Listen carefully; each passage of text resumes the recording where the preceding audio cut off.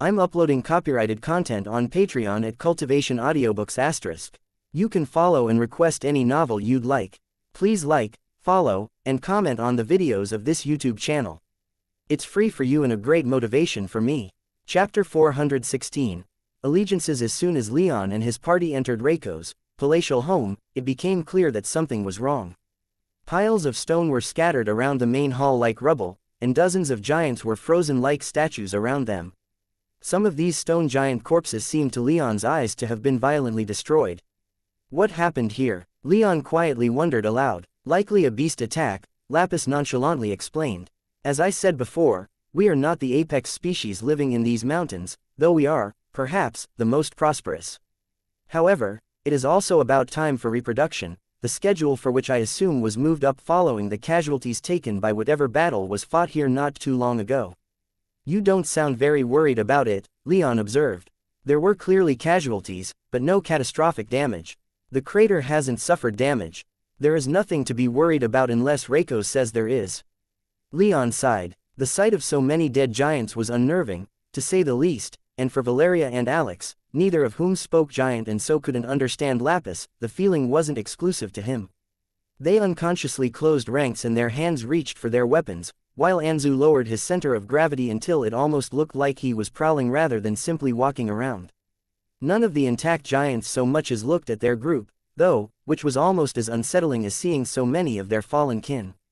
Leon's group of 5 were the only moving figures throughout the entirety of the massive hall. When they reached the main audience chamber, Lapis wasted no time on formal ceremony and pushed the doors open.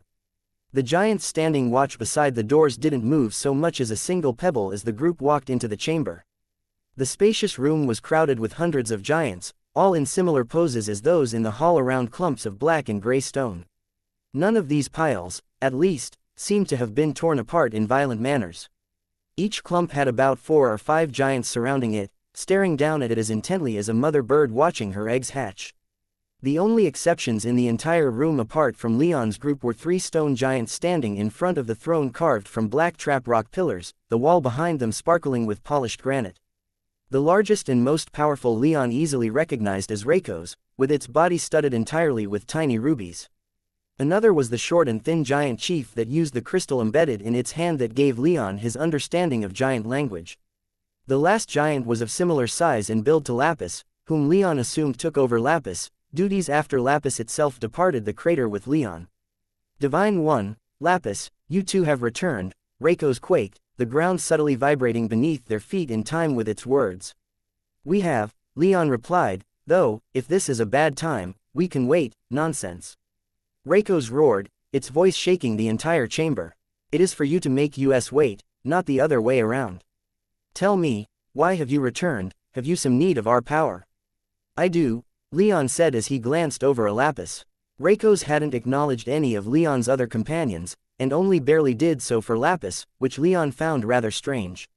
However, those questions could come later, and right now he needed to move fast. He quickly summarized August's request for aid as succinctly as he could. Is it your wish that we march to war against this Octavius? Reiko's asked. Leon briefly considered spouting off some nonsense about how he wasn't giving them any orders and that he merely wished to have the honor of fighting at their side against his enemy, but he ended up deciding against that. These giants won't say no, not to me. I hope, he thought to himself. Out loud, he simply said, yes, that is my wish. Then so it shall be, Reiko's rumbled. For the Divine One, for the heir of the gods, we shall go to war. Leon and the others save for Lapis were shown to the same quarters that Leon and Alex stayed in during their first stay. What few pieces of furniture were far too big for anyone to use, but the 4 got settled in as best they could. They didn't know how long they'd be in the crater, but given what seemed to be going on, Leon wasn't too optimistic that they'd be leaving any time soon. Reiko's had explained that they were currently in the midst of reproducing, something that made Leon feel more than a bit uncomfortable, but since neither Reiko's nor Lapis seemed to care, he decided to put it as out of mind as was possible and wait for them to finish up. What was worse, though, was that monster attacks had intensified lately, leading the giants to take a significant number of casualties defending their crater. The chief culprits were griffins, who had just entered their own mating season, leading to the previous generation Anzu's generation, in fact to be kicked out of their nests and sent to find their own way in the world. This meant that the giants had been weathering griffin attacks for the better part of a year and losing a few giants every week. Fortunately, the giants didn't seem to be taking the losses too personally, and Anzu was as welcome in Reiko's hall as Leon was. Or perhaps it was because Anzu was Leon's war beast, it didn't really matter to Leon and he didn't press too hard as to why they weren't hostile to his griffin. With all of that in mind, Leon didn't think he'd be bringing nearly as many giants back to the kingdom as he had hoped for, though Reiko's had still assured him that they would honor their oath and aid him to the best of their ability. Actually, Reiko's had gone further than that, claiming that every giant would be honored to give their lives in Leon's service, but Leon wasn't nearly as comfortable accepting that oath as they were in making it. He wanted to march their warriors to war, not to uproot their entire civilization. Once the group was finished getting their tents and bedrolls set up in the cavernous guest room, Valeria and Alex's were more traditional tents, while Leon's was large and open, allowing Anzu to cuddle up next to him while they waited. Valeria and Alex walked over to join Leon. "I have to admit, I didn't think this would go so smoothly, regardless of what you claimed," Valeria confessed to Leon as she sat down on the thick fur rugs that made up the floor of Leon's tent. "I had my doubts as well," Alex admitted. "I don't blame either one of you," Leon said. "I wasn't too confident that they'd join us, either. I mean, Lapis loyalty is one thing, but their entire tribe. I'm still a little bit in shock that they're willing to go so far." "I am, too," Valeria said. "Is there some reason why they're so loyal to you?" Leon hesitated to explain, given who he was talking to. He trusted Valeria to watch his back in battle, but that didn't mean he trusted her with his secrets. He didn't even think that they were close enough yet for him to start trying to get more information about her family out of her. Alex wasn't too clear on the details either, at least as far as he was aware, but she did know enough to make Leon nervous about her speaking up first, and certainly enough to call him on any egregious lies he might try to tell. Hells, he hadn't even told her what was and wasn't important to keep secret about that day, given just how many other people had been witnesses to it, and he wasn't even sure if he should bring it up with her in private or not. "I probably should," Leon thought to himself as he fought the urge to scowl in annoyance. He knew that having Valeria near him would be risky, so he could hardly complain at this point. "I'm not too sure," Leon answered. "I just broke one of their buildings, and I guess it endeared me to them somehow." "You did also spar with Lapis," Alex reminded him. "I always thought that they appreciated your strength. If strength was all they were after, then they wouldn't have followed me back then," Leon mused aloud. "In the end, it doesn't matter too much, they follow me, and that's enough. I will keep my eyes open anyway," Valeria said as she cast her eyes back toward the door of their guest room. Just as she said this, Leon felt a huge rush of magic in the air wash through the entirety of the palatial cave. Seizing on the chance to change the subject, Leon pointedly stared at the door with a curious look on his face. A moment later, a confused and curious Valeria felt the same wave of power, and Alex only a moment after her. Leon rose to his feet, wanting to see what was happening. He could hear the sounds of the giants beginning to move as he approached the door, and the sounds of Valeria and Alex following him. Anzu remained in the tent, fast asleep, only moving enough to take more room now that the humans were gone. To Leon, and only to Leon, what the three found outside was something akin to a horror show. Every giant corpse in the hall had been surrounded by no less than 4 giants, each of whom had extended their massive hands toward the corpses. Lightning erupted from their hands, sinking deep into the stone of the corpses, and as the three watched, the corpses began to move. These movements were small at first, but as the surging magic power in the room began to concentrate above them and flow into the corpses, their movements became faster, smoother, and more powerful. Only 5 minutes after Leon first detected a change in the air, the first giant corpse stood up, looking little different from any other giant. And then the second rose, and then a third. In all, about 30% of the giant corpses rose to their feet, while the rest simply stopped moving as the magic in the air became exhausted. "Are they bringing their dead back to life?" Alex wondered aloud. "Hey, not a chance," said Zafin from Leon's soul realm.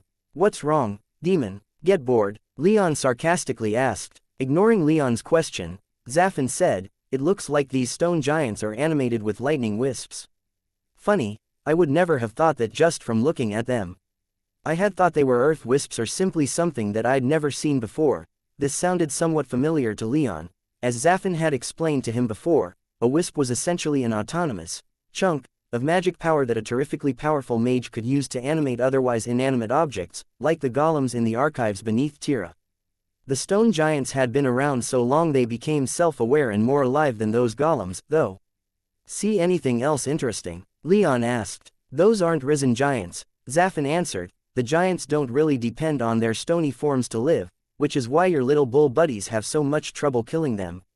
Those corpses are the equivalent of discarded clothing for the giants.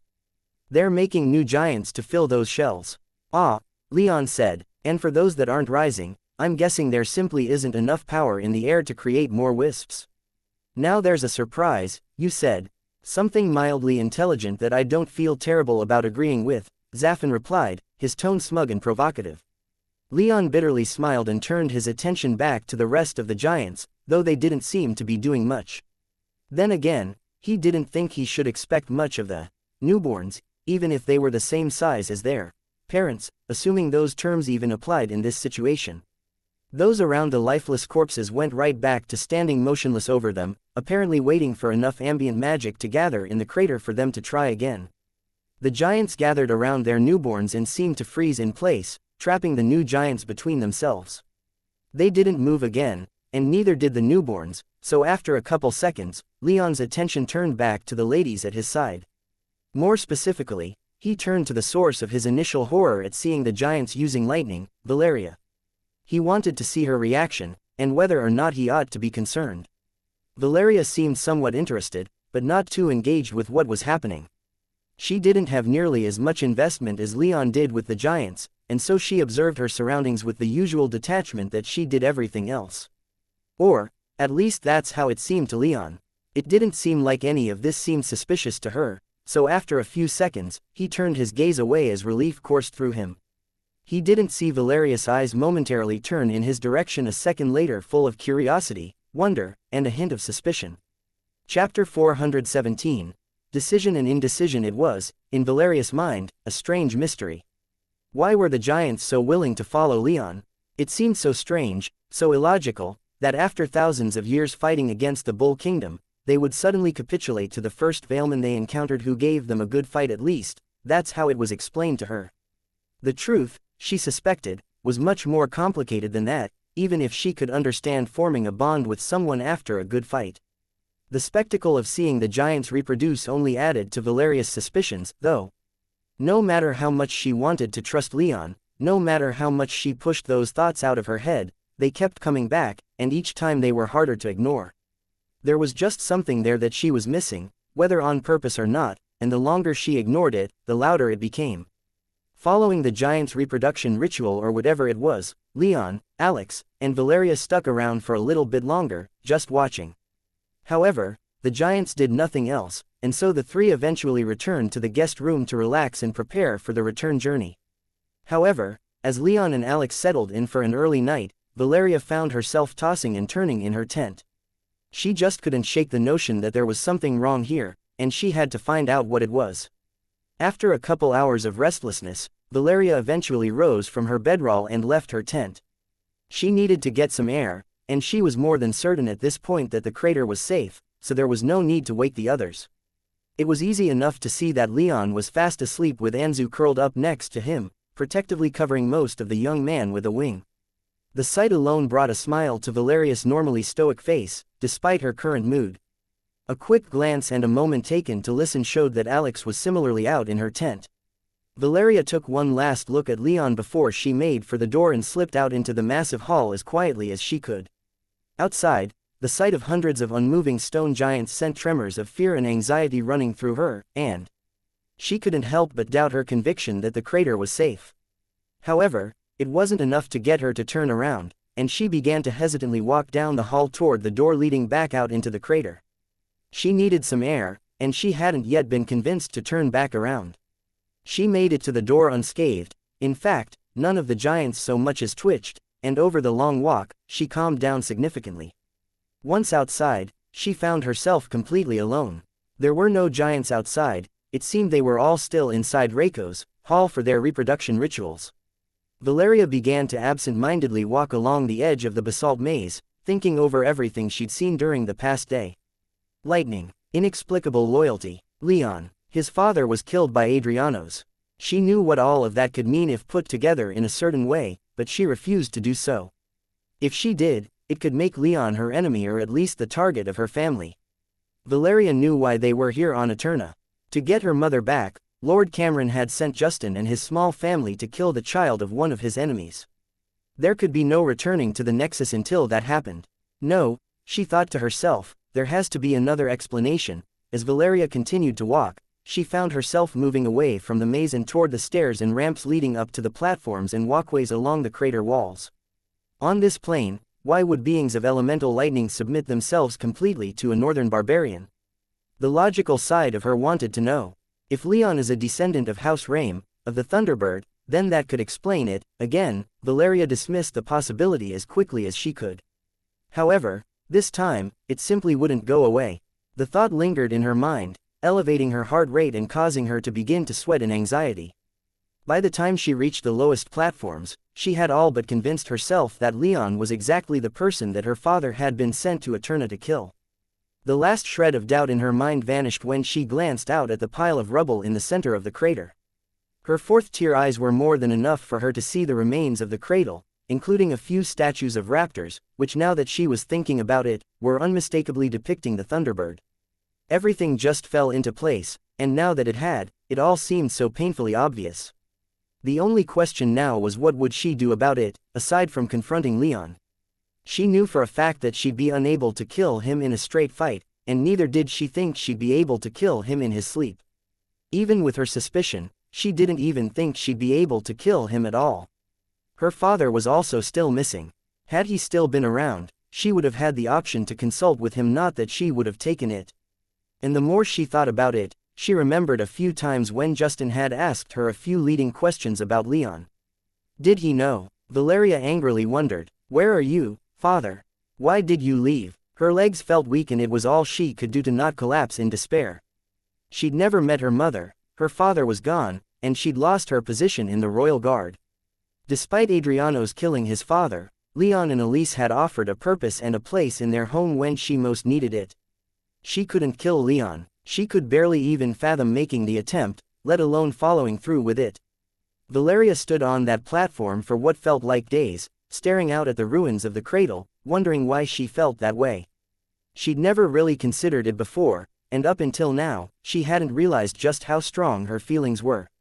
Until now, she was also content to live with her feelings and not do anything with them. But now, with what she knew in her heart to be true, that Leon Ursus was actually Leon Rame, she had to confront herself over these feelings. Valeria was a martially minded woman.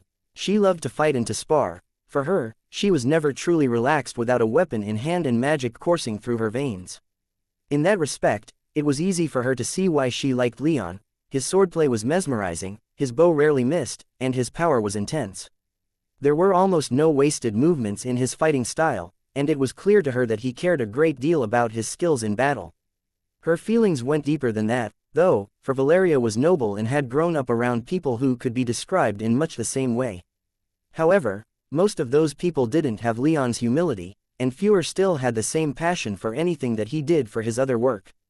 She had seen him at work in his enchanting workshop, and if anything, the sight of him scribbling runes onto a sheet of paper was even more enchanting to her than seeing him train with blade in hand. No, she couldn't kill him, and she let loose with a deep sigh as she came to terms with that fact. And she couldn't tell her father, either, even if he were still available for her to tell. The only thing she had left to figure out was if she should confront him about her knowledge, or rather, if she were being charitable, her suspicion. Not yet, she thought to herself. She wanted to enjoy what little they had for a while longer. When she did confront him, she knew that everything would change. She couldn't kill him, but she couldn't say if he felt the same way about her. When morning came, the stone giants had barely moved. It was explained to them that the entire reproduction period for stone giants could last for months, and even though they were well into it, they were likely not even close to being finished. Leon couldn't wait, though, but neither could he ask the giants to drop what they were doing to march off to war. He got the feeling that Reikos would probably agree if he were to ask them to do so, but still, it wasn't something he was comfortable doing. In the end, He led his group back west with what could be spared. 100 stone giants ranging from 5th to the 6th tier were at his back, including Lapis. In fact, Leon had already made sure that Lapis was known as their commander. Their force of 100 stone giants had gotten quite a few nervous and terrified looks from the villages and towns they passed, especially in Aventino, but Marquis Aeneas had issued the requisite orders so that they wouldn't be stopped by the guards. Not once did violence break out. Throughout the journey back west, though, he caught Valeria giving him strange looks when she thought he wasn't paying any attention to her. Few of those looks were ever the same, some were apprehensive while some were downright fearful. On the other hand, sometimes she looked at him with a kind of passion that reminded him strongly of Elise when she wanted to drag him to bed, while other times Valeria seemed far more thoughtful. Leon honestly had no idea what to make of this other than that things were probably coming together in her head. She wasn't stupid, he knew that, and seeing the giants using some kind of lightning magic undoubtedly tipped her off to some things that Leon didn't quite want her to know just yet. On the other hand, the possibility that she had found out wasn't entirely terrible to him, and one that a part of him hoped had happened. He didn't know how to deal with her, so if she made the decision first, then it would make his job easier. That, too, carried heavy risks, but if he weren't willing to take those risks, he never would have brought Valeria to the crater in the first place. At least she doesn't seem violent, Leon thought to himself after musing over her unusual behavior. He was ready for her to try and kill him, and he was surprised and rather happy when she never once made the attempt. So, for days he endured these looks as he tried to figure out a way to address them in a way that wouldn't seem threatening or particularly suspicious. Eventually, when they were still about a day or so from Ironford, Leon decided to just ask her what was bothering her and see if he could clear up any ambiguity. "Hey," Leon awkwardly said as he fell back a bit from the front of their marching column. Valeria had been walking directly behind him, with Anzu and Alex behind her, then Lapis and the rest of the giants behind them. "Hey," Valeria replied with her standard neutral tone and stoic expression. She seemed so normal that Leon almost decided to just stop right there and chalk up the strange looks as his imagination, and he just barely managed to force himself to press on. "I couldn't help but notice something," he said as he looked everywhere except at Valeria. "By my ancestors, I'm terrible at this," he thought, mentally scolding himself for his awkwardness. "What did you notice?" she politely asked. "You've been looking at me strangely since the crater," he explained, finally glancing up to look her in the eye for a split second before averting his gaze again. "I just wanted to check in with you since you seem, I don't know, more distant than usual." "Do you think I'm distant?" Valeria unexpectedly asked, flashing Leon a quick smile that surprised him so much he almost tripped over his own feet. Silently swearing at himself for his reaction and trying not to listen to Zaffin's sudden raucous laughter in his soul realm, he said, "I suppose. Maybe distant isn't the right word, how about composed, or dignified?" Valeria's smile grew a bit wider. "Whatever, you seem a bit out of sorts. Are you all right?" "I'm fine, Leon," she whispered. "Right," he responded. "Well, if you need to talk about anything, don't be afraid to speak up." "I won't be," Valeria responded. The two stared at each other as they walked for a little bit longer until Leon finally felt too awkward about the whole affair and sped back up to walk at the front of the column again. "I hate this," he thought. "I should just confront her first, and do it soon, before she gains more power. But if she is still in contact with Justin, then that could backfire terribly. She could easily bring in reinforcements." Racked with indecisiveness, Leon couldn't come to a conclusion that he felt satisfied with, and above all, wished that he hadn't brought Valeria to the crater in the first place. Or accepted her as his knight. Or met her at all. A big part of him liked her, and that was what brought out his indecision, and he just wanted to forget about all of it. But a bigger part of him demanded answers and bloody vengeance for his father's murder, and as he grew in power, it was growing more insistent. These two parts of him weren't quite at war in his head, yet, but he felt like the longer he was in contact with Valeria, the more intense that conflict was going to become. He sighed as he realized that, despite needing to come to a proper, final decision about where he and Valeria stood, it would not be made on this day. But putting all of that behind him at least for the time being wasn't nearly so easy, for the demon within him was still laughing like a madman. "Find that funny, did you?" Leon asked Zaffin. In between gasps for air, Zaffin replied, "Ah, yes, that was amazing." "Good. That's what I'm here for, I suppose, to entertain you," Leon said sarcastically.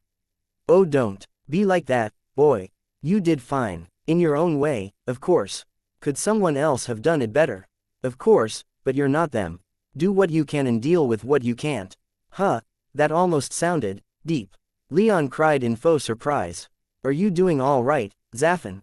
Because making crude comments and talking big to mask your fragile ego is more your speed. I am old and wise, young human. So, you should listen to me in all things. Everything I say has a purpose, whether you're smart enough to see it or not. Sure. So that light enchantment that does nothing but change colors was part of some grand purpose. Yes, really, obviously. It's painful how much of this is flying over your pitiful human head. How about this then, demon? Oh, great and mighty Zaffin, lord of flame and demon among demons. Enlighten this young and foolish human who could not see what was so obviously paraded before him. Leon's words dripped with sarcasm and mockery, but Zaffin didn't mind. He already had his answer ready, and it came immediately.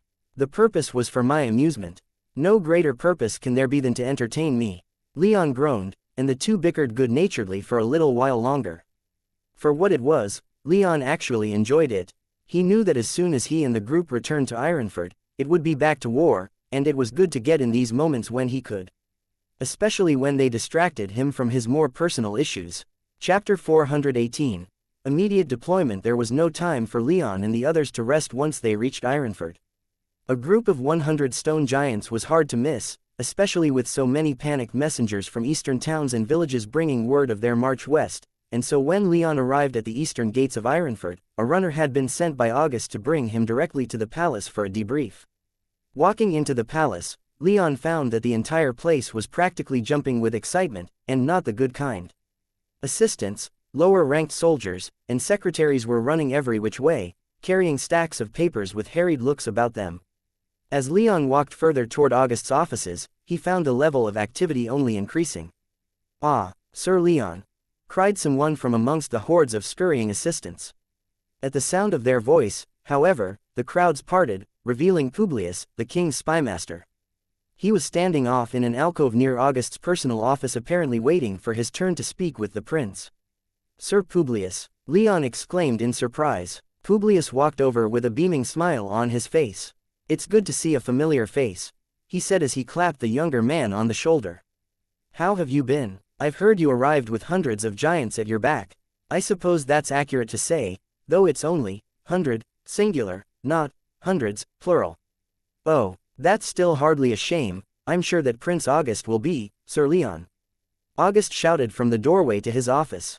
"And Sir Publius, please, both of you, come in." Leon and Publius walked into August's office where a few of the prince's secretaries were clearing out some documents on his desk. "Your Highness," Leon hesitantly said while glancing meaningfully at the secretaries.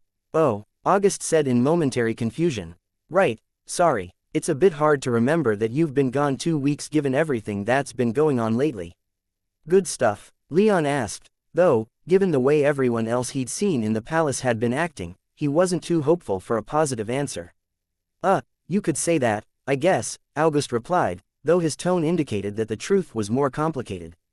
"On paper, we've been doing very well," the prince trailed off a bit as he waited for his secretaries to leave, but once they were gone and the door was closed, he seemed to deflate and collapsed into a nearby chair. "Minerva and Brimstone successfully occupied most of the Great Plateau," the prince explained. "All that's left is to take Clear Ice Fortress, and Brimstone has already put it so siege." "What's the problem, then?" Leon asked. "I may know," Publius offered. "I'm assuming this has to do with recent events in the capital." August nodded. "I thought so," Publius continued, giving the prince a nod of solidarity. Leon, however, stared at him, silently awaiting an explanation. "Much has happened in the past month, Sir Ursus," Publius said. "Sir Aurelius has been relieved of command of the 2nd Legion, and the only reason they didn't immediately rebel or desert is that the Earthshaker Paladin has been keeping an eye on the rest of the Legion Knights commanding them." "Where is Sir Aurelius now?" Leon asked. He remembered the Lightning Mage who commanded the 2nd Legion rather fondly, even if he didn't conduct himself as well as he would have liked in their brief duel. "I'm not sure," Publius replied, eliciting a look of extreme skepticism from Leon. "I've been relieved of my post, as have many more of my colleagues." The Chancellor is now Countess Floriana of Lindines, while Duke Decimius has been made the steward.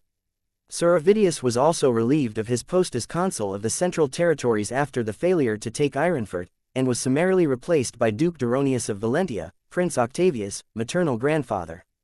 Is that even legal? I thought that landed nobles weren't allowed to hold such high offices, Leon asked. No, but Octavius secured a special dispensation from the advisory council, Publius said. Who replaced you? Leon inquired. And what's going on with the Sapphire Paladin? I can't help but notice that no one's mentioned her, yet. Not sure who replaced me, I left before the post was filled.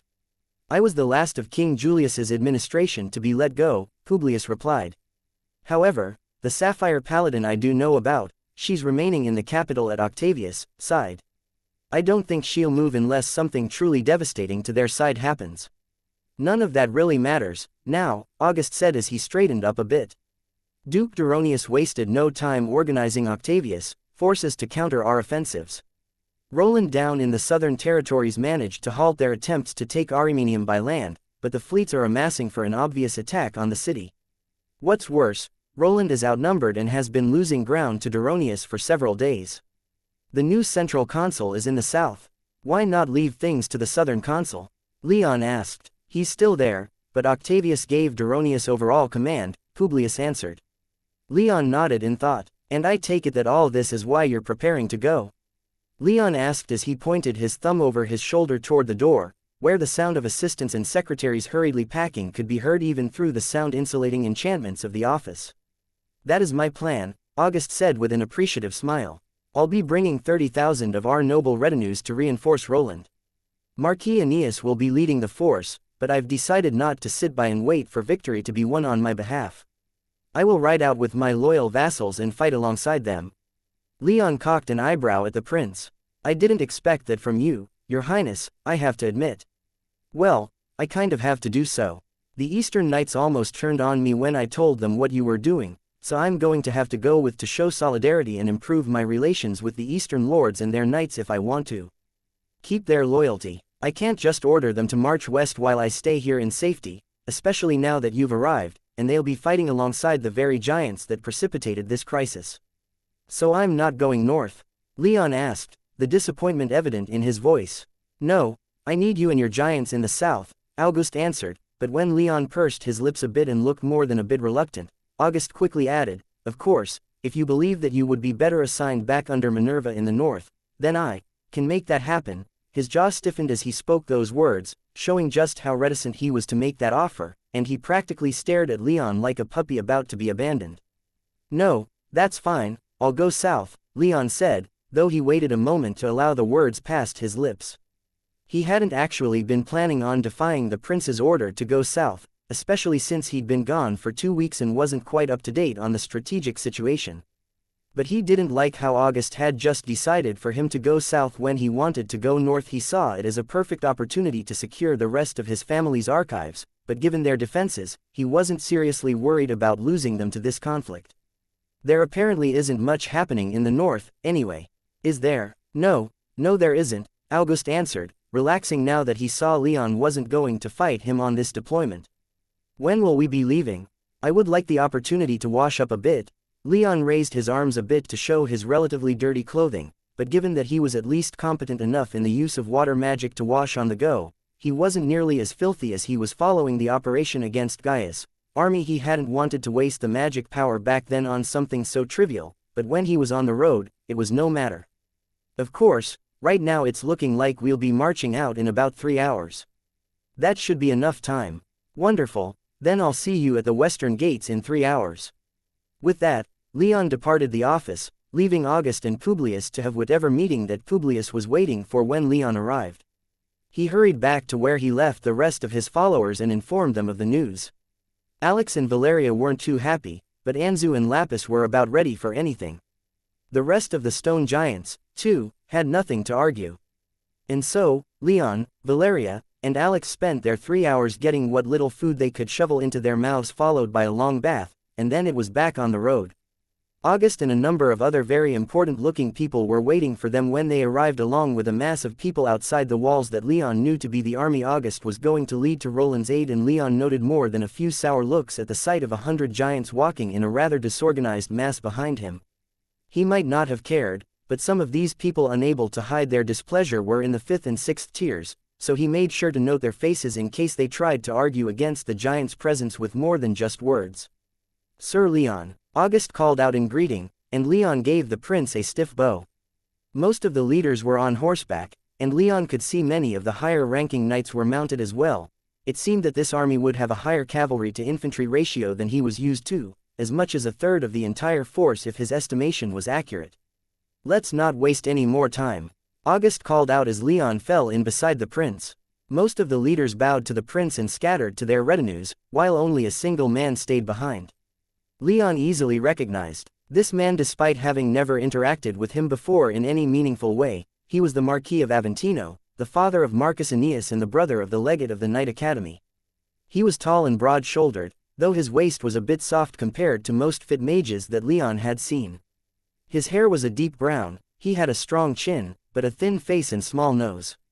The Marquis was handsome in his own way, but he had a more cerebral look about him than being classically pretty or rugged, which Leon found rather appropriate for the head of the house that had quite literally written the most well-known books on basic strategy and military tactics in the kingdom. For 1,000 years, House Aeneas had been keeping the northern stone giants from heavily raiding the eastern territories, and in that time, they became one of the most experienced noble families when it came to commanding an army. "Sir Leon," he said with a rigid nod of the head. Leon could detect scorn in his eyes, but he was too used to seeing that from higher nobles to care. "So," Leon said as he drew parallel with August, "how's things? Anything else change in the past 2 weeks that wasn't mentioned a few hours ago?"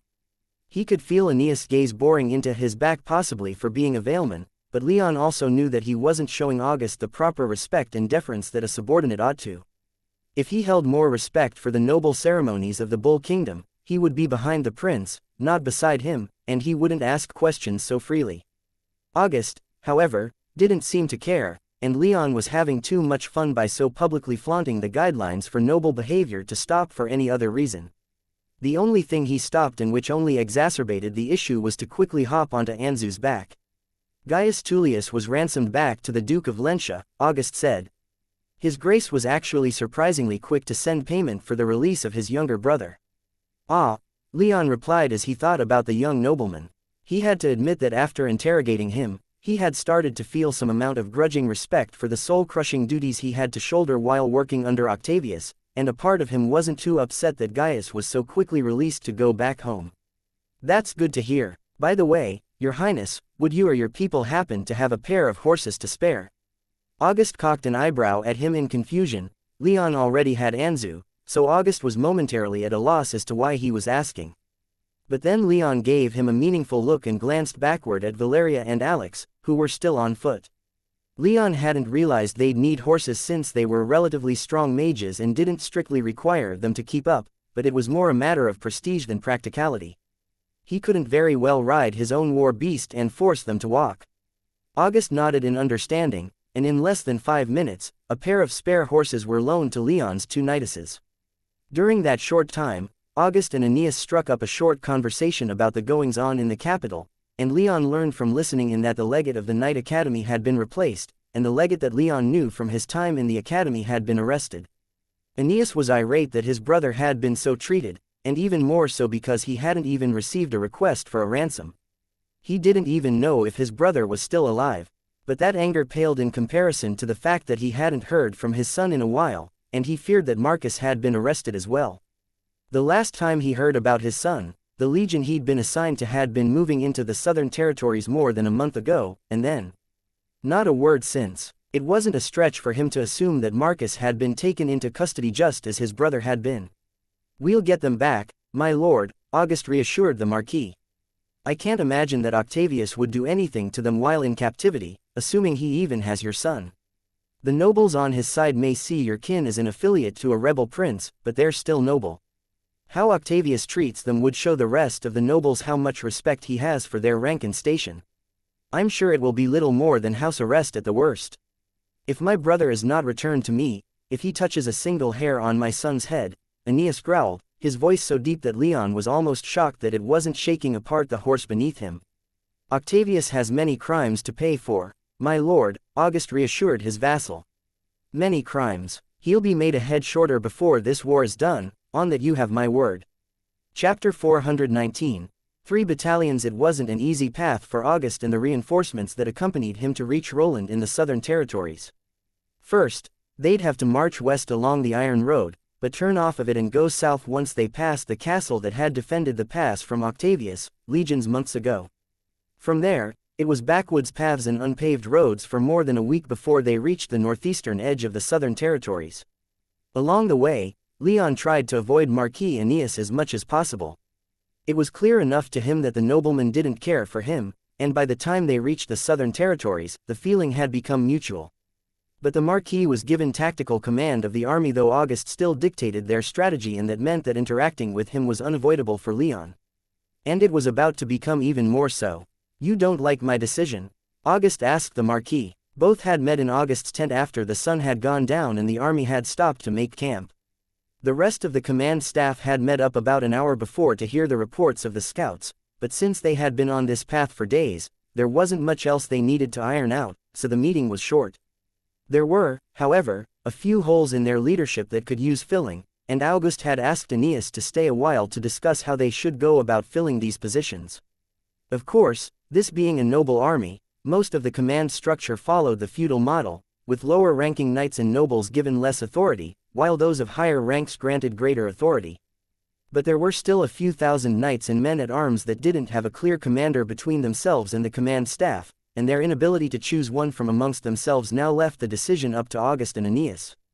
August had suggested Leon fill that role, making him one of the most powerful people in the entire army, with a full 10% of the fighting men and women placed under his command. "I don't, Your Highness," Aeneas responded honestly. The two were alone, so August hadn't felt the need to continue with being overly formal.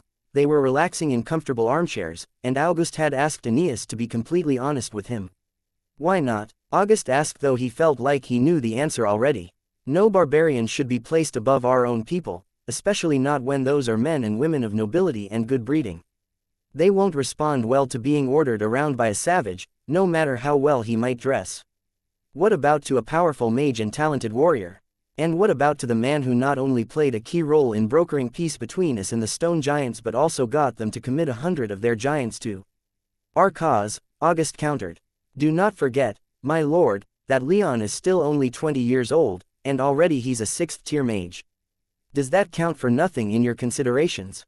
I should think it ought to deserve a great amount of respect, even if you look down upon his heritage." Aeneas scowled, his thin face contorting in displeasure as he was forced to admit that Leon's power was both real and shocking for someone so young, and while he wasn't thrilled about fighting alongside stone giants, they had been quite peaceful and accommodating during the past week. Still, he had to disagree with his prince on this matter. "It's not a question of his power, Your Highness. He's a barbarian, and barbarians are inherently untrustworthy. They hold no loyalty to this kingdom, no sentiments. From what I've been able to tell about Sir Ursus in this past week, he is no exception to this. How can we trust him to fight with us? My uncle trusted him," August simply stated. "Honestly, that's enough for me. However, I've also interacted with Sir Leon quite a bit more than you, and I think he'll surprise you.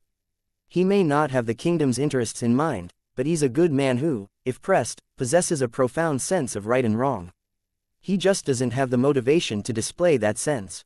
And you think that giving him command of several dozen nobles and their 3,000 retainers will be enough for him to suppress his savage nature?"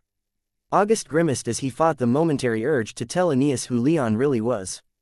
It wasn't a serious consideration, of course, but he wondered what Aeneas' reaction would be to learn that not only was Leon not a Valeman barbarian, but his breeding was actually superior to that of Aeneas. "I don't think Leon's as savage as you might think. Valemen have a nobility of their own. Leon Ursus has displayed that to me before, such as when he protected a gladiator from being executed on the whim of my brother.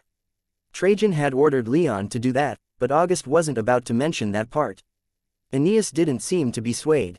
He still glowered at the thought of giving Leon a place in their hierarchy, regardless of his personal achievements in the magical arts. August could see that, but he wasn't going to back down.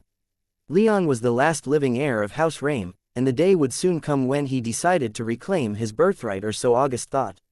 It was best to give Leon some experience and prestige of successfully commanding a sizable unit at war before that happened. I understand your concerns, my friend, August said in a conciliatory tone, but this is something that will only aid us in our endeavor to defeat my traitorous brother. We aren't exactly blessed with high-level mages, anyway. For a moment, Aeneas stared off at nothing in particular, lost in thought. When he looked back at August, though, his features were set in grudging acceptance. I will reserve judgment about the savage. For now. August nodded in gratitude, not minding the incredibly disrespectful way that Aeneas accepted. The Marquis was a landed noble who lived on the edge of the Bull Kingdom. He was unused to dealing with people higher ranked than he was, and as a landed noble he had certain privileges besides. In fact, August was secretly thrilled that Octavius had been purging the eastern nobles from the courts, for that alone cemented their placement in August's faction. If the Marquis' brother hadn't been arrested or his son hadn't fallen out of contact, August wasn't sure if Aeneas would have fully committed to supporting him. The two stayed awake a little while longer, discussing battle plans and other knights and minor lords they could elevate to commanding positions. August made a few concessions for some of Aeneas' friends in return for Aeneas withholding his objections for Leon's appointment. Leon stood, utterly stunned, before the barons and hereditary knights that August had just put him in charge of, who had gathered just outside his tent. Nearly all of them were glaring at him like he was something they had stepped in and tracked into their homes, but since none were of the 6th tier, they were all silent. Which only made it that much more awkward for Leon, for he had no idea what to say to these people. The only reason they hadn't immediately deserted, he thought, was because of that power, and probably because it was a direct command from August that gave him this authority. Or maybe it was the stone giants standing behind him like 100 massive, crudely carved stone statues, guarding him against danger. It was a toss-up, really. So, Leon stammered, not quite sure where to begin. How about introductions? Valeria quietly asked from right beside him. As she spoke, she drew some of the attention away from Leon, and he couldn't help but notice quite a few of those hard gazes soften when they landed upon her. Right, Leon quickly asked for said introductions, but he was so anxious and in his own head about it that the second the last person finished, he couldn't remember a single name.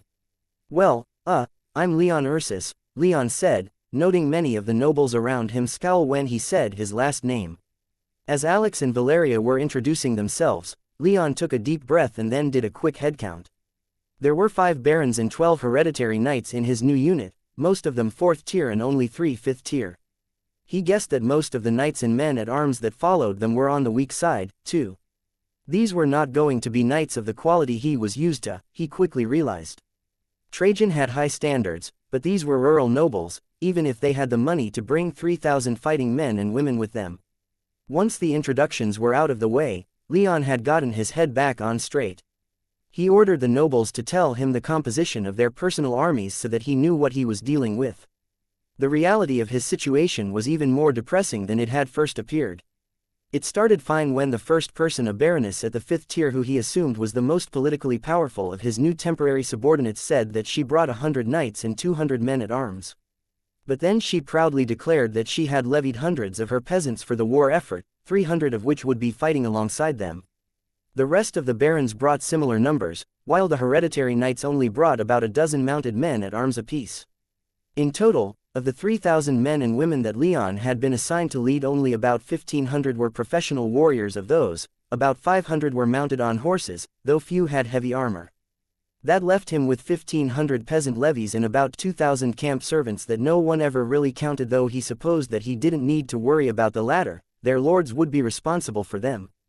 All right, well, I've got nothing else for all of you, so see to your people and I'll send for someone to get all of you if the need arises, Leon said in a clear dismissal, but while the knights took their cues to leave, the 5 barons stuck around. Noticing that they weren't leaving, he asked, "Something you all need?" The first to speak up was the first baroness, the one that had brought the most fighting troops. Out of curiosity, Sir Ursus, she began, putting an infuriating amount of emphasis on Leon's name that in itself emphasized the fact that he was foreign to the kingdom. Who will be your second in command? The baroness stared at him in expectation, her radiant green eyes shining like dull emeralds and reminding Leon a great deal of Elise and sending a ripple of sorrow and loneliness through him. He did not enjoy being away from his lover, and now that he was thinking about it, he couldn't help but think about Naiad, too. A year living with both of his lovers, and now he wasn't even sure if he'd see either one of them again. That would all depend on whether he survived the war or not, though. He liked his chances. Pushing that out of his mind, at least for the time being, Leon turned his attention back to the matter at hand. And he had only one answer for the Baroness, and he held a strong suspicion that she would hate it. Dame Valeria Isanos will be my second in command, Leon declared, surprising all of the barons and even Valeria herself. She was already his second in his retinue, but second in command of all the people he was in charge of was something else entirely. Sir, she quietly whispered, utterly shocked, flattered in his faith in her, and all kinds of other emotions she had no names for fluttered in her chest. The barons, however, were less than thrilled at his declaration. He saw it in their scornful faces, their looks of derision, and the way they stared at him as if he were a rabbit caught between them. He almost drew his blade until he realized that he wasn't feeling any killing intent. It seemed the giants that backed him or his power as a 6th-tier mage was keeping them from mutinying at this apparent insult. Of course, Leon knew that picking Valeria wasn't the best choice. She was only 20, the same age as him, and had even less experience in war than he did. Besides, if he picked one of the barons, it could have been seen as an olive branch extended to them, showing them that he respected their positions and nobility. Except that he didn't respect those things, and he had no intention of pretending that he did. He wasn't about to play the game of politics with these people. If they didn't do what he wanted them to do, then he would either make them or dismiss them. It was that simple. They'd either fall in line, or they wouldn't. Either way, he still had 105th and 6th tier stone giants, so a few thousand peasants and low-ranking knights didn't quite have the same allure that they would have if Leon had been given this responsibility during the war with Talfar. Very well, the Baroness replied, her face easily sliding back into a mask of complete serenity. We serve at your pleasure, sir, she said as she turned around to leave, the other barons following suit despite Leon not dismissing them again. Not that he minded, he didn't want to deal with them. He'd have rather been assigned some professional legion soldiers to work with, but it was over and done with. He only had what he'd been given by Rakos and August, and he'd make do with what he had, no matter what they ended up deciding on. Once the nobles were gone, Alex whispered in dejection, "Oh yeah, this is going to go great, you have such confidence in me, it's truly heartwarming," Leon sarcastically replied. "If I ever had confidence in your social skills, that display just killed it," she replied with a cheeky smile. "I should get going, we have to make sure that we have a clear line of communication between us and them, and since your staff is basically just me and Valeria, the two of us now have a lot of work to do." Alex then began to pull Valeria away from Leon and into the camp. The younger woman glanced back over her shoulder, her clear blue eyes finding Leon's for just a moment before turning away. It was a look of confusion, of gratitude and joy, and of apprehension and even a little bit of fear. All of that Leon could understand. He felt much the same way, and Valeria was now likely feeling the pressure that came with command. Leon took a deep breath and then made his way toward where August and the rest of the command staff were meeting. Their scouts had located both Roland's army and the army loyal to Octavius that was pursuing him, and they were all going to meet very soon. And before that happened, they'd need to prepare for a battle. Chapter 420.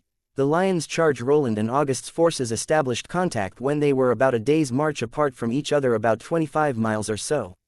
Their scouts had also managed to find Duke Duronius' forces shadowing Roland's about 5 miles further west, encamped on a large hill surrounded by wet, marshy forests. The general landscape of the southern territories was awful by most standards, worse, in Leon's opinion, than the rough hills and valleys of the east by far. The Naga River branched off into numerous smaller rivers, each of them added to by countless tributaries, creating hundreds and hundreds of square miles of thick, swampy forest. It was wet, it was hot, and it was humid. They were relatively close to the easternmost branch of the Naga River where they were, leading to a serious amount of swamp in their way, but they were also far enough away that there were more than enough places to deploy large-scale troop formations if they wanted to fight a pitched battle. They'd need that room, for Roland had with him 4 full legions, about 80,000 soldiers in total, not including the battalions of medics and support soldiers he also had. August was coming to reinforce him with 30,000 noble retainers. However, Duke Duronius had a reported 5 legions and 50,000 nobles with him, leaving the prospect of fighting out in the open risky at best. Fortunately, the numbers on both sides were large enough that they had done little more than skirmish a few times between their scouts. If either side committed to a pitched battle, they'd each be savaged by the other. And so it had been for days, reportedly. Roland kept Duronius from marching east, while Duronius kept Roland from marching west. But a tipping point had to come, and it seemed like August's arrival was just the catalyst they needed to finally commit to a fight. Roland arrayed his legions out in their standard checkerboard pattern, with those in the front ranks drawing their swords and those further back equipping their bows. This was an immense risk, he knew that, but he followed August's order anyway and prepared to face Duronius. The two had been denying each other battle for a while, now, and with him in formation in a relatively open field though, there were a few tree groves and small bogs between him and Duronius' last reported position that was as perfect an opportunity for Octavius, grandfather, to bring his numbers to bear as he was likely to get in the southern territories. Somewhere to his northeast was August, marching his way with his reinforcements. They were hoping that Duronius would take the bait of seeing Roland finally ready to fight and commit to fighting him long enough for August to get into a flanking position. As Roland heard the sound of legion horns coming through the forests on the other side of the field, he knew that they were about to see if their plan worked. Leon's heart raced in his chest. Barely a few hours beforehand, he'd been given command of 3 battalions worth of noble retainers, and now he was supposed to lead them into battle. What was more, Aeneas had given him and his unit the most important position on the right flank. So, as Roland formed up in a rough line along a low ridge running from north to south, they'd be facing against Duke Duronius' legions and retainers coming in from the west. August would then try to come in from the north and hit them in the flank, while Leon would on the westernmost side of that line. He had to go further than even August, trying to hook around the edge of Duronius' line and come in from the west from behind them. Leon didn't much like that plan. For one, he hadn't had the chance to properly establish his command authority among his people, and he could feel their stares upon him when he wasn't looking, along with a few tiny hints of killing intent, so he wasn't completely confident that he could properly lead such an attack. For another, if Duronius held any legion soldiers or retainers in reserve, and given his numerical superiority, there was no reason to assume that he wouldn't. Then Leon's charge could be easily countered. Making matters worse for him, it was almost guaranteed that Duronius' scouts had seen them, allowing him to enact some countermeasures to their flanking maneuver. But even if Duronius' scouts hadn't seen them and he had no idea that Roland had reinforcements only a few hours' time away, in the end, they were still trying to surround and outmaneuver a force much larger than theirs, but August and Aeneas had agreed that the risk was worth it. They couldn't have Roland's legions tied down as they had been for the past few days, but neither could they allow Duronius free access into the southern reaches of the eastern territories. And so, Leon found himself riding out into the damp, humid forests of the southern territories astride Anzu, Alex and Valeria at his sides on borrowed steeds, and the rest of the cavalry that his nobler subordinates had brought at his back. Further to Leon's right were the giants, while to his left were the nobleman's infantry in his unit. He was leading from the extreme right, with his subordinate commanders spread out along the rest of his line. He didn't quite trust them, but Lapis and the rest of its kith did a great deal to assuage his anxiety. Even if he couldn't count on the nobles, he could count on the giants, and powerful allies they were, for he was certain that his 100 stone giants were easily the equal of the rest of his force. They trudged along as best they could through the soft, muddy earth and the dense forest. The giants had to make their own path several times, mostly by directly ripping a few thick willow trees out of the ground. They made a ton of noise, but there was no way that their 3,000 men and women and 100 giants were going to be stealthy, let alone the entire 30,000 strong force. Leon focused on speed. They had to get into position before the battle was over, or else there was no point. It had been hours since he'd last seen August or Aeneas, and it was entirely possible that Duronius and Roland's legions had already met each other on the battlefield. There was no time to lose over concerns of too much noise. A few times, though, they did slow down when Leon sensed powerful creatures in the forest. He wasn't overly cautious since they were still close enough to the waterways of the southern territories that all the most dangerous beasts in the regions had been rendered extinct, but he didn't want to lose people before they had even encountered Duronius' line. Waiting only just long enough for these occasional inhuman magical presences to realize just how many people were coming through the forest and vanishing, Leon pressed on. A few times, though, he thought he felt someone or something watching him. Unfortunately, he hadn't the time to investigate, but he did feel Zaphan's attention a few times, too, and he hoped with all that he had that the two weren't related. He could not afford to fend off a vampire attack at this juncture. Eventually, they reached roughly where they needed to be. There was a gap between their force of 3,000 and the next unit to the east, but that was because of a small river. They weren't made vulnerable, but they were, for most intents and purposes, on their own.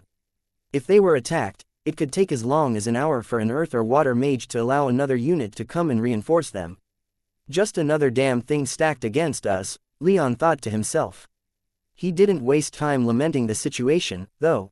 If he learned anything from Trajan, it was that he needed to be aggressive and decisive when it came to leading soldiers into battle. He gave the order to advance as soon as he could see the other units close to them begin their own advance. As they moved forward, Leon could vaguely pick up the sounds of battle in the distance. Sound didn't penetrate the forest all that well, not to mention the relative highlands in front of them where the battle was taking place, but the sounds of war were unmistakable. It seemed that battle had been joined somewhere, but the battlefield was damned large, and Leon had no idea where it could be.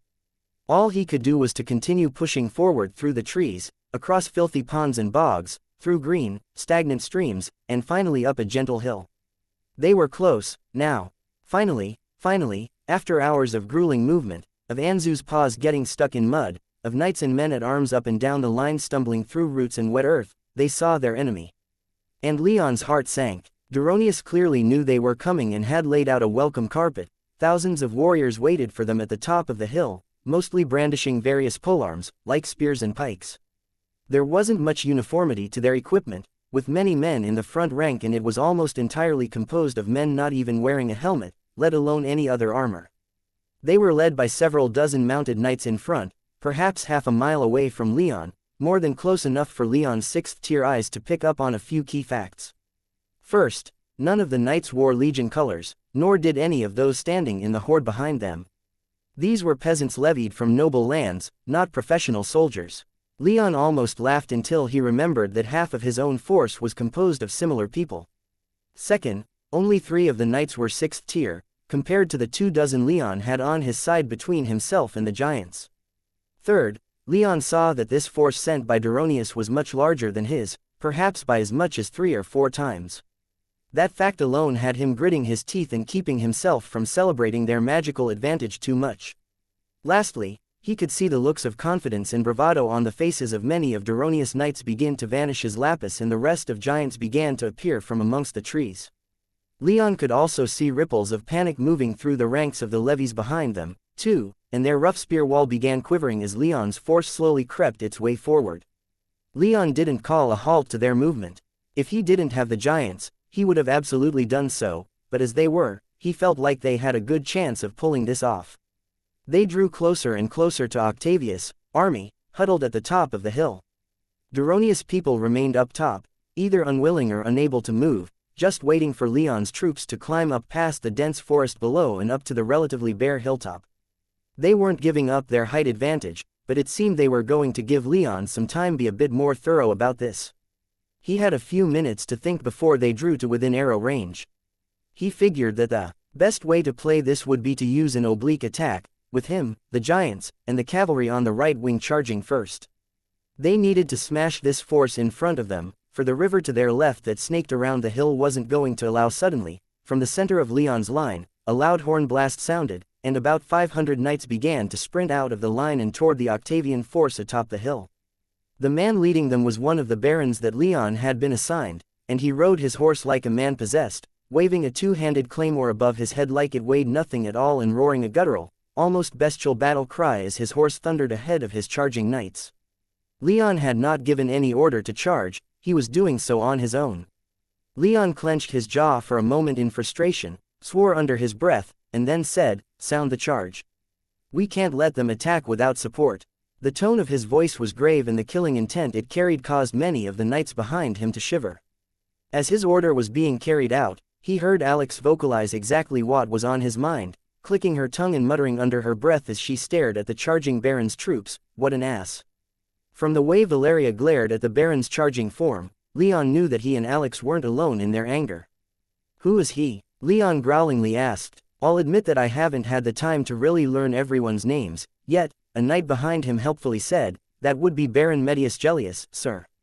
"Ah, yes, him. Thank you." Leon replied as the horns up and down the line began to sound off. "I'll definitely remember him now," he murmured as he ran his fingers through Anzu's feathers, giving him the signal to begin charging. And charge Anzu did, bolting out ahead of the rest of the unit as if he were afraid he'd miss out on all the fun. Valeria, Alex, and the light cavalry behind them struggled to keep up, but the giants with their massive legs managed to stick with Leon. They were fast enough that even though Baron Gellius charged first, Leon and the giants came into arrow range first. Leon prepared to shield both himself and Anzu from the expected arrow fire, channeling his fire magic and making a few last-second adjustments to his armor, but not a single arrow was loosed, to Leon's immense surprise. Did they not have archers? Leon thought. That his side didn't fire any arrows either occurred to him, too, and he made a mental note to get a better idea of the composition of his unit after the battle, assuming they survived. He couldn't believe that he hadn't checked beforehand. They closed to 500 feet. The Octavian knights shouted for the spear wall to be reformed and discipline maintained as the levies were wavering at the sight of 100 powerful stone giants thundering up their hill. 400 feet. Leon switched from fire magic to lightning, and his left hand began to spark and crackle, the black metal of his gauntlet flashing with lightning magic. 300 feet. Leon could see the whites of the eyes of the knight he was targeting through the man's visor. His eyes were wide enough that he seemed to be panicking, but he wasn't running away. 200 feet. The knight was only a 5th-tier mage, and he could doubtlessly sense the power of Leon and the giants, yet he stood firm against them. Leon couldn't help but admire the man in this last moment before all the hells broke loose. 100 feet. Leon let loose with a bolt of lightning. With a golden flash and thunderous boom, the Octavian knight's horse was ripped apart beneath him before he could even muster a defense.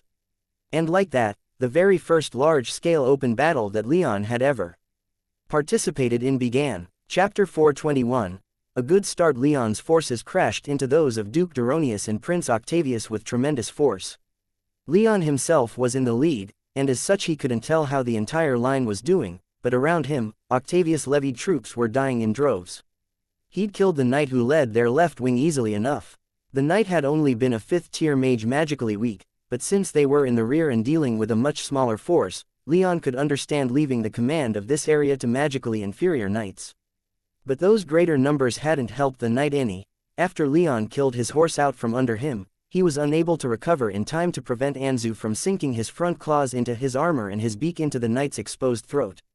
Leon had been momentarily surprised that the knight had gone down so quickly. He assumed a 5th-tier mage would have put up more of a fight, but he didn't have the time to dwell on it. He simply chalked it up to inexperience and lack of killing intent and then moved on. He urged Anzu onward as he tossed a quick bolt of lightning into the crowd of levies in front of him, disrupting their spear wall enough for Anzu to slip in. Once they were past the spears, they began to tear into the levies with abandon. Leon's sword flashed and sparked with lightning as he swung it this way and that, killing at least one peasant soldier with every swing. Anzu got into the action as well, rending and ripping any unfortunate soul who got in his way with his claws and beak, and if they were about to be surrounded, he would beat his wings and a great burst of wind magic would push their enemies back. And Leon wasn't the only one causing immense damage. The giants had reached the spear wall just after he did, brushing aside the spears like grass before hitting the Octavian lines like 100 meteors. Just behind them, the noble light cavalry rode into the gap they made, taking advantage of the giants' attack to cut as deeply into the Octavian lines as they could reach. Beside Leon were Alex and Valeria. They had fallen behind a bit as Leon and Anzu had charged, but once Leon hit the spear wall, they easily caught up. Both acquitted themselves admirably, with Alex killing almost as many Octavian troops with her blade as Leon did with his. The levies, being mostly just a massed group of peasants, were almost entirely under the 2nd tier, letting Alex's relatively modest 3rd-tier strength cut through them like a hot knife through butter. Valeria's 4th-tier power and the glaive in her hand, meanwhile, sliced clean through so many levies that Leon was certain if he wasn't using his magic, Valeria would outpace him in kills. The levies proved themselves completely unable to stop Leon and his forces. If they had more discipline, better gear, more motivation, or even just a proper reason to be there, they might have given Leon's force more trouble. As it was, all they had going for them were numbers, and once Leon hit their lines, the Octavian levies weren't able to swing the momentum back in their favor. But that wasn't for lack of trying. A few pushes were made that could have put Leon and the others in danger, but with the support of the giants helping to keep them from being surrounded and pulled off their mounts, they repelled those counter-attacks and pushed onward. It was over in a matter of 20 minutes. The rest of Leon's charge had been halted relatively well everywhere else down the line, but with Leon himself, the cavalry, and the giants wreaking havoc, the Octavian lines quickly collapsed as the peasant levies lost heart and began retreating. As the lines began to break, Leon shouted, "Keep on them." His sixth-tier voice boomed over the field, answered by the war cries of 3,000 or so of his own troops and, more terrifyingly, the sound of 100 giants roaring with the sound of a collapsing mountain.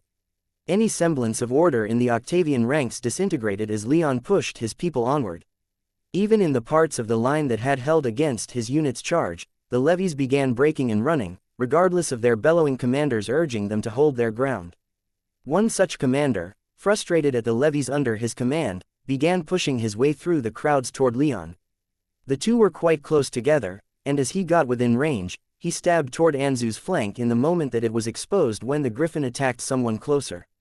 However, before his blade landed, it was deflected by a slash from Valeria, and the knight was so surprised and thrown off balance that a quick follow-up strike from Valeria was enough to make him a head shorter. When he realized what had just happened and that Valeria had prevented Anzu from a potentially serious wound, Leon nodded to Valeria. That one gesture communicated everything that needed to be shared, and given how she'd been looking at him recently, he wasn't too keen on prolonging their interactions. Valeria nodded back. Leon couldn't see her face behind her helmet, but from her eyes alone he could tell she was smiling. Taking that as a challenge, Leon launched himself back into battle, but the fight was over quickly. Half an hour after their charge, his unit had taken the hill and routed the Octavian force holding it. "Rally!" Leon began to shout as he rode up and down the line in an attempt to keep his people from pursuing the routed Octavian force too far. He repeated his command several dozen times until most of his unit had come back under his control. A few select units, however, completely ignored his orders, chief among which was Baron Medius Gellius, the man who had begun the charge in the first place without waiting for Leon's order. "What should we do, sir?" Alex asked him as Gellius knights and men at arms continued to push against the faltering rearguard of their routing enemy. Leon scowled behind his helmet. Their enemy had been driven from the field, and he doubted that they would return. It was their job now to swing around eastward to support the rest of the army, not to pursue a single shattered unit, if that unit was still thousands strong. Leon began shouting for the rest of the subordinate commanders to assemble. It took a few excruciatingly long minutes for the rest of the nobles to ride to him, during which Leon stared at the back of Gellius' people, none of whom turned back to rejoin his forces. Once everyone had arrived, though, Leon ignored their questions and had only a single order for them: reform the lines and begin marching east. "I'll get Baron Gellius' people back under control."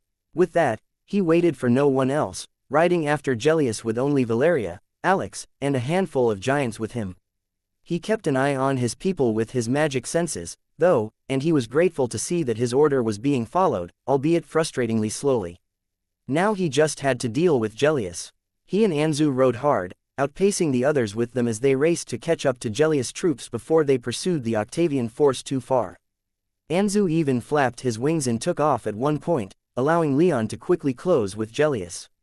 "Hold!" Leon roared, his towering sixth-tier aura capturing the attention of Gellius' troops, along with a significant portion of the Octavian levies who were fleeing. It proved enough of a distraction that Gellius' people lost a bit of their momentum, allowing the fleeing levies to put more distance between themselves and their Augustine pursuers. As he flew over Gellius' ranks, he finally located the man himself standing over his dead horse and a pair of dead Octavian levies, surrounded by his knights and men at arms. Leon wasn't sure what killed his horse, but fighting on foot didn't seem to be dampening his fighting spirit in the slightest.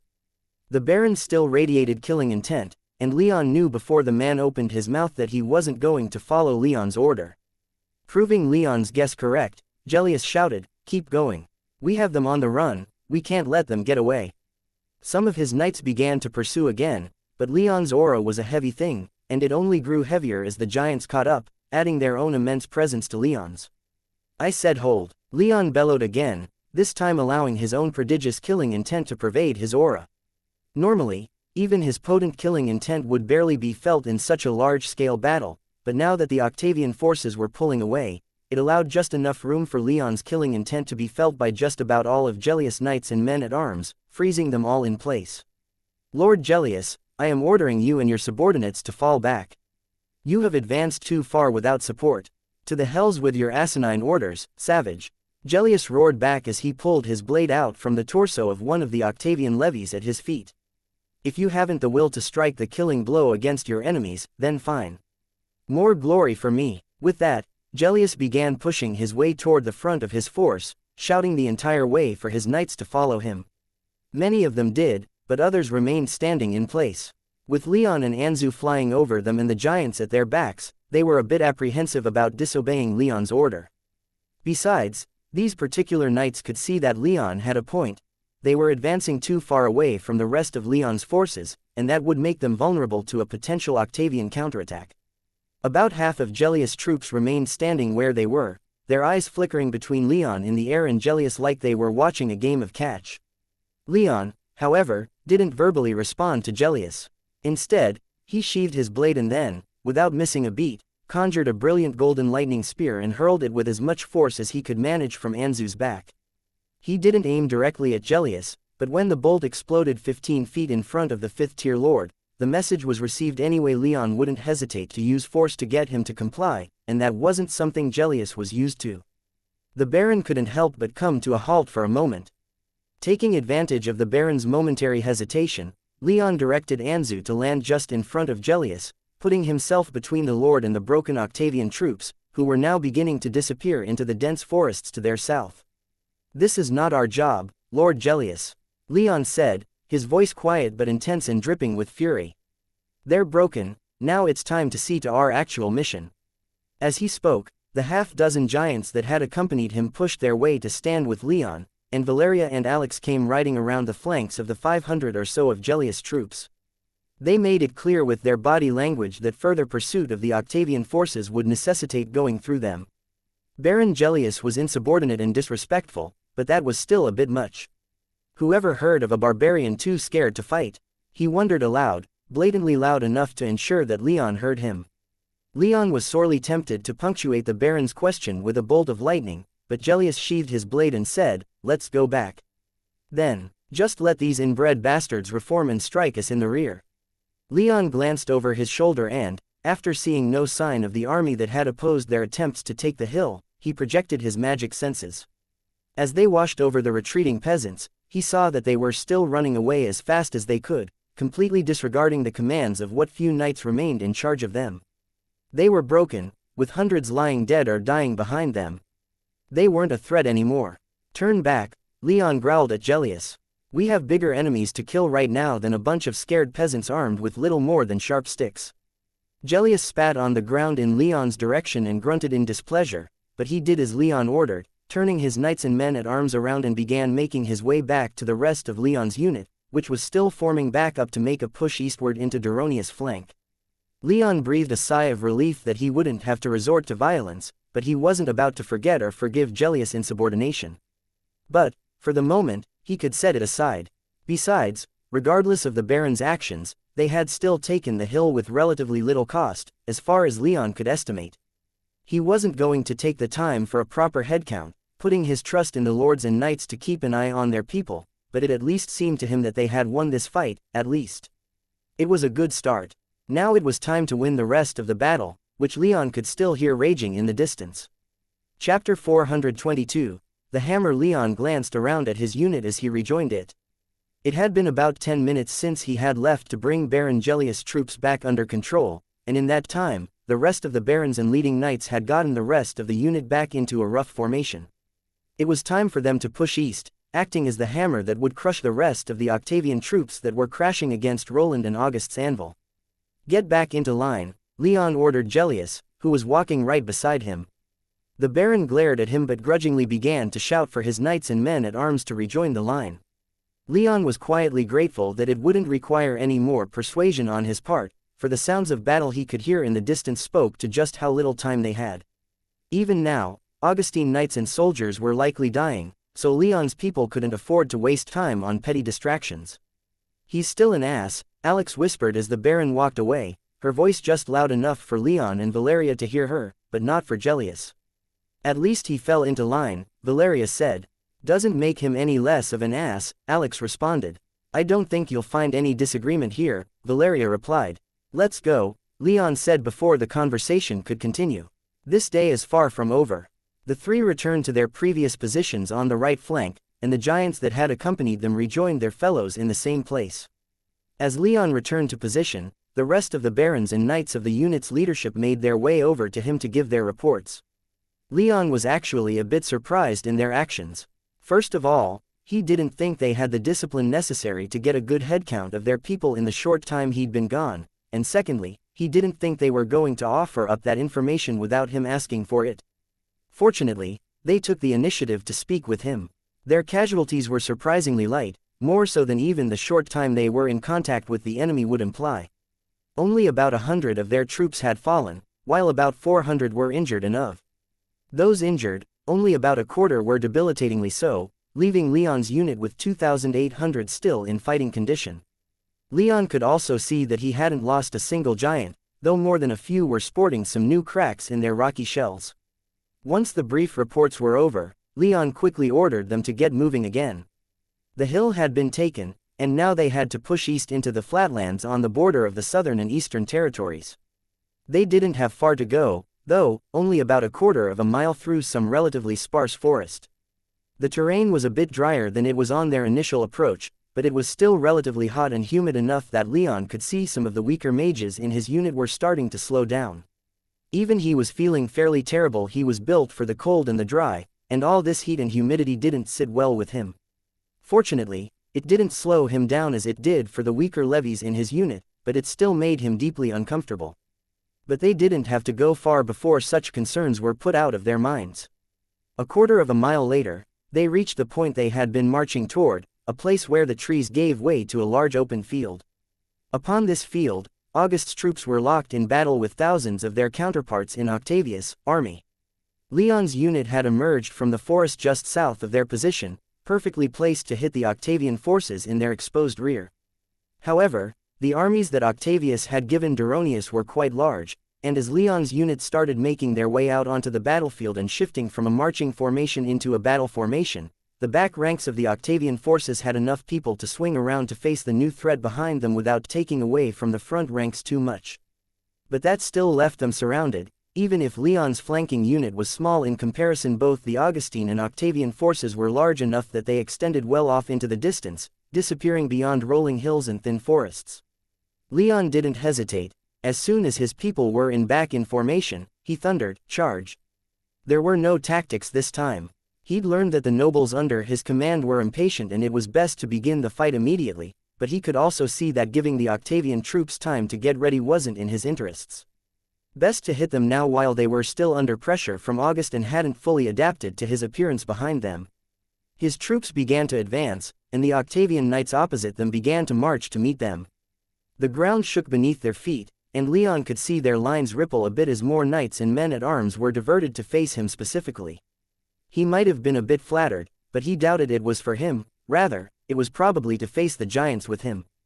"Be careful," he called out for those around him to hear, but mostly for the benefit of the giants, Alex, and Valeria. "It looks like these guys are more disciplined and experienced than those we just faced." "Got it," Alex eagerly replied as she prepared herself for the oncoming fight. "I've got your back," Valeria responded to them both. "Stick together, don't take needless risks," Leon shouted back. He could see what was being prepared across the field, and many powerful knights were gathering to counter the giants and him, by extension, since he was so close to them. He could hear Alex stifle a laugh, then say, "Sure thing, sir." He glanced back at her. A smile played at his lips, but since they were still concealed behind his helmet, he gave her a quick head waggle to show that he was more than aware of how comical what he just said was coming from him. The two sides closed with each other much as they did with the previous fight. This time, however, Leon knew it was going to be different. He had no archers, so the moment arrows started raining down on his marching people, his heart almost skipped a beat. "Move faster," he shouted as his people started dropping. "Charge!" The barons were only too eager to comply.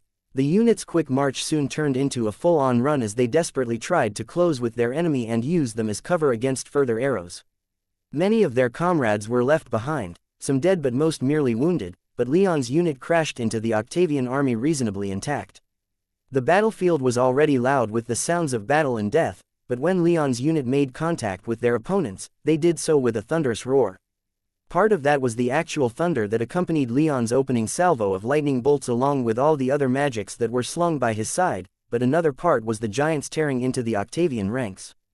Each giant bore down upon the enemy lines, earth magic skewering their foes in droves, their massive limbs crushing dozens more who didn't move fast enough, all attacks that fell upon their stony bodies leaving little more than superficial damage. Further to Leon's left, his unit fought ferociously, so much so that it was easy to forget this was a civil war. These people were fighting their countrymen, technically speaking, but there was no sign of the same hesitance that led the 2nd Legion to refuse to charge months ago during August's crossing of the Naga. Leon himself fought savagely. Anzu darted around, ripping, rending, and tearing with beak and claw so much that while Leon couldn't use his sword too much in the fight, it also freed him up to use his magics a bit more liberally than he otherwise might. Lightning and fire poured out of him in equal turns, frying and cooking those on either side of his griffin and ensuring Anzu only had to focus on those enemies directly in front of him. Together, they carved a bloody path through the Octavian ranks. They were only halted when a 6th-tier Octavian knight finally made an appearance before Leon by conjuring a large wave of water to sweep the two of them back into the light cavalry that had followed the hole Leon made in Octavius' army. However, the water was quickly diverted by some quick actions from Lapis, who brought a stone wall up just in time to protect Leon, Anzu, and all those behind them. Leon noticed the stone giant take a couple of hits from its own opponent for its trouble, another 6th-tier knight wielding a large war hammer, but it hardly seemed fazed by the numerous cracks that had appeared in its legs. Leon couldn't very well let that kind of sacrifice go to waste, though, no matter if Lapis seemed to care about it or not. "Let's go," he urged Anzu forward, up and over the chest-high wall that Lapis had created, and back into the fray from which they had momentarily been separated. The water mage that Leon was facing off against noticed and sent a handful of ice spikes to meet Anzu's movement, but they met an intense burst of fire from Leon, vaporizing before causing any damage to the griffin. But that still thoroughly infuriated Leon. Those ice spikes had been aimed at Anzu, not at him. That was enough to earn the water mage an impending meeting with death. In his fury, Leon leapt off Anzu's back, taking the water mage by surprise. The squaring off of two 6th-tier mages had created something of a gap in the lines as the weaker mages made room for them to fight, and Leon filled that space with as much lightning as he could muster. The moment his feet hit the ground, dozens of small arcs of lightning erupted. From his legs, most of it directed toward the water mage but with quite a few weaker Octavian mages around them taking damage. And the water mage barely even blinked.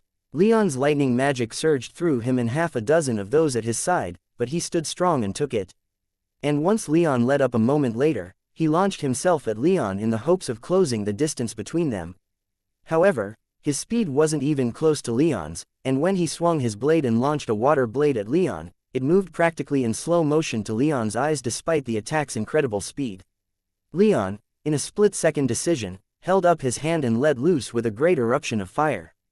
He could have dodged the water blade, of course, but Anzu, Alex, Valeria, and numerous others that had followed him into battle stood behind him, and he couldn't let the jet of water hit them. His fire almost wasn't enough. The water sliced through so much of it that it almost grazed his gauntlet and created a dense cloud of steam between Leon and the water mage, but in the end, Leon remained untouched. Without waiting to lay eyes upon the water mage again, he immediately followed this up by conjuring a lightning bolt in his left hand and slamming it into the ground, creating another explosion of lightning surging through the steam cloud. A sharp cry from closer to Leon than he'd thought showed that he was correct not to hesitate with his next attack. The steam cloud quickly dissipated, revealing the water mage had fallen to one knee about 20 feet in front of Leon, one leg smoking from lightning burns. But that sight engendered no sense of pity in Leon.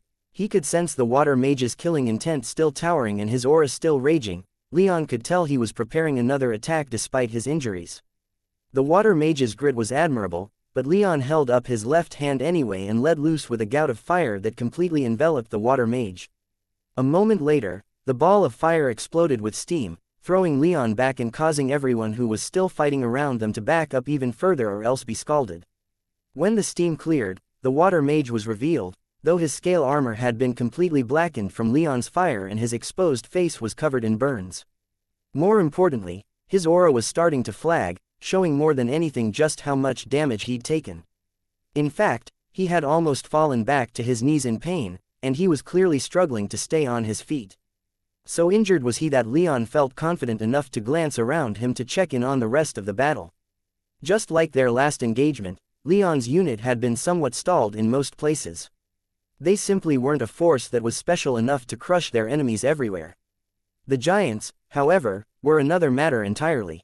They broke clean through the Octavian lines, causing a chain reaction down the rest of the line as Leon's people exploited the holes that the giants had made. Octavius' army was crumbling as the giants rampaged through their lines, closely followed by those in Leon's unit. It was only a matter of time before it collapsed entirely.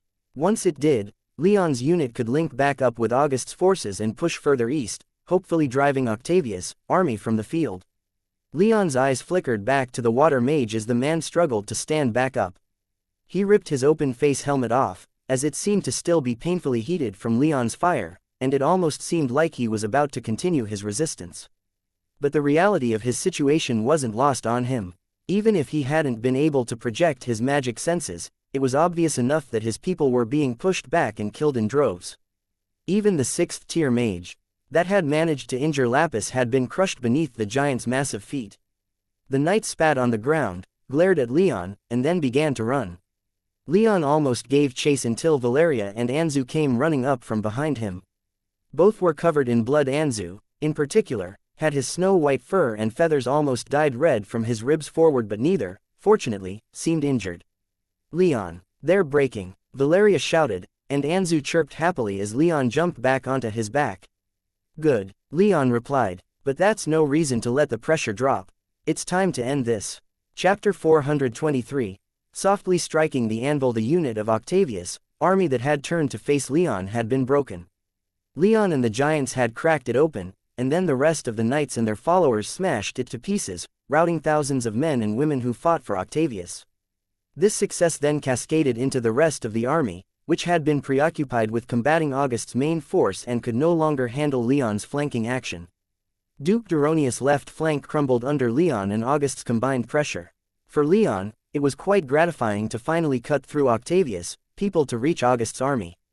It might have been difficult under normal circumstances to differentiate the two, but the eastern forces had a tendency to wield blunt weapons, in contrast with those of the other territories, who favored swords and polearms.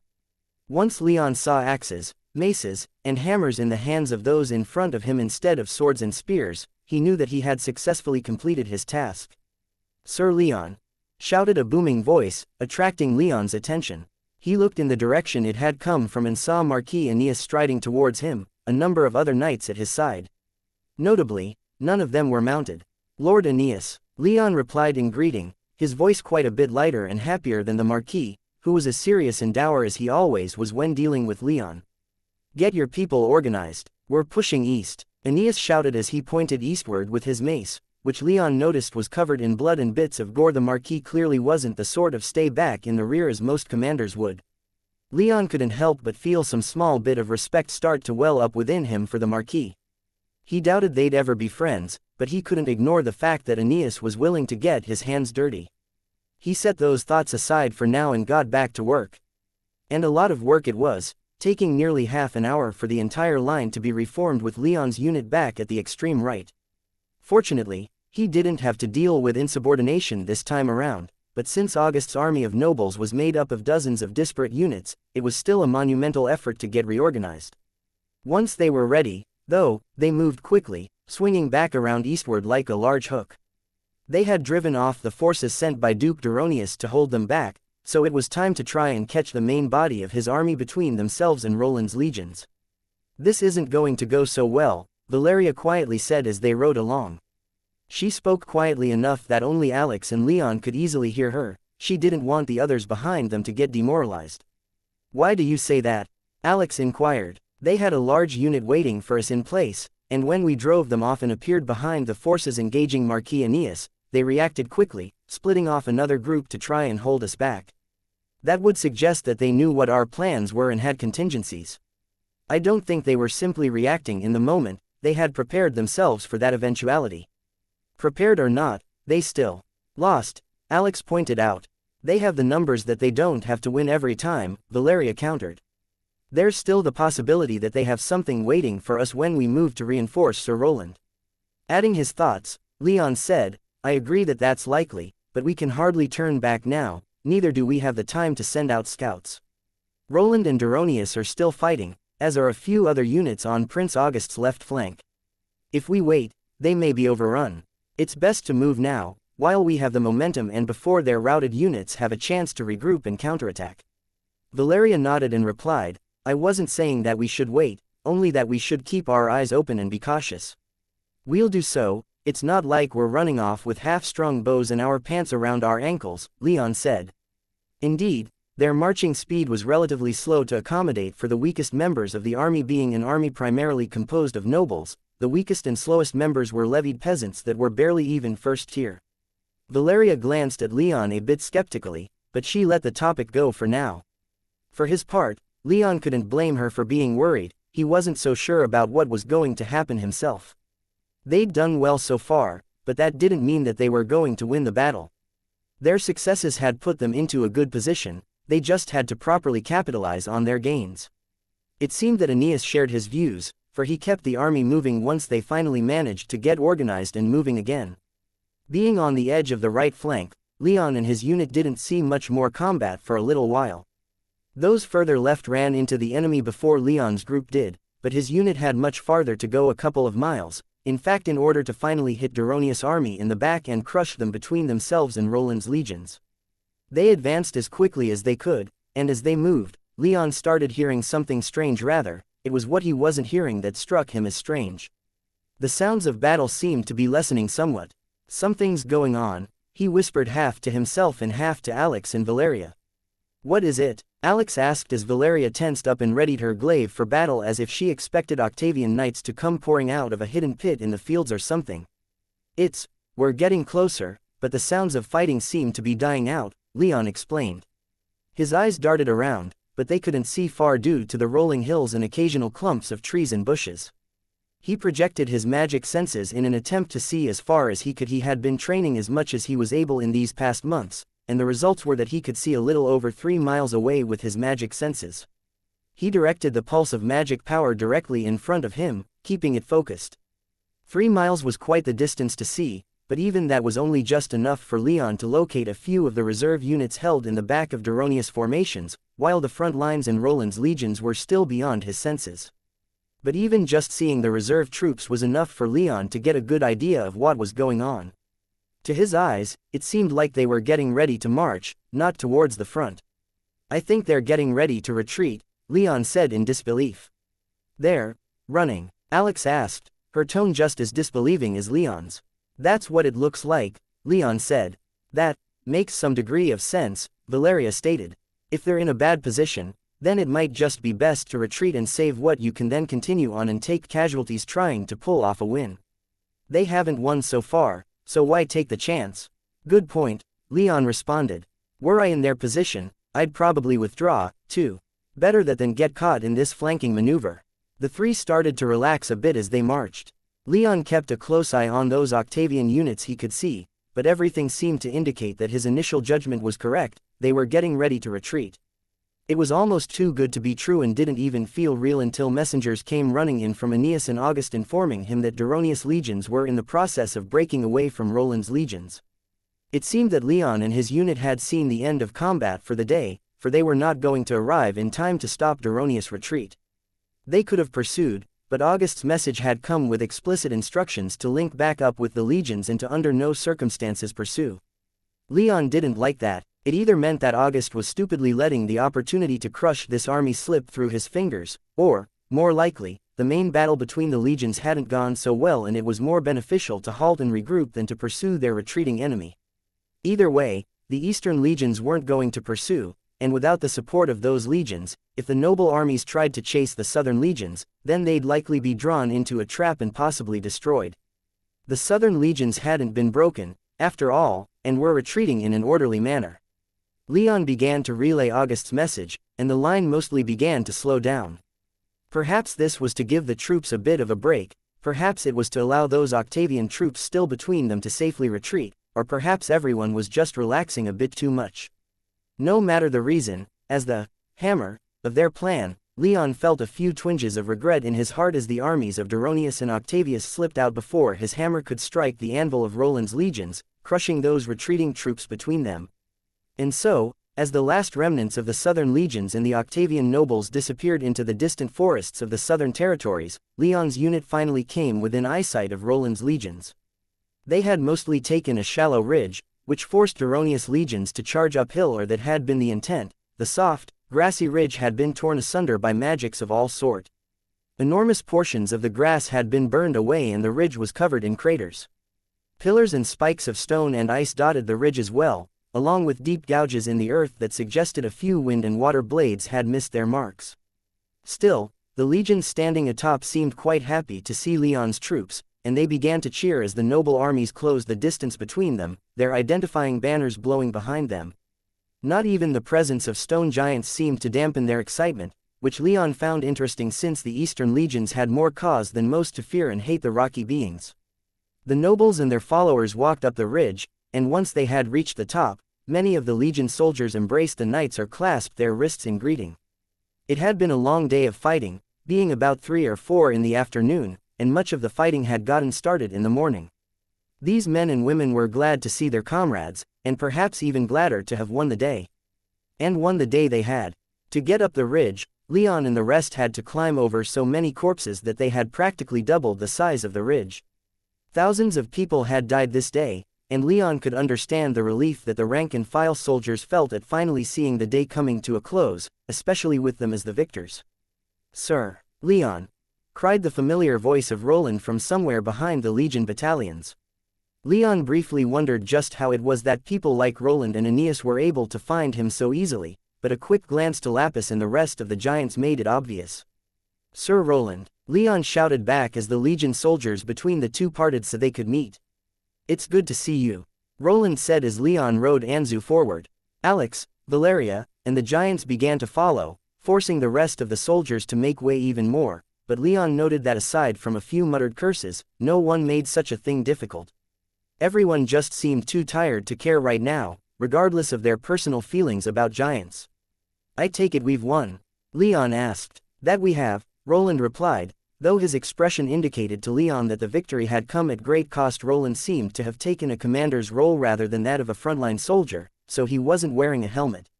"I suppose you should come with me right now. The rest of the general staff will meet in an hour or so once we can properly regroup, but I think August will want to see you beforehand." Leon raised an eyebrow in confusion, but when he remembered that Roland probably couldn't see that through his helmet, he added a confused, "Huh. Oh, it's nothing bad, I can assure you," but he was a bit concerned about how the giants would fare. "I see," Leon said. He then turned to Valeria and said, "Make sure the rest of our unit remains organized." When Valeria gave him an inquisitive look, he followed up by saying, "You're my second in command. Time to do some second in command things." A slight smile slowly spread across her face. She then confidently nodded and rode away, leaving Leon, Alex, and the giants to follow Roland. Chapter 424. Stakes. "So, how did it go on your end?" Roland asked Leon as they rode along toward the camp where August had returned once the battle was over. "Fairly well," Leon replied, quickly giving Roland a summary of what his people had done. "That's impressive," Roland said appreciatively. "It's not easy keeping nobles and their retainers under control in the best of circumstances, let alone with the added complexity of being the flanking element. It's good to see that you were able to keep your people in line, despite the actions of Lord Gellius. Don't be too impressed, I'm sure the giants did most of the work just by being present," Leon replied, easily dismissing Roland's compliments. "If that's how you want to see it, then I guess that's how it is." Roland shrugged and the two continued onward.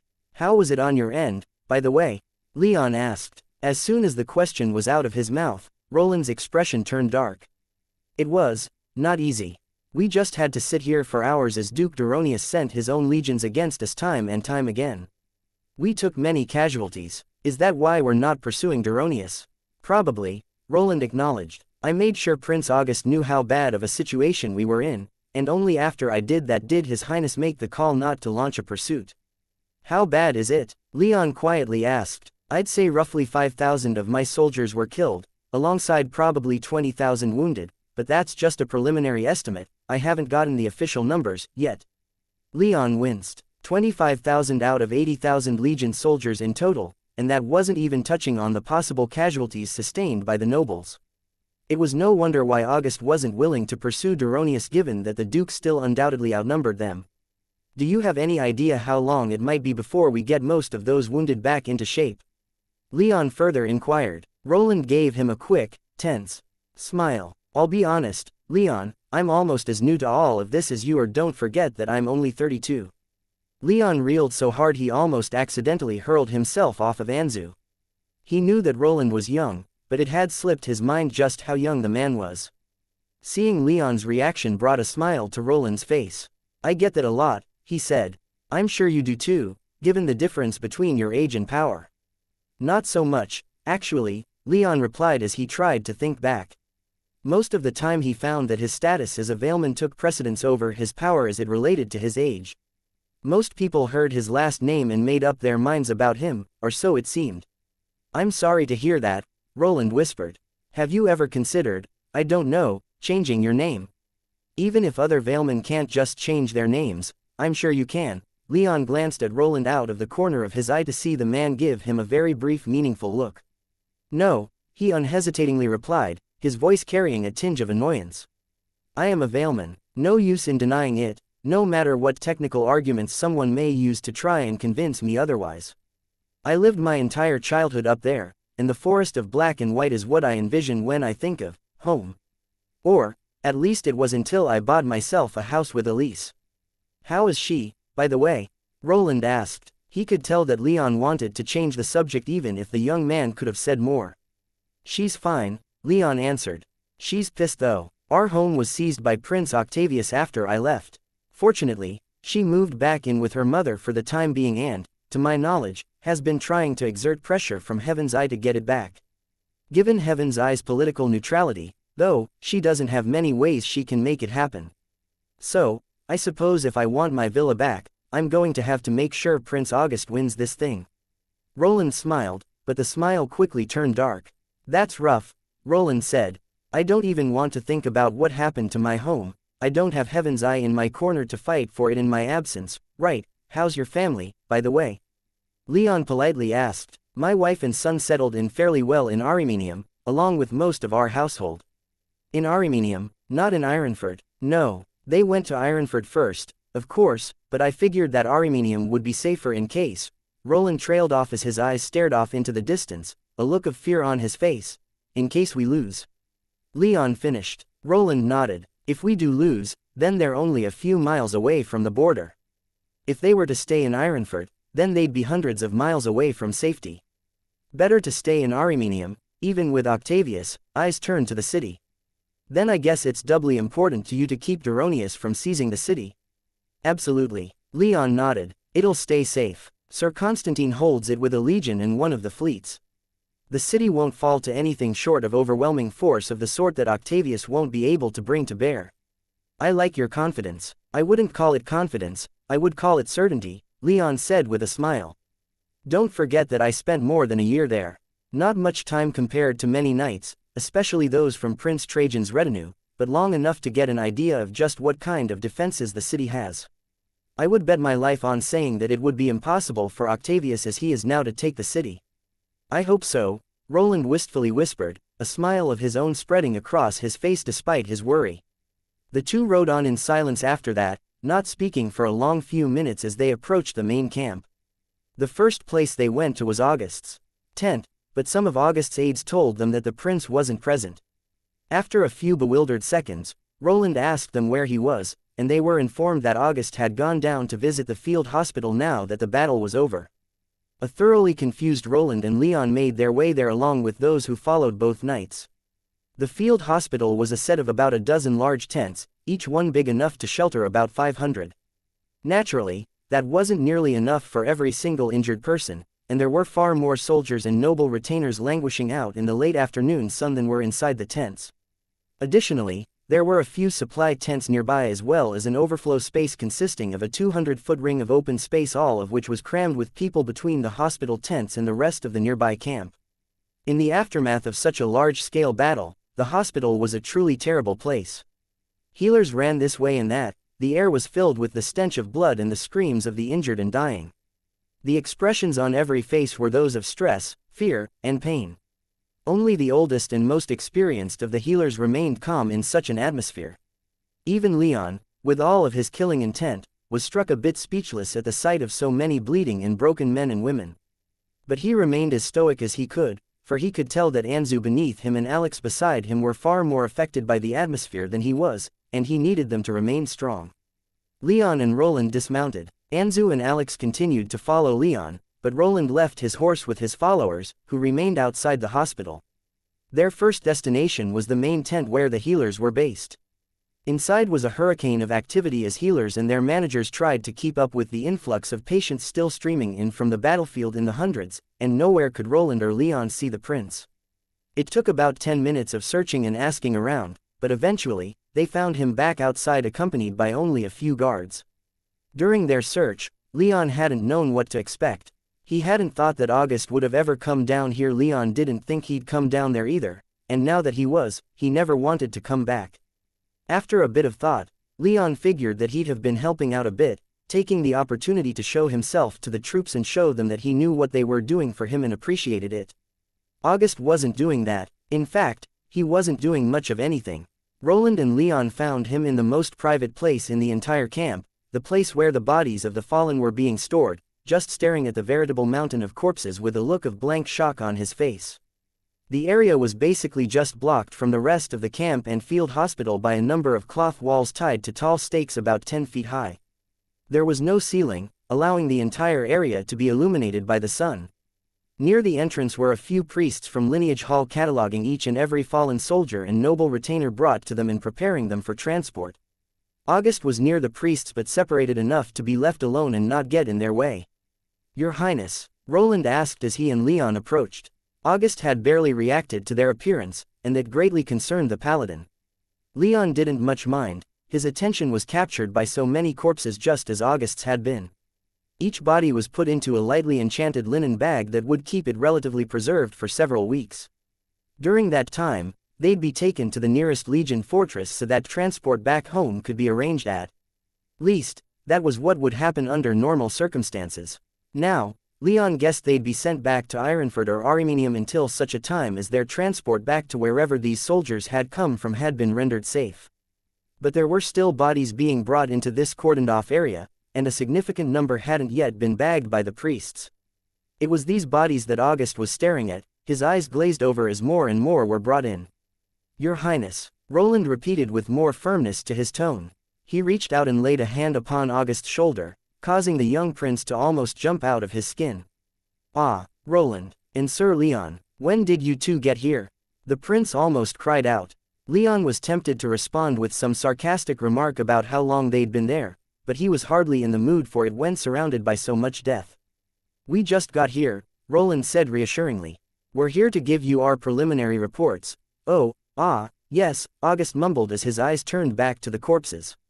In the grand scheme of things, a few thousand corpses weren't that much, but when gathered together like this, it was overwhelming, and August was having a hard time just processing what he was seeing. He took a few more seconds to burn the image into his mind, and then he silently turned and walked back toward the field hospital. The others followed him, everyone glad to be away from the scene. But just because they had left it didn't mean that it was immediately forgotten. August didn't say a word for almost 5 minutes as he slowly led them through the hospital. He just watched as so many men and women had their injuries tended to, many of whom were in such pain that they were moaning or crying. "I've always known," August whispered, barely audible even to Roland and Leon's 6th-tier ears above the noise of the hospital. "Known what, Your Highness?" Roland asked as he matched the prince's quiet tone. "The price of seizing a throne," August said as he turned to look Roland in the eye. "And those who would have to pay it. I've always known, but I've never really seen it before. It's a terrible thing," Roland agreed.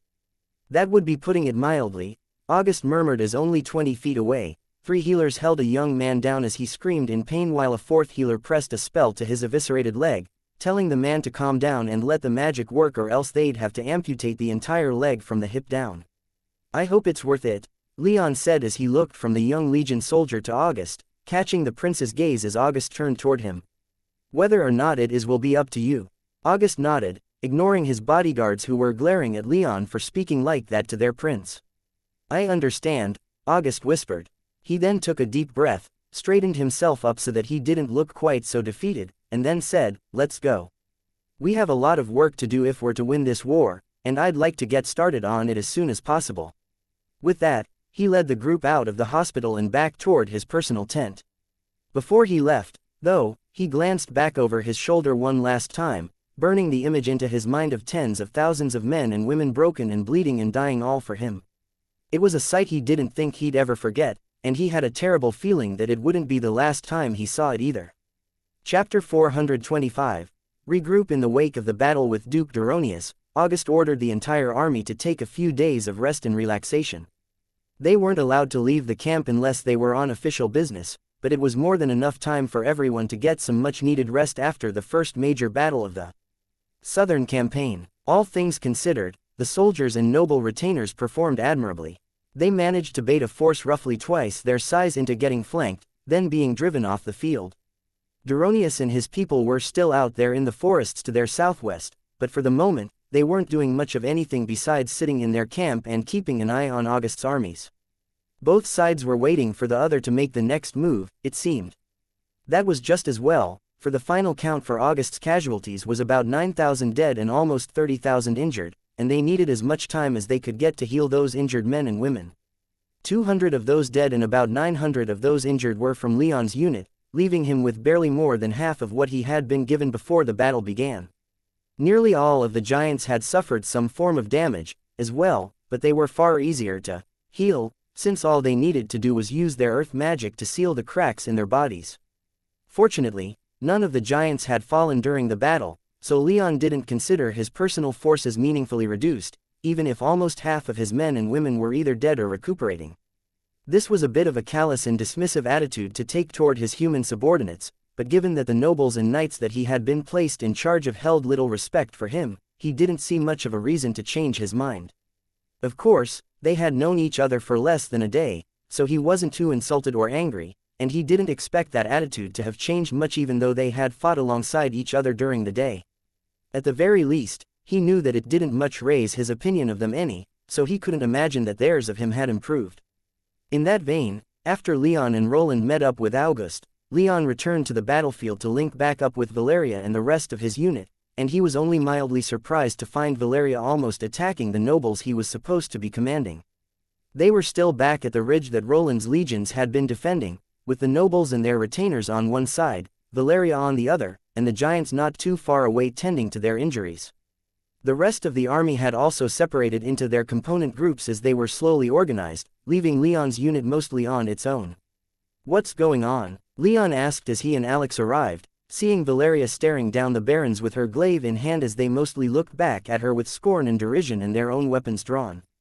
"Insubordination," Valeria simply replied, not taking her eyes off the armed barons. "This little girl presumes to command her betters," the leading baroness haughtily replied as she spared Leon a dismissive glance. "Explain," Leon demanded. He trusted that Valeria had been ordering them to reassemble and to prepare to return to the camp and deal with their dead and wounded, but he wasn't going to take that for granted.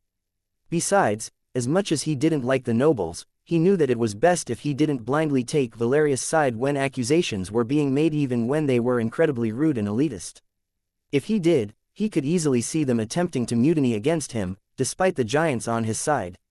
"Sir, I was trying to get them back into ranks to wait for you, but they have done nothing but insult me and ignore my orders," Valeria complained, her tone calm but carrying a hint of killing intent. "It's not your place to tell us what to do, girl," Baron Gellius spat, his brown eyes appearing almost black as his brow scrunched in an almost comically exaggerated scowl. Valeria didn't respond verbally. No one needed to be reminded that Leon had made her his second in command over the Baroness, so Gellius' denial only made him a traitor in her eyes. She took a few steps toward Gellius, raising her glaive slightly as she did. Gellius didn't back down. He was a 5th-tier mage and had more than enough confidence that he could take Valeria if they came to blows, though he did assume a more directly confrontational stance than he had a moment before. Behind him, many of his knights did likewise, drawing their weapons and moving up to support their lord, while the other barons backed up to watch. But neither made any further moves. Before Valeria could get any closer, a brilliant golden bolt of lightning exploded upon the ground between them, showering them and almost everyone else within 30 feet in burning sparks. A split second later, a deafening boom hit them like a tidal wave, crashing upon their ears so hard that it caused several lower-tiered mages nearby to collapse in shock. "None of you will be fighting with each other right now," Leon growled as he slid down from Anzu's back. Having just come from the field hospital, he was in no mood for these games. "We're returning to camp. There will be no arguments." His aura exploded outward, inundating Valeria, the barons, and their closest knights in a veritable ocean of killing intent. And that for the best, for it distracted the barons from the fact that Leon's lightning and thunder had attracted the attention of nearly everyone else still on the battlefield, along with the giants.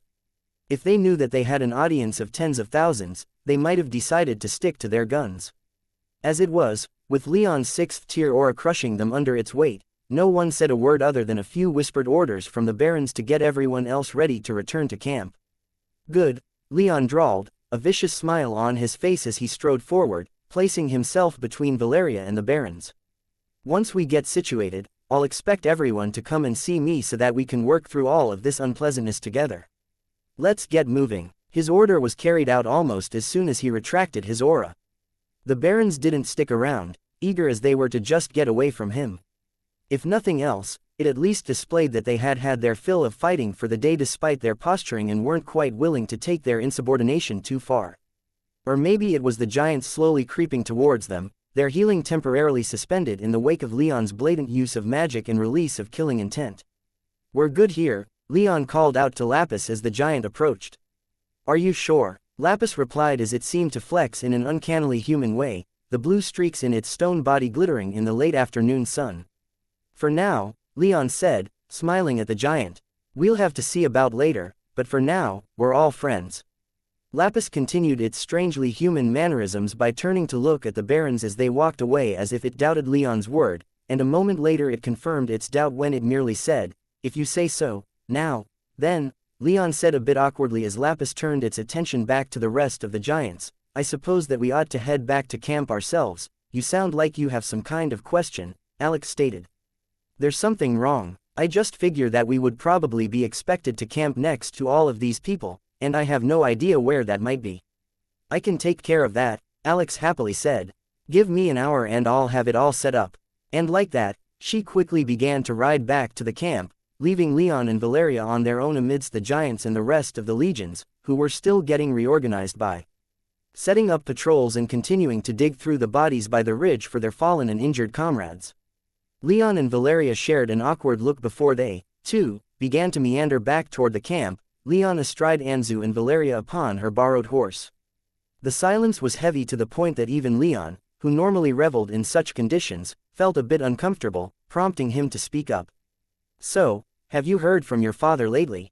he asked her, cursing himself for how awkward and forced it sounded. He wanted to learn a bit about Justin, and he figured that now, after spending a couple of months around each other, was a good time to ask. Valeria stiffened a bit in her saddle, causing Leon to think that maybe he miscalculated, but she quickly answered, "No, I haven't heard anything. That's honestly quite strange to me. Do you have no idea where he might have gone?" Leon asked after a sigh of relief that Valeria didn't seem too upset at him for asking the question. "None. He just disappeared. Kind of strange that he hasn't reached out, isn't it?" "Very much so." Valeria's tone was quiet and somber, and she clearly didn't want to talk much about her missing father. She stared off into the distance, avoiding Leon's questioning gaze. "The two of you were quite close before, weren't you?" Leon hesitantly asked. He did his best to keep his tone even and mildly curious, as he didn't want this to sound like the interrogation it kind of was. If Valeria continued to so obviously not want to talk, though, then he fully intended to stop and talk about these things later. But Lady Luck smiled upon him, and Valeria replied, "Yes, we spoke whenever we could. We had so few others here, and no one else related by blood. I'm sure you can relate, being foreign to the Bull Kingdom yourself. As she finished, Valeria finally turned to look Leon in the eye, staring at him so intently that he suddenly felt incredibly self-conscious. He pressed on, regardless. A little discomfort was nothing compared to finally getting around to his main reason for accepting Valeria's request to become his knight. I can understand that. I think the barons have rather plainly shown how much they respect those they think beneath them today, and foreigners will always be beneath them in their view. But you two have also lived in this kingdom longer than I have, and the Bull King even gave Lord Justin the Exarchate of Calabria. You two were nobles where you were from, weren't you?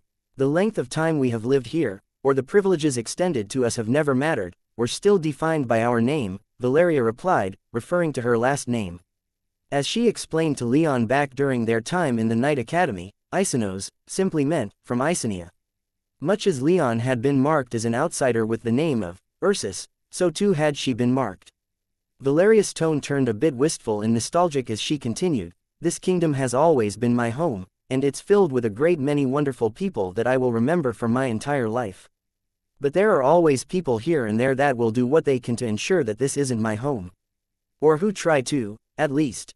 People like Asia, Elise, and Christina help in that regard." "I can agree with that," Leon said. "It's almost like the nobles are from another world with how they can treat me, sometimes. They kind of are. They're stuck in the past from before the Bull Kings began to limit their power." "What about Gaius? He seems to be quite fond of you." "Gaius represents another kind of attitude. He's a noble, but he wants something from me. Or, I suppose it would be more accurate to say that he wants me. Not being rude towards me has always struck me as false and untruthful since his behavior, at least until our time at the Knight Academy, was usually quite unrestrained." "What did your father think of him? I get the idea that he thought that he had a legitimate chance to be with you, regardless of your personal feelings." "His father and mine frequently spoke with each other, since Xianxia is quite close to Calabria, and to my understanding, the Duke of Xianxia sometimes floated the possibilities of me and Gaius getting married. My father always promptly shot those down." "Just like that, just like that." Leon nodded appreciatively while suppressing a scowl. Justin was his enemy, of that he had no doubts, but learning that the man wasn't a card-carrying villain rankled him a bit. Killing an enemy like Tiberius was easy, the young noble didn't have much in the way of redeeming features. Knowing that Justin cared for his daughter, or at least Valeria seemed to think so, given her slightly reverent tone as she spoke about him, would make killing him just that much harder. "Why are you so interested?" Valeria asked, shaking Leon out of his thoughts. "No offense intended, but I've always gotten the feeling that you like to remain distant. I honestly wasn't expecting you to ask me about my father." "You're my knight," Leon replied. He knew that he would be bringing this up with Valeria at some point, so he had mentally rehearsed the answer he'd give if she ever asked this question. He was quietly happy that she did, meaning that his efforts and preparations in that respect weren't in vain. "Would you not agree that it's my duty to worry about you and to learn what I can about you? Duty is one thing, following through on it is another. I did wait quite a while, though," Leon pointed out. "To be honest, I almost pushed this down the line a bit more. But still, you're my knight, and I would like to know more about you, if you're willing to tell me." "I am," Valeria immediately replied, giving Leon a joyful smile. "In return, I hope to learn more about you." "That's fair, but I don't think my life has been that interesting. Mostly just living in a single-room cabin in the woods." "Then you can tell me about those woods. I promise not to fall asleep out of boredom." Valeria gave Leon a cheeky smile that took him completely by surprise, stunning him into silence. "So, is there anything else you'd like to know about my father?" There was. In fact, there was quite a bit Leon wanted to know. He hadn't even scratched the surface, but with the eager way Valeria was staring at him, he knew that he'd have to pay for it with information about himself, and that wasn't a price he was quite willing to pay. "No, at least not for now." "That's a shame, I was hoping to grill you about yourself," Valeria teasingly replied. "From the looks of it, I think I might have dodged an arrow there," Leon said with a good-natured smile, to which Valeria responded with a playful smirk. The two returned to the camp in relative silence, with the giants not too far behind. Neither of them spoke too much for the rest of the day, for the day had already been quite long and they were both tired. The first proper battle of Prince August's southern campaign had come to an end, and it was time for them to get some rest. Leon knew they'd need it, for he now had to deal with the barons, and the sooner he did that the better. Chapter 426. Taking control the day after their first clash with Duronius' army was one of rest and recovery. Both sides watched each other quite closely, but neither made any significant moves against the other. Since it seemed like nothing interesting was going to happen for a while, Leon decided that morning to take care of some business now that he had a unit of his own, assert his authority. Twice had he been defied by the barons placed under him, and he couldn't have it happen again. They'd worked out both times, but a third could end with them all dead on the battlefield. He had to deal with this problem of insubordination. To that end, he had Alex and Valeria running around the camp all morning delivering messages, including summoning the barons to his tent. He toyed with the idea of calling them to him before breakfast as a power move, but in the end, he decided against it. He didn't lack for ways to lord his authority over them, especially with 100 giants on his side, and figured that they'd be less irritable and more willing to listen if their bellies weren't grumbling during their meeting. Besides, he needed that time to make some other preparations. Leon fully expected there to be resistance given the actions of the barons during and immediately after the battle, so he also sent Valeria and Alex with the message that if he had to summon them a second time, it would be Lapis who would be coming to retrieve them. It seemed to work, for the barons began to arrive only slightly after the appointed time. Leon hadn't expected them to arrive on time, so he wasn't too surprised, but he definitely took notice.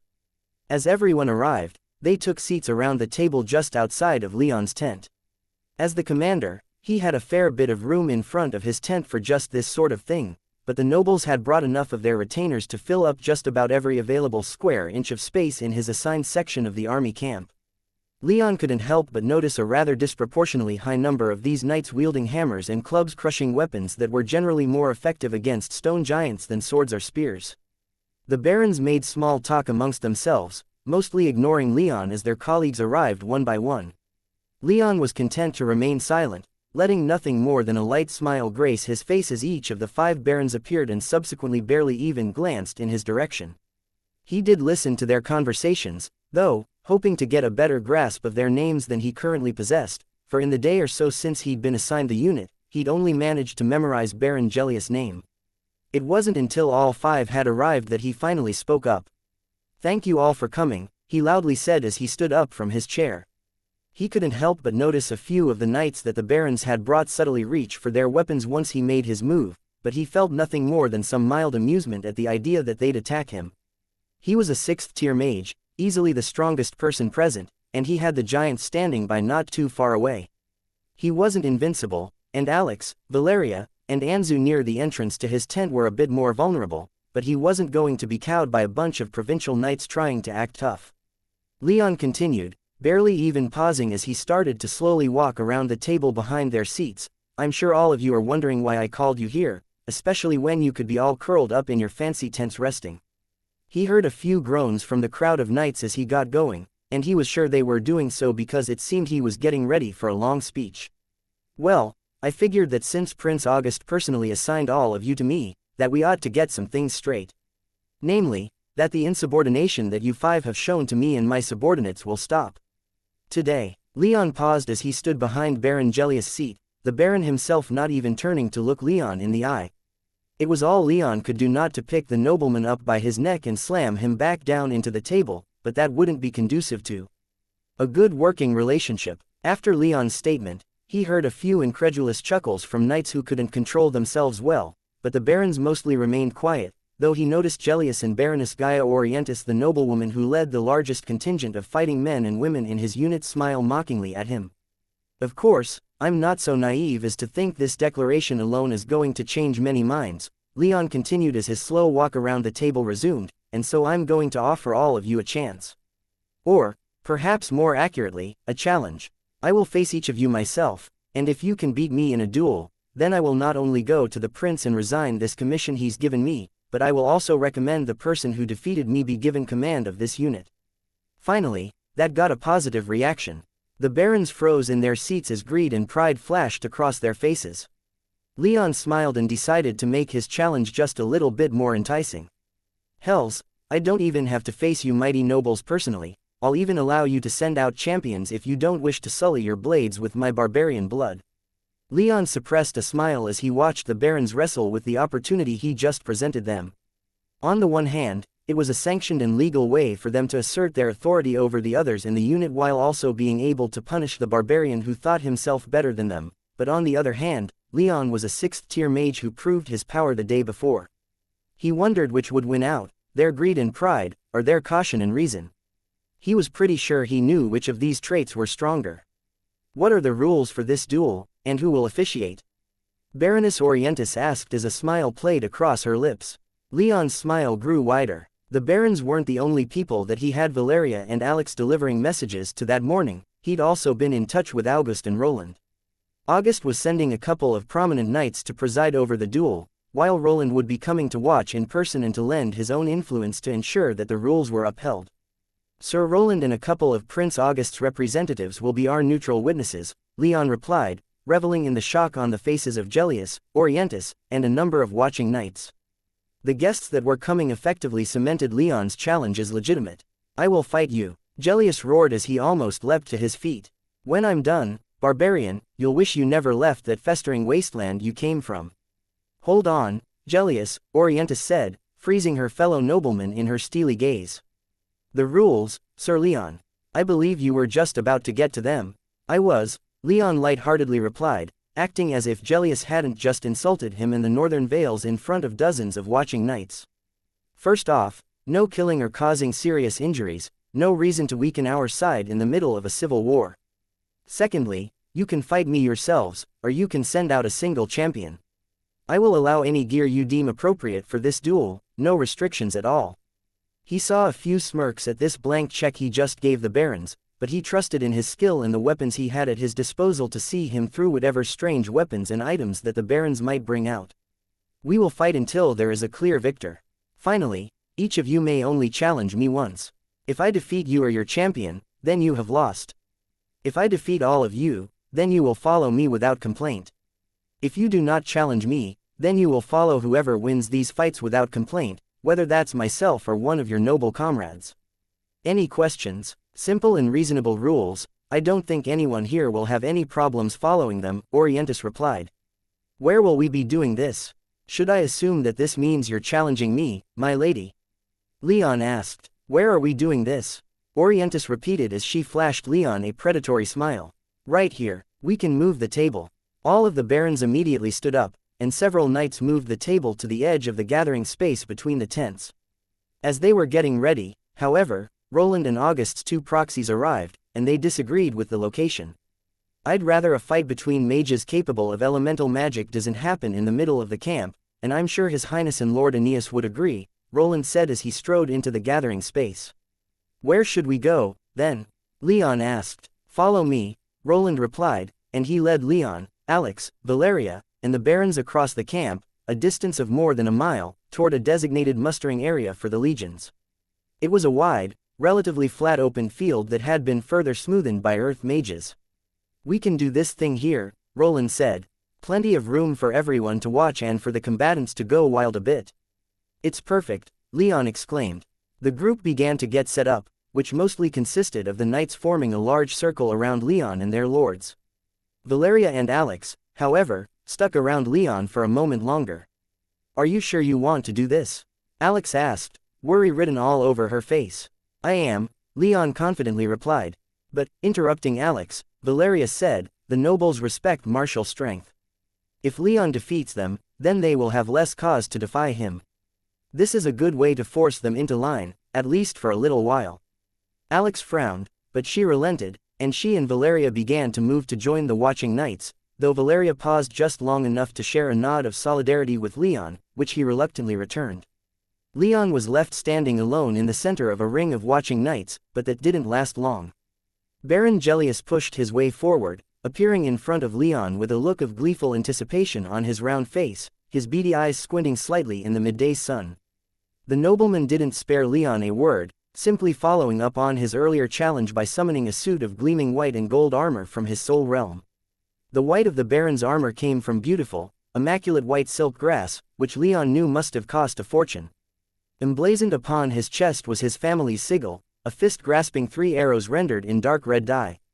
Everything that wasn't covered by the long silk grass tabard was protected by enchanted golden plate, including his gauntlets and helmet. The helmet itself was almost diamond-shaped, with the faceplate forming something like a cross with only a pair of angled eye slits cut into it. It was gaudy and looked hard to breathe in, but Leon could see how it might appeal to someone who greatly valued appearances. He could also see and hear why the nobleman didn't wear the armor the day before, as it added quite a bit of bulk to his already fairly wide frame, and with every movement, Gellius made a distinctive clinking sound that proved he was heavily armored beneath the brilliant white silk grass and glittering golden plate. Turtling up, Leon thought derisively as a wicked grin spread across his face. He summoned his sword and black magmic steel armor from his soul realm. He felt the enchantments he'd placed upon it activate, granting him great protection from fire and lightning magic, while also increasing the potency he already possessed with those elements. A few smaller enchantments gave him additional protections from the other elements, but they weren't nearly as effective as the fire and lightning enchantments. "Are you two ready?" Roland asked as he stepped forward to take the position of referee. Leon noticed the other two knights that August had sent in his stead were also standing by, one of them each watching Gellius and Leon like hawks. "Yes," Leon and Gellius said in unison. "Then you may begin," Roland said as he lightly stepped backward, moving so quickly back to the edge of the watching crowd that he almost seemed to teleport. Gellius immediately surged forward, a large single-bladed axe appearing in his hand, its curved blade shining with bright white light.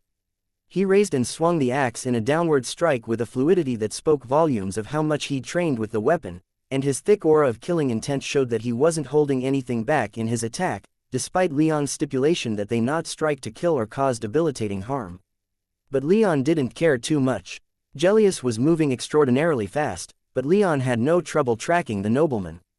As Gellius drew close and began his swing, Leon drew his blade, swung in a powerful horizontal slice, and deflected the oncoming axe all in one smooth movement. Gellius had overcommitted to the strike, so as Leon's blade sent it swinging wide, he wasn't able to stop until the glowing axe sank into the dirt, leaving him wide open for an easy retaliation from Leon.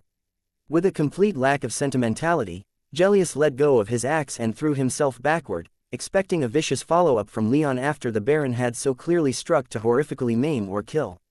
And so, when Gellius managed to fall back a few paces without so much as a single half-hearted attack from Leon, he and many of the spectators were struck almost dumb with surprise. Leon simply stood there in a stance so sloppy that he could only be deliberately mocking Gellius' attack. Gellius roared in anger at Leon's derision. He extended an arm and tiny white lights began to dance around his fingers as he called upon his power. These lights coalesced into a glowing orb of roiling white light, and with a grunt of exertion, a beam of light erupted from it aimed right for Leon's chest.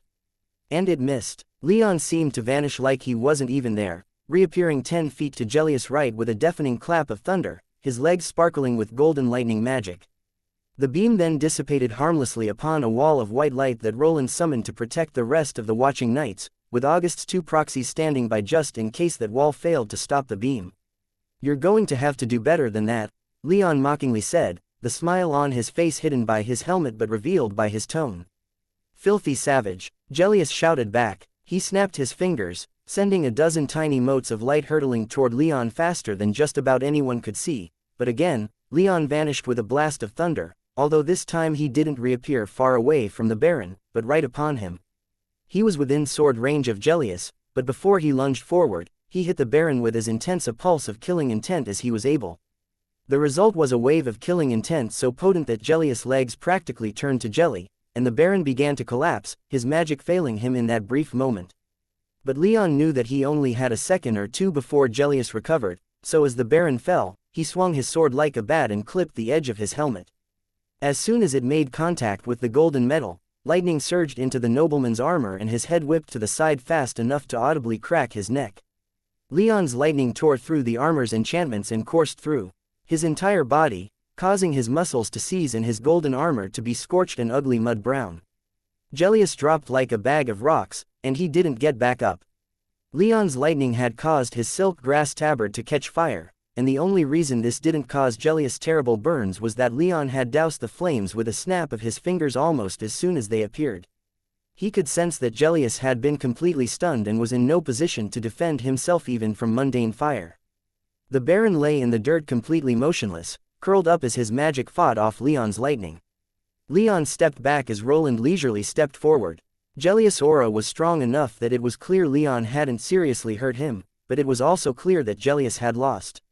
Still, Roland checked the Baron anyway and helped Gellius seizing muscles to relax with a few waves of his hand that sent orbs of white light into Gellius' body. Now, then, Leon loudly said to the watching crowd as Roland saw to Gellius. Who's next? Chapter 427. Taking control 2. Now, then, Leon loudly said as Roland saw to Gellius. Who's next? I'm not done yet. Gellius shouted as he tried to struggle back to his feet. Roland pulled back a bit as the Baron began struggling to rise. A couple of his knights rushed forward to help their lord, but he waved them away. Once the Baron managed to struggle back up, he assumed an aggressive stance and began to channel his magic power in preparation to continue his duel with Leon. However, he swayed on his feet and his breathing was pained.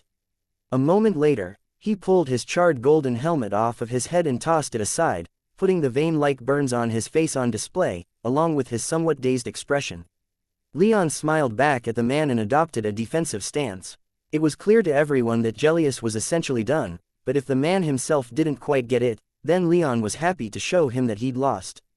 Fortunately for Gellius, as he stood there taking labored breaths and barely able to stand, reason won out and some measure of clarity returned to him.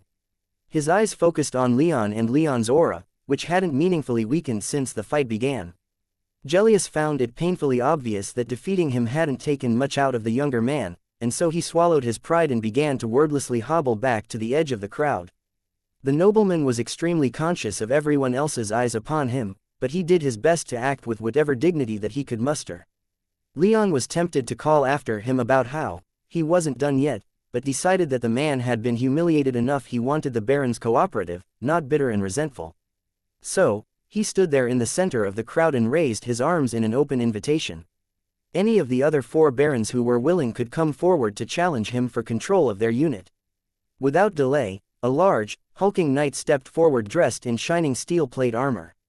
His chest was covered in a light green tabard with the blue sigil of one of Leon's subordinate barons. The baron in question called out, "This man shall be my champion." "Very well," Leon said, smiling.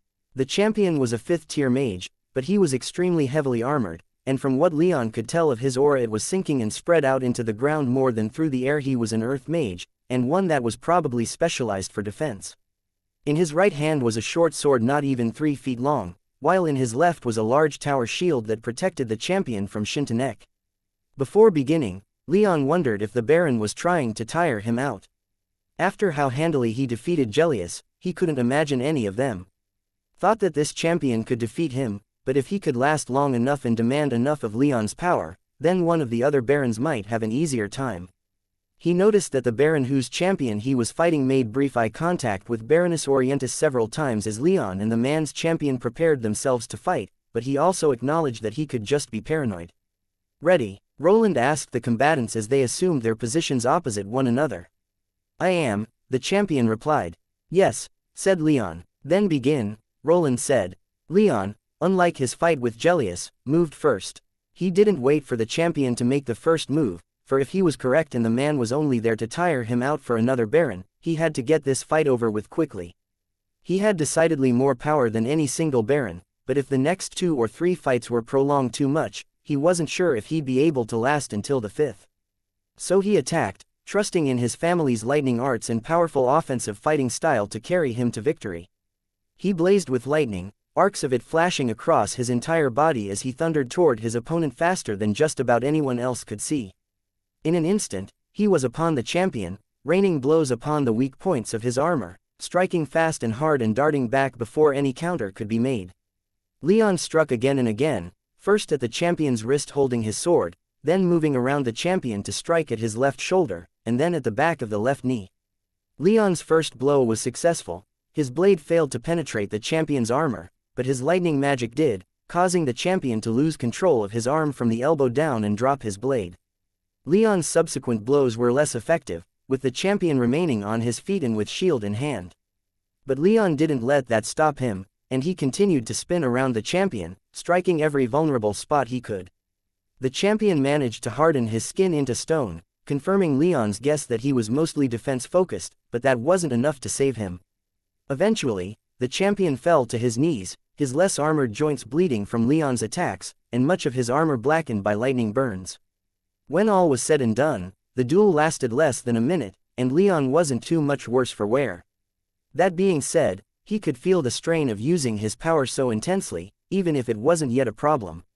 Playing off what little fatigue he felt, Leon spread his arms in a welcoming gesture and shouted, "Anyone else?" Almost immediately, another of the barons stepped forward. He was clad in heavy armor much like the last baron's champion, and unless Leon's senses were failing him, this baron was an earth mage, too. Leon suppressed a sigh. It seemed that his guess was proving true. The barons were going to wear him out probably so that Baroness Orientis could take charge if she could beat him when he was tired. But things aren't going to go that way, Leon thought to himself as a smile broke out across his face. This sort of thing, testing his martial skills against worthy opponents, was one of the things he honestly couldn't get enough of. He wasn't that fond of killing, but fighting was another story, and this challenge that the barons were giving him was one that he relished. "Begin," Roland shouted, and Leon sprang into action. Instead of charging this time, he conjured as powerful a lightning bolt as he could without turning his power silver blue and hurled the bolt like a javelin as hard as he could. The bolt traveled with characteristic speed, exploding upon the baron's chest plate before the man could react. Showered in sparks and with Leon's magic power ravaging him outside and in, the baron wasn't able to respond before Leon appeared before him with a flash and a clap of thunder and snapped his fingers in front of the baron's face. Fire erupted from Leon's fingers, enveloping the baron's head and shoulders. Silence fell upon the watching knights as, for just a moment, it seemed like Leon had just murdered the baron. But as the flames died down and the baron fell backward, everyone breathed a sigh of relief. The baron's aura was still strong enough to prove that he still walked in the land of the living, though it was also weak enough to prove that Leon had beaten him handily. It also proved that Leon wasn't playing around anymore as he was with Baron Gellius. He'd held back enough to not kill those he was fighting against, but other than that one concession, he was fighting to win. Naturally, when all eyes turned toward the fourth baron, for everyone could see what was happening as clearly as Leon could. He paled a little, but he, with all the courage and dignity that he could summon, sent out one of his subordinates to fight Leon in his stead. Of course, just because the baron wasn't willing to face Leon personally, that didn't make his choice a poor one. Like the previous two combatants, this champion was another earth mage, and he began to solidify his skin before he even began to walk into the ring. Much like the previous two, the man wore the heaviest, most protective armor he possessed, cladding himself head to toe in dark green scaled armor, beneath which was gray mail and thick cloth padding. Leon could even sense magic flowing through the armor, showing that it had been enchanted, though he wasn't able to tell what, specifically, the enchantments did. And, like the first champion, he possessed a sword and shield, though this shield was a smaller kite shield rather than a massive tower shield, while his sword was about a foot longer. Regardless, he decided to shake things up for this fight. He summoned one of the prototype weapons that he'd been working on in his spare time before the Civil War began. It was a weak thing, a bracelet that could only fire a few wind blades before breaking down, but it required much less of Leon's magic power than did a lightning bolt or fireball. "Begin," Roland shouted again, and Leon moved faster than the mortal eye could see, appearing in front of the champion as he did the previous baron.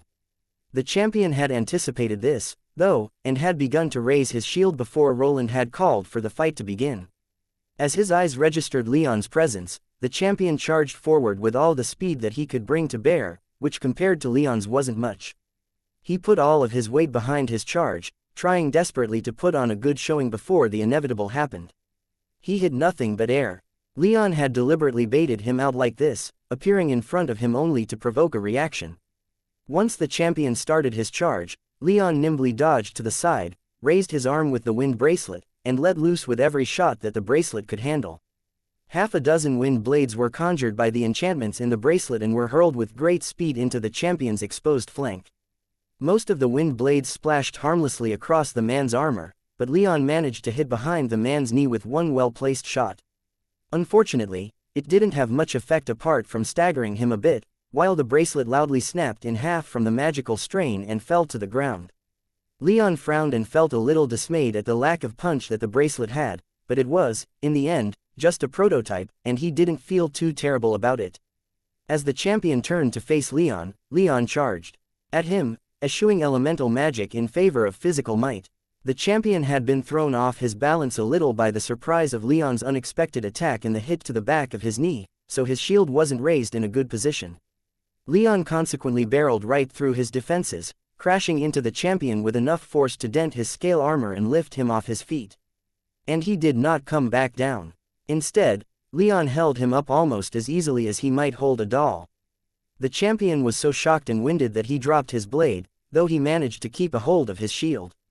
This didn't help him, though, for Leon only waited just long enough for the reality of the champion's situation to dawn upon him before slamming him back to the ground hard enough to almost bury him in the relatively soft dirt.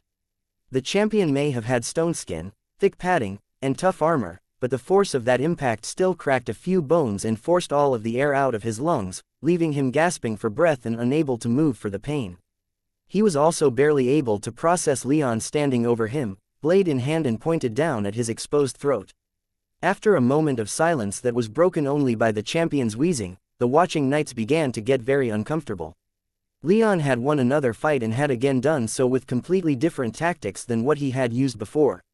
Slowly, all eyes began to turn in Baroness Orientis' direction. The Baroness herself did her best to maintain an aloof smile, but the blood draining from her face told Leon and all the rest all they needed to know. Leon's show of strength had been more than effective, at least as far as she was concerned. "Yeah, good job, sir," Alex called out, waving her hand in the air in triumph while also shooting dirty looks toward the defeated barons. She then turned to Valeria and loudly asked, "How do you think he'll beat Lady Orientis? With lightning, fire, maybe he'll just bend her over his knee like a child and give her a good spanking." "You want to bet?" Leon almost chuckled at his former squire's antics while also internally cringing at the provocation and glanced at Orientis to see how they'd been received. The Baroness herself seemed at a complete loss as to how to respond. On the one hand, Leon had just beaten her colleagues so handily that it would be a huge risk to challenge him. On the other hand, her noble pride wasn't going to listen to her fear and reason and demanded that she follow through with her challenge. Leon watched as these thoughts warred in her mind and across her sharp features. He personally thought that she would follow her pride's demand. She was in front of all her knights, after all, and she wouldn't want to lose face. He was then shocked speechless when, instead of summoning her armor or sending out a champion, Orientis slowly walked forward a few steps and said, "I think I will refrain from challenging Sir Leon. Good sir, you have certainly proven your strength to me, and as agreed, since I will not be challenging you here, I will not challenge your orders from here on." She then took a few steps back to rejoin her knights, leaving the rest of the crowd and especially the other four barons utterly flabbergasted, gobsmacked, and otherwise confounded. After picking his jaw up off the ground, Leon almost sheepishly said, "Well, I guess that's that, then." After taking a moment to shake himself, pull his gear back into his soul realm including the broken bracelet and regain his poise, he loudly said for the barons and all their knights to hear, "I hope that this settles the issue of command. I will forgive Baron Gellius and everyone else's previous incidents of insubordination, but I will tolerate no more from any of you." Got it? Chapter 428. Independent Mission. August calmly regarded Leon as the younger man entered the command tent and gave the prince a short, almost curt bow. Leon was usually a rather reserved and quiet individual, but now he was moving with a confidence that August hadn't ever seen in him. "Sir Leon, I hear you ought to be congratulated on your victories," August said as a smile broke out across his thin face. "Thank you, Your Highness," Leon replied as a smile of his own graced his lips. "Tell me about it," August said with interest, leaning forward in his chair while wordlessly inviting Leon to sit across the small table from him.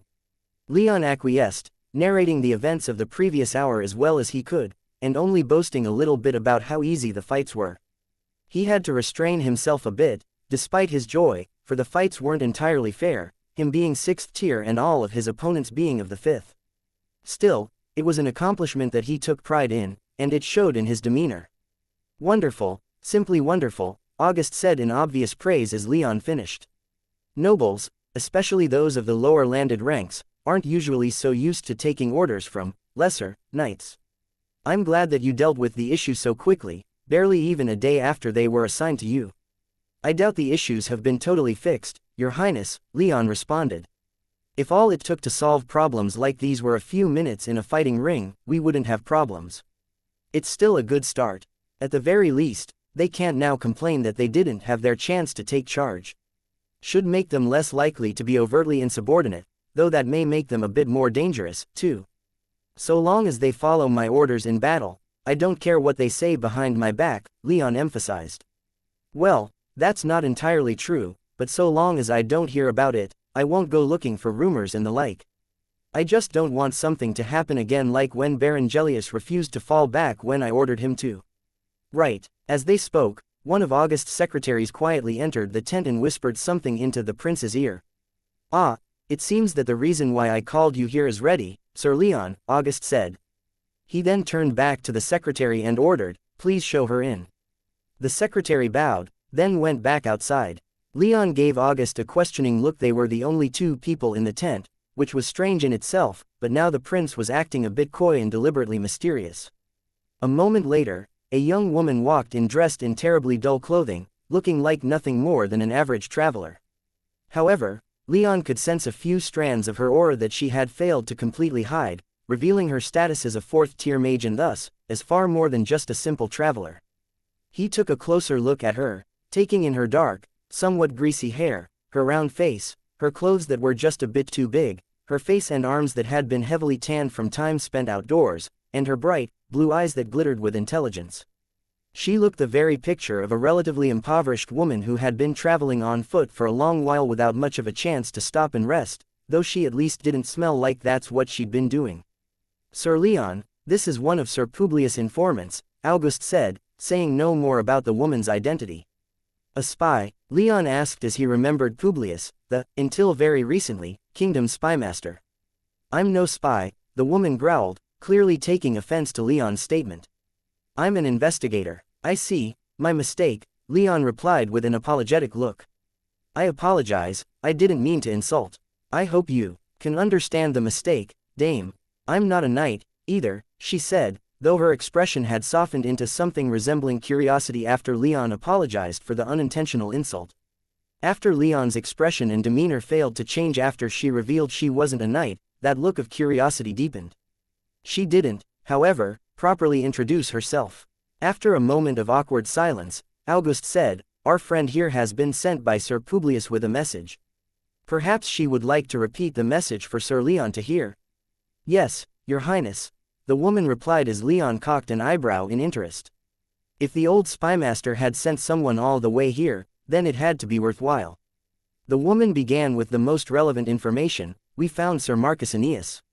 At that, Leon sat up much straighter and focused all of his attention on the woman. He knew Marcus relatively well and had a good opinion of him after their time together in the Knight Academy, but more importantly, Marcus was the son of Marquis Aeneas, who was leading August's noble armies. Marcus had disappeared not long after August fled the Central Territories, so Leon knew that if they had found Marcus and were telling him about it, then it meant only one thing. I'd like to task you with his rescue, August informed Leon as he carefully watched the younger man's reaction. Sir Aeneas is being held at a prison in the territory of Baron Capeti, a vassal of the Duke of Lentia. The woman continued her explanation with barely a glance toward August for the slight interruption. He isn't alone, either. More than a dozen other young nobles with ties to the Eastern Territories are being held in the same location, alongside 100 or so common-born knights. It's a prison, Leon asked. It can be thought of that way, sure, the woman replied.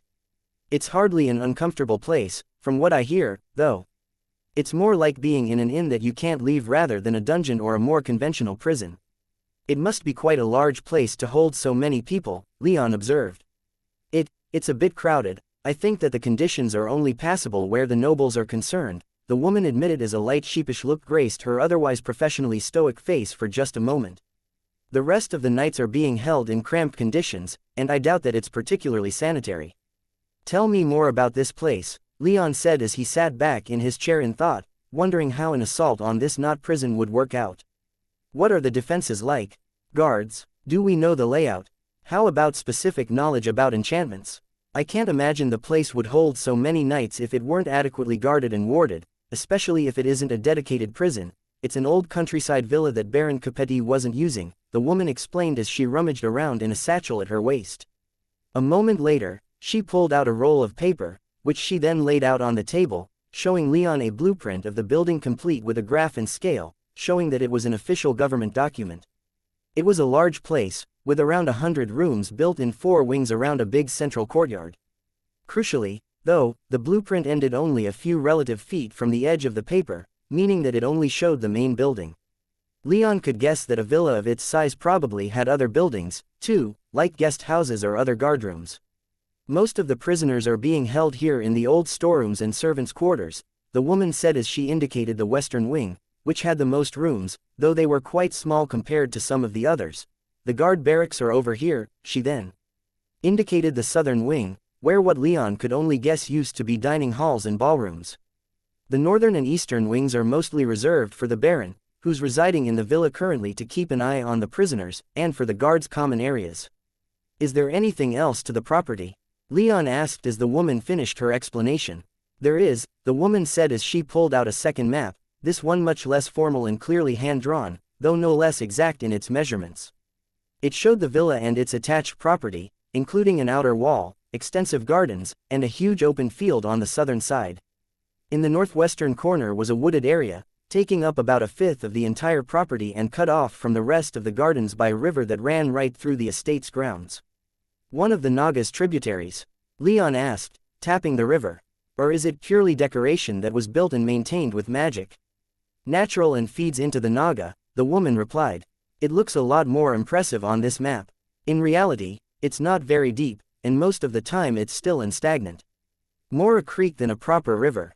Leon nodded as he took it all in. Do we have another map showing its location?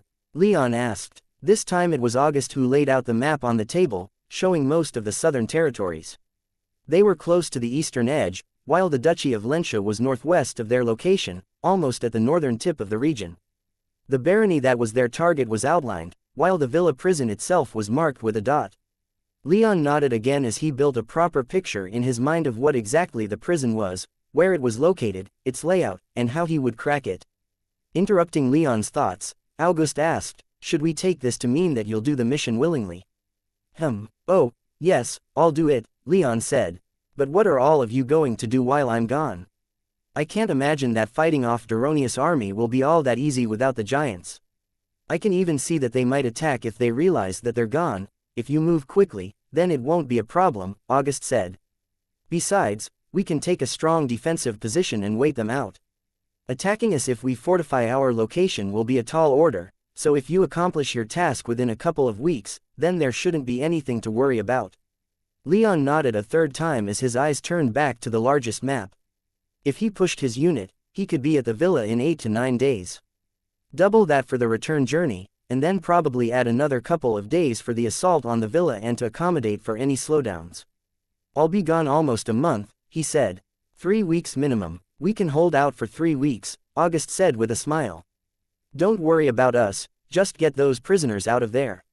I understand, Leon responded, briefly wondering what August's motivation truly was, either a selfless desire to save these people or it was a political maneuver to win points both with his loyal nobles and with other nobles who might see the act and open themselves up to be coerced into joining August's side.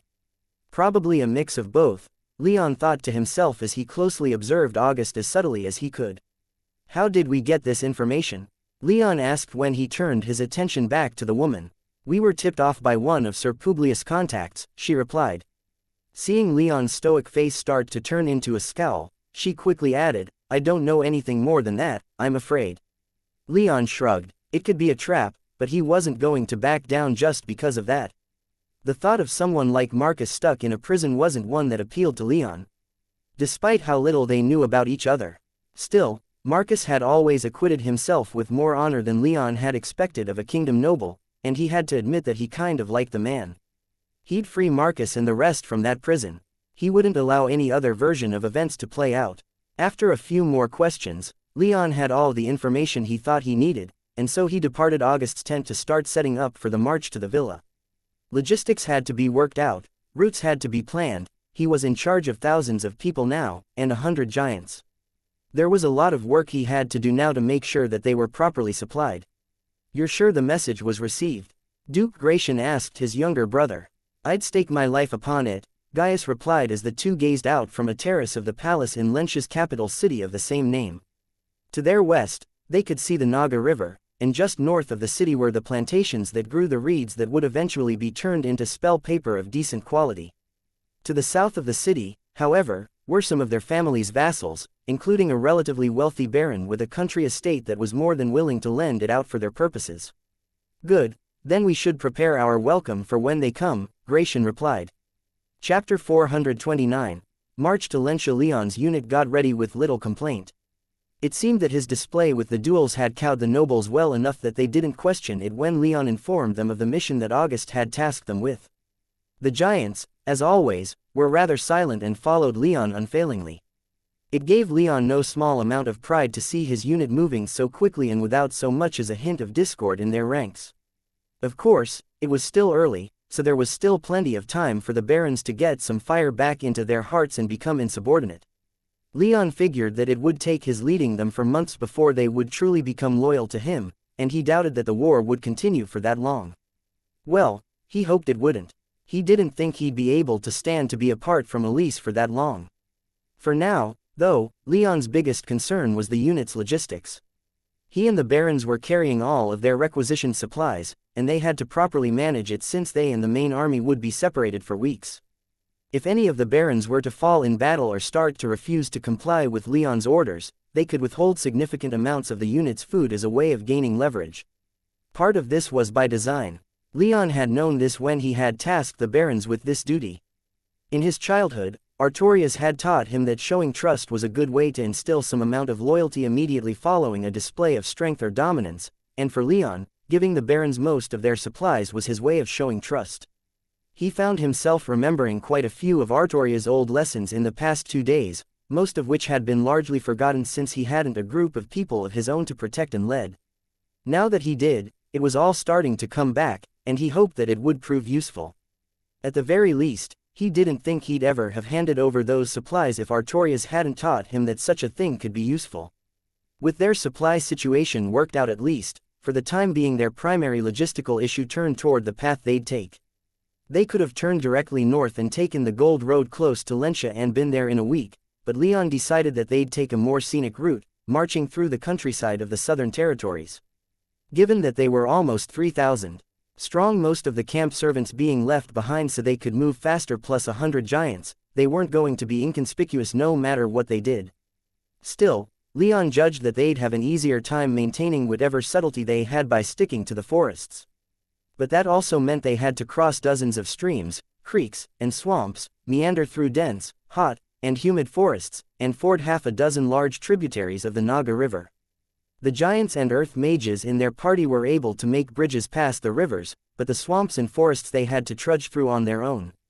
It was slow going, and it took a couple more days for them to reach their destination than Leon had initially estimated when meeting with August.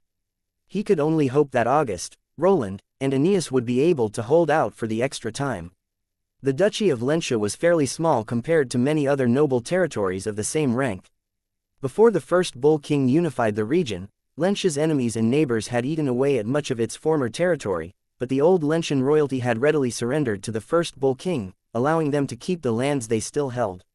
But they had lost much of their most valuable resources to their neighbors, and so most of the duchy's income these days came from spell paper production, decently lucrative in and of itself, but the duchy's economy was almost completely reliant upon that one product. What that meant for Leon, though, is that before he and his unit reached the villa where Marcus was being kept, they had to make their way around some of the plantations that grew the reeds that were processed into that spell paper. It was a relatively wealthy rural region, with frequent patrols by the Lenshan Duke and the other nearby nobles to make sure that the wealth wasn't being stolen. Leon and the others would have to avoid those patrols as much as they could, and with thousands of people and 100 giants, that wasn't going to be easy.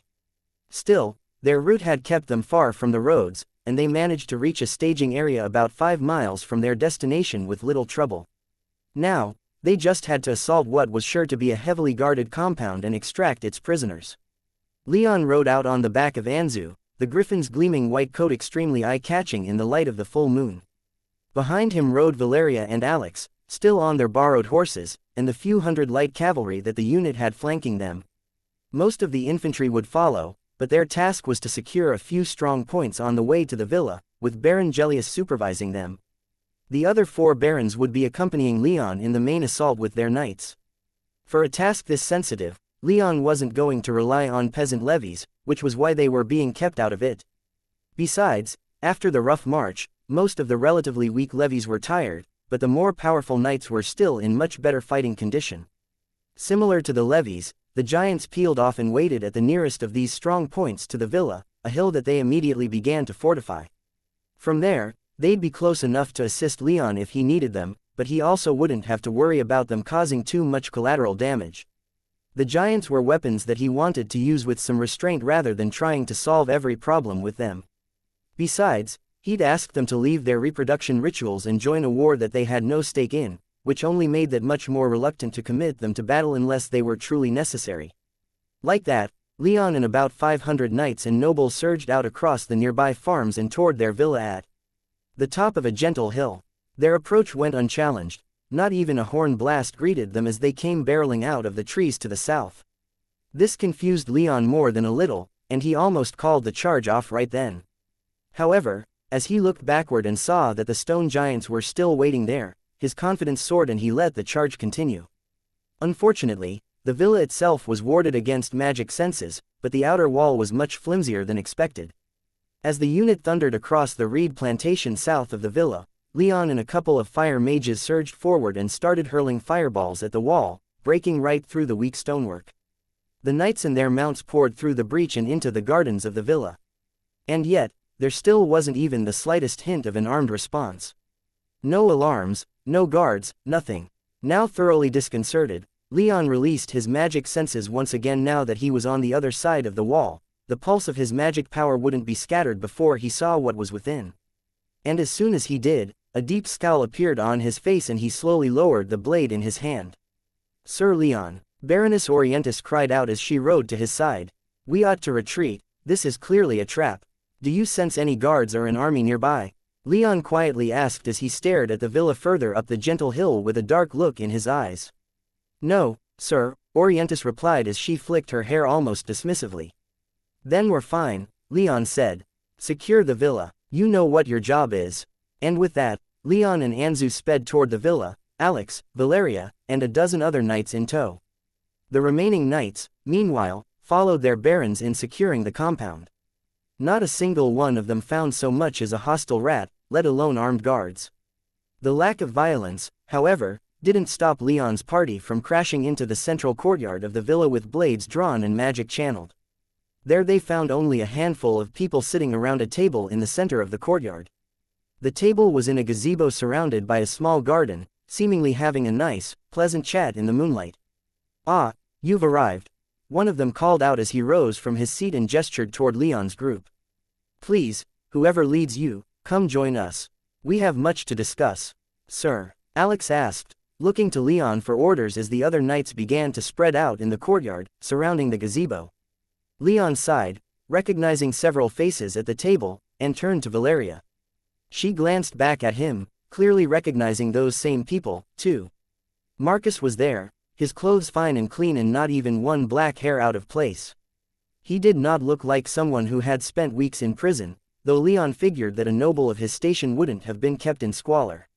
Next to Marcus was Alcander, the tall and heavily muscled nobleman who had acted as Marcus's second in command during their time at the Knight Academy. He'd pestered Leon on more than one occasion to duel and had only given up after their squire's hips had ended and Leon's power was revealed to have completely eclipsed his. Leon didn't even know that he'd been taken prisoner, so seeing him here was quite surprising. The third and final person that Leon recognized was Gaius Tullius, his golden blonde hair shining in the light of the moon and the villa's magic lanterns, his cool blue eyes regarding Leon with little emotion. They flickered toward Valeria a few times, but Gaius managed to remain stoic and expressionless. None of these people were the man who had risen and invited Leon to join them, however. That man was tall, with hair that matched Gaius in color, a square jaw, and a prominent nose. He was classically handsome and held himself with the confidence of a man who was in total control of the situation, despite Leon's knights swarming over the villa. Alongside these four were four more, 2 men and 2 women whom Leon didn't recognize, but given who they were with, he could make a couple of guesses. He figured one of the men was the baron who owned the villa, but both were too well dressed for him to tell which. The women, too, were impeccably well dressed, showing that they were probably nobles of some level, and both had sigils on their tunics that were unfamiliar to Leon. Be on guard for anything, Leon growled to Alex and Valeria, and they both nodded in response. He then leapt down from Anzu's back and began walking forward. "Is that Sir Leon?" Marcus asked as Leon drew close. Leon removed his helmet in response, showing Marcus that his guess was accurate.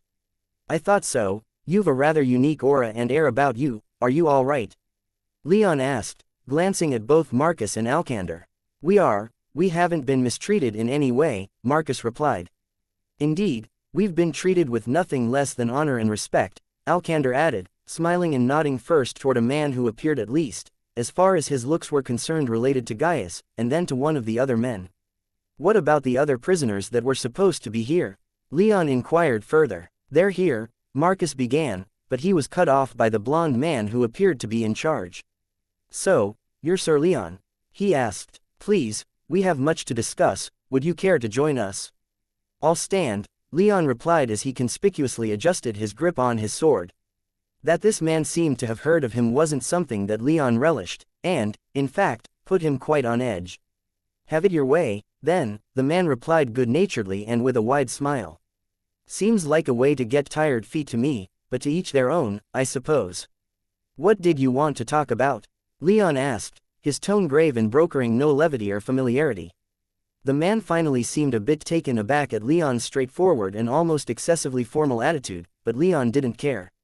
In this situation, his heart was furiously beating, and he was bathing the villa in his magic senses, alert for any sign that this was, indeed, a trap. At the very least, he spared a few moments to watch as Baron Orientis found the others imprisoned in the villa, all of whom had been brought to one of the ballrooms as if awaiting Leon's arrival. "Getting right down to brass tacks, huh?" the man asked as he slid back into his seat. "I can appreciate that. Allow me to introduce myself, then. I am Gratian Tullius, Duke of Lentia, and I would like to negotiate. What I want from you, specifically, is to take my request to Prince August and impress upon him that I do not willingly support Prince Octavius, and that if he would have me, I would like to support him instead." Chapter 430. Gratian's Offer. "You want to defect to Prince August?" Leon asked as he narrowed his golden eyes in confusion. "That's a rather strong way to put it, but I suppose it isn't inaccurate," Gratian said with a look of general distaste followed by one of reluctant acceptance. "Why?" Leon asked with more than a hint of suspicion in his tone. "I've never much liked Octavius," Gratian said. "I don't think he's going to win this war, not with the way he's been steadily alienating so many people in the capital. I could support him for the promise of expanded noble privileges, benefits and other personal boons, but if he loses, then what benefits are there to be had? And from what my younger brother has told me of his time as a hostage with the prince," Gratian nodded to Gaius, "Octavius is depraved. And morally bankrupt in his personal life, too. Adding to all of this, His Majesty didn't make him the sole regent, meaning that not even the king himself thought that Octavius would make for a good ruler on his own. And that's not even getting into what a farce that trial for Prince August was. So, tell me, Sir Leon, without personal, practical, legal, or moral grounds to stand upon, how should I justify supporting Prince Octavius, if that is, indeed, what you think I ought to be doing?" Leon shrugged. "It's what so many of your fellow nobles are doing. I figured that there was simply some reason that I didn't know about that had all of you supporting him. Or maybe all of you are just blinded by the greed or arrogance that so often festers in nobility, I don't know. Regardless, I'm fairly certain that you're the only noble that has offered to switch sides." Gratian looked more than a little pleased as Leon finished his statement. He knew that it was best to switch sides early and in so doing, instill a bit of gratitude within August. If he waited until it was clearer that August would win and Gratian was all but certain that August would be the victor in this conflict, then he would be seen as an opportunist and despised for it, rather than respected and thought-wise and moral. But Leon wasn't a mind reader and had no idea what Gratian's true intentions were. Still, if he was willing to release so many prisoners, then that counted for something. "I will relay your request to Prince August in return for your release of the prisoners," Leon said. "Thank you," Gratian responded.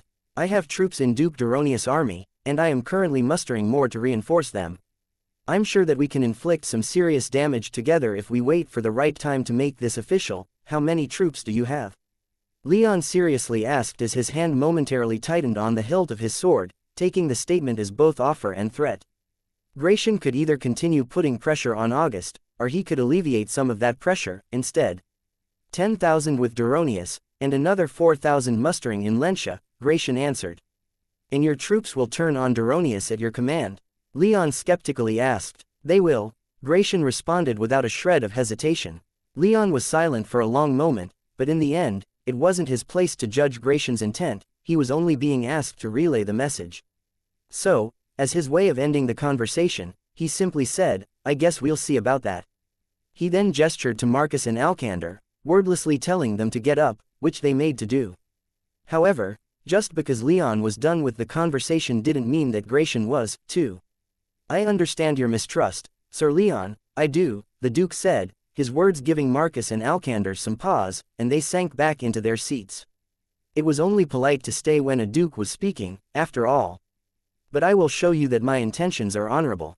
Leon nodded, but he said nothing more.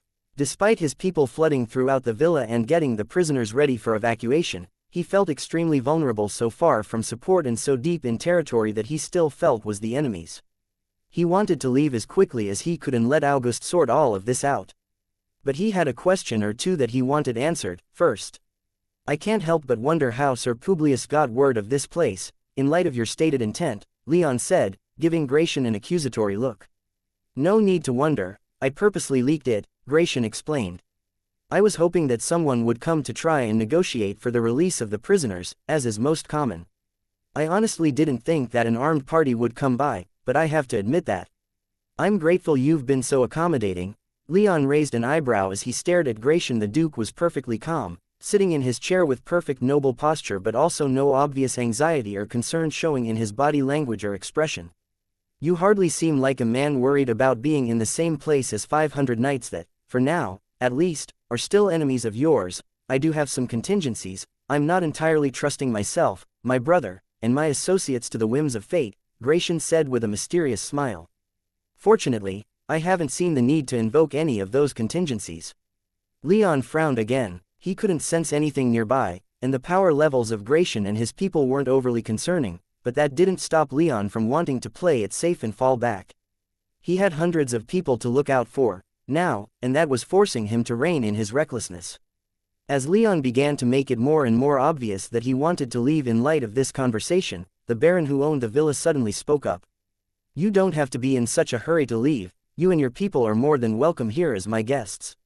Yes, please stay for at least a little while. I'd like the chance to speak with you for a little longer, Gratian cheerfully added, acting as if he and Leon had just been discussing the weather rather than subtly threatening each other.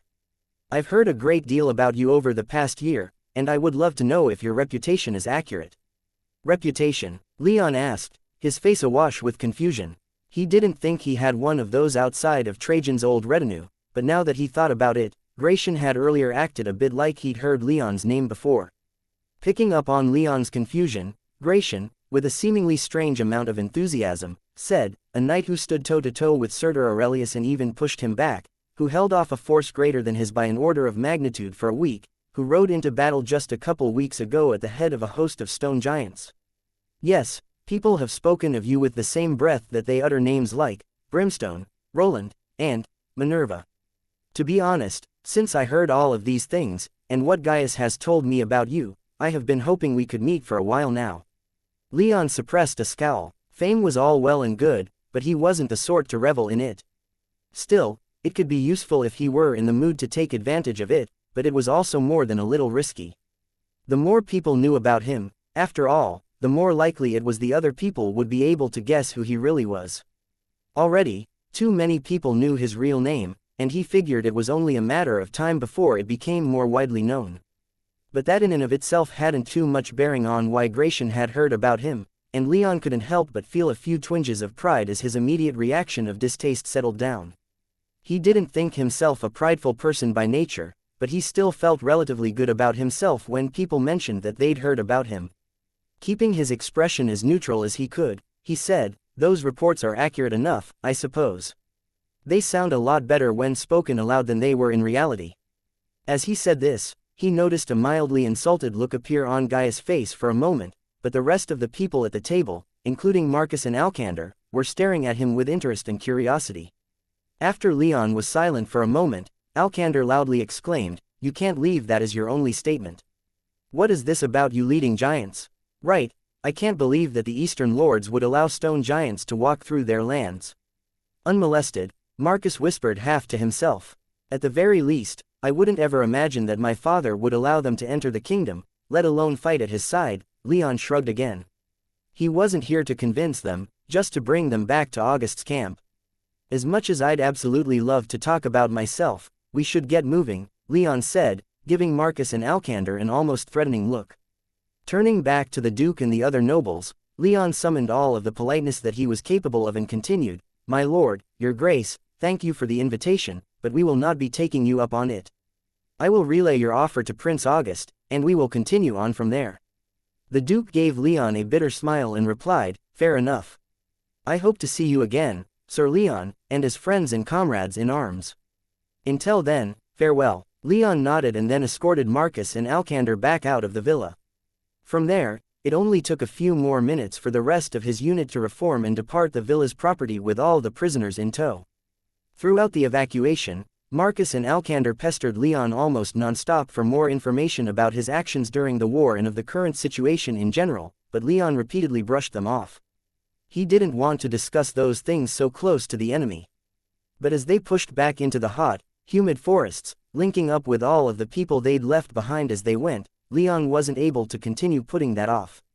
So, he began to calmly explain the situation to the two, finishing up by about the time they returned to camp.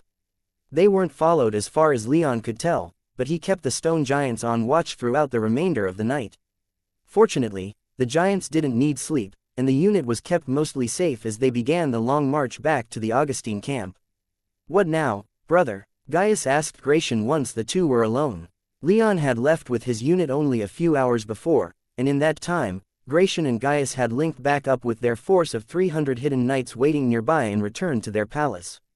"Now, we hope that August takes our offer," Gratian replied as he stared out of the nearby window as if he could see Prince August in the distance. "If he doesn't, then, we'll have to take matters into our own hands for dealing with Octavius, which is much more prone to failure."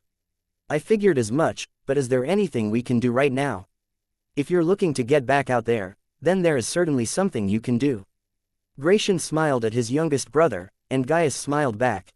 Too long had Gaius been beholden to Octavius, and now that Gratian had made his offer known to Leon, Gaius was more than eager to put it into practice. "Get your gear together," Gratian continued. "We'll ride out in 3 days." Much like the journey to Lentia, Leon led the unit on a somewhat circuitous route back toward August's camp. However, he learned a bit from the previous march, and prioritizing speed over subtlety, he allowed them to take a few side roads as they moved. This shaved off a couple of days from their return journey, but it seemed it wasn't enough. As they got within 3 days' march of the camp, a messenger sent by August found them and was brought to Leon at the front of their marching column. "What is it?" Leon asked from astride Anzu as he approached Baroness Orientis near the center of the column. "Bad news," she said, nodding to one of the people surrounding her, a dirty young man with a harried look about him as if he'd been running for days through some of the worst terrain in the southern territories, which Leon guessed he had been. "Sir Leon," the man cried out, recognizing Anzu. "I bring word from His Highness. Duke Duronius has surrounded the encampment and has put it to siege." "Shit," Leon swore under his breath. This was always a possibility, especially since about 3 weeks had passed since Leon had left, but if the camp was under siege, then it would make linking back up with August almost impossible to do. In other words, they were miles behind enemy lines and cut off from almost all support. Between them and their comrades were hundreds of thousands of enemy soldiers and noble retainers. Chapter 431. Terrible situation. Leon stared out at the broken plain before him, surrounded by dead knights and shattered giants, so far from safety. At his back were the paltry remains of his unit, barely 200 left, and only a dozen giants. Before him were at least 10,000 knights and men at arms, probably more, and a mile behind was an advancing legion. There was no escape, no way out. August's forces entrenched on their hill was too far away and beyond too many of their enemies. This was it. They'd given everything they had, as the thousands of Octavian corpses could attest, but they had still lost in the end. "Well, shit," Leon muttered. "Well, shit," Leon muttered, staring out across the cleared plain at the thousands of men and women laying siege to August's hill. "You can say that again," Marcus Aeneas agreed. The two were laying on their stomachs concealed behind a number of trees and shrubs at the edge of the siege line, at least a dozen others alongside them.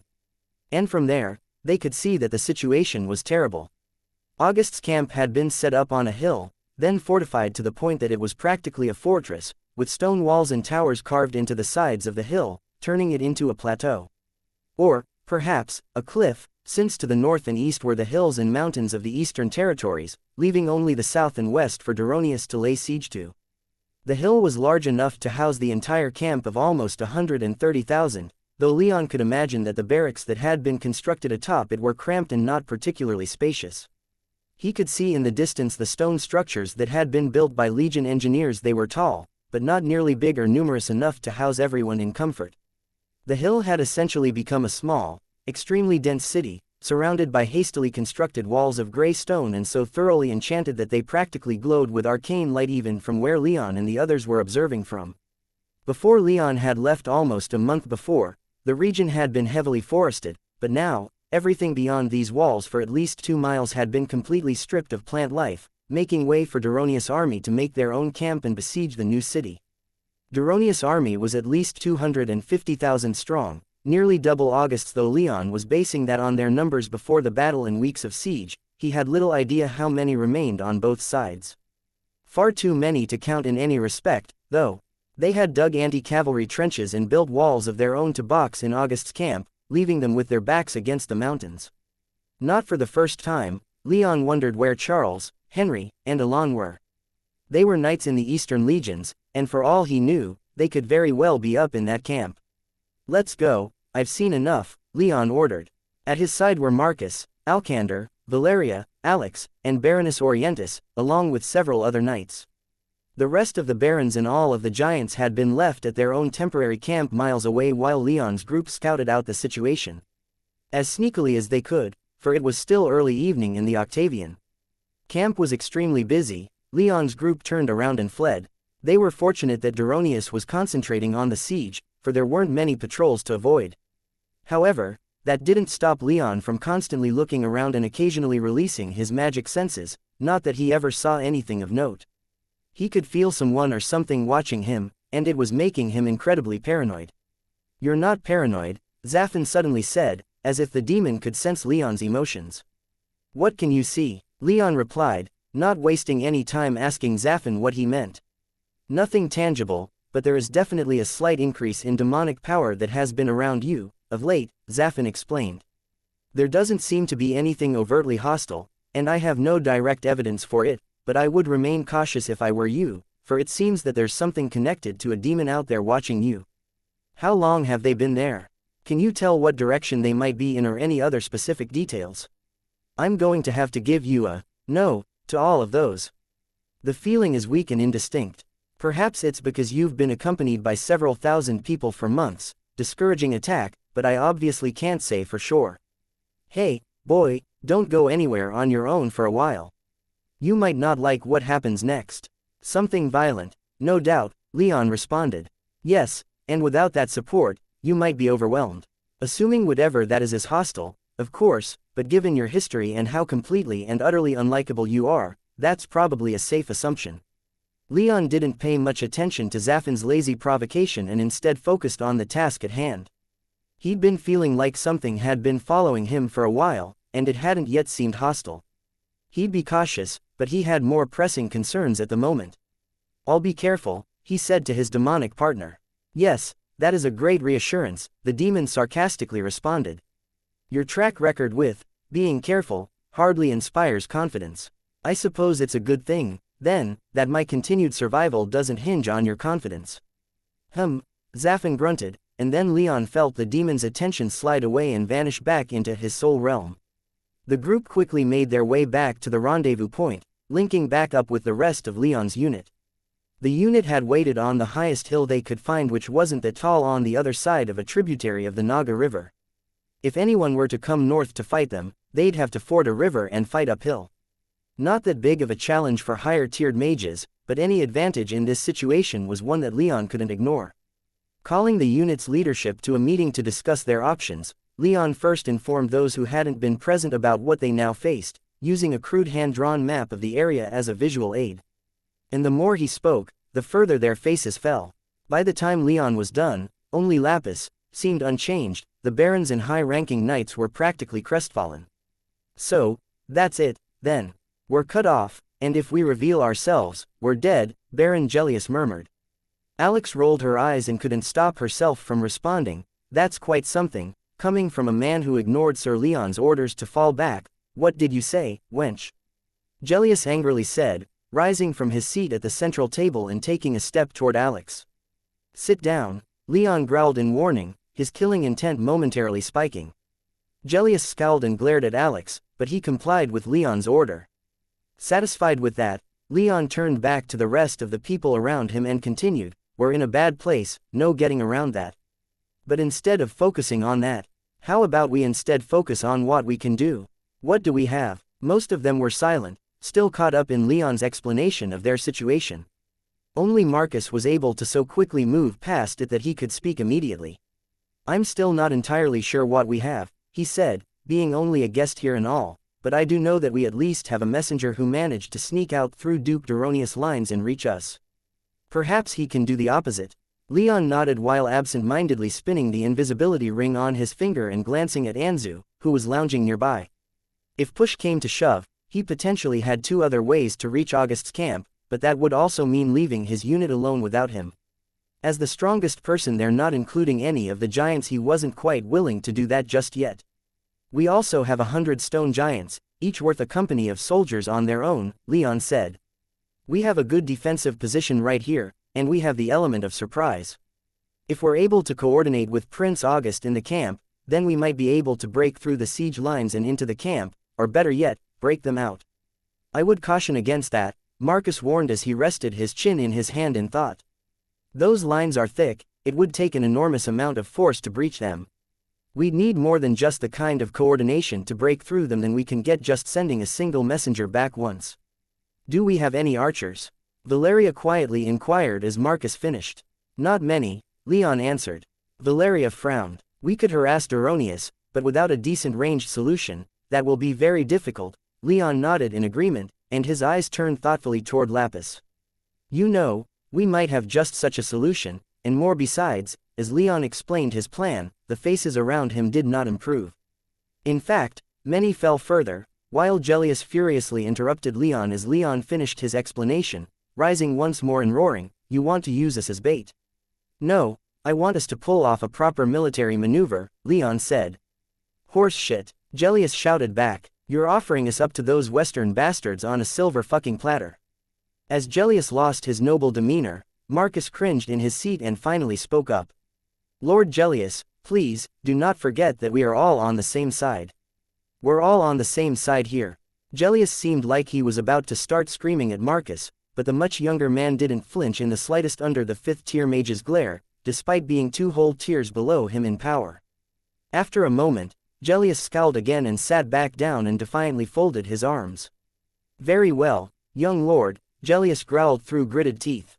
Does anyone have a better plan? Leon asked once Gellius had been dealt with.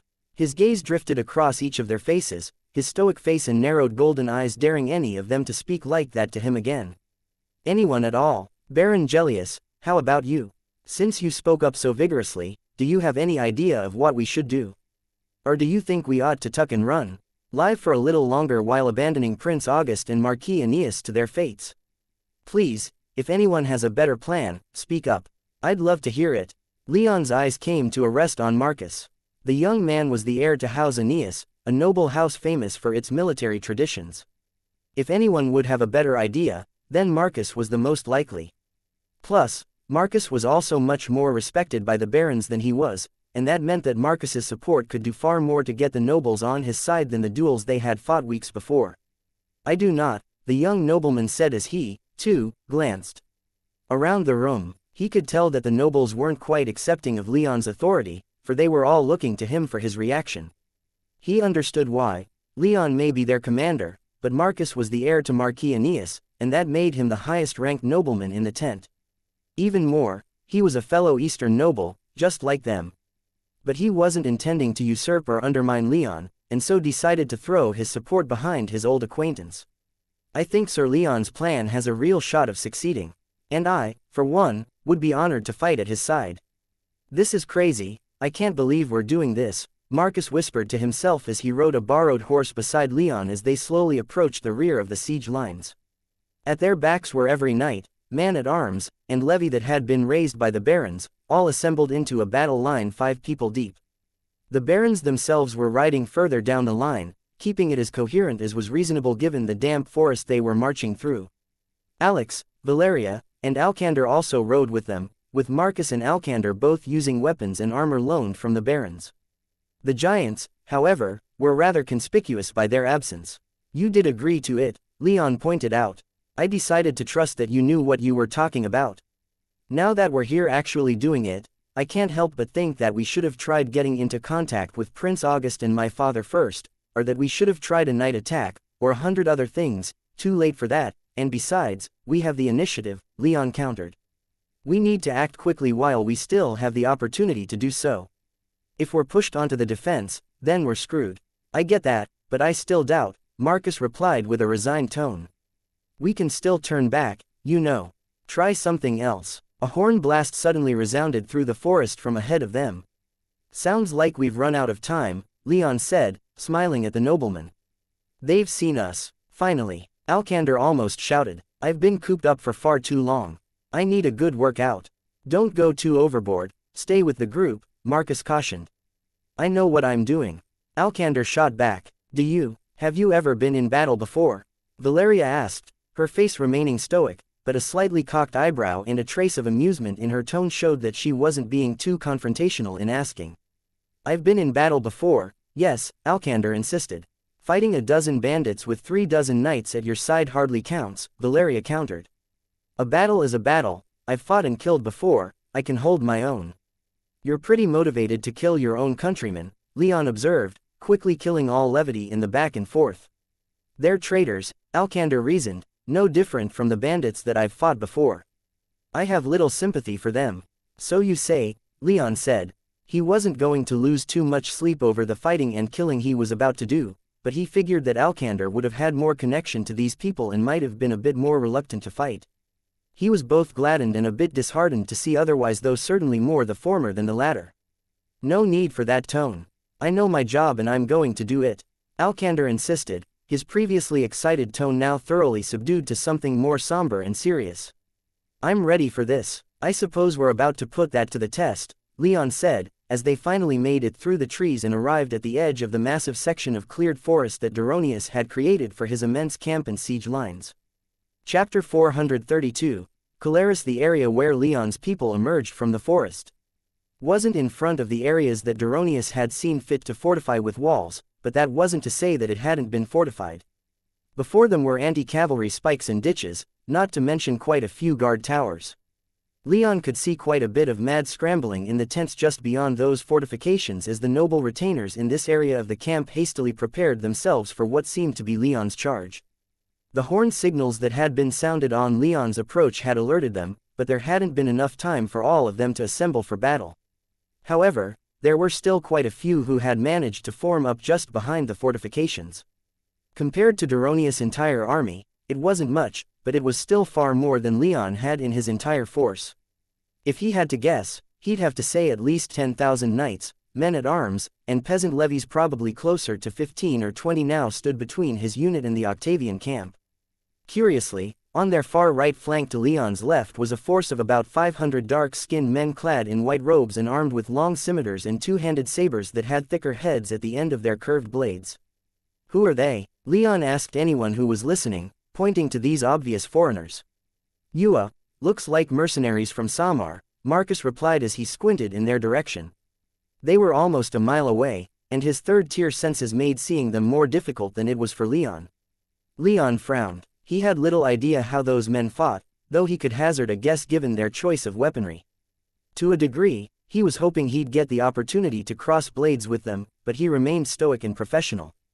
These mercenaries and the massive force that was already standing against them weren't too concerning. He had no intention of charging the spear wall they were establishing. All he and his unit had to do was wait. The horns alerted the entire Octavian camp to the attack that seemed to be coming from the north. Nobles and legion commanders moved quickly in an attempt to get a hold of the situation while still keeping the siege lines strong so that the Augustine forces couldn't exploit this attack to break out.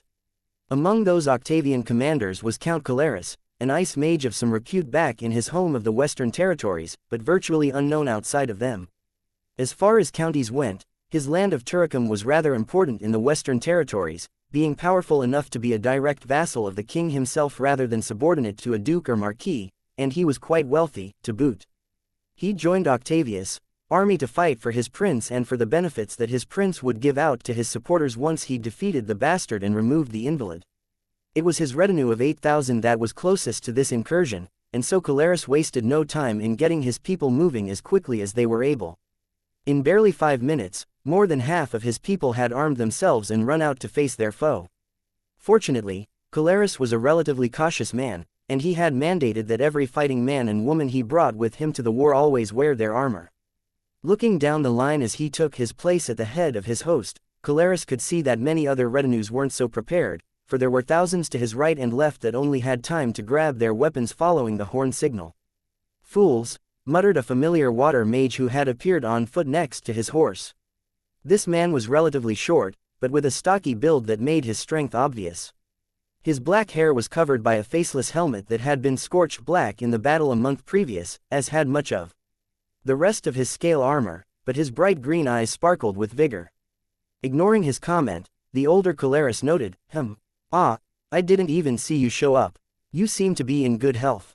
Have your injuries healed? You need to ask," the water mage asked, lifting and flexing his right leg. Calaris' lips curled upward into the slightest of smiles as his blue eyes were pulled to the general vicinity of the man's leg. "Good," he stated. "When this is over, we should get some drinks. I haven't seen you in a while, we should catch up." "Sounds good," the water mage replied as they locked eyes, a hidden message passing quickly between them as a smile played across his handsome face. They were both married men, so they couldn't be too open with their desires, but those who knew them also knew they would be doing something other than drinking when they did get together. But that was something for later. As their respective retinues streamed in to join the spear wall, the water mage had brought 3,000 fighters with him when he answered Octavius' call to arms, and like Calaris, they were all dressed in whatever armor they had. Calaris asked, "Have you noticed what's happening?" "I have," the water mage replied. Both were 6th-tier mages, and their use of magic senses meant that they could see exactly what the scouts and camp guards had seen, thousands of strange troops advancing on their northern flank. Since no word had been sent ahead, it was assumed that this force was hostile, something which the water mage could confirm. "I know that black-armored knight on the griffin who's riding at the front," he said as he glanced up at his older lover. "He's the one that beat me in our last battle." "He's the one?" Calaris asked as he directed his attention toward the man the water mage had pointed out. Even from this distance, he could sense the knight's power, which made sense given the obvious quality of his armor and his rare war beast. Calaris could easily imagine that both were far better than the armor and horse he had. "He looks strong." "Yeah," the water mage murmured in thought. "What's wrong?" "He's the one who led the giants. I think his name is Leon Ursus, the so-called Thunder Knight, that I've heard so much about these past few weeks, the one who broke Marquis Quirinus' army like it was made of cheap paper, practically winning the battle right then." "That's him, but where are the giants?" Calaris instantly whipped his head around from the water mage and back to their marching foe. And indeed, there wasn't a giant to be seen.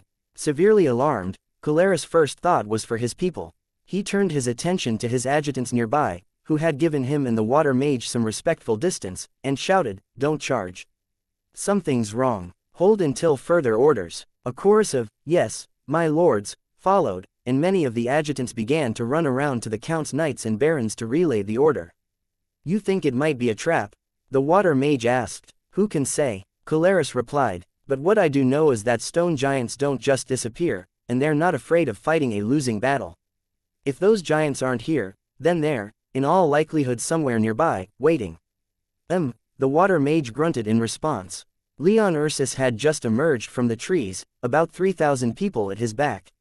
The vast majority of them, however, were on foot, with only the leading knights and nobles mounted.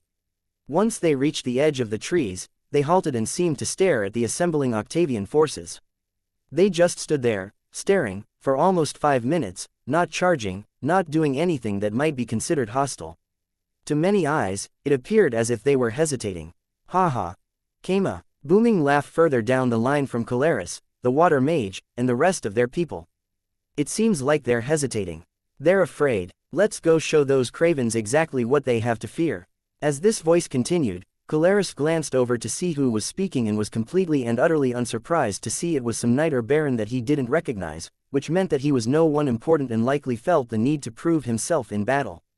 If he were someone who actually made decisions in the army, then Caleres would have seen him at strategy meetings with the rest of the upper leadership, and the unknown nobleman probably would have been a bit more restrained. Instead of showing restraint and acting with more dignity, this anonymous, insignificant nobleman charged, and dozens of his retainers followed. And then a few hundred more followed.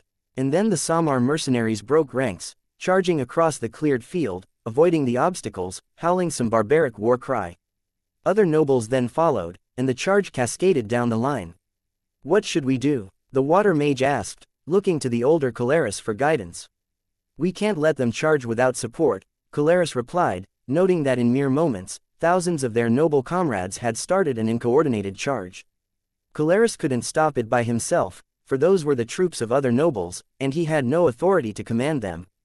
Stay vigilant, stay cautious, and above all, stay in formation, the count told his younger lover, briefly showing the water mage a look of deep concern before turning back to his adjutants and shouting, "Advance."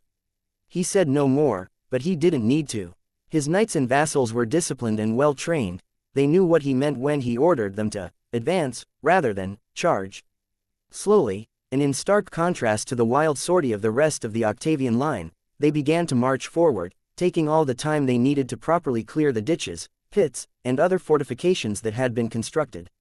Caleres couldn't help but disdainfully scowl at many other retinues that were charging faster than his, for they were leaving many people behind, some even with injuries as they were pushed over and trampled or thrown against some of the anti-cavalry spikes. The battle with Ursus forces hadn't even begun yet, and already the Octavian forces had suffered a handful of casualties. Fortunately for Caleres, though, none of those casualties were from his people. His people were better than that. Still, it was a bad omen, and Caleres was momentarily disturbed at its portents, at least until the Octavian troops drew to within 800 feet, or typical effective arrow range. The levies making up the barbarians' unit began to waver, even before the Octavian troops reached the halfway point between them. Caleres couldn't blame them, not when tens of thousands of Octavius and Duronius fighters were so recklessly charging at them, but what left a particularly bad taste in his mouth was that many of the knights that were leading them began to waver, too, falling back into the tree line like terrified dogs with their tails between their legs.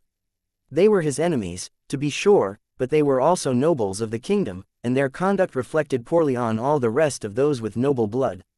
Were those his knights, Caleres would have had them in stocks in a heartbeat. Not that his knights needed that kind of encouragement, since he'd already had most of their rebelliousness beaten out of them during their training at his personal knight academy. Hold, damn it! The black-armored Ursus shouted, but to no avail. His right and left flanks, both composed of peasant levies, were already collapsing. There was little helping it, and the more the levies broke and ran, the more Ursus knights did likewise. The water mage, still quickly marching next to Caleres, said in disbelief, "They're running." "I can't believe it, that's what it appears to be," Caleres said, momentarily glaring down at his horse as it carefully worked its way through the camp's fortifications. "These guys smashed through thousands of our people just a few weeks ago, they shouldn't be running like this," the water mage insisted, his tone growing more suspicious with every word. "Do you think it's a trap?" Caleres asked. "It might be. Those giants aren't here," the water mage repeated. "It's possible the giants abandoned them, and without that support, the rest of them aren't as motivated to continue fighting as they were," Caleres mused aloud, not that he put much stock in the possibility. "Let's just assume that those giants are still around here somewhere. Better to watch for an ambush than to assume it's not coming." "I'll keep my eyes open," the water mage replied, though he pointedly nodded his head towards the thousands of other Octavian troops that were charging forward so quickly and with such wild abandon that there was no way in any hell that they were staying as vigilant. "At least if there is an ambush, it won't be triggered by us." "Don't assume that," Caleres warned. "Ambushes are just as likely to strike at those in the back as those in the front." "I got it," the water mage replied, sounding playfully annoyed, quickly winking at Caleres. "I hope so," Caleres whispered as he turned his attention back toward Ursus and his people. By now, only a few hundred of the most powerful of Ursus people were still standing in formation at the tree line, and it was clear to Caleres that they weren't going to stay. They hadn't the numbers to stand against this charge, not that they had the numbers to begin with, but it was much clearer now that they were screwed if they stayed. As a result, Ursus shouted for everyone to turn around and retreat. It made Caleres wonder just what Ursus' intention was in leading his people here in the first place, and his suspicion of a trap only grew stronger. But it wasn't yet strong enough for him to turn back. If he had the opportunity, he would utterly crush Ursus and his people before they could make any trouble. Chapter 433. The lion's prey arrows flew through the trees, occasionally accompanied by blasts of elemental magic. Ursus' people continued to fall back, with their most powerful mages moving in a far more orderly fashion, while their weaker and less disciplined troops left them behind. The situation on Caleres' side wasn't too dissimilar, though, which kept him from feeling too superior. His retinue marched with iron discipline, staying as in formation as the forest allowed. However, this slower advance meant that the less organized forces they were marching with soon outpaced them. This also meant that the startlingly accurate arrow fire from Ursus and several of his people didn't harm those that Caleres actually cared about, and for this he was grateful. He wasn't too interested in winning glory in battle, so he wasn't in nearly as much of a rush to confront Ursus as the rest of his fellow nobles. He was also extremely wary of a trap or ambush. Ursus' giants still hadn't been seen, and they had pushed the barbarians' people almost a mile into the forest. Caleres didn't think stone giants would be too easy to hide, though, so while he was keeping his eyes open and his magic senses projected, he wasn't too worried about not seeing a trap coming. And yet, the further the Octavian forces pushed, the more he started to doubt his conviction that a trap had been laid. He could sense that there weren't any additional troops coming in from Duronius' camp, but that hardly mattered since they had a force of 15,000 at least going up against Ursus and his 3,000, so the fact that they were moving farther and farther away from support wasn't concerning. Despite his attempts to maintain his caution, Caleres found himself relaxing in his saddle as his horse did its best to follow Ursus' fleeing unit through the dense, wet forest. In fact, he started to find that he was growing more concerned over losing a horseshoe in the sucking mud and marshy soil that they were often struggling through than he was about walking into a trap. There were no doubts in his mind that they would catch and kill Ursus. He was only a barbarian, after all, and those who were following him were relatively small in number. Without the giants, even his startling strength and personal skill wouldn't save him. "Keep moving," Leon shouted, urging his people to continue moving back, though his words weren't entirely necessary. More than 10,000 of Octavius' troops were bearing down upon them, and few of his people needed the reminder to fall back. Even the barons weren't arguing with his orders right now. Leon fired an arrow from the back of Anzu as they slowly retreated. His aim was true, his arrow striking a fourth-tier knight in his exposed inner thigh.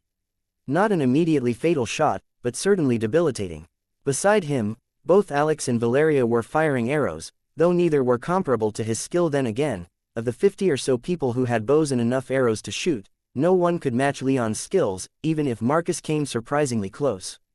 Still, in Leon's own, admittedly biased, estimation, he was the best archer in their unit, and from the way the few archers pursuing them shot back, he was better than any archer that their pursuers had, too.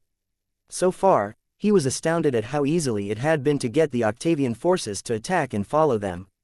It was almost surreal. He had to slow himself down quite a bit so that their pursuers didn't lose them in the forest, but otherwise, keeping Octavius' nobles on their trail was staggeringly simple. This went on for about an hour, with Leon's people remaining just close enough that the Octavian forces refused to give up the chase, despite how long it had been going on, the slow accumulation of casualties they had been sustaining, and the further stretching of what passed for their marching column. Fortunately, their destination was only about 5 miles away from the camp, though in the dense underbrush, it took almost an hour and a half to get there. But when they did, any fatigue Leon's unit felt vanished as they took up their positions, and Leon himself began to smile in anticipation beneath his helmet. Caleres scowled as Ursus' unit finally vanished out of sight. They had led the Octavian forces into a low-lying patch of incredibly dense forest, where the tracts of dry ground were in the minority compared to the mud and standing water, severely impairing their ability to move. The section of forest itself was located in the valley of several gentle, heavily forested hills that had been carved by a river that ran right through the middle, which right now was stagnant, green, and filthy. In other words, It was the perfect ambush location, far enough away from the camp to prevent reinforcements from easily reaching them, and the terrain was rough enough that it would make escape difficult. But those facts weren't what made Caleres nervous, it was the fact that most of Ursus' unit vanished within. He couldn't see any of them with his magic senses. "Halt!" he called out, raising his fist in a stop gesture. "What is it?" the water mage beside him asked, looking up at the older man curiously. "Have you been tracking the savages' troops with your magic senses?" Caleres asked, not taking his eyes off the shallow river valley before him. "Yes," the water mage said, and though Caleres believed him, the water mage's tone made it clear that he hadn't been as diligent about it as Caleres had been. The expression of surprise he showed just a moment later confirmed Caleres' suspicion. After a long sigh, Caleres tenderly took his eyes off the valley for a moment, glanced at the water mage, and said, "You really should be paying more attention. This is war, I don't want anything to happen to you." The water mage remained silent out of shame. It was fortunate that his 3,000 troops stopped along with Caleres, because otherwise, they might have left him behind. "Any idea where they went?" the water mage asked. "No, they must have anti-magic sense wards set up all over these woods," Caleres replied, immediately slipping back into his noble demeanor. "What should we do, then? We can't just leave things here," the water mage replied, meaningfully nodding his head at the thousands of other Octavian troops that were continuing to charge into the valley with wild abandon, though a few here and there were glancing worriedly in the direction of Caleres and his halted retinue and slowing down. "No, we can't let that barbarian and his band of bandits get away just like that," Caleres said. "We just have to take things a bit slower." The count turned his head toward his knights and vassal nobles who were waiting for further instructions. "Spread out and move slowly," he ordered. "Sound the alarm if you see anything suspicious." After a chorus of, "Yes, my lords," Caleres' unit began moving again, but the time they spent motionless was enough for most of the rest of the Octavian troops to put some distance between them, with nearly all of them quickly disappearing into the deeper forest. Their formations began to thin and spread out, taking as much space as they could as they descended into the dark valley and began to sweep it for any sign of the vanished Ursus and his unit. After 5 minutes, they had found nothing. Many of Caleres' retainers were on edge as they entered the dark valley. The sun was blocked by the leafy canopy, leaving many of the weakest levies stumbling blindly through the underbrush, while the clumps of trees grew denser and denser, interfering with their formations and giving many of Caleres' followers an almost overwhelming sense of claustrophobia. Caleres slowed them down even further so that this wouldn't affect their battle line, though he noted that few of the other units that had gone ahead had done likewise. As a matter of fact, several of the units seemed to have completely disintegrated upon entering this section of forest, with the more powerful mages leaving their weaker comrades behind, with Caleres running into them as he and his retinue pressed on into the dark. Some of the mortal and first-tier people were even absorbed into Caleres' unit as it marched past them, since they had little other recourse than turning around and abandoning their leaders. Like this, they struggled along. The forest floor was a little drier with all the dense vegetation, but that wasn't saying much. Many mages still slipped and fell in the mud, while the roots and vines caused others to trip. Just pushing deeper into the forest through the trees and underbrush started becoming a chore, even with them following the lead of those who'd run ahead. And then a tremendous clap of thunder boomed throughout the entire river valley, echoing in everyone's ears and bringing Caleres' entire line to a halt as they prepared for battle. No enemies charged at them through the trees, but they heard the sounds of battle further on. Or, more accurately, they heard screaming and the sounds of dying men and women. "Keep moving," Caleres shouted, his voice sounding strangely muffled by the surrounding flora, and his unit began to advance again, though at a slightly more cautious pace than before. After a few minutes, the sounds of fighting died down, leaving the forest in a state of eerie silence, or, as silent as it could be, with thousands of men and women marching through it at once. Still, it unnerved those who were paying enough attention to notice. Clearly, one side had ended the fight, and since they couldn't hear the sounds of celebration, it seemed to them that Ursus' unit had probably come out the victor. And then, in the distance, the forest began to thin out, allowing a few beams of sunlight to peer through the canopy, shedding light onto what appeared to be their destination. It was a scene of carnage, and it only grew more so the closer that Caleres' unit drew. Huge boulders studded the area between the trees, and between them were hundreds of corpses. Caleres recognized a few sigils here and there emblazoned on the tabards of the fallen knights, and he even saw a few bodies of the Samar mercenaries that had so recklessly charged forward. The bodies themselves were mangled beyond recognition, leaving their clothes as the only way to identify the fallen. It also became clear why this area seemed a bit clearer than the rest of the forest around it. Colaris could see many fallen trees around that had probably been knocked over in the brief battle that had been fought here. However, it wasn't the bodies, the obvious remnants of elemental magic having been used, like a few small fires and long ice spikes here and there, or the strange boulders scattered around, each as large as a small house. Instead, what truly unnerved him was that his magic senses couldn't penetrate at all into this section of forest, as if someone had created a ward that scattered magic senses over miles of forest. He couldn't imagine how complex that would have to be, how much time and effort it would have taken to create something like that. "They're in there," he said to the water mage. "Yeah," the water mage replied, his tone deadly serious and extremely apprehensive. "We're going to get them." Colaris glanced around at the bodies that they were finally starting to pass, and both he and the water mage could see the damaging effect it was having on the morale of his retinue, even as disciplined as they were. Many were recoiling at the carnage, while a few of the weaker and younger of their number failed to hold onto their breakfast.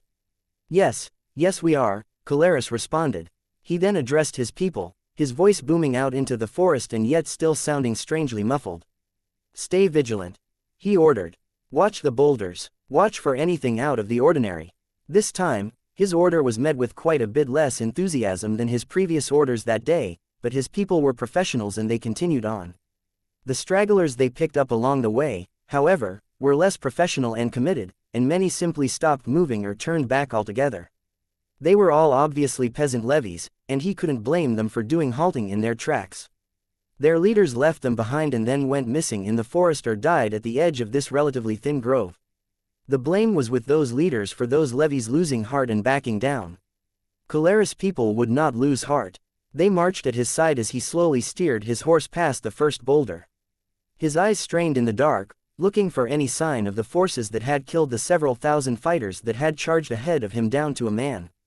All he saw were more bodies scattered around the trees and rocks. He even stared at the boulders themselves, as if expecting them to crack open and reveal Leon Ursus there with a horde of savages at his back. But nothing moved. Further into the grove his people pressed, many jumping at every gust of wind and snap of a twig, their anxiety growing more and more as nothing happened. Until something did happen. The earth beneath them suddenly cracked open, sending hundreds of stone spikes tearing through their formations. In an instant, more than 500 of Colaris' retainers lost their lives, while hundreds more were gravely injured as the spikes grazed their bodies. Colaris himself barely noticed as a stone spike had erupted from right beneath his horse, impaling it and hurling him upward. Fortunately, his horse had been armored and was a fairly powerful beast besides. This kept the stone spike from penetrating all the way through the animal and impaling Colaris' groin, but it left the animal mortally wounded and shrieking in pain. Colaris himself was thrown from the saddle and down into the mud. He was barely able to brace, as he felt the earth beneath him rumble. All around and within their ranks, 100 stone giants appeared, emerging from the ground like they were bursting up through water. The boulders then snapped open, justifying Colaris' earlier fears as they revealed themselves to have been hollow the entire time, and Ursus, barbarian sympathizers came streaming out, crashing into Colaris' people both from within and without, taking complete advantage of their surprise and suddenly disrupted formations. Colaris, meanwhile, managed to push himself back to his feet just in time for the boulder ahead of him to burst open, revealing Ursus and his most powerful mages. They charged at him, their auras and killing intent soaring. Desperately, Colaris drew his blade and readied himself for the fight of his life as all around him his retainers lost their lives. Chapter 434. Leon's campaign. Leon had to stifle laughter as he and his people got into position. The levies had reached their ambush point first, and the giants had helped them into their assigned boulders. Once Leon and the rest of the leadership followed suit, the giants submerged themselves into the wet earth of the forest and waited. There were some concerns that what they were doing could be seen by the mages following them, but Leon had brainstormed a ward to scatter magic senses the night before and had the giants create and bury hundreds of long stones inscribed with the enchantment on the southern end of the ambush grove.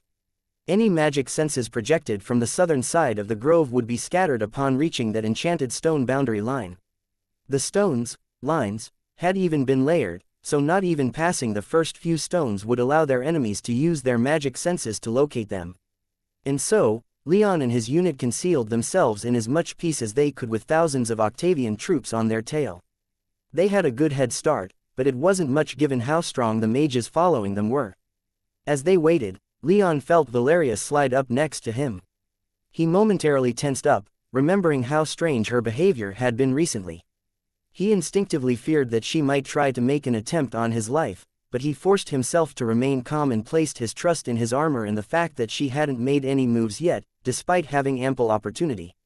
Fortunately, Valeria continued that pattern, and a moment later, the boulders cracked open, revealing hundreds of dead Octavian troops, and thousands more motionless from surprise and rising terror as the giants rose from the earth. Leon didn't bother ordering the charge. Instead, he opened up with a bright bolt of golden lightning, its accompanying clap of thunder echoing through the entire forest and illuminating the immediate surroundings. The next several minutes were a blur of intense violence, with almost a dozen falling to Leon's blade alone. In the confusion and surprise of the ambush, the Octavian forces stood no chance, especially as the giants emerged from the ground from among their ranks. Perhaps they might have been able to rally against Leon's forces, but with the giants quite literally below their feet, they stood no chance. Once the vanguard had been dealt with, Leon's people quickly returned to their assigned boulders. Leon noted that many of the weaker levies had to be treated quite roughly by their knights in order to comply with the plan and to not loot the fallen, but he was gratified to see them moving in something that approached order. "Everyone good?" Leon asked as their boulder was sealed back up by Lapis and the rest of the giants sank back into the ground. "Good to go," Alex cheerfully replied, the blood that covered her armor and weapons creating a strange dissonance with her upbeat attitude. Alcander, fired up as much as if not more than Alex, was the next to respond. "You even need to ask," he practically shouted, his abundant energy and enthusiasm almost overwhelming despite his status as only a third-tier mage. Anzu was next, and the young griffin nuzzled up to Leon in a show of health and affection, though this also had the added effect of smearing much of the blood that covered his white fur and feathers over Leon's black armor. The barons seemed to be fine, but they waited for Marcus to respond next. "I'm fine," the young nobleman responded to Leon. "As am I," Valeria said, both her and Marcus significantly more subdued than those previous. The barons confirmed their statuses next. None had been hurt in the brief fight. "Good to see everyone came out all right," Leon said. "The next fight will be bigger. They're coming in with more discipline and organization. Ready yourselves, this one's going to be the proper fight." Once that was acknowledged, silence descended upon the boulder. They couldn't see out, but Leon and the barons were all strong enough to use their magic senses. Generally, magic senses had a difficult time penetrating solid matter, but if enough magic power was put into their projection, the relatively thin boulder could be seen through. This would shorten the range, but their enemy was coming to them, so they didn't need to see far. Everyone else both in the boulder and in the rest of the unit had to make do with feeling the rumbling of the earth that signaled the approach of more than 10,000 Octavian troops, enough to outnumber them 4 times over at least. What had just happened was only the appetizer, this would be the main course. Leon felt the earth quake as the giants hidden below began to tear and rend the ground beneath the feet of the Octavian warriors, and with his magic senses, he could see those warriors rising into the air, held aloft by the spikes that impaled them, or fall, vanishing into the pits that opened at their feet. In an instant, hundreds died, but more importantly, their lines were disrupted.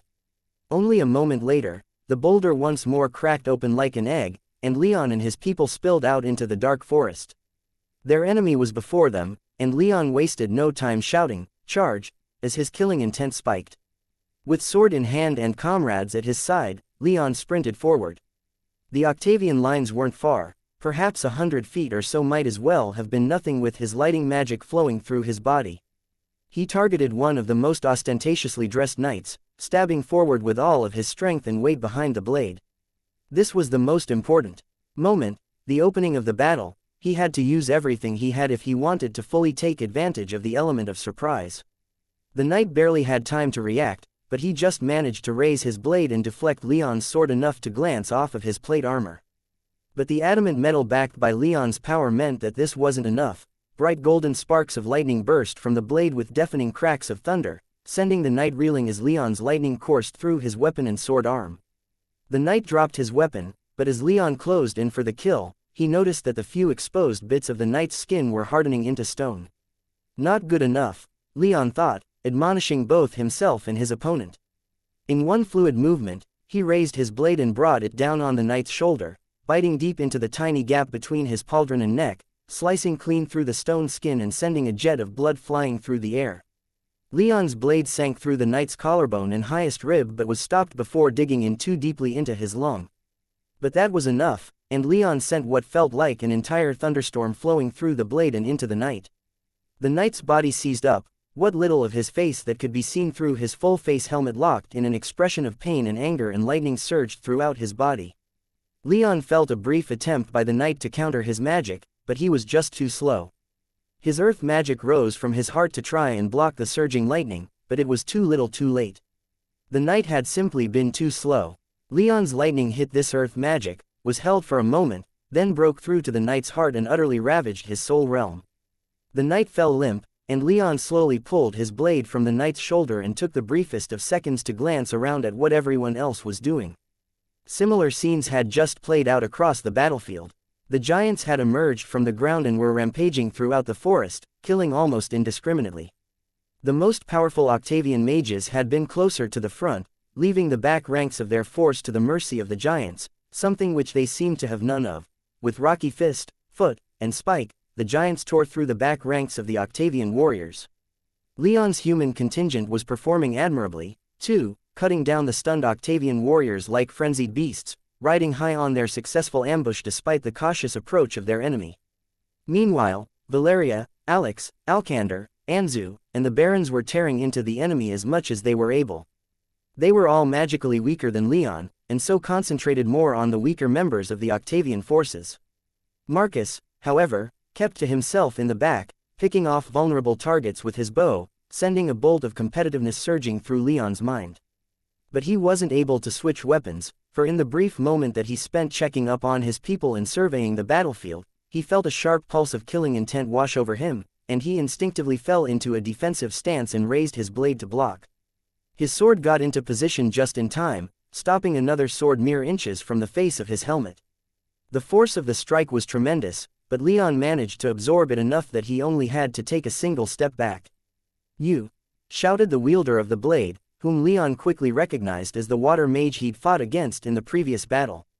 He sounded furious and wore an expression to match, but Leon stood firm as the water mage pushed against their locked blades.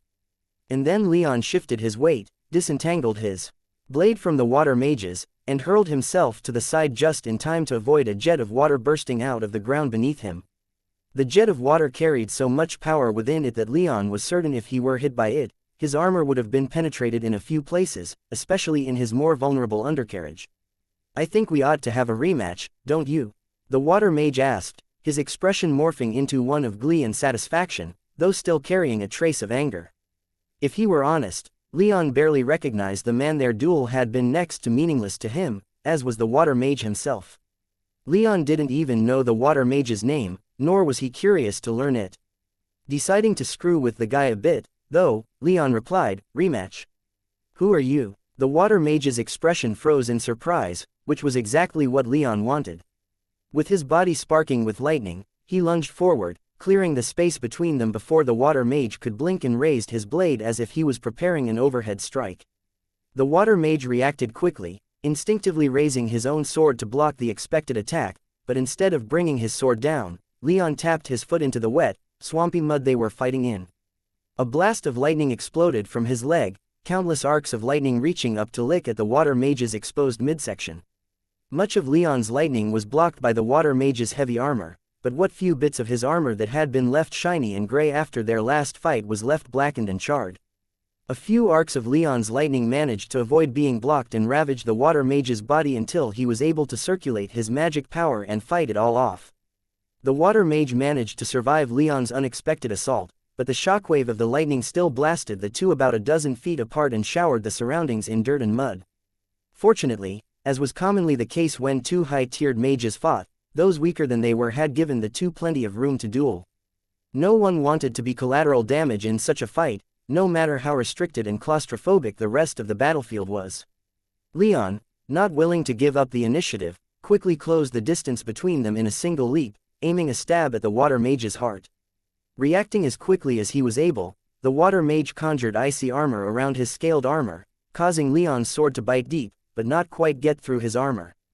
But Leon then rendered most of that effort obsolete when, with barely more than a thought, he switched from lightning to fire. He took his non-dominant hand off of his sword, moved it an inch, and enveloped the water mage in orange-hot fire. The water mage screamed in pain as Leon wound up for one more strike. Without missing a beat, Leon switched from fire to lightning so that he wouldn't lose too much speed, and then lunged at the water mage once more. His blade moved faster than the mortal eye could see, cracking through what little remained of the water mage's armor and skewering him upon it. Leon pushed lightning into the body of his foe, letting it surge through his chest and into the water mage's heart, where, in a feeling that was now growing familiar, he felt the water mage's soul realm be annihilated. The water mage collapsed, his body still burning, and go still. His aura dissipated in mere moments, leaving nothing but a lifeless corpse behind. Leon didn't even know his name, considering him relatively insignificant despite his 6th-tier power. Leon had won, but he spared only the time he needed to make sure that his opponent was dead before turning back to the battle. 2 6th-tier mages had fallen by his hand, but there were still thousands of Octavian warriors that needed to follow suit. Chapter 435. Leon's campaign. 2 things went poorly for Caleres people from the instant that Ursus' ambush was set off. For all their caution, they were still taken almost completely by surprise, and it cost them dearly. The giants alone ripped hundreds of Caleres knights, men-at-arms, and levies apart, especially the levies, for they weren't trained all that well. To many, it made a lot of sense why the thousands that had pursued Ursus ahead of them had been so handily slaughtered, for the same was happening to them. They just didn't have the space to reform their lines, and so Ursus' warriors rampaged through them without much to check their progress. Every time a powerful mage tried, a stone giant would appear and almost invariably kill them. All of this by itself would have profoundly affected Caleres, for while he did not love his people, he didn't hate them either. But it was the water mage's death that truly laid Caleres low. After his horse was killed out from under him, Caleres had risen back to his feet and prepared to meet Ursus' charge. Ursus himself wasn't too far away, and neither were those that followed him. Those were the targets that Caleres chose. Unfortunately, Ursus' people didn't choose him, instead attacking a part of the line that was closer to them. Ursus himself killed one of Caleres' top knights so quickly he made it look easy, but Caleres himself was too busy fighting a giant with blue streaks along its stone body to notice. But the water mage noticed, and he'd shouted to his older lover, "I have some business to settle. I'll be right back." "Wait," Caleres shouted after him. He'd have run after the younger man, but the blue-tinted giant pressed in during his moment of distraction, and it was all Caleres could do to avoid its enormous limbs, let alone the spikes that constantly burst from the ground or the fissures that frequently opened beneath him, threatening to swallow him whole. The Count was barely able to leap to safety, barely dodging a swipe from one of the blue-tinted giant's massive hands. At this point, Caleres had long since called his sword back into his soul realm, replacing it with a heavy single-bladed great axe. It wasn't the best weapon for fighting something like a stone giant, but he had no crushing weapons and it was better than a sword or spear. The blue giant swung at him again, and Caleres leapt into the air, using his 6th-tier strength to easily clear the height of the giant. The rocky arm missed, and Caleres came down on the giant's elbow axe first. This didn't do too much damage to the giant to Caleres' eyes, but the arm had been decently cracked, and the giant pulled away as if it had been badly hurt. Trying to press his advantage, Caleres lunged forward, raising his axe for another swing at one of the giant's legs, but a wall of stone spikes erupting from the ground barred his way and forced him back. As Caleres prepared to jump over the spikes, he took the opportunity to check in on the water mage, and what he saw froze him in place. He saw the barbarian standing before his lover, blade buried in the water mage's torso, lightning crackling all around him. A moment later, Ursus pulled his blade from the water mage's chest, and the water mage fell, his armor charred black from their battle. In an instant, all of Caleres' killing intent faded as despair settled over his mind. All desire to continue his duel with the stone giant vanished as the water mage's body hit the forest floor, sinking half an inch into the mud between the tree roots. Fortunately for Caleres, it seemed that his blow to the stone giant had been far more effective than he'd thought, for it didn't try to exploit his inattentiveness and moved on to easier prey. This was less fortunate for Caleres and the water mage's retainers, but for the moment, Caleres had the space he needed to struggle over to where the water mage fell. Ursus had moved on, joining the rest of his people in their slaughter of Caleres' unprepared forces, leaving the Count almost miraculously alone as he fell to his knees at the water mage's side. The water mage was dead, There was no changing that, no denying it, but it was such a surreal thing that Caleres could do nothing but kneel there, staring at the water mage's corpse. Nothing else seemed to matter. After what seemed like hours, but was probably less than a minute, one of Caleres' subordinates, a 5th-tier knight, appeared at the nobleman's shoulder. "My lord, we must retreat and regroup," the knight shouted, kneeling at Caleres' side. "Huh?" Caleres asked, momentarily confused. "The retinue is falling apart, my lord," the knight shouted in a pleading tone. "We have no answer to the giants. If we do not retreat, then we will all die here." Numbly, Caleres began to look around. He was vaguely aware that, with the fall of his 6th-tier subordinate and the water mage, his side had precious few 6th-tier mages left. As a result, Ursus giants were tearing through his people with abandon. The loss of the water mage was crushing, but Caleres was a powerful noble, and he was more than a century old. He pulled himself together, picked up the water mage's body, and told his knight, "Sound the horn, we're falling back." Leon stared in amazement as the Octavian forces began to withdraw following a loud horn blast. It was almost surreal, seeing so many people fleeing from so few. He had half a mind to order the stone giants to stop the retreat, but he refrained. He doubted they'd be able to create a ravine in the earth big enough to stop the enemy mages from passing in time to make much of a difference, and besides, even with all the casualties they had taken, the Octavian troops were still numerically superior, and he wasn't keen on putting their backs against a wall and forcing a decisive confrontation. They'd done enough, it was best to let the enemy retreat. They needed to regroup, get a good accounting of their casualties, and then start planning a new strike. Or try and get in contact with August. That was something Leon knew he should be trying to do, but it was a difficult thing to prioritize when his enemy was closer. "Hold," Leon shouted as his people began to make moves indicating they would like to give chase. "Stay here, don't pursue." His order was relayed to the senior knights and barons, and they reluctantly, in many cases complied. "Grab our dead and injured," Leon continued. "They'll be back once they regroup, so let's get moving." Again, it didn't make him the most popular commander, but the troops obeyed, gathering the dead and injured as quickly as they were able. Leon, meanwhile, began wandering the battlefield with Anzu at his side, both surveying it and leaving a few surprises beneath the corpses of the Octavian troops. When the enemy unit returned for their dead, they'd be adding a few more to that number despite Leon's unit hopefully being long gone by then.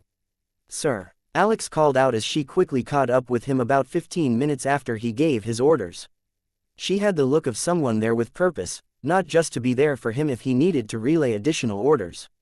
"What is it?" Leon asked, noticing her slightly harried look. "We've taken a great many prisoners and the barons have started arguing over what's to be done with them," Alex answered. Leon rolled his eyes, then turned in the direction of the nobles in question.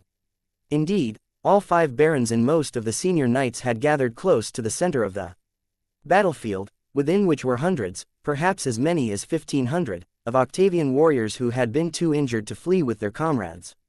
"All right, I'll deal with it," Leon growled as he hopped onto Anzu's back. With only a quick verbal command, Anzu trotted on over, easily pushing through the small crowd that surrounded the prisoners.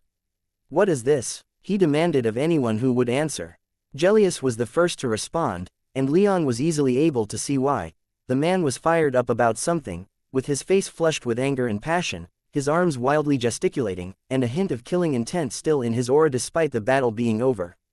"Sir, Ursus," the Baron said, hesitating long enough that Leon was certain he wanted to say something else, something probably more demeaning and insulting than his name. "We were just discussing how to treat these prisoners." Without wasting a beat or waiting for anyone else to speak, Leon asked the crowd, "And what's everyone's opinions on the matter?" His golden eyes scanned the crowd, seeing little but anger and bloodlust on the faces of the senior knights. Adding to that was the amount of killing intent he felt from them, not even close to what had filled the air during the battle, but more than noticeable now that the battle was over.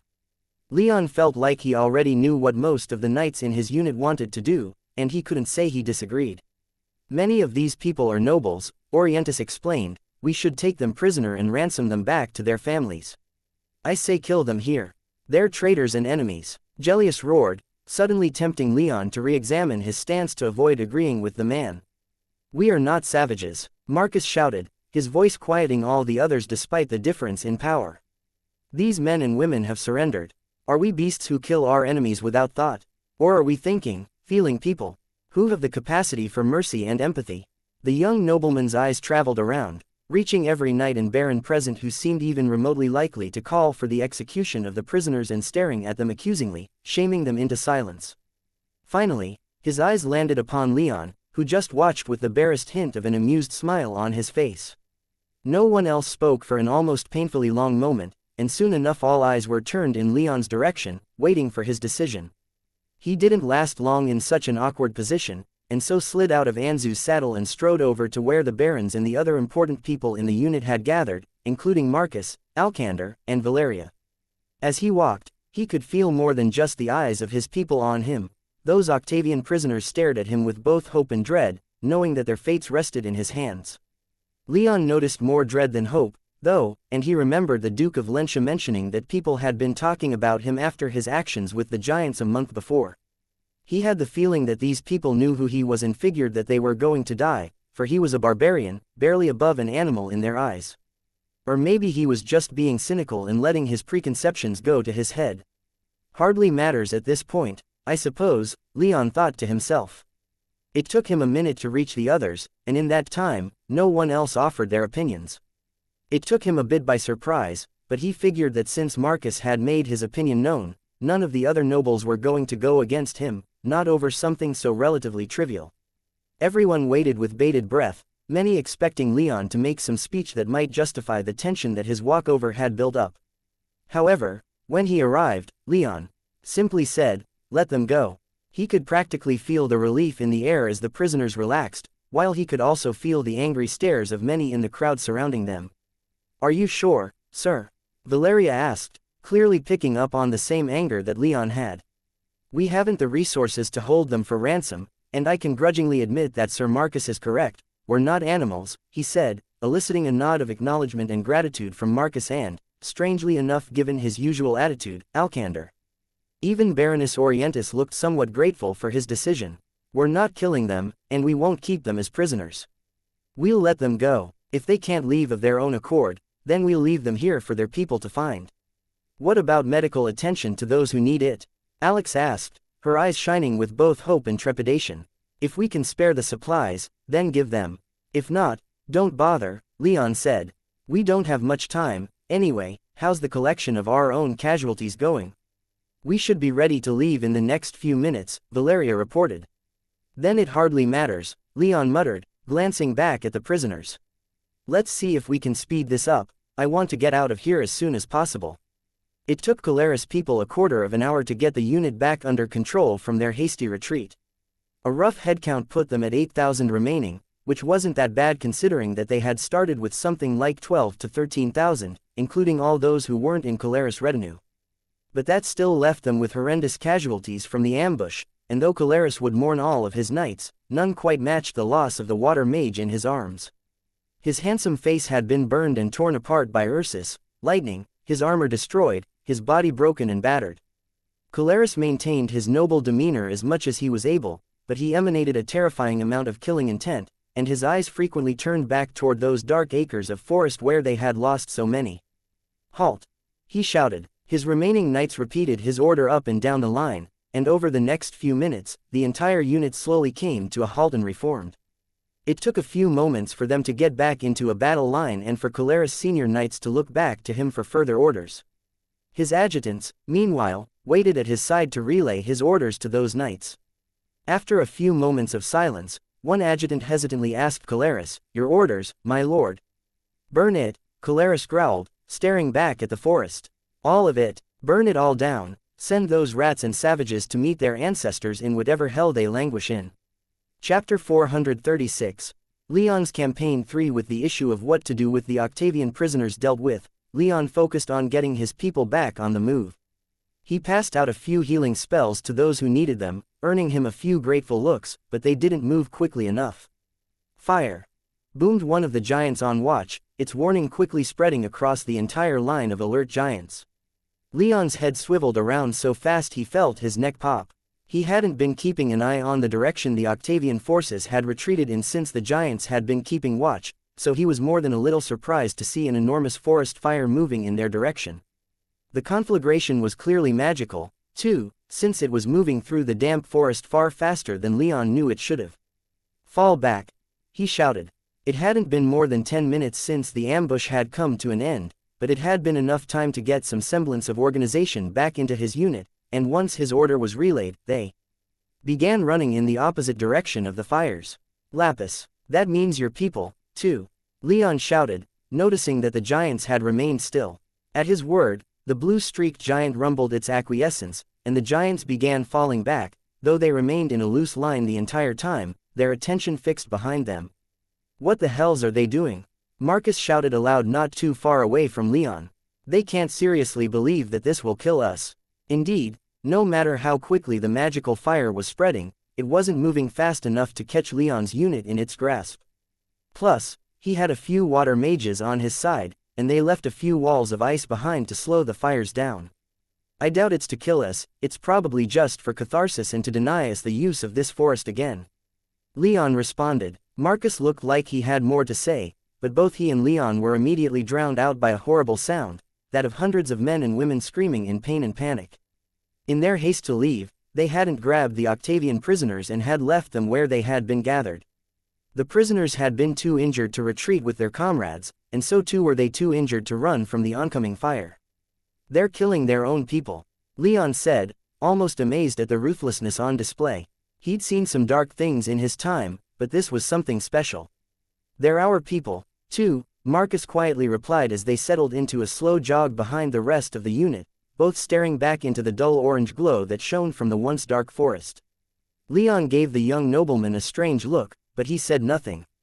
He felt little kinship with those people, but even he thought this was going a bit too far. Should have just let Gellius kill them all, at least it would have been quicker that way, he thought to himself. He'd heard some terrible things in his 20 years of life, and none surpassed the scream of a banshee for sheer terror, but Leon had to admit that the way the people screamed as they burned alive in that forest affected him. He didn't think he'd ever forget it, no matter how long he lived. "Let's keep moving," Leon said to Marcus. They'd fallen behind the rest of the unit a bit, and the giants were catching up. The two of them were the two most highly ranked leaders of the unit, and so it wouldn't do to lag behind so far. Marcus was all too happy to oblige. He'd never heard a banshee scream, and so he was more profoundly affected by what they had just heard than Leon. 10 miles and about 4 hours later, Leon's unit finally regrouped in their hidden camp. The giants had carved a giant pit into which barracks and other facilities had been constructed. With 100 giants working together, it had only taken a matter of hours to build. The entrance to the camp was in an innocuous river valley at the foot of a hill, hidden by thick trees and dense foliage. Still, Leon was incredibly careful with how they returned, for thousands of people and 100 giants weren't easy to hide when on the move, and their tracks had to be covered by those who were familiar with such things. Fortunately, among the levied peasants were more than a few hunters who were willing to assist Leon in this. They did their best, but the tracks made by the giants weren't so easily concealed. As a result, on the final approach, Leon had Lapis and the giants submerged themselves into the ground and moved that way. It was slower, but their tracks were less obvious and would require an earth mage experienced in tracking to follow them. It wasn't that great of a stretch for Leon to think that Duronius had such people, so he kept several giants underground on watch, along with a number of higher-tiered knights in a chamber just inside the mouth of their camp. But following that chamber were a series of large spiral staircases that led down into their relatively small and cramped, but comfortable camp. Leon's first order was for the barons and the rest of the leadership to get a final accounting of their losses. He figured they'd be heavy, since the fighting hadn't been entirely one-sided despite their victory, and then he and the rest of the highest leadership went to have a post-battle meeting while the senior knights got their headcount. "We did very well out there. I'd say at least 10,000 of their troops were killed, either by our blades or their fire," Leon said, opening the meeting with some well-deserved praise. Just as he expected, some of the omnipresent underlying antipathy in the eyes of the barons died just a little with it, which was his goal even if he meant every word. "Now, we have to figure out how to follow this up." "There's nothing really to figure out," Marcus said, jumping right in despite the obvious fatigue in his expression and body language. "We need to get in contact with the prince, Sir Roland, and my father. What we've done already has weakened us tremendously, and we need to coordinate better with the main army if we're to inflict any lasting damage." "That's what I was thinking, too," Leon mused as he leaned back in his stone chair. Everyone was sitting in a small conference room around a circular table, all made of stone, while the only sources of illumination provided were a couple of weak light runes on the ceiling that cast dim light into the room. But everyone there was at least of the third tier, and as such wasn't bothered too much by the lighting. "We haven't received word back from that messenger yet," Orientis added. As the Baron with the largest number of troops in the unit, it was invariably her knights that made up the majority of the camp watch, so Leon trusted that she knew of the comings and goings in their camp better than anyone, not that there was much of either coming or going, anyway. "We still shouldn't try anything new until we do," Marcus said. "There's something to be said for waiting," Valeria stated, her tone calm but deliberately measured as if the statement were a reluctant confession, "but there is far more to be said for maintaining our momentum. We won today, we shouldn't now rest on our laurels. Just because we won today doesn't mean we'll win every time, we got lucky," Marcus countered. Baron Gellius finally spoke up, but in contrast to how he usually acted, he spoke quietly and patiently. To Leon, it came off like he was speaking down to Marcus, like the younger nobleman was child. "Sir Aeneas, aggressive policies are always better than defensive ones. We shouldn't let the traitors relax out of fear of retaliation. I'm not scared of their retaliation, I'm concerned for our long-term sustainability," Marcus retorted, clearly offended by Gellius' tone. "A battle is not a war. And we don't even have a good estimate for how many people we lost today.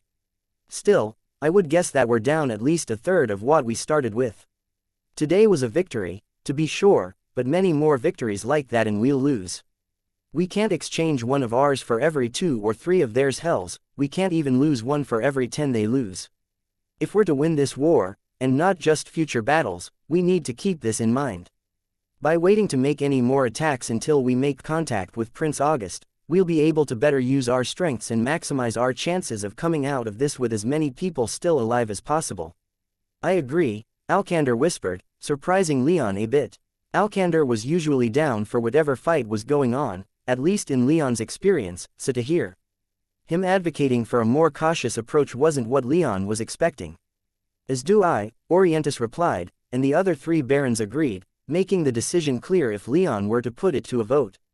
"Very well," Leon said, deciding not to fight the issue. They'd pulled off the ambush he wanted, now he'd let everyone rest and recover, even if it meant giving up the initiative. "But they know we're in play, now. We can rest here until Prince August lets us know what the plans are going forward, but we're going to need some serious defenses. So while we rest, we can get started on that." "Thank you, Sir Leon," Marcus said, an expression of honest and genuine gratitude on his face, but Gellius was completely opposite. The Baron's obvious displeasure concerned Leon a bit, but Leon was relatively certain that he wouldn't do anything stupid. It would be pretty difficult to do so in the first place, but Leon knew from his own actions that it was better not to trust stupid people to make good decisions. At the very least, though, he felt certain that Gellius wouldn't do anything suicidal. Leon nodded to Marcus in acknowledgement, then moved on. "All right, now that that's handled, let's start hammering out what our own defenses will look like." Caleras' face burned in anger and humiliation. He was sitting at the war table with the rest of the lords and legates under Duke Duronius' command, and everyone was staring at him with a mixture of pity and delight at his current circumstances. Duronius himself sat at the head of the table, clad entirely in brilliant white, his face covered by a long silver beard, his eyes hard and dark. There was no levity in his eyes, only cold anger. "She's furious," Duronius growled, his voice deep and his aura oppressive as he stared holes into Caleras. "She's demanding that we do something about you. Her fury is misplaced. All I did was act to kill that damn savage," Caleras protested, the memory of the water mage dead in his arms still fresh in his mind. It had been almost an entire day since the ambush, and he'd been recalled to give a report on the situation. And it wasn't going well. "Had you charged into the forest, there would have been no issue," Duronius replied, his body barely moving in his chair as if he were a marble sculpture of a distant god. "However, you burned down a significant portion of the forest in the Countess' land. Under normal circumstances, you would be brought before His Majesty to answer such a crime." "These aren't normal circumstances," Caleras snarled through gritted teeth. "No, they are not," Duronius responded, his frozen tone not changing in the slightest. "But consequences are still to be expected. A noble's land should not be burned down so flippantly. You were not out of options when you made that decision. You still outnumbered the barbarian by more than 2 to 1, even with the giants. Can you sit there and tell me that you had no other choice than to burn down the forest? Giving up all hope of reclaiming our injured and dead, Caleres finally broke eye contact with Duronius, the Duke's words finally getting through to him. He knew that even though they weren't materially affected, the rest of the nobles around the table would demand that he be punished. Their lands weren't burned, at least not at his hand, but it was the principle of the act that so offended. It didn't matter who did it, the burning of a noble's land couldn't go unanswered, otherwise they'd all open themselves up to every arsonist in the kingdom. He knew that if he were in their place, he'd want the arsonist brought to justice, too. But Caleres wasn't in their place, and his lover now lay dead in his tent, waiting to be recovered by the man's wife and heir. Caleres wanted nothing more than to wring bloody vengeance out of Ursus, no matter how many lives it took. What would you have me do, then? Caleres quietly asked, half challengingly to Duronius. The countess who owned the forest he burned down was relatively poor and unimportant. She hadn't even contributed 1,000 warriors to their army. He knew he was more valuable to the war effort, and he wondered how far Duronius would be willing to push him over the principle when weighed against the practical benefit. Duronius answered instantly, not even seeming to stop to think, leading Caleres to believe that his punishment had been decided long before this meeting. You will hunt down the savage, take his head, kill his giants, and slaughter those who follow him, Duronius said, and Caleres' heart skipped a beat in surprise and excitement. However, the Duke continued, tempering Caleres' glee with dread, you will not be in command of the force to bring the barbarian to justice. Duronius paused for effect as he glanced to his right, the place of highest honor at the table. There sat a stoic woman, golden blonde hair that glimmered in the light of the command tent, beautiful oval face, high cheekbones, well-endowed hourglass figure that would make any lady lover salivate. The Duchess of Vesentio, a woman so quiet and stoic that Caleres had never once heard her speak or so much as narrow her eyes, a woman so powerful that she sat at Duronius' right hand, a woman so noble that not once had Caleres ever dared to speak with her directly. She was beyond wealthy, easily one of the top 10 richest nobles in the kingdom, and had brought no less than 10,000 levies to the army, along with 5,000 men at arms as heavy infantry and 5,000 knights as heavy cavalry. She was also the cousin of the Brimstone Paladin. Your Grace, Duronius said, his voice finally softening with something that resembled respect, though not an ounce of deference, I charge you with taking control of this situation.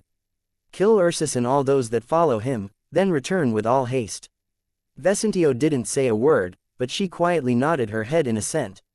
Duronius took a deep breath as a subtle signal that the topic was now being changed, and the rest of the table sat up a little straighter. The fleets of the Consul of Discord are assembling in the south, Duronius said.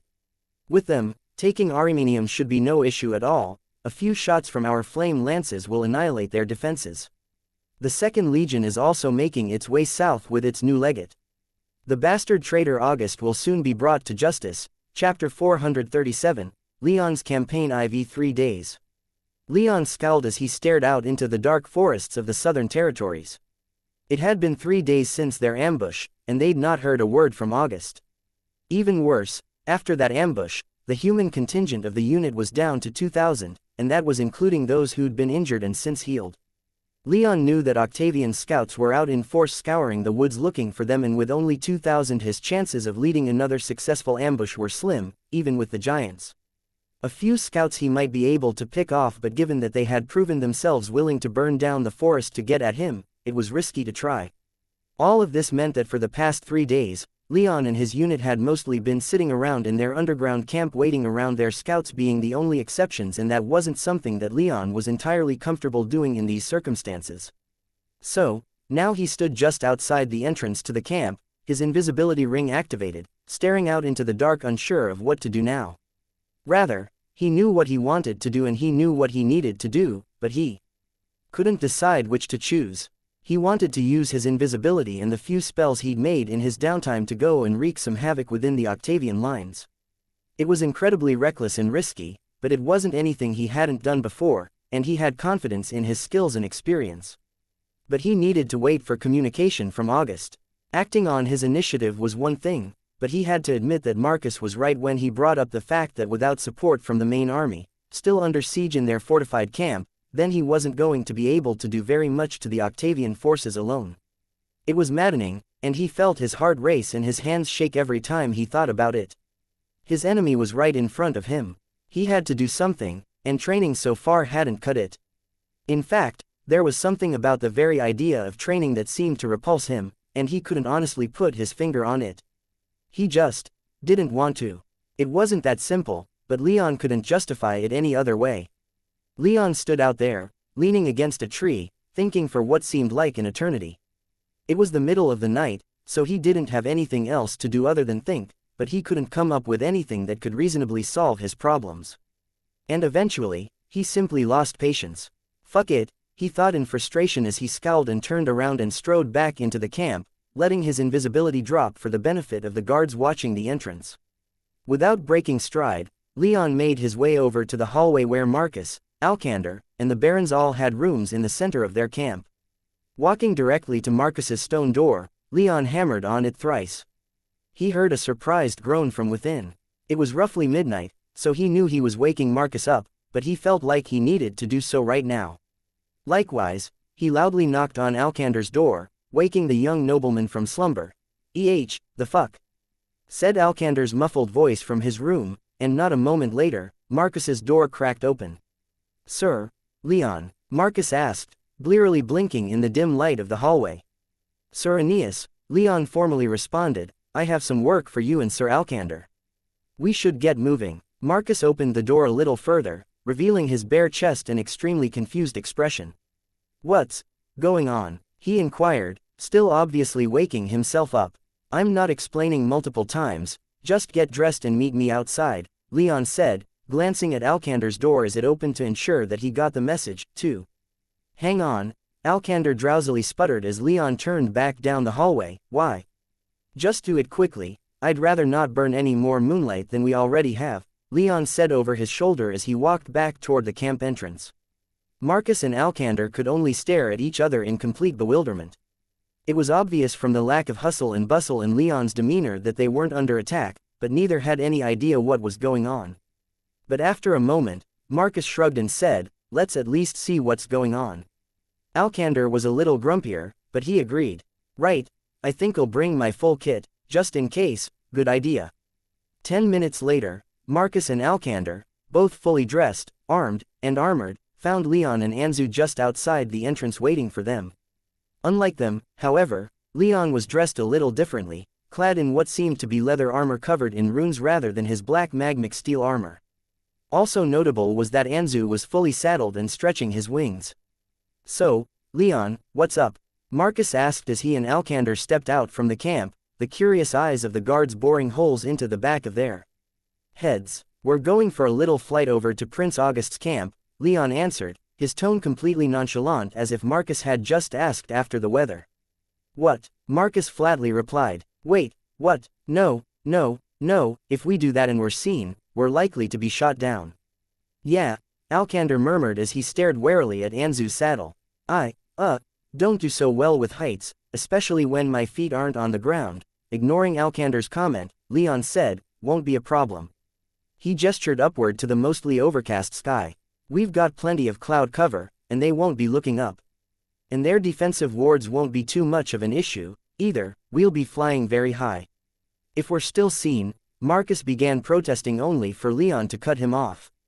"We'll be well out of range for arrows. Magic might be a problem, but like I said, we're not going to get close. We're not attacking them, we're flying right over. Now get on, let's go." "Have you told anyone about this?"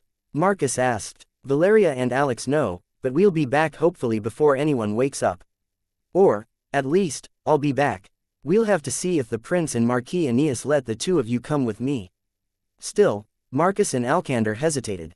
Leon rolled his eyes but kept his tone civil as he said, "I get that you're nervous about it, but we'll be fine. Now get on." As he finished, Anzu turned his head and glared at Marcus and Alcander as if he wanted nothing more than to claw out their eyes and rip out their throats.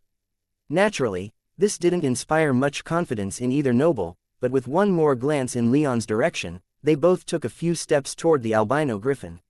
Reaching out his hand to grasp Anzu's saddle, Marcus said, "I'm putting my life in your hands, please don't get me killed." Leon wasn't sure who Marcus was talking to, him or Anzu, but he responded anyway. "Anzu will steer you true. He likes new people about as much as I do, but he'll behave." I hope you're right, Alcander muttered as Marcus hauled himself up into Anzu's saddle. The larger nobleman then followed, pulling himself up right behind Marcus. Anzu looked less than thrilled, but he bore both with ease. It took a few moments for Alcander and Marcus to get properly strapped in, which did nothing to quell Alcander's anxiety, and once they were done, Leon said, "You're good to go, neither will fall off. So let's get moving." He then channeled his magic power into his leather armor, causing the runes to momentarily glow with a dull gray light. Alcander and Marcus had been too distracted to ask, so when a huge gust of air suddenly enveloped Leon and lifted him into the air, buffeting the two in the process so much that if they hadn't been strapped into Anzu's saddle, they would have been thrown off. They were shocked, speechless. Leon took a second to steady himself in the air and bask in their surprise, then he took off straight upward. Anzu followed but a moment later, raising himself up onto his hind legs until Marcus and Alcander were parallel with the ground, then flapping his wings and sending himself and his passengers rocketing into the air. Sshit. Alcander couldn't help but scream, and while Marcus remained quiet, he was echoing Alcander's outburst in his mind as the ground fell away from them. Leon cringed a bit at how loud Alcander was, but he couldn't blame the nobleman given just how terrified he appeared to be. Since he didn't make any more outbursts, Leon didn't make a big deal out of it. Together, the group of four climbed into the air, barely visible in the dark by mortal standards. A mage stronger than second tier would have been able to see them if they were paying attention, but they climbed quickly and soon vanished into the clouds. That in itself proved more than a bit problematic, for the clouds left them drenched and cold. Leon didn't feel the cool too much, but it clearly made Marcus uncomfortable, for Leon could see him shivering. Alcander, meanwhile, was too focused on not losing his dinner to care about being a bit wet and chilly. For his part, Anzu didn't care. The water slid right off his fur and feathers, which were both too thick for him to feel cold even that high up. Hidden above the clouds, Leon's small group proceeded south. Leon had to dive below a couple of times to confirm their position, and they made a beeline for August's camp. It was a rough flight for Marcus and Alcander, having never been so high before. They could certainly jump quite high with their third-tier power, but this was on a whole other level. Leon, however, enjoyed flying so high and so fast in ways that he could not properly articulate. It felt so freeing, so right to be in the sky without relying upon anything else's power. Flying with Anzu was satisfying, to be sure, but knowing that he could fly without his griffin made the experience so much more intense. The wind in his hair, the ground so far below, flipping, spinning, and cartwheeling through the air, Leon couldn't get enough. His heart raced, his face was split in half with an unabashed smile, and all he could think about was that he never wanted to let his feet touch the ground again. But that was unfeasible. The flight was over far too quickly, and before Leon knew it, they had reached August's camp, or, more accurately, about 1,000 feet above the camp. They had flown straight over all the Octavian defenses, for flight was such a rare power that no Bull Kingdom soldier or warrior would ever think to defend against it, and to do so was so magically expensive that most wouldn't bother even if it did occur to them. Most enchantments preventing going over walls only extended a few hundred feet into the air so that the most powerful mages couldn't leap over the walls, and that was it. Down we go, Leon called out to Anzu, and both he and the griffin dove through the air, passing through the clouds like falling stars. It was all Marcus and Alcander could do to hold on and not scream themselves hoarse. The group landed in a large open space near the center of the camp, likely a place for most of the leadership and their retainers to gather. It was surrounded by hastily constructed and architecturally boring stone structures that served as quarters for the army's high leadership and their staff, so when Leon pulled out of his dive and prepared for landing, his propulsion boots kicking up a huge dust cloud as he did so, a loud alarm went off and guards began pouring out of these structures. Leon landed without much ceremony, though, and Anzu gracefully touched down right beside him. A moment later, all four of them were surrounded by spears and shouting guards. Leon was panting a bit from the exertion of powering his flight suit while Anzu glared at the guards. Marcus looked a bit sheepish and raised his hands in an unthreatening gesture. Alcander, however, was so out of it that he barely realized where he was, and he struggled to undo his straps. It took him a moment, but as soon as the straps had been undone in direct violation of what several guards had been screaming at him to do, Alcander fell out of the saddle, landing on his hands and knees, and started vomiting into the grass. This didn't calm the guards down any, and they continued to shout and scream often contradictory orders at the quartet, while a few started lightly poking Anzu and Leon with their spears to get them to comply. I am, Leon began trying to explain, but he was immediately cut off as 5 different 5th-tier mages only screamed louder, trying to assert their authority over him and the entire situation. Calm yourselves, Marcus suddenly shouted, and Leon almost thought it would work, but it only angered the guards even more, and they continued shouting for him to shut his mouth and remain where he was. It wasn't until the relatively deep and authoritative voice of Roland was heard that any of them stopped with their incessant shouting. What is going on here? Sir Roland, Leon called out as the guards went silent. Sir Leon, Roland asked in surprise as he pushed through the circle of guards. It is you, he exclaimed in joy, rushing forward to offer his hand to Leon. Leon hesitated a moment, but he clasped Roland's wrist in greeting. It's good to see you. Oh, and all of you. He turned his gaze on the guards, his aura and unhappy expression causing them all to wilt slightly. Return to your posts. This is Leon Ursus, the Thunder Knight. The White Griffin. Chapter 438. Leon's Campaign V. This is Leon Ursus, the Thunder Knight. The White Griffin. Roland shouted to the guards, and immediately, nearly all of their expressions turned to surprise and almost panicked regret. Leon, however, was so stunned at what Roland had just said that he reeled back a bit as if he had just been struck across the face. What the did you just?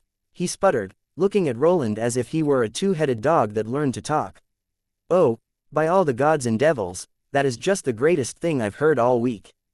Zaffin gleefully whispered from Leon's soul realm, though Leon was a bit too distracted to hear him. Ignoring Leon for the moment, Roland repeated to the guards, get back to your posts. These are allies. As Leon pulled his shocked mind back together, he could sense Marcus's judging eyes upon his back. Glancing backward, he saw that Marcus was actually watching the guards head back to their posts, but Leon knew that Marcus was barely holding in the laughter at the ridiculous things that Roland had just said. Alcander, however, was still retching into the grass and barely seemed to know where he was. Making things worse, Leon could hear some of the men and women of the guard detail chatting amongst themselves as they followed Roland's order. Was Sir Leon? I thought all barbarians were bearded. I know, he was Sakute, honestly expecting someone a bit more, I don't know, wilder.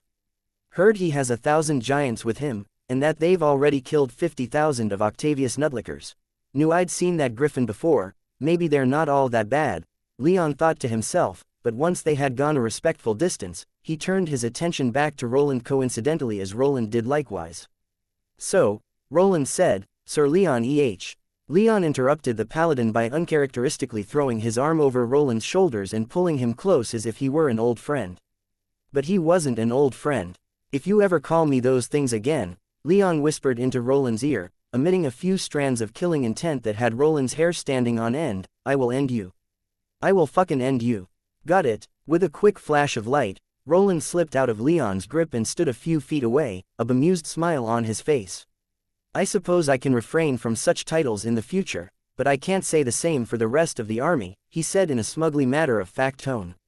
What does that mean? Leon demanded, his heart dropping into his stomach in panic. You haven't spent much time with the rank and file in your time, have you? Roland asked, cocking his head, and narrowing his eyes in inquisitiveness. Number, Leon replied, thinking back to all of his time in the legions. Barring the few weeks he'd spent at Fort 127, nearly all of his time in the Bull Kingdom had been spent in the company of knights and nobles. I wouldn't sweat it, Roland said with a laugh and a shrug. The troops have a tendency to assign nicknames. The Brimstone and Bronze Paladins were both named by their troops, you know. No matter who it comes from, I don't appreciate the nicknames, Leon replied without a shred of amusement. Unfortunately, you don't have much choice in the matter, Roland said. They'll call you what they will, and you can either live with it or fight against it. If you fight against it, then you'll likely only earn yourself something a bit less flattering. Leon scowled, his golden eyes glaring in the direction of the largest group of guards as they disappeared into their quarters. Well, Roland said a bit awkwardly as Marcus helped Alcander to his feet, as much as I would love to stick around here and chat, we should probably have you report in with His Highness.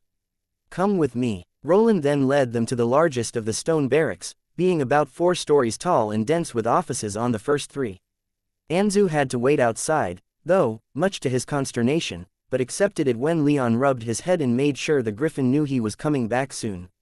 As they went inside, Leon asked Roland, "There aren't that many guards, I've noticed." "What's with that? Isn't this the nerve center for the entire camp?" "It is," Roland replied, waving them past the guards and handful of secretaries still working this late. "Most of the guards stay inside at night since there isn't much point in having them wait outside this far inside the camp. If someone was capable of penetrating this far into the camp without raising any alarms, having the guards standing watch outside wouldn't make much of a difference anyway." "Understandable, I guess," Leon replied, taking note of all the empty desks and offices they passed as Roland led them to the central stairway. "By the way, who are your companions?" Roland asked. "Sirs Marcus Aeneas and Alcander," Leon quickly replied before pausing for an embarrassingly long moment as he realized that he didn't actually know Alcander's family name. "I got it," Roland replied, covering for Leon a bit. Fortunately for Leon, Alcander was still feeling too queasy to notice. "A pleasure to meet you, Sir Aeneas, Sir Lauronius. Your parents will be beyond pleased to see you two alive and well." "You too, Sir Magnus," Marcus replied with almost excessive formality while Alcander focused on remaining upright. A few seconds later, Roland was showing them into August's office where he quickly introduced them. August himself was clearly tired, though Leon could understand that given the time of day and the weeks of siege. The prince sported large bags under his eyes and a lethargy to his movements that Leon hadn't seen before the prince awakened his blood. August repeated Roland's pleasantries, while Marcus and Alcander did their best to present themselves to the prince with as much ceremony as they could, bowing and professing how much of an honor it was to meet August. Noticing that Alcander had started to sway despite having a knee on the floor and Marcus stifling a yawn of fatigue, August quickly said, "Please, rise and take a seat. It's late. We could all stand to be a little less formal, no?" "Thank you, Your Highness," Marcus replied while Leon and Alcander took the offered seats without a word though, in Alcander's case, he more or less fell into the chair rather than sat down. "Roland, please inform Marquis Aeneas that his son has arrived," August said, to which Roland nodded and left. "Now," August continued, turning his attention to Leon, "tell me what all has happened to you over the past few weeks. No need to get too detailed since I'm sure you'll have to repeat yourself. Once everyone else is here, but I would like to hear the basic rundown, please." Leon nodded, acquiescing to August's request like order. We were wondering what prompted so many of their warriors to suddenly leave like that," August said once Leon had finished his brief explanation. "Our scouts estimate that you killed 8,000 of their people at least, so I have to offer you my congratulations." "Thank you, Your Highness," Leon replied, though the thought of how many losses his side took relative to their total weighed down the pride he would have otherwise taken in such a victory. Just then, Roland led Marquis Aeneas into the office. The Marquis appeared grumpy and barely dressed, but as soon as his eyes landed upon Marcus, all irritability and vexation in his demeanor vanished. "Son!" he loudly exclaimed, rushing forward to pull Marcus out of his seat and into his arms. Good to see you, too, father," Marcus sputteringly replied, taken aback as he was with his father's decidedly unnoble outburst. Quickly regaining his poise, the Marquis released his son, but Leon could see a few unshed tears in the elder noble's eyes. "It's good to see you, my boy," Aeneas growled as he straightened his clothes. He then turned to August whom he had practically ignored, bowed his head, and said, "I apologize, Your Highness. I forgot myself for a moment." "Don't worry about it, my lord," August replied, mustering up all the cheer he could to smile at the family reunion. "Sir Leon was just telling me about his exploits." Like that, Roland and Aeneas pulled up a pair of chairs as Leon made a more thorough report of his mission and the actions he had taken upon his return. "That was reckless, you're lucky you didn't lead your entire unit to their deaths," Aeneas chided, though Leon couldn't help but notice that his tone lacked the harder edge that he had come to expect when speaking with the Marquis, and once he noticed that, he also happened to see that the Marquis' gaze seemed a bit softer than it was, too. "I trusted my people to accomplish their task," Leon replied, his tone a mix of matter-of-fact confidence and confusion. "I hope you trust them to continue to do so," Aeneas continued. "You don't think I ought to try and get them here?" "No, it's far too useful having a force outside their siege lines, even if it's small." "I agree," Marcus added. "I would like to join you, if possible." Aeneas' head whipped around to stare at his son in astonishment. "I would join you too," Alcander interjected, though he still seemed about ready to melt before their eyes. Ignoring Aeneas' rapidly escalating panic, Leon said, "I don't have a lot to work with, so I'd be happy to have you both come back with me." Marcus. Aeneas loudly protested. "Father, I am close to the 4th tier," Marcus calmly replied, to the amusement of the watching August and Roland. "Some combat experience will be good for me. I can't pass this opportunity up. It would be safer for you to remain here." "Safer, sure, but better." "I would disagree." Sensing a familial fight was brewing from the way Aeneas' expression was slowly turning angrier, August interrupted, saying, "Sir Marcus is a grown man and a knight without a commander. I, personally, couldn't imagine a better person for him to follow than Sir Leon, at least until this war is over." Aeneas glared at August for the briefest of moments before getting his face back under control. "Very well," he growled. "If that is where your highness stands, then I will not stand in the way." August gratefully nodded while giving the Marquis a sympathetic look. "So, moving on," he said, "let's get down to business here. Sir Leon is outside their lines with 2,000 warriors and 100 giants. The Duke of Lensha has offered to join our cause. We're stuck here unless we can manage to break out, and given the way our last attempts went, I would hesitate to order another try at that." "Are there any other ways to escape?" Leon asked. "Your messenger managed to reach us, though I don't know if he managed to return. None of the messengers we sent out have come back," Roland said with a mix of sorrow and fury. "That one managed to reach you is a miracle unto itself. But none have returned. Our paths through the mountains are too rough for large numbers of people to escape through," August explained. "And, at this point, most of them have been blocked off by small but powerful groups of Duke Duronius soldiers. We're effectively stuck unless we were to make a costly assault, and we're not at that point yet."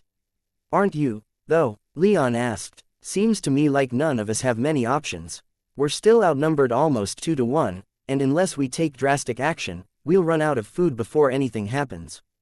"How's the supply situation?" "We have enough for about 3 weeks, Roland answered. 3 weeks of food and, we're not at that point yet." Leon asked August, his tone disbelieving. "You weren't here when we tried to break out. We took serious casualties," August shot back a little testily. "That we managed to hold this hill long enough to fortify it is the only reason we're still around. If we abandon these walls, then we're done for. We're done for if we stay, too. I'd rather take the chance of breaking out than the certainty of starvation." "I'm with Sir Leon on this one, Your Highness," Marcus said somewhat nervously as August's eyes flitted over to him. He'd never spoken one-on-one with royalty before. A defensive attitude is only viable when we have something to defend. "This hill isn't worth it, and if we stay here, we'll lose." "We have plenty worth defending," August quietly replied. "There are 115,000 people in this army. That means we have 115,000 reasons not to attack." Leon quietly sighed and glanced over at Roland, who looked back at him apologetically. It seemed to Leon that seeing how many people had died in their previous battle had affected August more than either had thought at the time. "People are going to die no matter what," Aeneas said, his head still occasionally turning from August to his son. "If Octavius wins, then all of this is meaningless. Prince Trajan's murder will go unavenged, and your highness will be executed. All of us would likely be executed for treason as well." August nodded in a way that Leon knew meant that he, Aeneas, and Roland had all had this argument many times in the past couple weeks.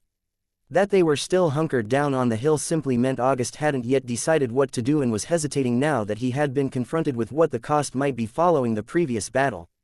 "People die," Leon whispered, drawing August's attention. "No matter what, people are going to die. We're past the point of no return. Starvation, battle, or the headsman. That's the choice we all have. I would choose to risk my life in battle rather than the other two, as I'm sure most people in the army would agree. Prince August, if you stay this passive and defensive, we'll lose." It took almost an entire minute of sitting in uncomfortable silence, with Leon, Marcus, Alcander, Aeneas, and Roland all staring at August, exerting pressure by making their expectations known before August relented. "Fine," he murmured, his eyes closing and a strained look pulling the skin of his face taut. He said no more, but he didn't need to. His agreement was all that Aeneas needed. "Good, Sir Leon, Marcus, Sir Roland, we have plans to make. Come, we have an army to destroy." Chapter 439. Leon's campaign v. Leon's meeting with Roland and Marquis Aeneas went quickly. There wasn't much for them to say, for Aeneas had been planning their next moves for days. he'd only been waiting on the go-ahead from August. First, Leon was to return to his unit outside the walls and harass the Octavian forces laying siege to the Augustine camp. No more large-scale battles or ambushes as he'd led several days ago, his only job was to harass Duronius' supply lines. Meanwhile, Roland would lead a group of elites from the legions and escort a group of magic engineers into the mountains to break through the Octavian forces holding the narrow passes, and then widen them to allow significant portions of August's army to escape from the siege. Once there were enough forces on the outside, they'd smash the Octavian troops between them, with Aeneas and August on the walls and Leon and Roland out in the field. During this time, they'd try to get in contact with the Duke of Lynch's forces and send him a message that his defection is accepted. If done quickly enough, then the Lynchian army would be able to assist them in the campaign. It was simple enough to be clearly understood, while broad enough to give Leon flexibility and room to act on his own initiative, making it one of the most perfect plans Leon had ever heard. In fact, given Marcus's penchant for detailed, complicated plans that Leon had seen firsthand during their time at the Knight Academy, he almost wouldn't believe that Marcus was Aeneas' son if it weren't for their strong physical resemblance. Once the meeting was over, Leon, Alcander, and Roland left the room, leaving Marcus and his father to catch up for a few minutes. "I'll see you outside the walls in 5 days, Roland said to Leon. "I'll hold you to that," Leon replied. "You can count on my being there, and I'll bring as many friends as I can," Roland responded. "In the meantime, we'll try and establish better contact with you so that you don't have to risk flying over." "I don't mind flying," Leon interrupted with an amount of enthusiasm that Roland found both strange and completely understandable. "I suppose I wouldn't either if I had managed to build one of those flight suits," Roland quietly stated, looking at Leon's attire with more than a little bit of envy. "It seems your sentiment isn't shared," though. Both men glanced at Alcander, who was staring at Anzu, his face pale and his hands shaking. "You good, Alcander?" Leon asked, walking over to the nobleman. Yeah, he mumbled. "You don't have to come with us, I'm sure Sir Roland can find you a place with him to break through the mountain passes," Leon said, glancing back at Roland. "I would be happy to have you, Sir Alcander," Roland replied, smiling at the younger man. "I'm good to go," Alcander shot back, his tone sharp and determined. Well, I suppose we're about to find out," Leon said. He nodded to Alcander in solidarity, then left him and Marcus to get back into Anzu's saddle and strap themselves in. "All right," Roland said, clearly angling to leave them to their preparations. "I'll see you in a few days." As the paladin turned around to return to August's building, Leon stopped him, saying, "By the way, Sir Roland, about what I told you before, I wasn't joking." What do you mean? What did you tell me before?" Roland asked as he stopped and turned back to face Leon. "Don't call me any of those names again. Ever." Leon's demeanor was deadly serious, even emitting strands of killing intent. Despite this, Roland still treated it like a joke, chuckling and saying, "Of course, Sir Leon. If you don't wish to be known by those titles, then I shan't use them." He looked like he wanted to say more, but after a moment's pause, he nodded to Leon one more time, then walked back inside. Before Leon could get started on his preparations, though, he heard the familiar deep, resonant voice of Zaffin from deep within his soul realm. "Ah, did the big bad white griffin get his feelings hurt?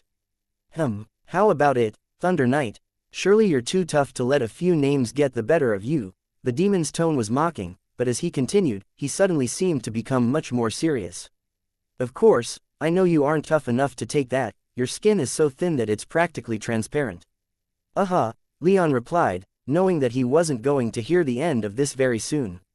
"What I'm more worried about is that you've had at least an hour to come up with ways to mock me over those names, and that's all you're giving me. What's the matter? Is the weak little demon getting restless in his box? Do I need to get you a chew toy to pass the time? No need to go out of your way, O mighty Thunder Knight, O attractive and most illustrious white griffin." Zaffin sarcastically retorted, "You're lowly actually never mind that, I can't even bring myself to finish that sentence. I'm better than you in every conceivable way, and to suggest otherwise, even as a joke, is simply too much for me to bear. Wonderful to know where you draw the line, it's good to see you finally admit defeat." "This isn't defeat, young human, far from it," and like that, Leon felt Zaffin's presence descend back into his soul realm, which he took to mean that their exchange was over.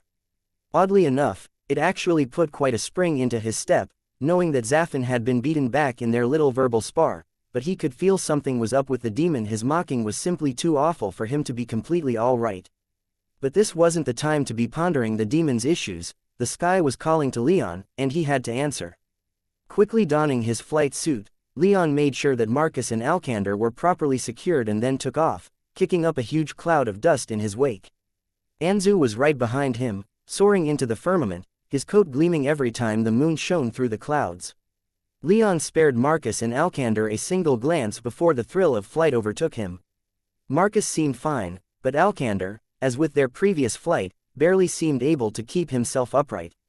Leon could sympathize a little bit, so decided to try and make their flight as quick as possible. To that end, he began cutting through the clouds on a northerly route, dropping back down below the clouds a couple of times to check on their position. Things were quiet over the Augustine camp, likewise for the Octavian camp. However, Leon noticed a problem as they passed the cleared areas and back over the forests.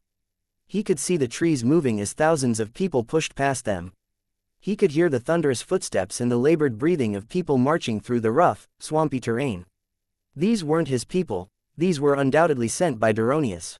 And from what he could tell from so high above and on the other side of the thick leafy canopy, there were tens of thousands of Octavian troops heading straight for the camp.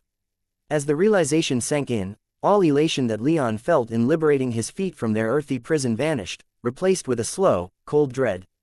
The forest was large and full of hiding places, but this Octavian marching column was heading straight for his camp. They know we're there, Leon thought to himself in panic. He accelerated to his maximum controllable speed while Anzu fell in beside him, easily keeping up.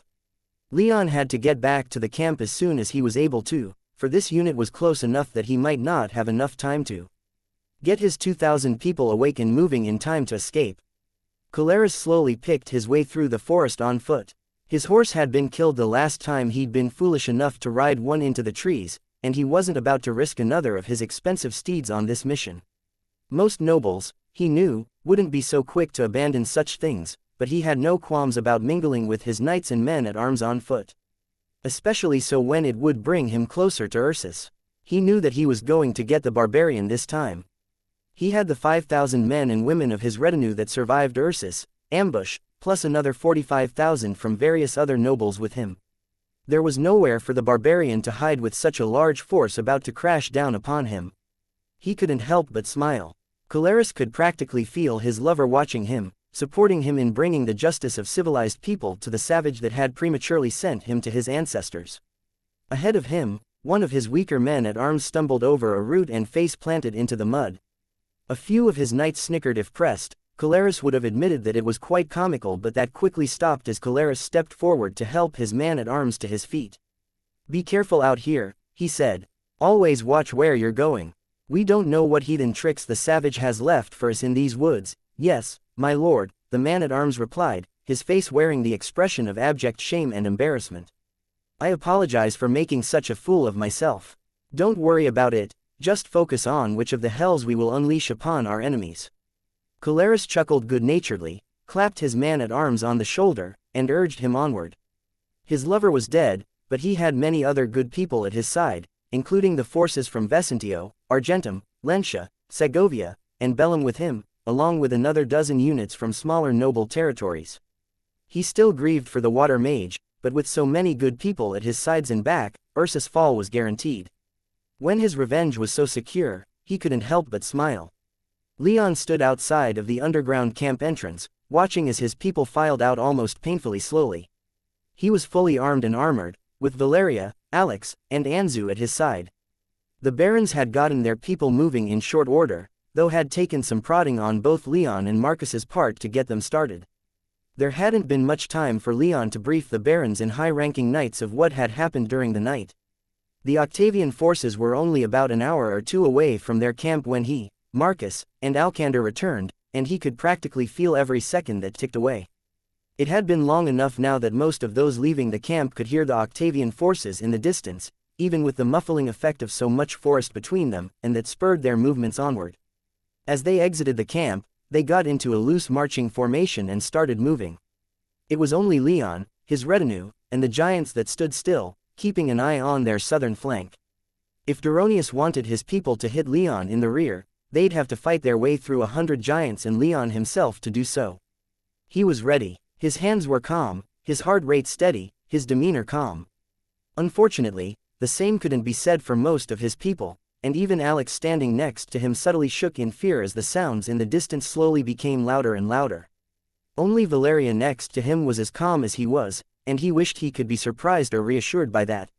He was neither. After a few more minutes of waiting, Marcus and Alcander came running out of the camp, having almost pushed their way through some of the levies that were still making their way out. That got them a few angry glares, but as they ran to take their places next to Leon, most antipathies towards them vanished. "What are you two doing?" Leon asked, not even turning his head to acknowledge their arrival. "We're not going to run while you stay behind," Marcus replied, smiling at Leon through his helmet, or so Leon assumed given his tone. "Yeah, there's too many people here who need an introduction to my axe," Alcander sputtered, still looking a little green around the gills from their 2 earlier flights. Leon glanced at them from the corner of his eye. They were both strong for 3rd-tier mages, incredibly close to the 4th tier, in fact, but he knew that his duty was probably to send them on their way rather than having them stay and fight. "Fair enough," he said to them, choosing to ignore that part of his duty. If they wanted to stay with him, he wasn't going to stop them. But it did bring something up that he needed to check, so he turned his head as if to check on the progress of the unit in evacuating their camp, but instead, he gave Valeria's aura a quick inspection. What he saw there only depressed him. She'd been close to the 5th tier for months, and she was only drawing closer. He guessed that she was probably only a few training sessions shy of successfully creating and controlling elemental magic.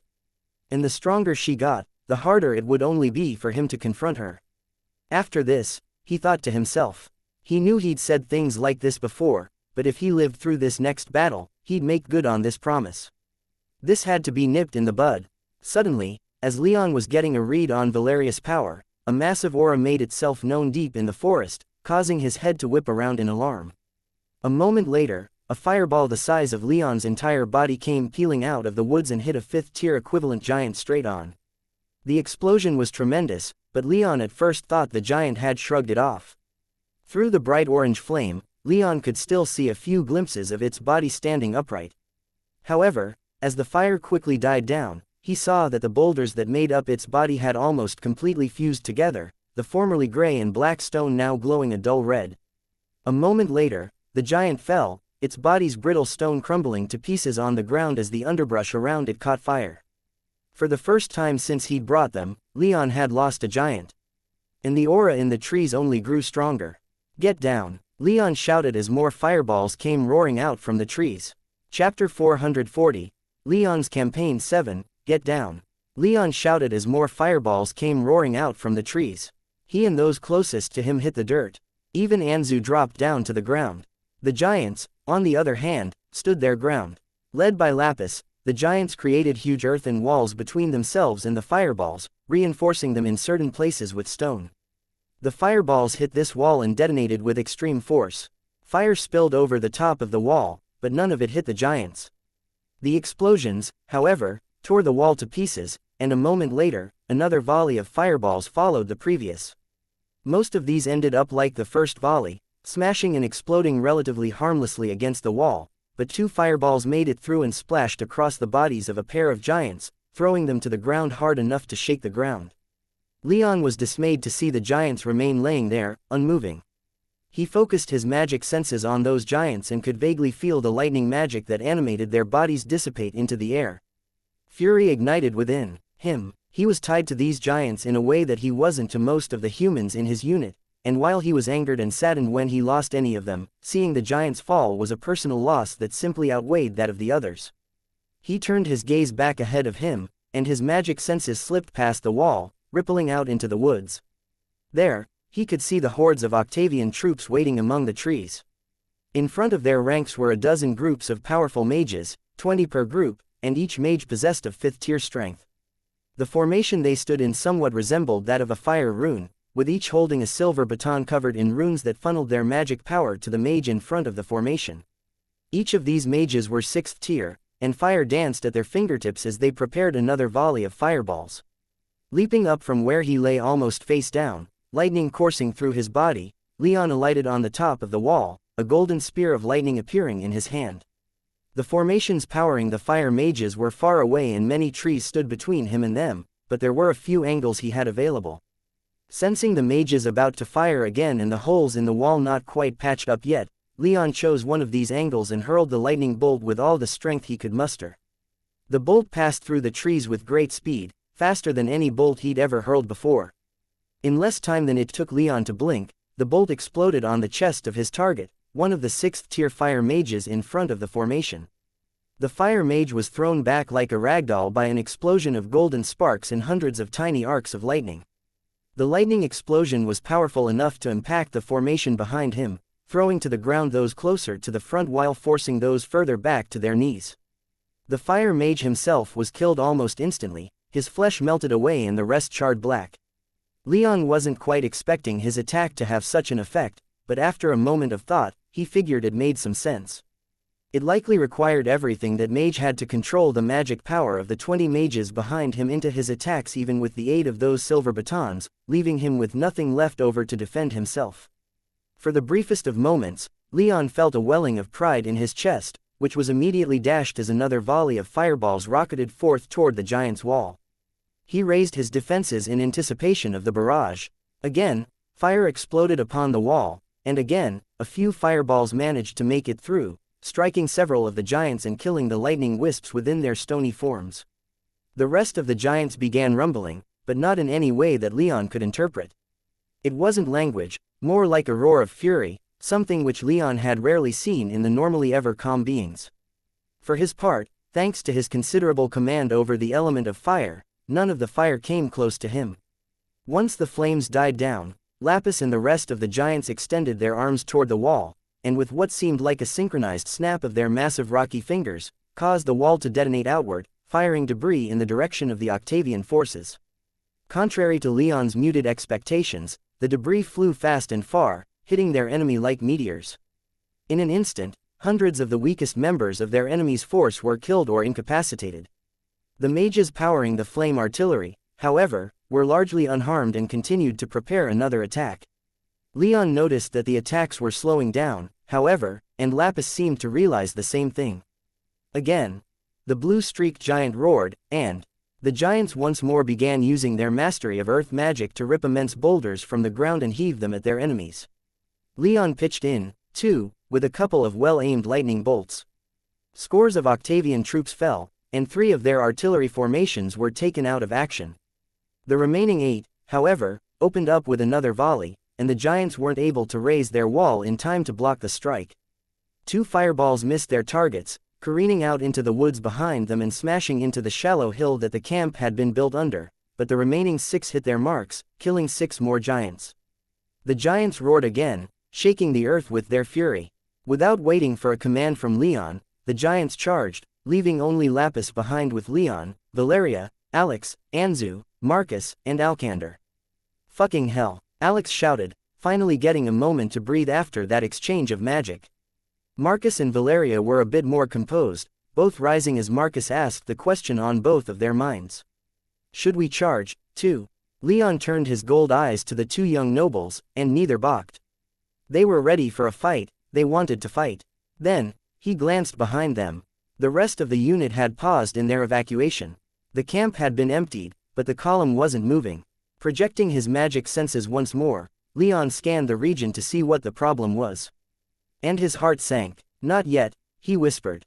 "We have another problem. The marching column has been engaged by a flanking force." The others turned to face the same direction. Leon's look of dismay mirrored on each of their faces. "How many?" Marcus solemnly asked. "Can't tell. More than we have, at any rate," Leon answered. "Enemies behind, enemies ahead," Valeria whispered. "We have to attack one of these." "Which one?" Leon grimaced, time seeming to slow down as he contemplated their terrible situation. If it were any other unit, he'd drop everything and aid the giants. They were, after all, the group that he could most claim to be his, and he felt that his responsibility to them was above that of his responsibility to the barons. However, the giants were more than capable on their own, while he could see the front of the barons' column being pushed back by the front lines of the Octavian flanking force. But as Leon considered this, he saw the giants crashing into the front ranks of the Octavian lines. One more fire volley had been launched in the time he'd hesitated, killing 7 more giants. The artillery formations had been disrupted, however, leaving the rest of the giants either tangled with powerful mages or rampaging through their enemy. Said enemy was not helpless before them, however, for Leon saw another giant fall as 4th and 5th tier mages attacked it with hammers and axes. The giants had no support, and while they were strong on their own, there were just too many Octavian troops for them to handle without help. On the other side, the barons were being pushed back. One of the barons had already fallen, and the flanking unit was starting to exert pressure further down the marching column. They weren't going to last much longer, and neither were the giants. Leon had to make a decision. He grimaced, glanced guiltily at Lapis, and said, "We have to help the barons. We'll get them to swing around and get into a defensive position back at the camp." The others nodded. "All right, then we should get moving quickly," Marcus said emphatically. Leon agreed, but he spared the giants one more look. 2 more had fallen in that time. Their foes were far more prepared and organized than those Leon had fought before, and casualties were mounting.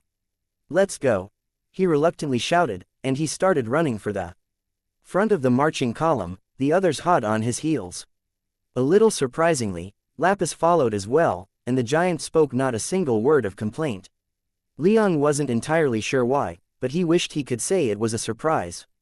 That the giant was choosing to follow him over assisting its people only added onto the guilt that was starting to tear Leon apart inside. Pushing those thoughts out of his mind for the moment, Leon focused only on putting one foot in front of the other. He and the others made good time, quickly reaching the marching column and shouting for everyone to fall back to the camp. This started a somewhat haphazard retreat, but Leon preferred a sloppy retreat to a last stand in these woods. A few minutes later, they reached the point where the flanking force had engaged the front of the column, and Leon could already see that his side had come out of it in much worse condition than their previous engagements. The flanking force was stronger magically, they had more armor, they had better weapons. In truth, most of their engagements had been similar, but Leon's side had used surprise and the support of the stone giants to even the playing field. They had neither now, with the sole exception of Lapis. "Into the fire," Leon shouted, not slowing down for a second as they charged at the flanking force. Their charge didn't go unnoticed. Many turned to face them, spears and swords at the ready, but Leon flicked his offhand and launched a fireball at the Octavian ranks. Lapis did one better, coming to a full stop so it could use its magic power to reach into the ground beneath them and summon dozens of stone spikes. Leon's fireball raced through the air, detonating on the armor of the strongest Octavian knight he could see, killing the man instantly, along with a handful of those around him. Lapis, spikes, meanwhile, skewered a dozen more while allowing Leon's group to run up the back of the spikes like a ramp, mostly bypassing the spear wall. And like that, they crashed into the flanking force's flank. Leon did most of the heavy lifting, his lightning and fire creating openings for the others to exploit, while Lapis covered their rear once it caught up. After a few minutes of desperate combat, they hewed their way through their enemies' lines to reach the barons not far away, leaving almost 100 dead in their wake. The barons had been marching at the front of the column, and as such, were the first to have been engaged by the flanking force. Unfortunately, Leon could only see 4 of them, the last was nowhere to be found. Making things worse, the barons were being pushed back by 3 6th tier mages and at least 15 5th tier mages. With those clues, Leon was fairly sure where the 5th baron was probably one of the hundreds of corpses strewn about the place. Leon and the others cut their way to the baron's vicinity, and Leon burst onto the scene with a blast of lightning that killed one of the 6th tier mages outright. The knight had been too preoccupied with playing with Baron Gellius to notice Leon's arrival. The other 2 noticed Leon, though, and pulled back in surprise as Lapis and Anzu made their presence known. In an instant, the odds had almost evened out. But Leon couldn't take advantage of that, as much as his instinct screamed at him to do so. Behind those mages were hundreds more knights and men at arms, and even Leon couldn't take them all on his own, or even with the forces he had with him. "Fall back," he whispered to the barons. For once, he detected not a hint of hesitation or antipathy in their attitudes. They could see the writing on the wall as well as he could, and they fell back as soon as he gave the word. Once they started running, the Octavian knights surged forward, intent on killing Leon and his people. However, with a great rumbling that had Leon's teeth chattering in his skull, Lapis raised its stony fist and slammed it into the ground. A wave of earth magic spread out, and thick stone walls appeared 30 feet high all around them. Leon could sense that the outside of the walls sprouted spikes, too, killing a handful of Octavian knights. That, however, wasn't the point, buying enough time to fall back was. "Thanks," Leon shouted to Lapis, giving the giant a look of true gratitude. He wasn't just thanking the giant for the wall. "We must go," the giant whispered back to Leon, who nodded and started following the barons back to the camp. The others fell in beside him, and they ran as fast as they could, occasionally fighting off squads of their enemies as they went. The entire time, Leon was intensely aware of the 2 6th-tier mages on their backs, and he had to stop and toss a few fireballs to buy his weaker comrades a few more seconds. The Octavian knights responded in kind, and soon, the entire pathway that Leon's unit had chosen looked like an apocalyptic landscape. The ground was broken and burned by earth and fire magic, cut by light, water, and wind, deformed by ice, and scorched by one of Leon's occasional lightning bolts. But they made good time, and the barons had already gotten started on getting their people organized by the time Leon and the rest returned to the camp's entrance. Rather than going back down underground, however, they had formed up on the hill above it, which Leon wholeheartedly agreed with. If they had fallen back down into the camp, they'd have been at the mercy of the Octavian Earth mages, and that wasn't a position he was in any hurry to be in. The good news ended there, though.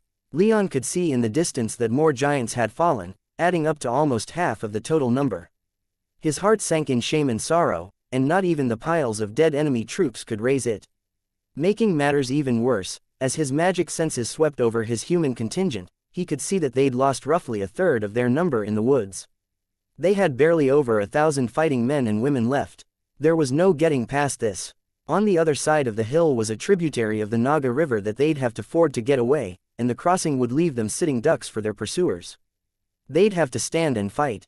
Leon and his group sprinted right back to the front of their line, right next to the barons, and then turned to face their foes barely even 100 feet away.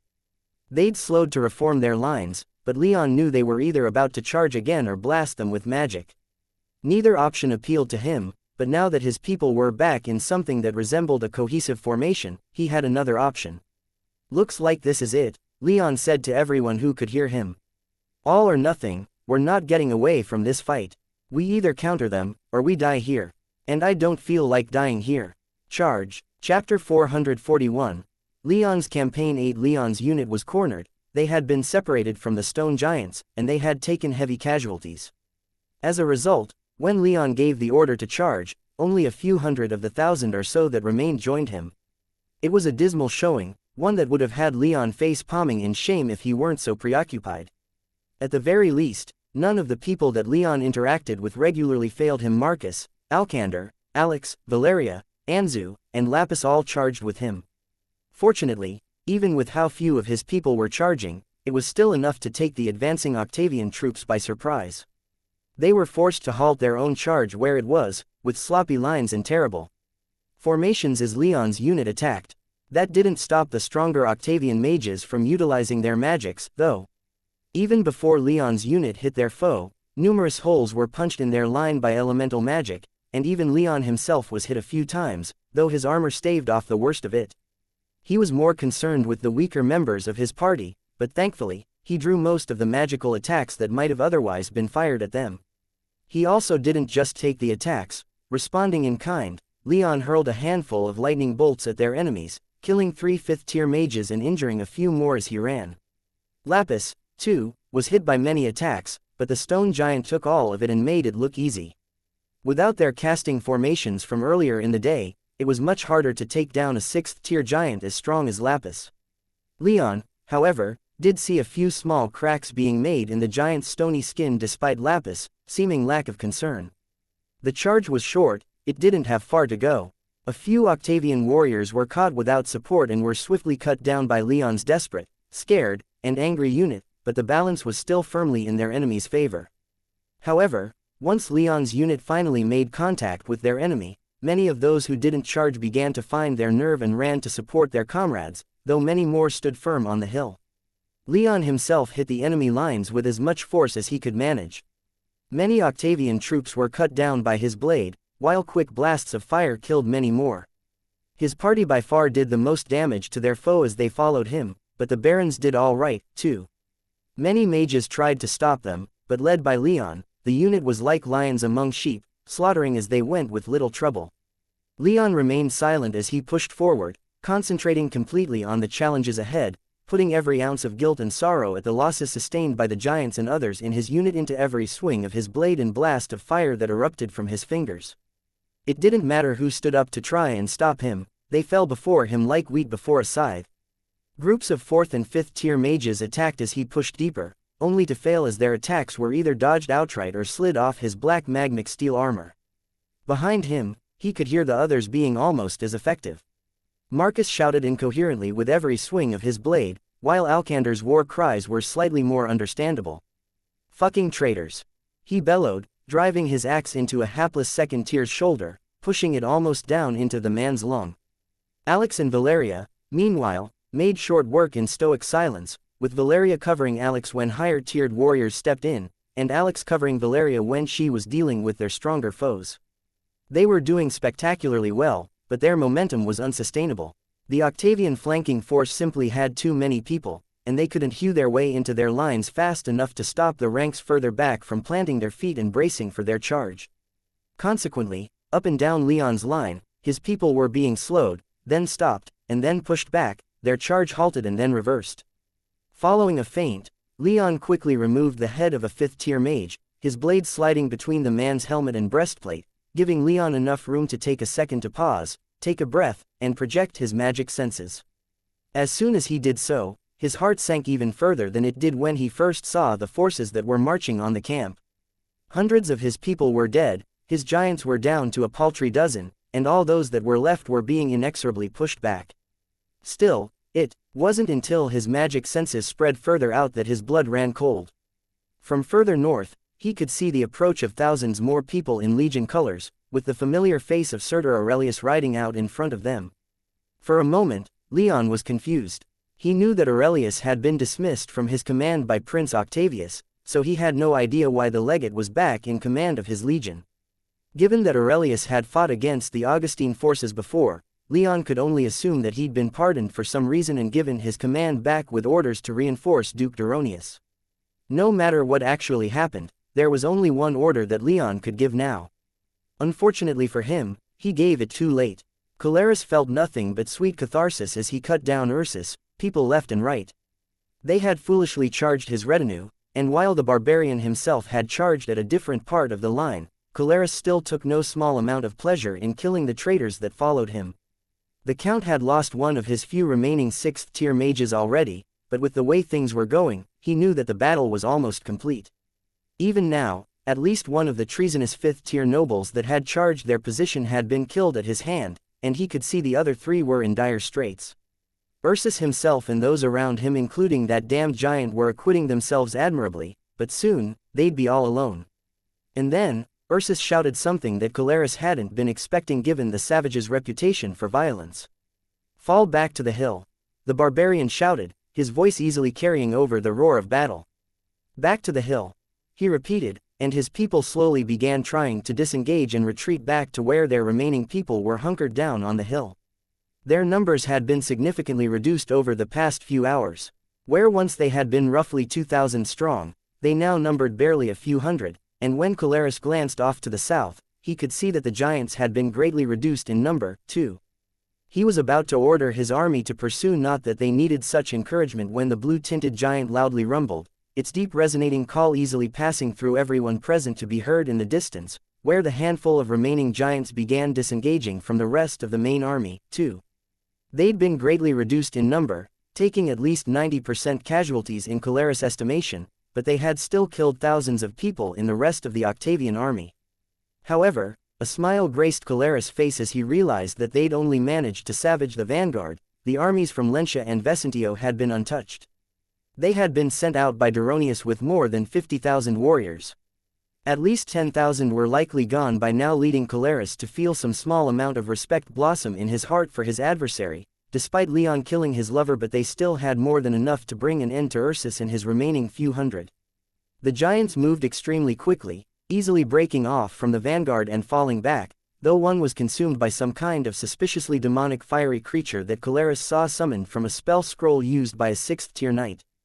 The consumed giant fell to the ground with a titanic crunch, the ground shaking even where Caleres stood watching half a mile away and didn't move again. The rest of the giants, however, managed to fall back, moving quickly enough that Caleres decided to take the opportunity to form back up and prepare for the charge and wait for the vanguard to catch up to them rather than moving recklessly and being hit in the flank by the giants. But it wasn't until Caleres' magic senses picked up on the advancing legion that he began to call out in panic, "Hold! Hold!" It took a minute or two for his knights to corral the weaker and less disciplined members of his retinue, but eventually, order was restored from the chaos of battle. Ursus' unit finally broke off, and Caleres' retinue hung back, waiting for the rest of their assault force to reform. Caleres himself walked down his line until he was finally in front of the barbarian, though hundreds of feet of blasted, burning, and broken forest now separated them. When it came time to charge for the last time, he wasn't going to be watching from a distance again. No, he was going to kill the barbarian once and for all, and in doing so, allow his fallen lover to rest in peace with his ancestors. The only complication now was that legion, but with the army still numbering more than 40,000, Caleres wasn't too worried. Besides, it was probably only Octavian reinforcements, anyway, but it was prudent to let the rest of the army catch up before doing anything that would leave his forces exposed. Leon stared out at the broken plain before him, surrounded by dead men, women, and giants, so far from safety. At his back were the paltry remains of his unit, barely 200 left, and only a dozen giants. They'd fought admirably, their foe had taken so many more casualties than they had, but that would hardly matter to Leon if he wound up dead in the end. Before him were at least 10,000 knights and men at arms, probably more, but it was difficult to make a better estimate right now, and a mile behind was an advancing legion. There was no escape, no way out. August's forces entrenched on their hill were too far away and beyond too many of their enemies. Even now, their enemies reformed their lines and assembled, taking their sweet time now that what few forces he had left had fallen back to the hill. This was it. They'd given everything they had, as the thousands of Octavian corpses could attest, but they had still lost in the end. Well, shit, Leon muttered, allowing himself to feel just a few strands of despair before he clamped down hard on that feeling and suppressed it with every ounce of emotional strength that he could muster. Things were bleak, far more so than any odds he'd faced at least since the battle at Fort 127, but they could be much worse. At the very least, Lapis and a handful of giants still stood, their bodies cracked and their auras, once as strong and immovable as mountains, flagging and sputtering. Marcus and Alcander were battered, bleeding, and bruised, but alive. Valeria and Alex, too, were fine, relatively speaking.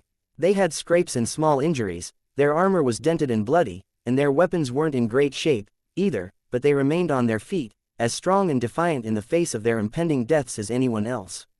Anzu was a little worse for wear, but he was alive and his aura was strong. One of his wings was clearly injured, it was hanging limply at his side, but his eyes were bright, his claws, beak, and practically the entire front of his body was covered in the blood of his defeated enemies, but Leon could also see a few gashes that proved at least some of that blood was the Griffin's own. Apart from them, 3 of the barons were dead or had fallen somewhere out in the forest and couldn't get back to the hill, leaving only Orientis and Gellius there with him. His unit was nearly shattered, and he couldn't even see the champions he'd fought against in his duels against the barons. His unit was truly on its last legs. They didn't even have any of their horses left, nearly all having been killed in the opening moves the flanking unit had taken. Leon took a few long, deep breaths, and examined his own state. His people were about as well as could be expected, though he was incensed to see any of them dead or injured, let alone nearly all of the giants or the griffin he'd raised almost from birth, so he turned his attention to himself. He hadn't sustained any major injuries, but he was tired and had used much of his mana. To make up for that, he began to pull as much magic power out of his soul realm as he could, trying to replenish his reserves so that he could be ready for their last stand. "We could always surrender," Gellius murmured just loud enough for Leon to overhear. He sounded like he was just thinking out loud, but Leon responded anyway. "That's not an option. Can you feel the killing intent radiating from all of them? If you throw down your weapon, the only thing you'll accomplish is dying with empty hands." Gellius' shoulders sagged, all signs of arrogance and pride that he'd possessed in the previous weeks gone in the face of certain death. Whatever thoughts he might have had in response to Leon's statement were left unsaid. In fact, no one else spoke. There were no epic speeches, no panicked shouting, everyone was just too tired. With a legion behind them and noble armies in front, all they could do was to prepare to die with as much dignity as they could, though that didn't stop many of Leon's people from dropping their weapons and falling to their knees anyway. Thereupon that hill Leon waited, his invisibility ring and flight suit occasionally entering his mind, but he couldn't abandon these people even if he knew those were surefire methods of escape. He'd rather stand his ground than run away while the people he regarded as his own were left to die. After a while Leon didn't quite know how long the legion to the north finally became visible as they marched through the woods towards them, while the noble armies finished their assembly in front to the south. No one came out to demand their surrender, proving to Leon that they didn't intend to take any of his people prisoner. And then came the horns from front and back, seeming to reverberate through the forest like it was an echo chamber, and their enemies began their final advance towards the tattered remnants of Leon's unit. Chapter 442. Leon's campaign. Caleres leered at Ursus' unit on the hill like a predator that had just about run its prey to exhaustion. His retinue was formed up and ready to charge, as were those of his fellow nobles in this Octavian detachment. With the advancing legion finally coming into visual range to the north of the hill, they were finally ready to bring an end to Ursus, who had caused them no small amount of grief during the siege of the Augustine camp. But there was one large problem that had to be addressed before anything could happen. "Why is that legion here?" Caleres asked, glancing at his superior, the woman who was leading the detachment, the Duchess of Vesentio. The Duchess had come to the front with her retinue of 20,000, which had, so far, not taken part in this operation at all. The same for the Duke of Lenscia's retinue, which had been held back in reserve. On the one hand, Caleres could understand that with their immense numerical superiority, holding some forces in reserve was a wise decision, but emotionally he couldn't help but somewhat despise Vesentio and Lenscia for their inaction so far. Not that he'd say anything about that out loud, he was only a count, after all. "The Second Legion was dispatched from the capital to reinforce our position," the Duchess coldly replied, her lips only moving as much as they had to in order to form those words. The rest of her face remained as stoic as if it had been carved from marble. "Why wasn't I informed of this?" Caleres angrily demanded, though his tone remained controlled. "This was an unpleasant surprise, and if I had known that they were friendly, I would have already dealt with that barbarian rat. We only got word of their deployment after you had split off for your flanking maneuver," the Duchess explained, not once glancing in Caleres' direction. Caleres quietly rolled his eyes at her aloof attitude, but he said nothing about it. Instead, his concerns were more practical. "Then, my people are ready to charge on your Grace's word," he said, effectively signaling the end to his questions. "Once the second closes to within 1,500 feet of Ursus' position, then you may charge," the Duchess said in her flat, almost uncaring, purely informative tone. "Very well," Caleres replied. He proceeded to turn around and return to his unit not far away, sparing the Duchess only one more glance over his shoulder. She was a gorgeous woman, with long blonde hair, an hourglass figure, a perfect heart-shaped face, and a pair of the warmest brown eyes that Caleres had ever seen. Caleres wasn't usually attracted to women, but even he had to admit that she was breathtakingly beautiful, at least on a physical level. However, her attitude left much to be desired, in his opinion. She was practically a walking, talking statue for all the emotion she showed. That attitude was all well and good among the commoners and peasantry, but when she was among her peers Caleres found it quite off-putting. He couldn't help but wonder if she was truly loyal to Prince Octavius, or what it might have been that Octavius had promised her to keep her on his side. Her cousin was the Brimstone Paladin, after all, and from what few reports of the northern front that he'd heard, Brimstone and Dame Minerva were making the lives of the Octavian armies up there hellishly difficult. Once they'd dealt with August, Roland, and Ursus, Duronius' armies would secure Ariminium, then move north. The legions would take Ironford and secure the east while the nobles would continue into the northern territories. That was something that Caleres wasn't looking forward to, given how intensely the fighting had been reported to be. But that was a future concern. As Caleres returned to his perfect position to charge at Ursus, who stood waiting for them upon the hill, he refocused his attention to the problem at hand, namely, the destruction of Ursus' remaining troops, including the remnants of those damned giants. Caleres could see that the giant with the blue streaks running along its body was sticking close to Ursus, and he knew that if he wanted to make the barbarian a head shorter, then he'd have to get past the giant, and that wasn't going to be easy. Caleres wasn't too worried, though he'd fought the giant off once before, and he was confident he could do so again. It was an excruciating wait for the legion to close the distance. Ursus, unit did nothing but wait at the top of the hill. Caleres could understand that decision, they hadn't the numbers to do anything but. However, he did see the giants carving a few ditches and low walls in their path, but Caleres knew it to be wasted effort. Ursus, group had nothing left, they were finished. Finally, the moment came for Caleres to announce his charge, and announce it he did, shouting, "Char Rge," for his entire retinue to hear. Without missing a beat, he began to run up the gentle slope of the hill. So eager was he to finish this that he barely even noticed, let alone cared that Vesentio's retinue didn't move. Caleres led his people from the front, easily clearing the pathetic obstacles the giants had put in their path. His eyes were locked on Ursus, and his killing intent soared higher than it had ever done before. His heart beat in his chest, like a drum, and adrenaline flooded his body with energy, all for the purpose of killing the savage. Ursus, people remained at the top of the hill, just bracing for the charge. As they closed the distance, the few mages that Caleres had left that could use elemental magic opened up, killing a handful of Ursus, people in their charge. Caleres himself launched an ice spike at Ursus, but he never seriously thought that it would land. Indeed, the blue-tinted giant simply swatted the ice spike aside like it was nothing more than an annoying insect buzzing around its master's ear. Ursus led the counterattack, hurling a golden bolt of lightning at Caleres. The count conjured an ice plate in front of him, blocking the bolt. With that, neither side had much time left for another salvo. A moment later, Caleres' retinue crashed into Ursus. To Caleres' right and left, it was carnage. Blades bit into soft flesh or slid off hard armor. Men and women screamed in pain in the exertion of inflicting that pain, and the sickly sweet scent of blood filled the air. But Caleres noticed none of this. He had eyes only for the barbarian. Only for Ursus. Ursus didn't move to intercept him. The barbarian clearly felt the count's killing intent, but he seemed content to wait for his charge, staring Caleres down as he rapidly approached, Caleres' magic power flooding through his noble body like he was a conduit for the endless ocean itself. 25 feet from Ursus, Caleres drew back his blade, then swung it like a club, sending a wave of biting water washing over the grassy hill. Ursus staggered, the wave pushing him back just slightly.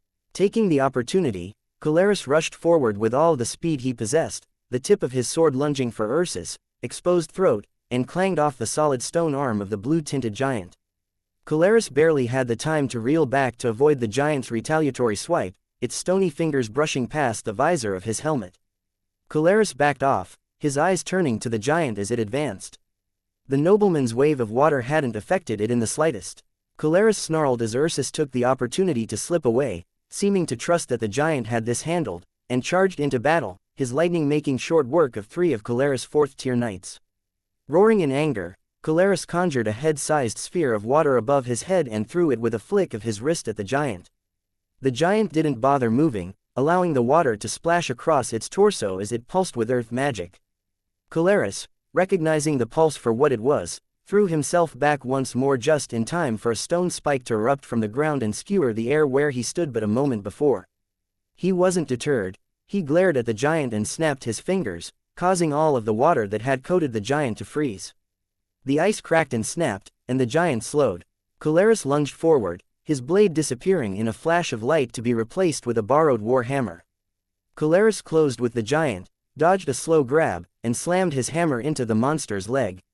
He was rewarded with a spiderweb of cracks spreading over its leg, but a moment later it lifted the injured leg and slammed it back down, shaking the earth and throwing Caleres to the ground. Caleres, acting purely on instinct, shouted incoherently and rolled through the grass, narrowly avoiding a stony impalement. Pushing himself back up to a crouch, Caleres abandoned good footing and leapt into the air, easily clearing the giant's head height, and summoned the largest ice plate that he could just below him. Once gravity reasserted its dominance over him, he and the large ice plate fell. The plate was bigger than a rowboat, but still small enough that the giant easily caught it. However, a moment later, the ice shattered in its grasp, and Caleres landed upon the giant's head. He brought his hammer crashing down upon the giant. It rumbled as its head cracked, trying to shake him off, but Caleres braced and conjured even more water, flooding the cracks. A second later, the water flash froze, forcing the cracks to open even wider. Caleres hit the giant again, and this time, it was thrown to the ground. He threw himself back to the ground just in time to avoid its massive ice-encrusted fist, but then he was upon the giant again, turning the giant's head into pebbles and shards of ice with one more titanic swing of his hammer. Spikes of stone burst from the ground around his feet, pushing him around and sliding off his armor, but he was unharmed. The ground around the giant rippled and began to crawl over it, trying to hide its injured form, but Caleres wasn't having any of it. In the hole where its head once was, Caleres saw flashes and sparks. There, he thought, and he lunged forward one last time. Dropping the hammer, Caleres conjured a jet of water and lunged. Backed by his 6th tier power, the water battered the giant, sinking into every hole and crack it could, even as a stone spike finally managed to break through Caleres' armor and rip a chunk of flesh out of his chest as it slid past his ribs beneath his outstretched arm. An instant later, the water flash froze. Ice exploded out of the giant's body, shattering it. The elemental wisp within flashed and sputtered, and a moment later, vanished as if it had never been there. The giant's aura seeped from the giant's broken shell, no longer propelled by any will. Its magic dissolved into the chaotic surroundings, lost in the bottle's bloody aura. The giant was dead. Caleres had no time to celebrate his kill, though, for once the giant had fallen. He felt the specter of death turn its eyes toward him. A wave of killing intent more intense than anything he'd ever felt before hit him like a tsunami. He smiled. He'd hurt Ursus by killing his pet giant. And he was about to hurt the barbarian even more. The moment Lapis fell, Leon knew. He didn't see the fight, but he felt the giant's passing washing over him like a wave of electricity. It was almost lost in the battlefield aura of thousands of battling mages, but Leon was familiar enough with Lapis' aura to know what it was he felt. With a quick flash of his blade, Leon finished off his opponent and turned in Lapis' direction. As his eyes landed upon the heap of stones that had once been the giant's stony shell, time seemed to slow down as Leon stopped and stared. Lapis was gone. The loyal, friendly, abundantly accommodating giant had died, killed at the hands of the 6th tier ice mage, obviously a nobleman of some rank given his enchanted full plate armor standing over its fallen form, as if he were gloating, reveling in the death of one of Leon's most ardent supporters. Or, perhaps, one of Leon's most supportive friends. Leon wasn't sure how to define his and Lapis' relationship, but he thought quite highly of the giant, and as the reality of the situation crashed down upon his mind descended to a dark place where no coherent thought could be found. All he saw was red. Not too far away, an Octavian mage, hoping to take advantage of Leon's distraction, lunged forward, his spear aimed for the back of Leon's neck in the gap between his cuirass and helmet. However, Valerius Glaive came sweeping in from the side, deflecting the blow and sending the mage reeling. With a quick follow-up, Valeria took the man's head, then turned and shouted, "Leon!" In that instant, killing intent exploded out of Leon's body. Everyone around him, Valeria included, felt it wrap around them and weigh them down, sapping their will to resist his wrath and making it hard to breathe. A few of the weakest mages were even forced to their knees under its tremendous weight. And then Leon was gone, vanishing in a flash of light and leaving nothing but a deafening clap of thunder in his wake.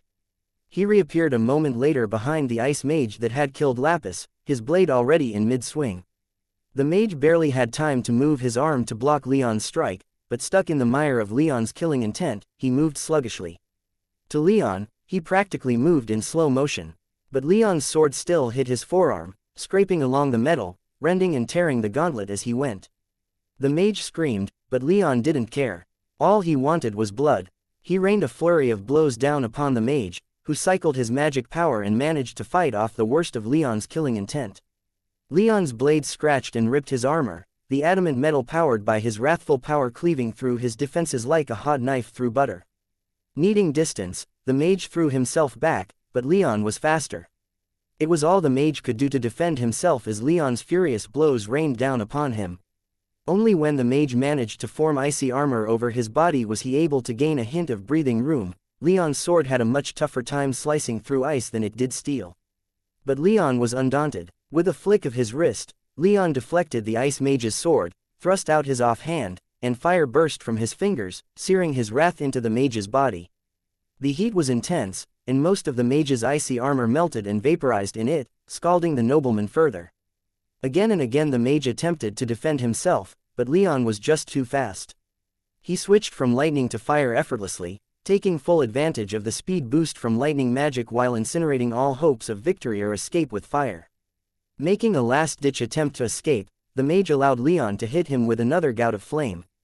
Instead of focusing all of his energy on defense, the mage leapt for all he was worth, landing upon the chest of lapis, empty shell. Leon wasn't going to let him get away that easily, though. Only a moment later he was on the mage again, his fury rising as he was forced to fight upon lapis, corpse. And then his moment came. The mage was on the ropes and Leon swung for his sword, intending to disarm. However, the mage shouted in anger and pushed back and their blades locked together. Leon simply hit him with fire once more, sending him reeling. To Leon's lightning-augmented eyes, this moment seemed to last an eternity. He watched as the mage's arm was jerked away, leaving his vulnerable armpit open. There was no ice there, no steel plate, only mail and cloth padding easily pierced with his sword. Without hesitation, Leon seized the moment, driving his sword deep into the mage's armpit, piercing clean through the mage's mail, slicing through the many layers of cloth in his gambeson, breaking skin, and biting deep. Past the mage's ribs slid Leon's sword, impaling first the mage's lung, and then his heart. But Leon didn't stop there, he kept pushing deeper, his magic power flowing through the blade. The adamant metal responded to his violent rage and resonating with his power, heating up. For the first time in its existence, the blade began to burn as it pierced the mage's other lung. Bright orange fire erupted from the metal, reducing the ice mage's internal organs to ash in an instant. He never even had a chance to scream, to so much as exchange a single word with Leon. Leon doubted he even had time to process his death as Leon's fire consumed everything within him. Fire filled his body, hardening his skin and erupting from the cracks, frying his muscles, racing up his esophagus and out his mouth, coursing into his head and destroying his brain, boiling his eyes into vapor, and bursting out of his ears. A second later, Leon pulled his sword from the ice mage's body, letting the burning corpse collapse in a charred heap upon lapis, chest, the mage's scorched armor the only thing holding his corpse together. Leon stared into that conflagration, feeling nothing but sorrow. His enemy was dead, but so too was Lapis. So too were so many others that Leon had been counting on. His giants were all gone. Leon was vaguely aware of that, though he was unsure of how he knew. All that remained of his unit were a few dozen. None of the barons were still alive, and what few people he had left had formed a defensive circle around Lapis' body. In the distance, Leon could sense that the approaching legion had closed to about 600 feet and were getting ready to fire their arrows. He took a deep breath, preparing himself for what seemed like his end. So consumed was he that he barely registered that his blade still burned, and deep within the crackling, sparking, raging orange fire, down near the garden only an inch or two away from his fingers, was the barest hint of black flame. Chapter 443. Leon's Campaign X. All of the giants were gone, including, most painfully for Leon, Lapis. His unit was down to a few dozen who had formed a defensive line around Lapis' body, atop which Leon stood. The barons were dead, most of the higher-ranking knights were dead, they were surrounded, and the approaching legion were preparing their archers. Leon stared out at all of this in disbelief, numb and wondering how everything had gone so wrong. But then, he caught a flash of white in his peripheral vision, and his eyes naturally followed it, landing upon the form of Anzu. His griffin was covered in blood, and from the gashes in his coat, Leon knew that not all of it was those he'd killed. Worse, Anzu seemed to be limping, and both of his wings were sagging with a lack of energy. Fury exploded within Leon, fury, and fire, both filling his heart and feeding off the other. He'd lost Lapis, he wasn't going to lose Anzu, too. In his last moment of lucidity, he noted that Marcus, Alcander, Valeria, and Alex were still alive, still fighting, though all but Valeria were sporting a collection of injuries. And then Leon's body moved almost on its own as instinct took over. His conscious mind seemed to recede, consumed by rage, and he leapt from Lapis' body straight into the hordes of Octavian warriors that had surrounded them. Before he'd even landed, he'd already swung his blade, sending an arc of radiant orange flame to prepare the ground for his landing. When his boots hit the dirt, he found himself standing amidst the corpses of a dozen Octavian warriors, all of whom were dead from his fire. But that barely registered in his mind. His fire magic coursed through his body, filling him with power that he'd never felt before, his rage feeding and strengthening it. He swung his blade twice more in less than half a second, incinerating 10 Octavian men-at-arms who had sought to exploit his momentary pause as he recovered from the landing. Then, acting purely on instinct, he held out his offhand and let his fire magic pour out of him. His hand seemed to explode as the flames raced out, consuming all before him in a terrible inferno, but giving his comrades behind him just enough room to catch their breath, one of whom happened to be Valeria. She watched in horror as dozens of people vanished within Leon's fire. Their screams filled the air, rising above even the sound of clashing blades, the stench of burning meat filling her nose and blocking out all the other horrible malodors that filled the battlefield. Valeria was no stranger to battlefield horror, not after so much fighting in the Civil War, but seeing Leon like this paralyzed her. She stopped and stared as he reduced all who challenged him to ash, his blade an orange blur. And, when Leon stopped for just a moment as the Octavian troops around him hesitated to charge, she saw it, the hint of black within the orange. Her eyes widened and her heart sank, for if she could see it, then anyone else could, including someone who might be connected with her father. Instinctively, Valeria screamed, "Leon," and thrust out her hand, a weak jet of water spraying from her fingers but vaporizing before reaching Leon's flaming sword. He turned, coolly regarding her with his golden eyes, which had once sparkled with life even when his expression seemed dead, but had now dulled and seemed unfocused, as if he were looking past her, as if her sudden use of magic had been completely lost on him.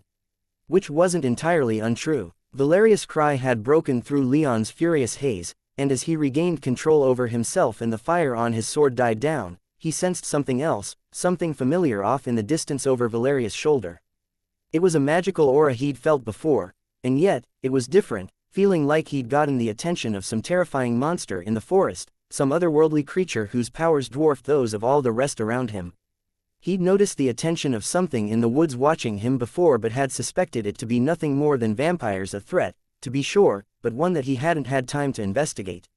Since that feeling had soon passed and other things had demanded his attention, he hadn't put too much thought into it. But now he felt that power rising as if its source was getting ready to make a move, to exert some horrific will upon all of them.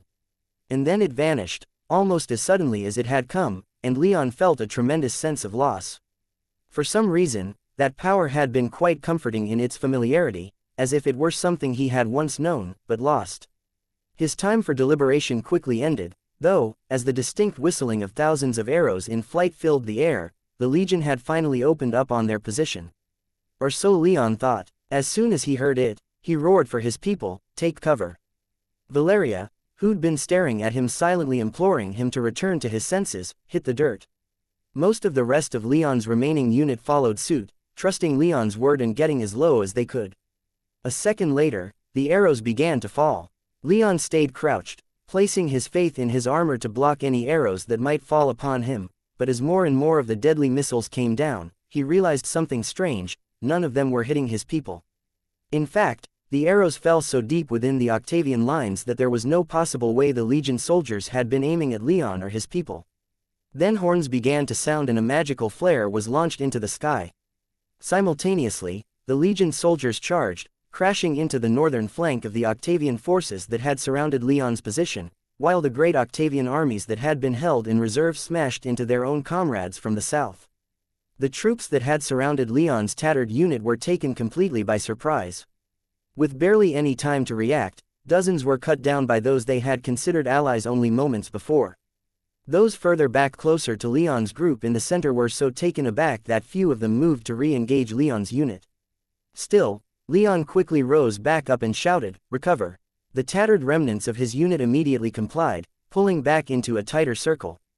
Around Lapis, Broken Shell, a few Octavian warriors seemed like they were about to continue their battle, but the Legion and their former comrades were cleaving deeper into their lines, leading them to simply stand and stare at Leon's unit, not willing to turn their backs upon their foe but also not wanting to provoke the wall they were thrust up against into making things even more difficult.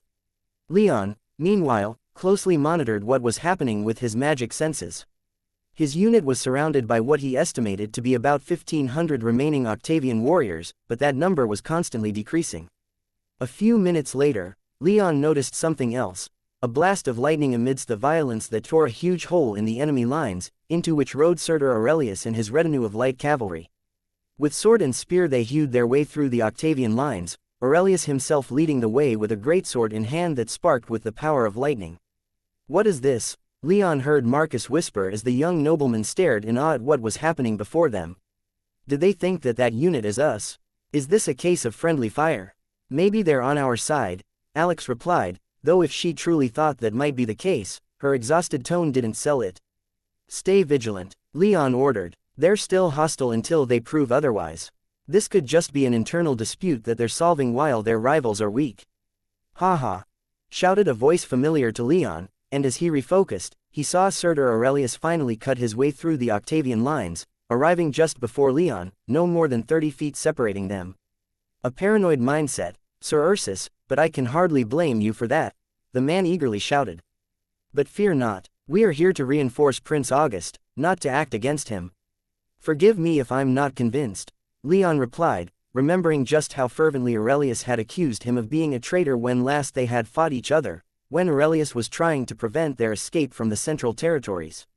Am I not being convincing enough? Aurelius asked, gesturing around at how the Second Legion was massacring those that had surrounded and nearly killed Leon's remaining people. No, Leon simply replied. Okay. Aurelius seemed thrown off by Leon's attitude, but he quickly regained his cheery demeanor and continued, let's talk when these brigands and thieves have been dealt with. And like that, he and his horse charged back into the fray, his lightning magic making him easy to track as he cleaved his way through Octavian troops. Alcander asked the question on everyone's mind. What the fuck? Reserve judgment and be ready for anything. Leon shouted, and the couple dozen of his people who remained straightened up, preparing to continue fighting for their lives. But as their enemies were cut down by those who had once stood at their sides, things started becoming clearer. He could see many knights and men at arms wearing the identifying marks of the Duchy of Xianxia, and he already knew that they had been trying to defect to August's side, even if August's acceptance hadn't yet reached them. After about 20 minutes, the last of the Octavian troops were mopped up. No quarter had been given, even when some of the enemy knights started throwing down their weapons. Once that was done, the Legion soldiers and noble retainers backed off from Leon's unit, leaving them to stand alone, surrounded by nothing more than corpses. If Leon had to guess, then including those who had been killed before they fell back to the hill, at least 15,000 Octavian troops had been killed, probably more. What do we do? What's the play? Alex asked as they finally began to relax now that they had a few minutes to rest and think. We should at least hear them out, Marcus replied as he applied a healing salve to a long gash on his waist that some lucky man at arms had put there. If they did all this and yet refrain from finishing us off, then there has to be so Careful with that, it's not a good thing to make your wound worse when you're trying to heal it, Alcander said, applying a healing spell of his own to a burn on his shoulder. Leon, meanwhile, was applying a stack of dozens of healing spells to Anzu. The Griffin's injuries were much worse than they had appeared. Moderate blood loss from multiple lacerations, a broken leg, both wings were broken in several places, and his tail had been almost chopped off.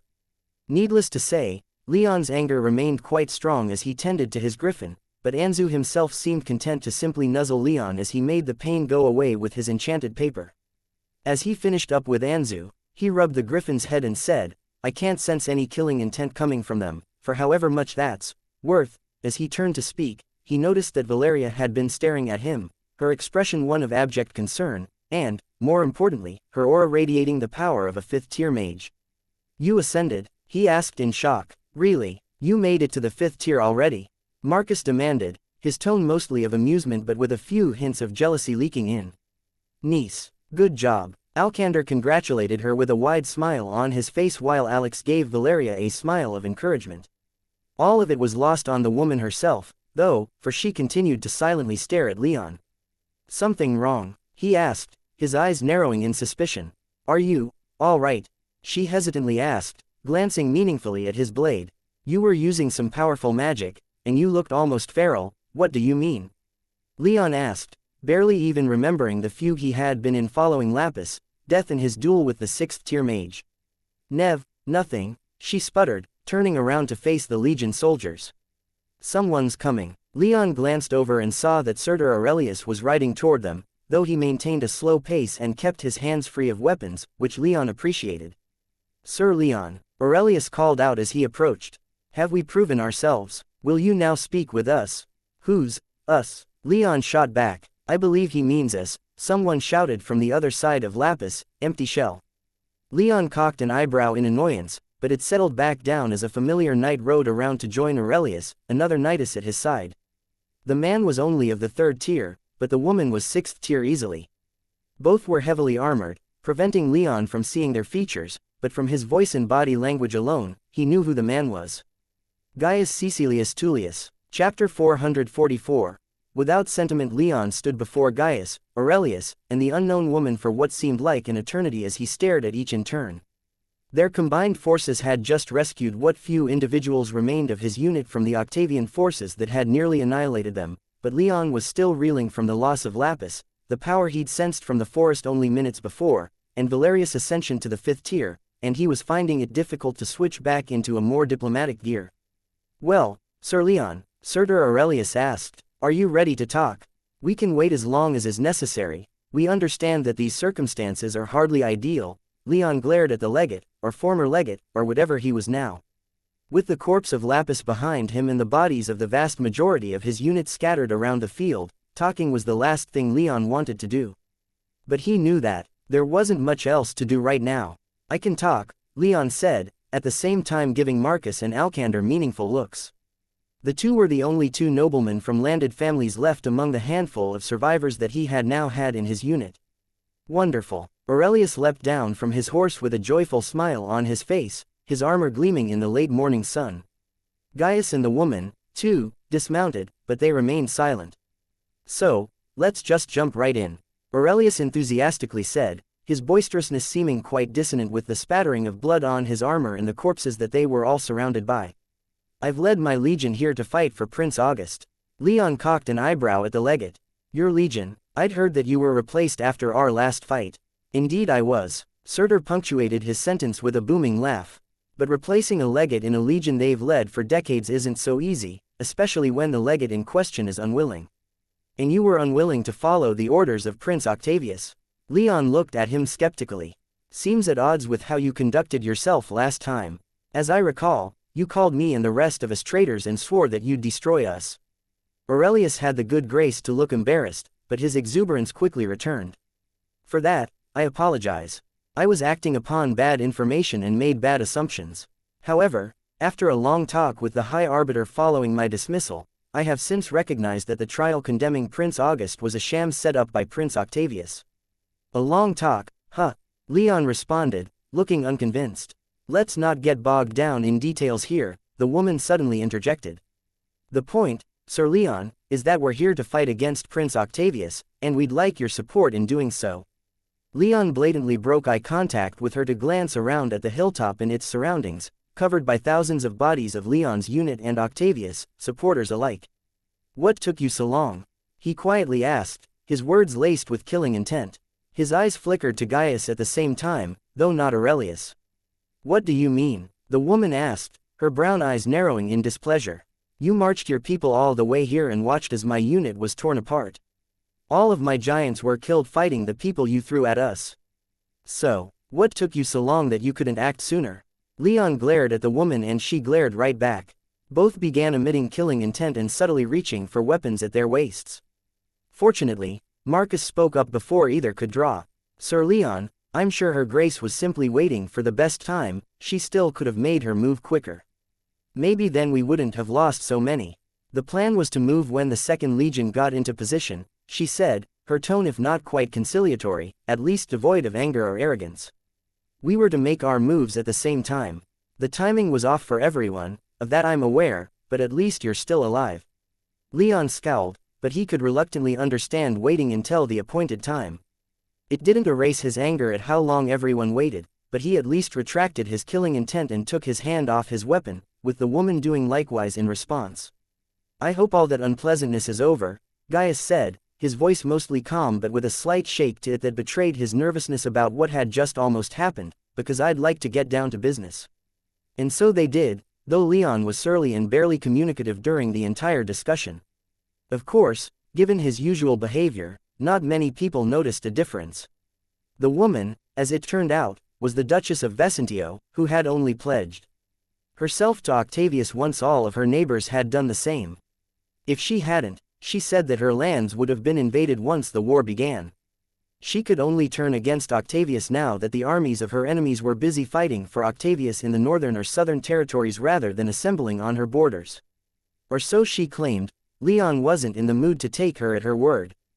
Still, she'd made her move against Octavian forces and in so doing pledged herself to August's side. Gaius, on the other hand, Leon was a bit more impressed with. Even without receiving word of August's acceptance of his older brother's defection, he only learned of the prince's acceptance when Leon told him during the meeting he still fought alongside Vesentio and Aurelius to kill more diehard Octavian troops. If August hadn't accepted, he and the entire Tullius family would have been branded as traitors by both sides. As for Aurelius, as Leon had heard from the former spymaster, he'd eventually been relieved of command following his inability to keep August from escaping to the eastern territories, though the political concerns had delayed it a bit. However, once Octavius had finally committed to removing him, Aurelius had already met with the High Arbiter and been told of the sham trial. Consequently, his legion abandoned the capital before they could receive their new legate. What surprised Leon the most, however, was that none of them had received any kind of assurances from anyone affiliated with August that their defections would be accepted. Their actions during the battle were done completely of their own accord, and as that occurred to Leon, it suddenly made a lot more sense why they took no prisoners and waited until the Second Legion arrived so that they could ensure that no one loyal to Octavius or Duronius managed to escape. By the end of their talk, they had mostly agreed to all work together, and that until Roland arrived, they'd share the responsibilities of command.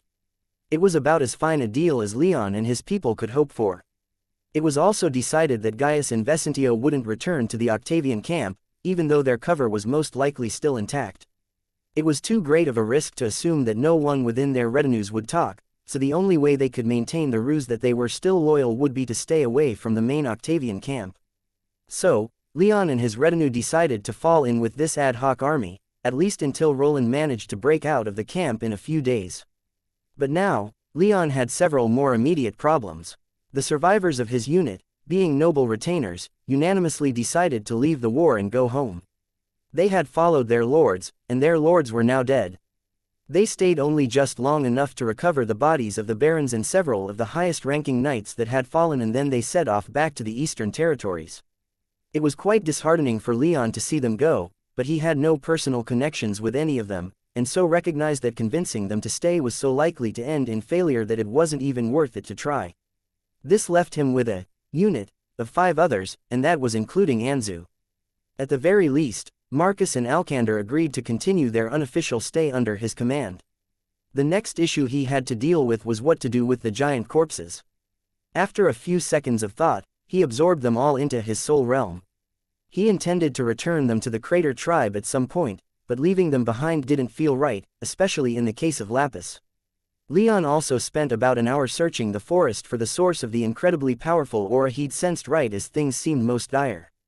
However, he wasn't able to find anything. The power had seemed quite familiar to him, almost like naiads, but for however much that excited him, it had also been different enough that he couldn't be sure. After finding nothing, he chalked it up to being either some desperate hallucination or him simply missing naiads so much that he mistook some other aura for hers. That left the last of his immediate problems. Valeria. Leon wasn't entirely sure how to deal with her, yet, and at the very least he wasn't willing to do so until he'd recovered his magic reserves that had been expended during the battle. Her ascension to the 5th tier made one thing crystal clear, though, however he was going to handle the situation with her, he had to do it as soon as possible. Leon stared out into the mists of chaos surrounding his soul realm. He was at the top of the mountain, sitting just in front of the door to the lantern chamber where his throne resided. Beneath him was first his vault, then Zaphan's pavilion, and then followed by a new structure, essentially a simple stone box divided into cells for each giant that housed the remains of the giants. Beneath the tomb was Leon's mind palace in its entirety. He'd finished the whole thing not long ago, but his soul realm was still only growing at a relatively slow rate. It wasn't even halfway to being big enough to be considered 7th tier, and from what Leon had been taught by the Thunderbird, he knew that if his mind palace was truly complete, then his soul realm would start to accelerate its growth, propelling him to the 7th tier in a matter of days, if not hours. But his soul realm remained frustratingly static, even with his mind palace complete. As a result, for the past few days, when Leon trained, he'd focused on adding small details to the mind palace, a mural here, a garden there. Small touches that helped to fill the place out, to help it feel not quite so empty. But empty it did feel. It was a palace of more than 1,000 rooms, but only Leon resided within. He'd added libraries, bathrooms, kitchens, bedrooms, ballrooms, everything that a functioning palace would need in the physical world, yet his soul realm didn't respond. If he never completed his mind palace, his soul realm would never grow big enough.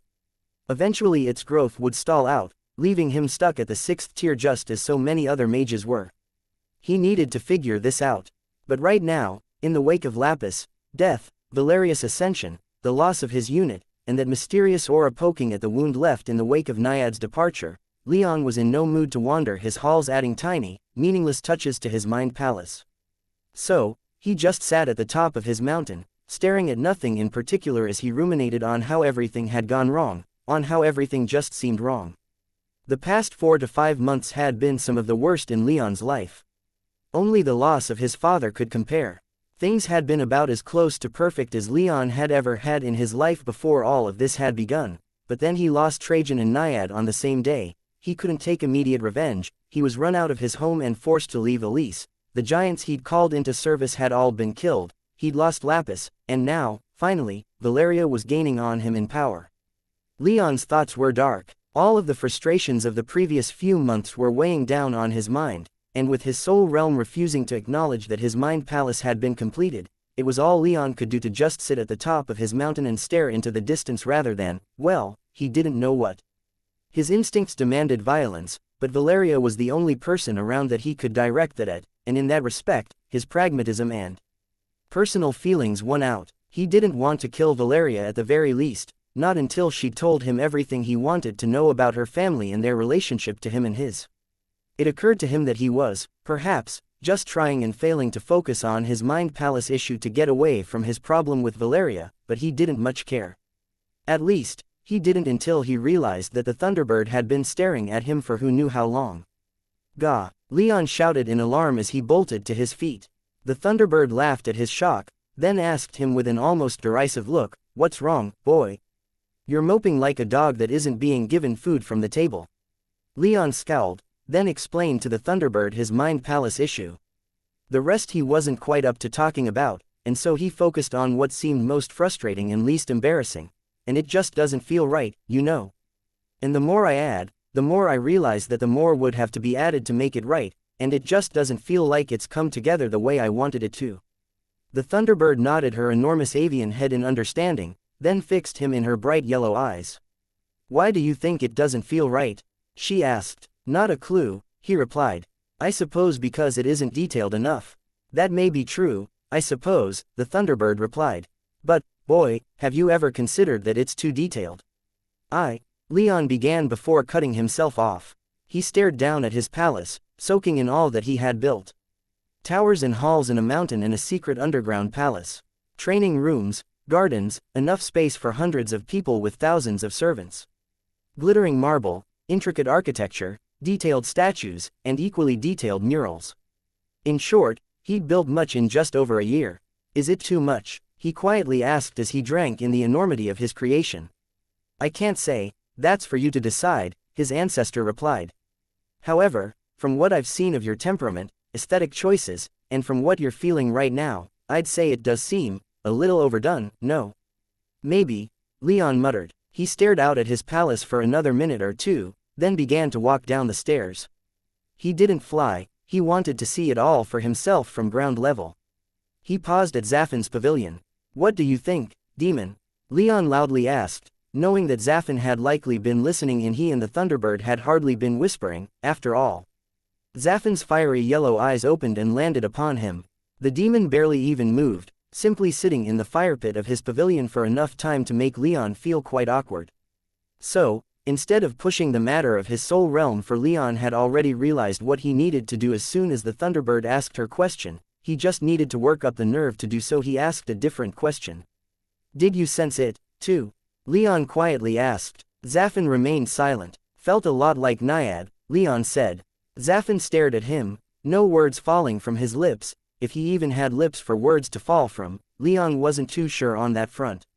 "I can't be sure, but I'd be willing to bet that she was here, watching." Finally, Zaffin spoke up. "I've felt various powers in the forest following you for a while, as I told you a few days ago. At first, they were only more of Amon's vampires, or at least, beings associated with fire demons, but given they never made a move against you, they were undoubtedly weak and no threat to you. A day or two ago, those auras vanished, probably hunted down by what I sensed next. And that was a strange, yet familiar aura, one that caused the magic power that your fish girl left within you to resonate, the power that she left within you when you first met. Leon carefully nodded. He directed his attention to the area around his throne, specifically, his mana glyph. When he'd sworn to Naiad to mate with her and father her children, she'd left some of her magic power within him so that she could find him whenever she needed to. At first, he'd been able to do likewise with her since he'd left some of his power with her, but she seemed to quickly figure out how to prevent it, leaving him with little idea as to her whereabouts. Eventually, that power had faded into the background of his soul realm, and he'd quite forgotten about it. But now that he stared at it, the little clump of transparent magic power floating in the air by his mana glyph, he could see it trembling. "So she is here," he whispered. "It would seem that is the case, though I've little idea why," Zafin replied in an almost dismissive tone. "After all, your pathetic attempts to be assertive practically chased her out of your home. If she wanted to reveal herself to you, I think she would have before now." Leon grimaced, looking suitably chastened. He knew that forcing that decision on Naiad wasn't the best course of action, but hindsight was always perfect and he'd just lost Trajan, so he wasn't in the proper state of mind. Regardless of the circumstances, though, he knew he screwed up and deeply regretted being so sudden and not talking to her more openly. "Have you learned from your fuck-up?" the demon asked, sounding for all the world like he was trying to be Leon's father, which irked him a bit. "Yes, asshole, I have," Leon testily replied. "That's unfortunate. I was hoping to watch you fuck up again. Though I suppose you'll probably do that, anyway. You've a habit of doing so, after all, and I'd bet on it happening again with your Silver Knight girl." "Yeah, we'll soon see," Leon combatively replied. "I put your odds of getting her on your side completely at less than 5%. Personally, I kind of hope she walks. She's too good for you, anyway. I mean, a woman who advances that quickly and that devoted to mastering the martial arts. So far out of your league it isn't even funny, not that I won't laugh at it anyway." Leon bitterly smiled and nodded as he turned away from the demon and back to his mind palace. "Back to my original question, demon, what do you think about this place?" "Too much. Does it feel like it's too much?" Zafin replied. Leon went quiet as he stared out at the majestic palace that he'd built. "I have to say that it does," he murmured. He then walked away from Zafin's pavilion, ignoring the demon's grumblings about the unceremonious departure, and proceeded down the stairs cut into the side of the mountain. The only thing on his mind was that his mind palace would never be complete. As it was, he could easily see himself making constant small changes to what he had until the day he died, never truly considering it to be complete. He'd already been doing that on some level for several weeks before he'd initially thought it to be done, and there was no sign that that situation was going to change. In fact, as he reached the upper halls of the palace, those that he'd set aside for his personal use, not that there was much difference between that and non-personal given that his soul realm was hardly public, he began doing what he'd been doing during that time, aimlessly wandering the halls, lost in thought as he stared at his creation. It was all beautiful, all of it exactly what he thought a richly decorated palace ought to look like, and none of it felt right even if he found it aesthetically pleasing. His mind palace was supposed to represent him, not how he saw himself, not who he wanted to be. The further down he walked in those halls, the more obvious it became that his initial strategy in building the place had been misguided. The thought had been to have architecture reminiscent of the Bull Kingdom, hiding an underground palace built with architectural styles that resembled the few Thunderbird clan buildings he'd seen, much like how was a member of the Thunderbird clan masquerading as a Bull Kingdom knight. He'd thought it made sense. But it wasn't him, not who he was at his core. He didn't truly consider himself a member of the Thunderbird clan. He never knew any of those people, he had no real personal connections with them aside from his father and the Thunderbird herself. In other words, he had no strong feelings about the Thunderbird clan beyond how it related to him, and the same could be said for the Bull Kingdom. He cared about some people within it, but he was by no means loyal to the state or the ideas it represented. Leon emerged from the palace about 20 minutes later from its lowest hall and stood at the base of the mountain, staring up at the palace. Without hesitation, he lifted his hand, swiped it across his vision of the palace, and causing nearly everything he'd built on the mountain to dissolve back into the mist that he'd used to create it, which rushed back into the clouds far beyond the island's edge. He swiped again, and the underground palace joined it, leaving nothing but a hollow mountain. But even that wasn't enough. Leon swiped a third time, and the mountain itself collapsed upon itself as Leon wiped the slate almost completely clean. In a matter of seconds, his mind palace was brought down along with the mountain it sat upon. Leon kept a few things, such as the stone platform upon which his throne sat, his vault, Zaffin's pavilion, the giant's tomb, and the red and white checkered tiles that had always existed in his soul realm. All of it now rested upon a huge flat plain of lifeless dirt and bare stone. Leon slowly walked back to Zaffin's pavilion where both the demon and his ancestor awaited. Wonderful, simply spectacular, the Thunderbird said as she morphed into her human form, clapping her hands as soon as they formed. Zaffin didn't speak, but Leon saw his shadow briefly nod its head in recognition of what he'd just done. How do you feel, Leon? The Thunderbird asked. Leon paused near the pavilion and glanced around at the rocky plain, taking it all in and measuring his response. Once he was ready, though, a smile of abject joy and relief blossomed across his face. I feel light as air, he exclaimed. Good, that's how it should be, his ancestor replied. I can't force these things, I can't plan them out, Leon continued to the Thunderbird's glee. I tried that, and it clearly didn't work. I have to let it come naturally. Let it come in the moment. The Thunderbird nodded furiously, her bronze face alight with happiness that Leon understood without her having to explain. Planning works for some people, she started, but not for me, Leon finished. I'm not a man of a palace, or however it should be phrased, I'm not a palace guy, maybe. Whatever, to the hells with palaces. That's not me. What is? You? The Thunderbird asked. I suppose we'll find out, Leon replied. However, right now, I have some other business I need to attend to. This hasn't weakened me, has it? Do you feel weakened at all? No, but I haven't tried throwing lightning bolts, either. Your mind palace wasn't resonating with you, and as such wasn't giving you any benefits. You've lost nothing in casting it off. Notice how your soul realm hasn't even shrunk. Leon refocused his gaze to the mists of chaos miles away, and indeed, they hadn't moved any closer. That in itself is the biggest indicator that you've done the right thing, here. Now, what is this business you have that had? You worried about possible weakness? Leon's smile turned grim and he didn't answer, at least not out loud.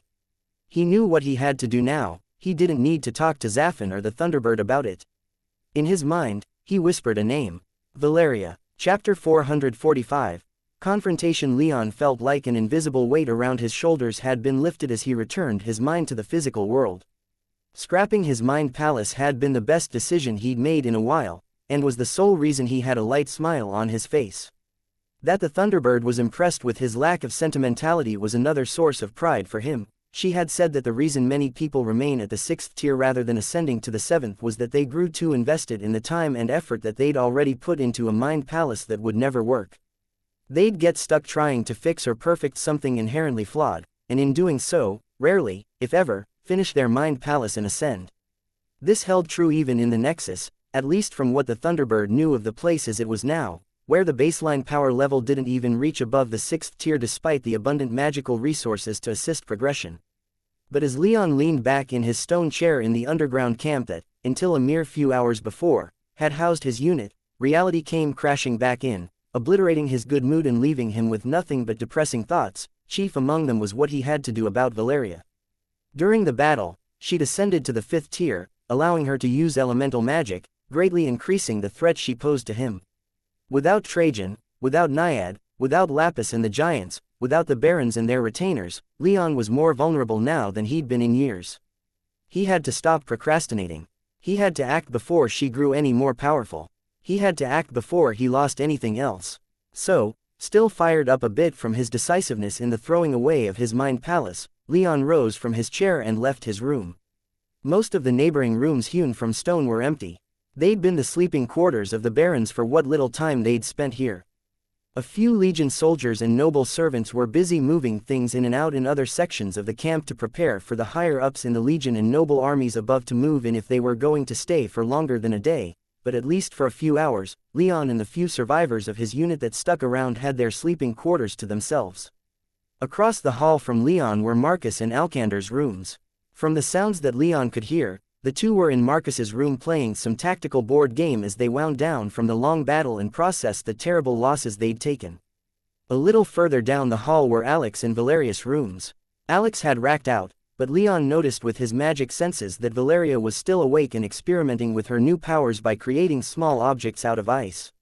Fortunately, it seemed that she hadn't yet begun experimenting with her magic senses, for she didn't appear to notice Leon's quick probe. Before going to Valeria's room, Leon went and got Anzu. The young griffin had been laying down in his own chamber right next to Leon's, recuperating from his wounds. Leon's healing spells had done most of the work, but Anzu still needed some rest. Despite this, when Leon poked his head through the door, Anzu's head shot up and he stared at his human. "Come on," Leon called to his war beast, and Anzu rose as quickly as he could and bounded over, almost pushing Leon over as he nuzzled the human. Leon took a few minutes to give Anzu plenty of head pats and to run his fingers through the griffin's feathers before proceeding, enjoying what could very well be the last few moments of calm he'd ever experience. Once he confronted Valeria, there would be no going back. He'd either convince her to join him or make an enemy of her. If the latter came to be, then he'd have to kill her or she'd get away and tell her father about him, which, given how most of Leon's family had ended up, would force Leon into hiding or be assassinated. So, despite everything that Leon had ever gone through, all the battles and killing and violence, his heart still pounded in his ears. Blood rushed through his veins so quickly that he almost thought that they'd explode before he could get this over with.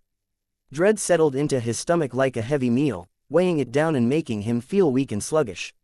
He noticed his hands start to shake as he slowly preened Anzu's wings and he felt a terrible lump in his throat. And then it was time. Artorias, Trajan, Naiad, Lapis. The memory of all those that had supported him in some way flashed through his mind, giving him strength, reinforcing the conviction that he used to throw away his mind palace. It was time. Leon looked up at Anzu, who'd grown so much that he now towered over Leon.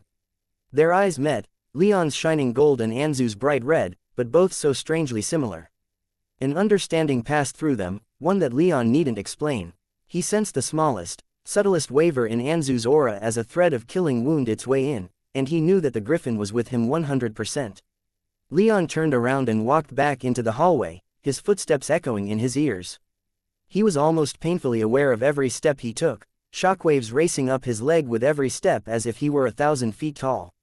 Each footfall took him one step closer to answers, one step closer to vengeance, or one step closer to death. He thought of Elise. He regretted that he couldn't speak to her about this. He regretted that she would never allow this to happen if she knew one of her best friends and the man she loved about to come into terrible conflict. No, he knew she'd never approve of this. Worse, if Leon failed and had to escape, then he could imagine that his enemies would go after her. Unfortunately, the die had already been cast on that front. She was too close to him for them to ever ignore her. But he had to do it. If things went south, he'd return to her and beg for forgiveness, but he had to do this now before Valeria slit his throat in his sleep. He passed Alex's door and briefly considered letting her in on this. She knew his real identity, but no, Leon didn't want to involve Alex in something so deeply personal. He moved on, leaving the young woman to rest. She'd earned it, and from the way her aura radiated from her, Leon could tell that she was close to the 4th tier, perhaps close enough to reach it with a couple of weeks of hard training. Just a few more steps and there he was, outside of Valeria's door, his face a grim visage of intent and hostility. This was his last chance to bail, to return to his room and pretend that Valeria was just another friend, just another knight that he could fight alongside of without thought. The last chance he would have to ignore the strange looks she'd been giving him, the last chance to ignore the fact that she probably knew who he was. Pausing only to whisper a quiet apology to Elise and to conjure his armor, Leon pushed the door open and stepped into the room. Valeria was still there, sitting on her bed practicing with her water magic. Her closed eyes snapped open as Leon entered her room and her right hand instinctively went for the glaive leaning against the head of the bed. Fortunately for Leon, her armor was piled up in a corner and not in her soul realm, where it could be easily summoned. "Sir Leon," she exclaimed in surprise as she rocketed to her feet, glaive in hand. "What's going on? Are we being attacked?" No, we're not," Leon replied, his tone grave and serious enough to send chills down Valeria's spine. "We need to talk." "A talk? In armor?" she asked. Leon noticed that she subtly tightened her grip on her glaive, so he began to call upon his lightning magic, just in case. Leon took a few more steps into her room, just enough to let Anzu inside. The griffin slipped past him as smoothly as a snake, and though he moved with grace and silence, the way he kept his eyes locked on Valeria made her feel like a rabbit that had been cornered by a lion. When he came to a stop, he was between Valeria and her armor. "Sir Leon, she began, but Leon cut her off when he quietly closed the door, leaving the three about as alone as could be in the underground camp. None of them had much room to move in the cramped room, but Leon knew that they'd have to get very loud for anyone outside to hear them, making the small space worth it for that extra privacy alone. As the door clicked shut, Anzu's body tensed, and he lowered himself down and furled his wings as if he were getting to pounce on Valeria. She backed up a step and assumed a more overtly defensive posture, raising her glaive and keeping it between her and Anzu. Her sapphire blue eyes, usually so cold and stoic, now frantically landed on Leon, and he could see deep fear and panic within. Good, he thought. At the very least, it was about as good a confirmation as he would get that she didn't have some hidden guardian waiting in the wings to strike down all those who threatened her. It seemed that they truly were alone. Answering the obvious question in her gaze, Leon simply stated as matter-of-factly as he could, "You know who I am." Valeria was quiet for a long time, but her eyes darted from Leon to Anzu and back again several times as if she were weighing her options. Leon sensed a thread of killing intent rise up from within her, but it was quickly suppressed. The rest of her aura, however, remained strong, and he could tell that she had already started to call upon her new powers. He didn't, however, assume that it was a sign she was about to attack, and instead silently praised her wisdom for preparing to defend herself. He stood as calmly as he could between her and the door, his face stoic beneath his helmet, his offhand resting on the hilt of his sheathed sword, his right hand hanging at his side. He did his best to project an air of confidence and control while she processed his intrusion. After a long moment, though, Leon continued. He couldn't let the responsibility for action fall upon her shoulders, not when he'd already lost so many. "Say my name," he whispered with a calm that surprised even him, though his voice carried with it an undercurrent of his power that had Valeria's hair standing on end and her heart beating so fast that Leon could see her neck pulsing in time. "I know you know who I am. So tell me who I am. Say my name." As he spoke, his left hand tightened around the hilt of his blade and an arc of lightning flashed around his fingers. The adamant metal was warm to the touch, and a feeling of comfort and power flowed into him through it. Valeria stared at him, fear written all over her face. But when Leon finished speaking, that fear turned into something more desperate, something that gave Leon the impression that she was going to attack him. He prepared himself for a fight, and Anzu started to twitch as he glared at Valeria. But then her expression softened, turning back to the careful, controlled, perfectly neutral expression that Valeria nearly always sported. It took Leon a little off guard, but when Valeria lunged forward, her glaive raised and on course to slash Leon across the chest, he drew his blade and deflected in one clean movement. It was a move he was familiar with given their habit of sparring with each other, and with lightning magic coursing through his body, she had no chance of taking him by surprise. Anzu wasn't far behind Leon. He shrieked and sprang, his talons raking across Valeria's exposed midsection and his beak sinking into her right shoulder. Valeria cried out in pain and dropped her weapon as Anzu tore into the meat of her shoulder. Leon then took a step forward and slammed his armored fist into her stomach. Her abdomen was already tight and as hard as iron from the pain of Anzu's attack, but Leon's strike with his gauntleted hand was powerful and she gasped and collapsed as the air was forced out of her lungs. With a wave, Leon had Anzu release her and back up, her blood spattered over his white coat, his red eyes fixing solely upon her. If she so much as moved, Leon knew that Anzu would lunge again. To prevent that, Leon kicked away the glaive though, given the size of the room, it didn't travel far and stepped on her shoulder, simultaneously pinning her to the ground and putting enough pressure on her shoulder wound to keep her from bleeding out too quickly. Anzu had done serious damage, Leon could tell, and even with his boot keeping her shoulder from bleeding, the mauling she took to her stomach and lower ribs was already bleeding profusely, soaking her tight blue shirt in crimson blood and bright red mana. Leon stared down at Valeria as she stared back up at him, something akin to sadness and resignation in her eyes. He didn't think she'd move again, so he recalled his helmet back into his soul realm, allowing them to properly lock eyes. With a shallow sigh, Leon asked, "Why did you do that? You can't have imagined that you would kill me." No, I didn't," Valeria gasped, her voice strained by pain. "I was kind of hoping you'd kill me. I need answers that you can provide." "You're not dying yet," Leon replied, Valeria smiled weakly. And what questions do you have, Leon Rame? Chapter 446. Valeria Isanos, and what questions do you have, Leon Rame? Valeria's voice wavered, a pained smile on her face with Leon's boot pressing her back into the floor and her wounds continuing to bleed. She didn't feel at all bad about this situation, though. This confrontation had been a long time coming, and there was no getting out of it now. Better to roll with it, and as she admitted to Leon that she knew who he was, she felt a huge weight come off her shoulders. Leon, however, only felt worse. He'd thought that hearing confirmation would make him feel better, maybe find some relief to the stress that had been slowly building the longer Valeria stayed with him, but all it meant to him was that the chances of him killing one of Elise's best friends, one of his best friends, too, if he were to be honest with himself, had just gone substantially up, despite his personal feelings. He didn't want to kill Valeria. She'd done nothing to harm him, their short exchange a moment ago notwithstanding. More than that, she'd helped him out on numerous occasions and he quite liked her quiet and stoic attitude as well as her devotion to training. Staring down at her now had his heart madly beating in his chest.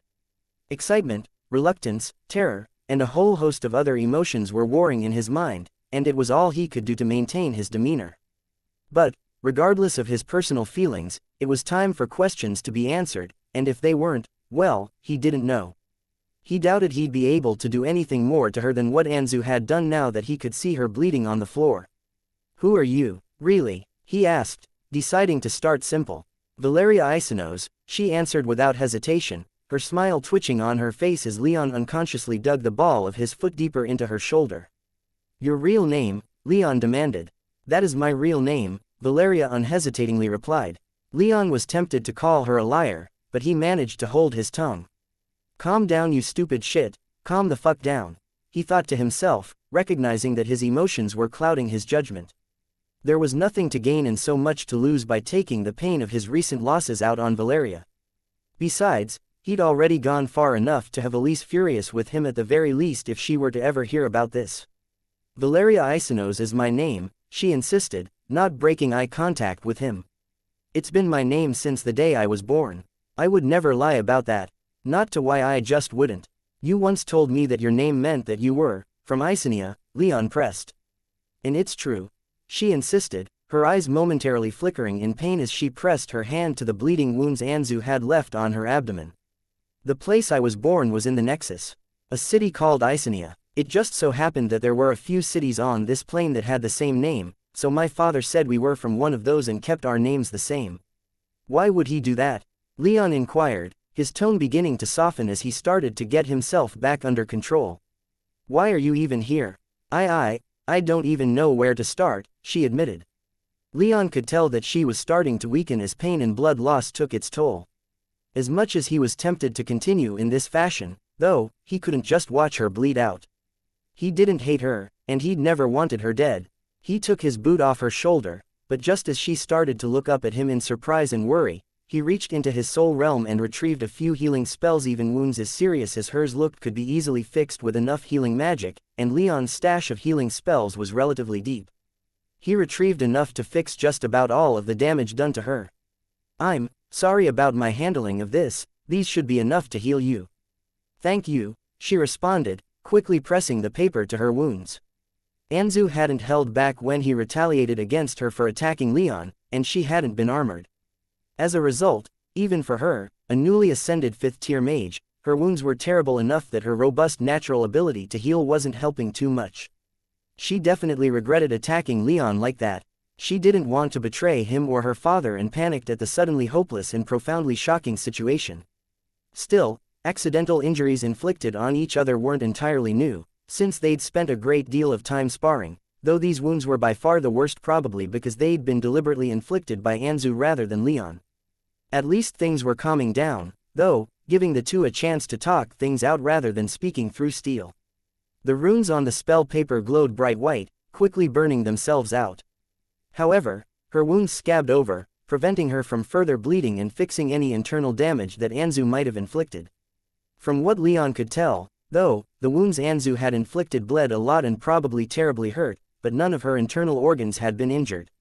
Once the only mildly life-threatening injury she had sustained, that being her bleeding, had been treated, Valeria pushed herself up into a sitting position leaning against her bed. She spared a glance for Anzu, who was still glowering at her like he was waiting for just one antagonistic move from her to tear out her throat. Despite herself, Valeria couldn't help but quickly avert her gaze in the face of such mistrust and hostility. "Let's start over, then," Leon said, as he leaned against the door and recalled his sword into his soul realm. With Valeria disarmed, he didn't think there was much need for it, and having it out now that he didn't think his life was in danger would send the wrong message. So, too, did he wave at Anzu, silently telling the griffin to calm down a bit, easing some of his hostility toward Valeria. "You came from the Nexus?" "Yes," Valeria confirmed. "Why did you come here?"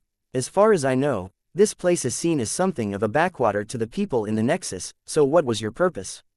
"I can't speak to how this place is perceived. I didn't grow up in the Nexus," Valeria admitted.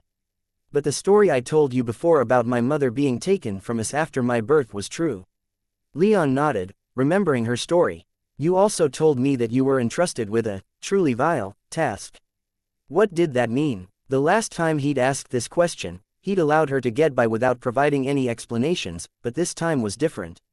"We were sent here to kill the son of a prominent member of a clan that is opposed to our lord," Valeria explained. "We were sent here to kill you." Leon nodded. It had always seemed obvious to him that his mother was the reason why these assassins were after him, but it was good to have some confirmation. "Upon our arrival years before, we made that arrival public by requesting asylum from the Bull King. We searched high and low for you and discovered your identity and the family you belong to. My father and his retainers visited your grandfather looking for you. Archduke Kairos refused to cooperate, and a fight ensued, which my father won.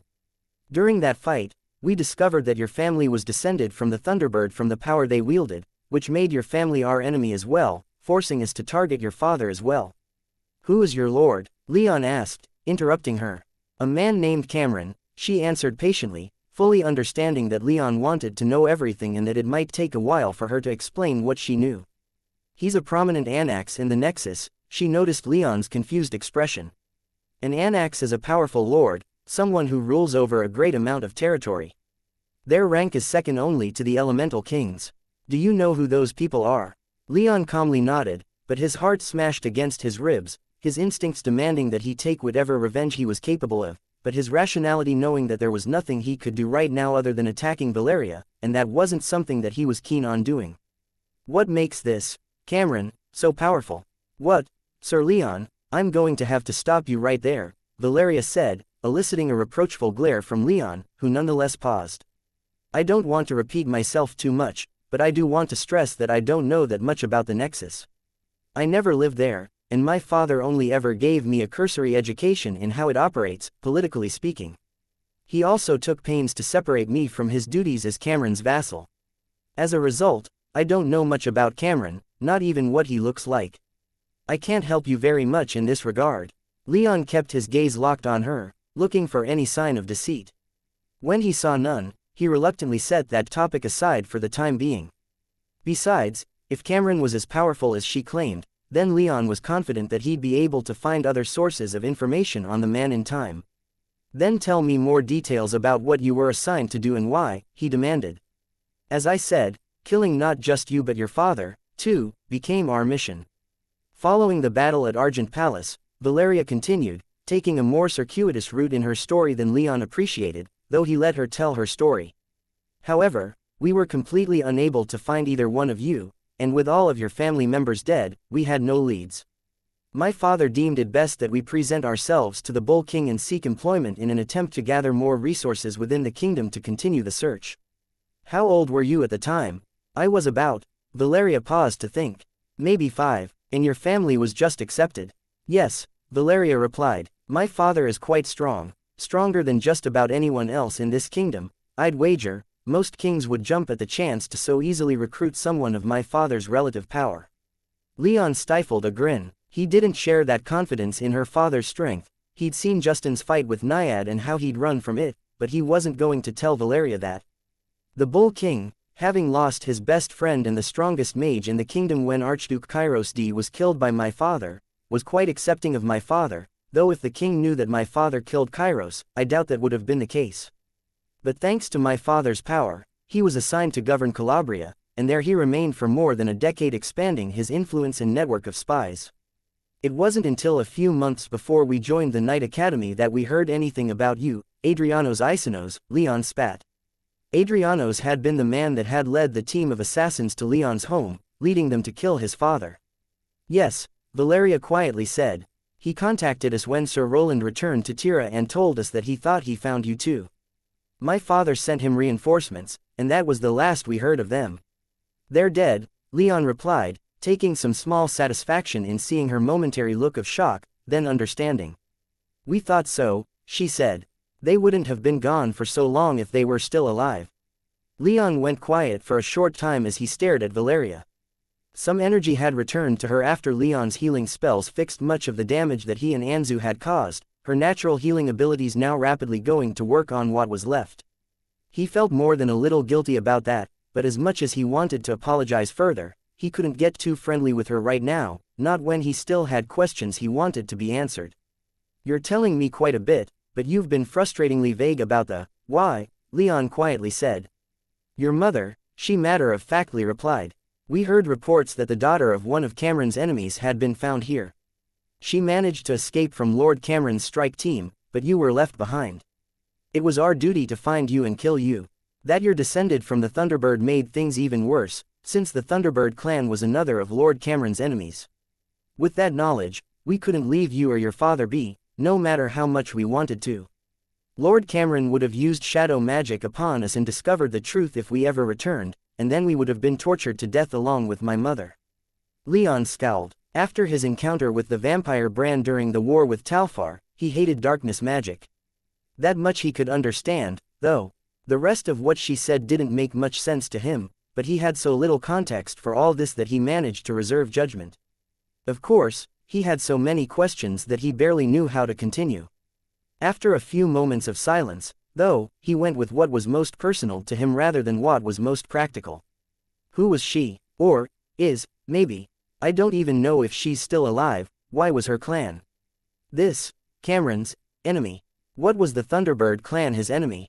I can't answer that, Valeria hesitantly replied.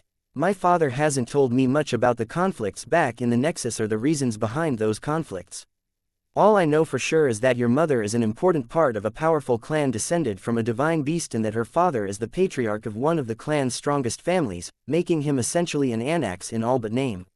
I fucking knew it, Leon thought as his scowl grew deeper despite his Herculean attempts to keep his face as neutral as possible. Much of what Valeria had just said was wrong according to what he'd been told by people he thought he could trust, but it felt so right and aligned so well with old suspicions that he couldn't disregard this information. It actually infuriated him, since he'd specifically asked the Thunderbird if he'd inherited anything from his mother, and she'd told him that he didn't. He tried to keep it in perspective, keeping in mind that just because his mother was descended from a divine beast or so Valeria claimed that didn't mean he inherited anything from her.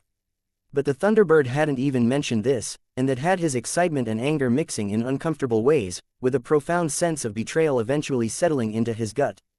And, because, Leon sputtered, desperately trying to maintain a calm attitude, because of that, this, Cameron, wants me dead. Just because I'm connected to his enemies. Yes, Valeria answered, her gaze unwaveringly fixed on Leon. Was there any discussions of my coming in alive? Leon asked. He had no intention of surrendering, but it did seem strange to him that the practical considerations for taking a hostage hadn't seemed to have been considered. Not that I was aware of, Valeria replied. I'm not all-knowing, Leon. I'll answer what I can, but all I've known is this place, this plane. My father has tried to keep me in the loop regarding some of the larger picture things, but he keeps me from many of the more dangerous and unsavory details. What could possibly be considered unsavory when he was sent to murder a newborn? Leon sarcastically wondered. I can't say, all I know is that my father feels tremendous guilt, and he adamantly refused to allow me to take an active role in this mission. Now that I know the truth about you, I'm more than grateful for that. So you're saying that it would have been different if I were someone else? If you didn't know or like your target? Absolutely, Valeria said, shamelessly smiling as she did. I've never met my mother before, but I would do anything to keep her alive and well. I want to see her with every fiber of my being, and the only thing that will prevent me from doing so is if my actions cause harm to someone who means as much to me as she does. Leon's expression quickly reverted to his scowl as she reminded him of her crush.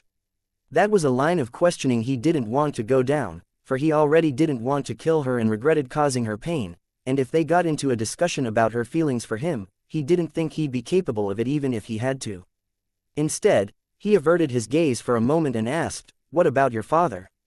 Tell me about him. How strong is he for real and what kind of subordinates does he have? If he's set on being my enemy, what should I expect if or when he puts everything together and comes for me?" "My father is an 8th tier mage," Valeria replied. She'd been quite unhesitatingly candid this entire time, but Leon was still surprised at how easily she provided that information, especially given how he'd so aggressively started this conversation. As far as Nexus mages go, it's a respectable power level, but one that only led to him having a scant few subordinates. To make an analog to the Bull Kingdom, he'd be at about the level of a hereditary knight with a small retinue. To put it even more plainly, my father wasn't anyone of importance, so even if he never came back, Lord Cameron wouldn't care. Give me more specific numbers. I don't know the extent of his infiltration of this kingdom, but I do know that he had 4 7th tier mages with him when he arrived, but 2 have died so far. Leon nodded, not needing any more explanation on that front. He already knew of those 2 deaths even as he contemplated how hopeless it would be to fight Justin at this stage. He'd need much more power than he currently had to confront Justin, and it was both terrifying and reassuring to know how much further he'd have to go before feeling safe enough to do so. Even if he still had Naiad on his side, it wouldn't guarantee him victory right now. "Do you know," Leon began, but as he began his question, he heard a commotion out in the hallway. He quickly projected his magic senses and saw Gaius standing outside of his door down the hall and several other young knights hammering on the other doors of the occupied rooms, including one just outside Valerius' door. "Sir Leon," Gaius called out, his voice muffled through Valerius' door, "Sir Roland has arrived. Your presence is required up top." Leon didn't respond. Instead, he glared at Valeria as if daring her to make a move. But she just sat there on the floor, her back leaning against her bed, an amused smile on her pale face as Leon wrestled with this interruption. Then, she sat forward, looked him dead in the eye, and said without a shred of duplicity, "I will not harm you, Leon. I know that trusting me right now would be one of the hardest things to do, but I assure you, if you take a chance with me, you won't regret it." She kept it simple despite having so much more she could say. She didn't want to talk until Leon gave in. She wanted him to either choose to trust her or just get it over with and kill her. However, she greatly hoped Leon would choose the former. Her heart beat in her chest faster than Leon's did in his, and for all the calm serenity that her facial expression exuded, her subtle shivering and chaotic aura were enough to tell volumes about how terrified she was. Leon stared at her for a long time, even as the knocking on her door intensified and the knight outside started calling her name, even as Alex, Marcus, and Alcander all exited their rooms and got ready to head topside. Unfortunately, Leon's ability to kill Valeria without being asked awkward questions, already quite dubious even before Gaius' summons, had been essentially taken away, and he forced himself to accept that. But even if it hadn't, Leon didn't think he'd. Chapter 447, The Lion's Guilt. Leon could barely believe what was happening. When he'd finally confronted Valeria and started getting some real answers about his mother and his family's enemies, Roland had to show up days early and interrupt. Or, more specifically, have Gaius interrupt. There were few things Leon wanted to do more at that moment than walk outside and wring Gaius' neck. As things were, though, he and Valeria had come to an accord, of sorts. They were going to trust each other at least until they could find another opportunity to finish their conversation. Valeria herself was standing at the foot of her bed staring at him as she waited for him to give her a directive on how to proceed now that their conversation had been interrupted. Leon silently cursed as he took in the state of her. Her tied-back hair had come loose, her blue shirt had been shredded and covered in blood, and she had a look of acceptance, relief, and joy on her face that made for an uncanny sight. If it was somehow possible, Leon's guilt at hurting her and happiness in making at least a temporary peace both deepened. With the benefit of more time to process and the knowledge of how she felt about him, he couldn't even imagine what she might be going through. He knew that if he had to choose between Artorias and Elise as Valeria had to choose between him and her father, he wouldn't be able to make a decision. "I'll head out first. Give you some time to get changed," he softly said, nodding to her as politely as he could. "Got it," she said. She didn't wait for so much as a second before she began pulling off her shirt. "You really got me good," Anzu, she said, her voice straining a bit to sound lighthearted even as the griffin stared daggers at her. It wasn't until Leon clicked his tongue and got Anzu's attention that the griffin relaxed. Leon, for his part, wasn't too interested in whatever she was trying to do by taking her shirt off in his presence and simply turned his back to her, though she had given him a good enough look at her body to see that her wounds were now just a few faint white lines on her otherwise flawless skin. He felt like he should stay for a few more seconds since he couldn't just open the door and leave with her half naked behind him, but she seemed to disagree. I appreciate it, but you can open the door and leave if you want, she said. Sounds like they're getting a bit impatient out there. I think Anzu will block their view, anyway. Leon could hear Gaius speaking with Marcus, Alex, Alcander, and the rest of the knights out in the hall. None of them knew that Leon was with Valeria, and none could say as to why neither of them was coming out, or if they were even still in their rooms. Leon cast one last look over his shoulder at her and found her smiling back at him, her body turned away and an arm covering her substantial chest. It seemed to him that her smile was meant to be cheeky or otherwise playful, but her obvious nervousness and the way her eyes flickered toward Anzu ruined the effect Leon thought she was going for. He lightly shrugged and pulled the door open just enough to allow himself to get out, surprising the knight who was still standing outside of it. Out of the way, Leon curtly growled, feeling no desire to be in any way polite. Given how damn loudly the knight had been knocking, the knight practically jumped out of his armor as Leon's baleful gaze hit him like a boulder to the face, and he reeled a few feet further down the hall, leaving no one with a clear view into Valerius' room for the split second before Anzu blocked the doorway with his large frame. Sir Leon, Gaius exclaimed in surprise as he registered not only Leon's presence but also where he was coming from. What were you doing? Leon just glared at the young nobleman and blocked anyone from approaching Valerius' doorway until Anzu slunk past him into the hallway. Only then did Leon fully close it behind him. Where's Dame Valeria? Marcus asked, his eyebrow raised, and a smile on his face that was both intrigued and congratulatory. Leon glanced back at the door, thought for a moment, lightly frowned, and said, "She'll be out in a minute." Oh ho ho, Marcus playfully said as he walked closer. What, pray tell, were you doing in Dame Valerius' chambers, Sir Leon? We were talking, I had some issues I needed to bring up with her, Leon replied, cutting Marcus off, though not before Alex started walking over with stars in her eyes and Gaius stumbled back as a look of horror crossed his face. What they were doing was the last thing he wanted to talk about with them. Sir Leon, Alex cried with a faux scandalized tone before her curiosity got the better of her. Did you finally make a move, or was it Val? Are you two finally together now? I mean, you've been obviously crazy about each other this entire time, so it's good to see that you're finally resolving this thick sexual tension. At that moment, Valerius' door opened again and she strode out into the hall, not a hair out of place. If Leon hadn't been responsible for it, he never would have guessed that she'd just been mauled by Anzu a scant few minutes beforehand. Sorry everyone, I had to get dressed, she said, winking at Leon, clearly taking some amount of pleasure in his relatively obvious discomfort. Leon rolled his eyes and ignored the looks everyone was giving him. He especially ignored Alex as she scooted past him to excitedly whisper into Valerius' ear as she blatantly stared at him. Hearing them joke about him and Valeria only exacerbated his guilt over his actions. Instead of responding, Leon turned back to Gaius, who appeared to be fighting off the urge to burst into tears. I knew it, he kept repeating to himself. Sir Tullius, Leon loudly said, pulling the young nobleman out of his depression-induced mantra. You said that Sir Roland has arrived. Right, Gaius replied with a complete lack of enthusiasm, his eyes not once turning in Leon's direction. Let's head back up. He waved his hand at his knights and they began to file out of the hallway, making room for everyone else to follow. A few uncomfortable minutes of making their way through the underground camp later, Leon and company emerged in the late evening sun to find that everyone else had largely finished cleaning up the hill, gathering the bodies of the fallen, and setting up their own camp. It had even been fortified with a wooden palisade set in a stone foundation and featuring a stone gatehouse. Leon could also tell that the Second Legion had been quite diligent in setting up the standard suite of enchantments to ensure the wall was as protective as it ought to be. The center of the camp at the top of the shallow hill was their destination. There, the main command tent along with the sleeping tents for Aurelius, Gaius, and the Duchess of Vesentio had been set up. Most of the local leadership was in the command tent, so that was where Leon and the others made their way. The first thing Leon saw upon striding in just behind Gaius was Roland and several of his knights looking more than a little uncomfortable as they kept a close eye on everyone around them. Roland seemed to relax just a hair upon seeing Leon's entrance but otherwise remained on guard.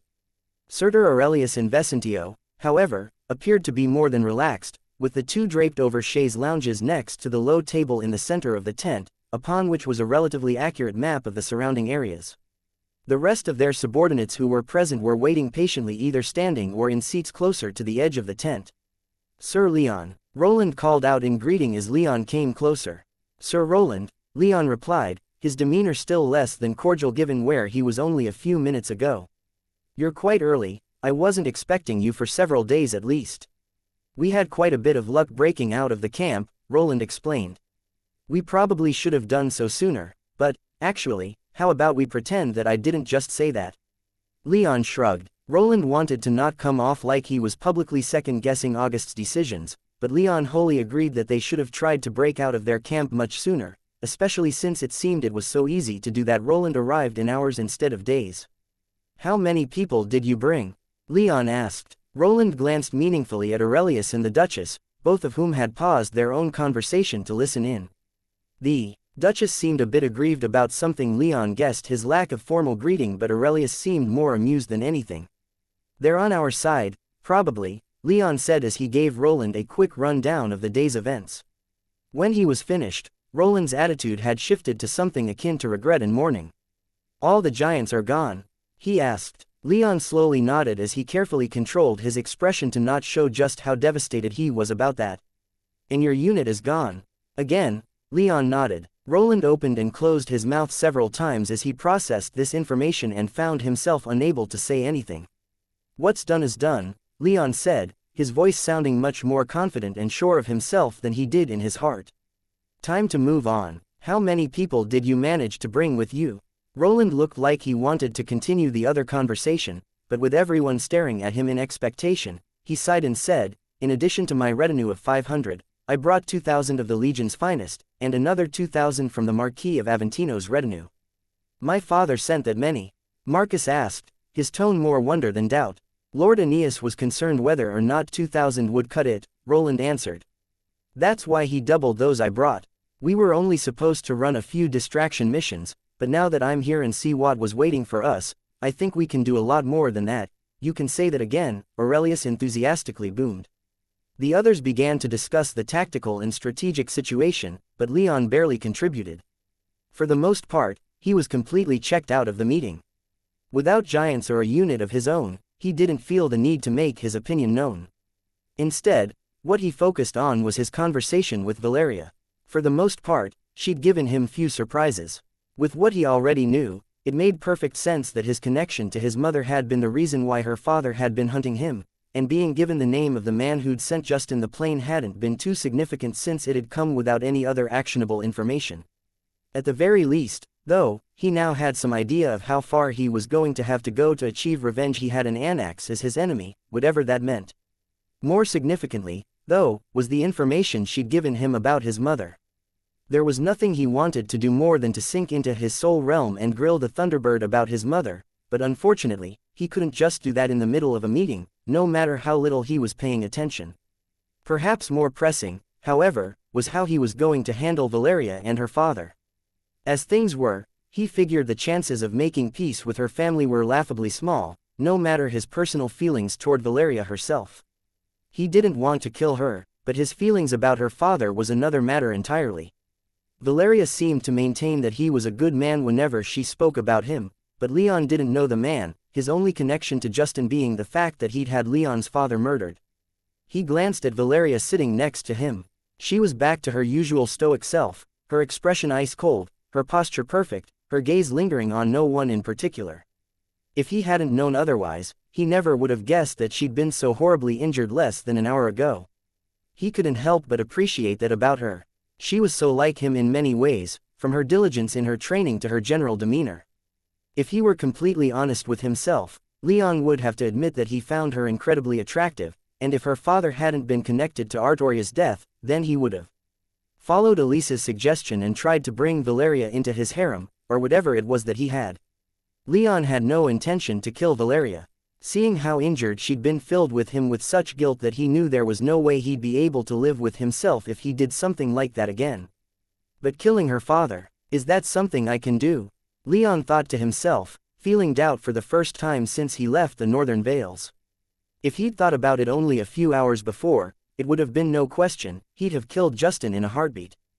But now, he supposed it would depend on the circumstances of their confrontation. If Justin were the person that Valeria claimed him to be, then, maybe Leon could make peace with him. If he proved himself otherwise or tried to kill Leon, then Leon would fight with all he had. He didn't want to fight an 8th-tier mage head-on, of course, but as it was right now, Leon felt like he had a good chance of winning if he invoked Zaffin's power. Plus, it seemed like Naiad was close by, and as that thought returned to his head, Leon felt a powerful urge to venture back out into the woods to continue his, Sir Leon? Roland asked. Leon blinked and pulled himself out of his thoughts, his mood souring a bit as his attention was pulled back to more immediate responsibilities. Roland and the rest of the command staff were staring at him, obviously waiting for something. Leon cocked an eyebrow, stared at Roland, and silently asked him what the paladin wanted. "Did you get all that?" Roland asked. Leon glanced at the map of their surroundings that had been laid out on the table in front of them. From what he could tell from what had been marked on the map, the plan they'd come up with was about what he expected: attack Duronius' northern flank at the same time as August did, assuming Duronius didn't simply retreat when he realized he was outflanked. They'd break through in the north and swing south to crush the remaining Octavian forces. With more than 100,000 in August's camp and almost 60,000 outside of it, their chances were good that their plan would work if they moved before Duke Duronius. Leon nodded and said, "I got it." He'd obviously missed out on the details, like how they'd communicate with August, but he could ask the others later. Right now he just didn't care about the specifics of the plan they'd come up with. Roland didn't look entirely happy with Leon's response, but no one felt like arguing with Leon with the way he was glaring around the room. Even Aurelius's loud attitude was rather damp when his and Leon's gazes crossed. "All right, then," the legate quietly said in the awkward silence following Leon's response. "I suppose we ought to get some rest, then, if we're to pull this off before the morning." Leon nodded as everyone spoke their agreement. His gaze wandered over in Valeria's direction again, his eyes admiring her noble figure. He figured he should wait to continue their discussion until he was in a better state of mind, and the same went for confronting the Thunderbird. At the very least, they could wait until there weren't about 200,000 Octavian troops nearby they had to deal with. Chapter 448. Roland's Concern, Sir Leon. Roland called out as the meeting wrapped up and everyone departed the command tent to see to their parts in getting everything organized. Leon paused for a moment, nodding to the others in his party to continue without him. Valeria stuck around for a moment giving him a questioning look, but Marcus, Alcander, and Alex all left, though not without giving Leon and Valeria some amused looks.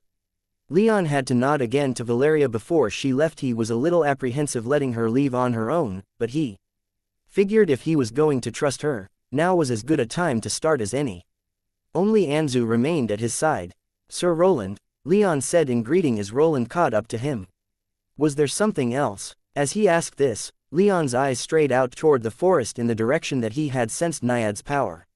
He doubted he'd be able to find her before the upcoming battle kicked off, but he had been hoping to at least take an hour or two to poke around again and see if he missed anything. "Mind if we talk for a moment?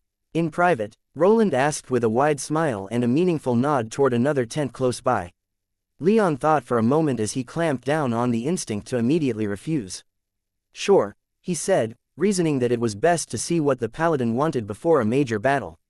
Besides, with confirmation that it was Valeria's family that had been responsible for his father's murder, he could finally put away the last of his lingering suspicion and antipathy towards Roland.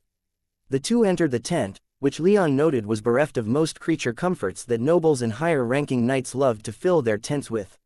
Whether that was because Roland's tent at least, Leon was assuming it was Roland's was borrowed, hastily put together, or because of more moderate tastes, Leon wasn't sure. The furniture within consisted of a bed, a handful of chairs, a small round table, and nothing more. The two took seats at the table while Anzu waited outside, only poking his head into the tent so he could keep an eye on Roland. For his part, Roland was a little bit put off by the Griffin's constant stare, which Leon picked up on. It took a little prodding on his part, but Leon managed to get the griffin to leave them alone. "So, Sir Leon," the paladin cautiously began, his tone restrained and his cadence slow, as if the topic he wished to broach was one he would rather not talk about. "I couldn't help but notice that you didn't seem to be with us during that meeting. Is everything all right?" Leon clenched his jaw in displeasure. This was not a conversation that he wanted to have with Roland right now. Or ever, really, but he appreciated why the paladin was asking. Even without his giants or his unit, Leon was still one of the strongest and most influential people in the army, even if his political power paled in comparison to that of the others.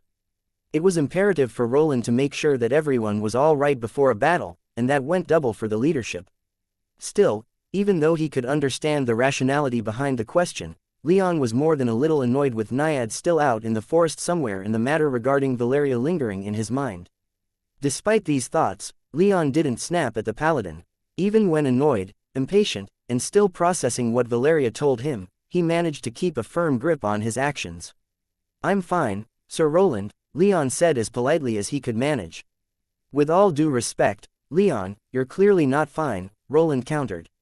"I've never seen you so inattentive, so passive when it comes to making battle plans.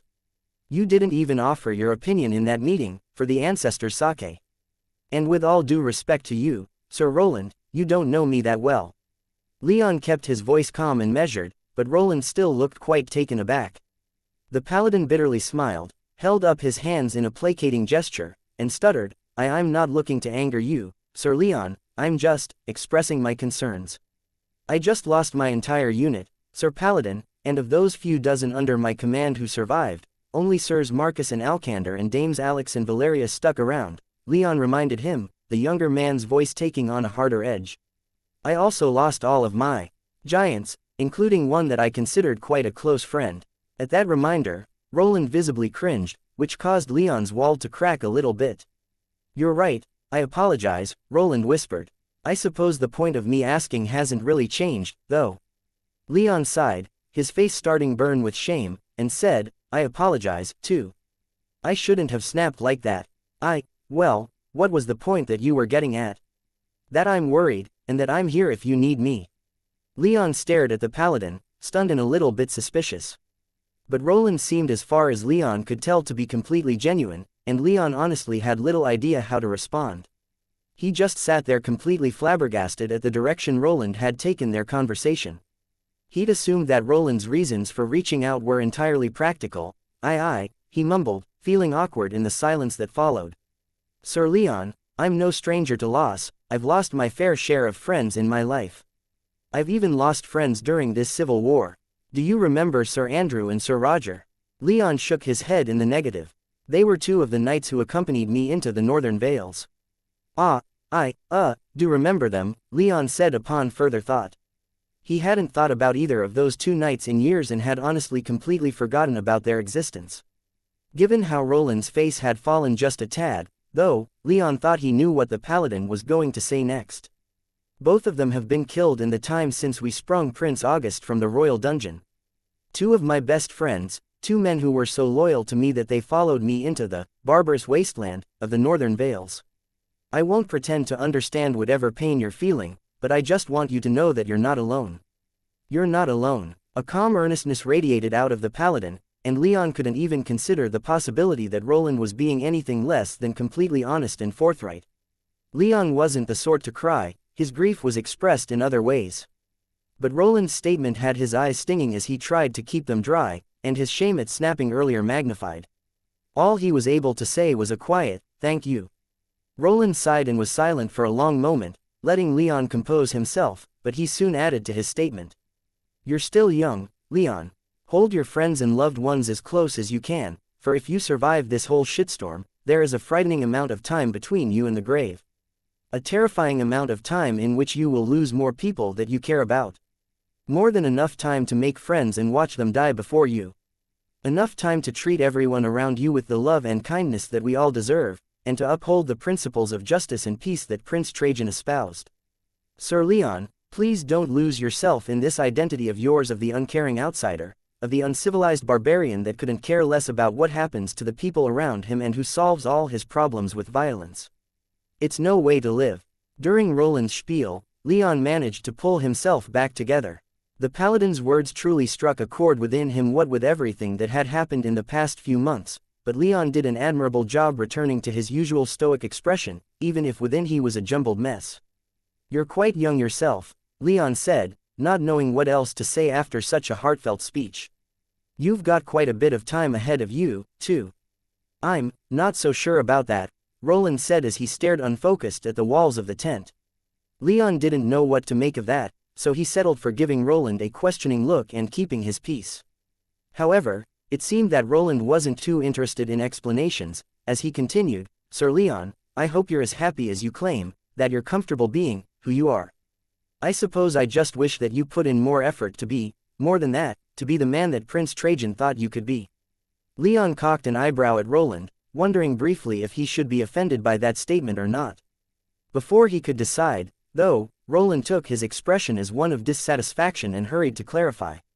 "I'm not saying that you should take up Prince August on his offer in exchange for your assistance with the Northern Territories. I've phrased this all wrong. Look, we all have room to grow as people, and it just seems to me that you're too entrenched in your own way of thinking."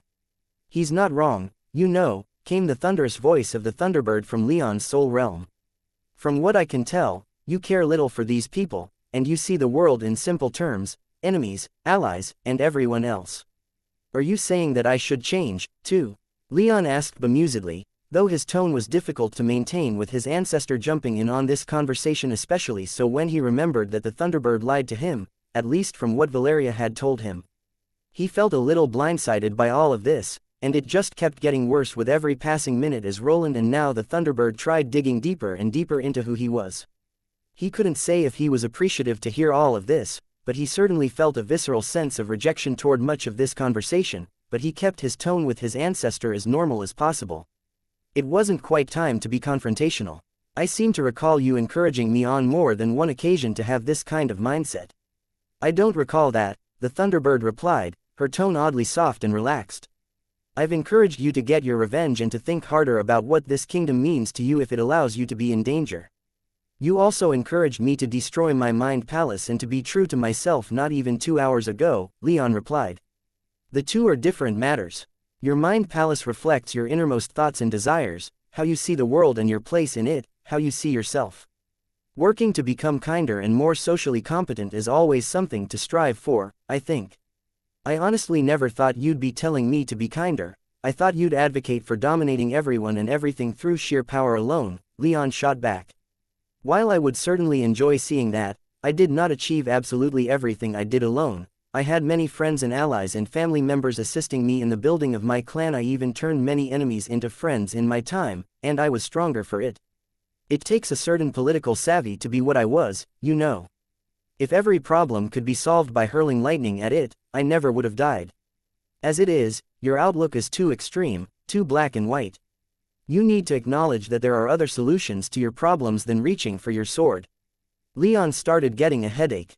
Where the fuck is all this coming from? He couldn't help but wonder. Still, as strange as the timing was, he couldn't deny the accuracy of Roland and the Thunderbird's words. "We'll see," Leon slowly said. He had to admit, the thought of turning Valeria into an ally resonated with him.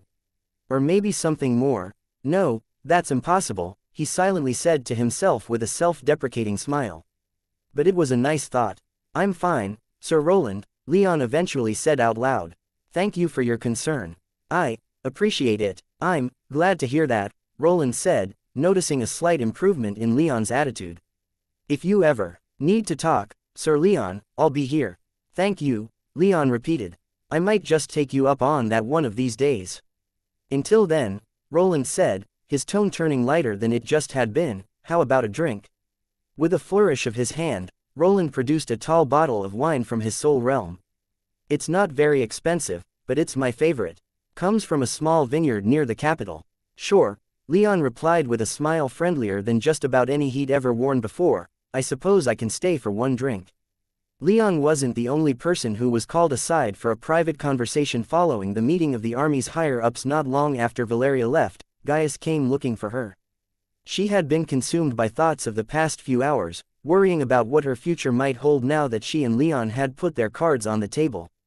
Worrying about where her father might be and what his reaction to learning about Leon would be. Worrying about which side she'd choose if she were forced to. Worrying about how willing Leon would be to kill her if she chose her father over him. Her shoulder that Anzu had torn into ached at the thought of fighting Leon for real, but her heart ached even more. But it wasn't long that she was lost in these thoughts, for she hadn't even made it back to the underground camp before Gaius came running after her. "Dame Valeria," he quietly said as he appeared at her side, choosing not to be as loud or brash as he so often was when they were kids. "Could we talk for a moment?" "What about?" Valeria politely inquired, maintaining her pace and direction and not slowing down at all for Gaius. I suppose I was hoping that we could, talk about us," Gaius sheepishly said. It was a bit surprising to see him so unsure of himself, but Valeria had much bigger problems to worry about right now than Gaius' crush on her. She wasn't interested in him in that way. Hells, she and him were barely even acquaintances, let alone friends or lovers. "I have a lot on my mind right now, Sir Tullius, perhaps another time," she said in a clear, if disguised in politeness, rejection. "Is it about Sir Ursus?" Gaius asked, eliciting a reproachful glare from Valeria.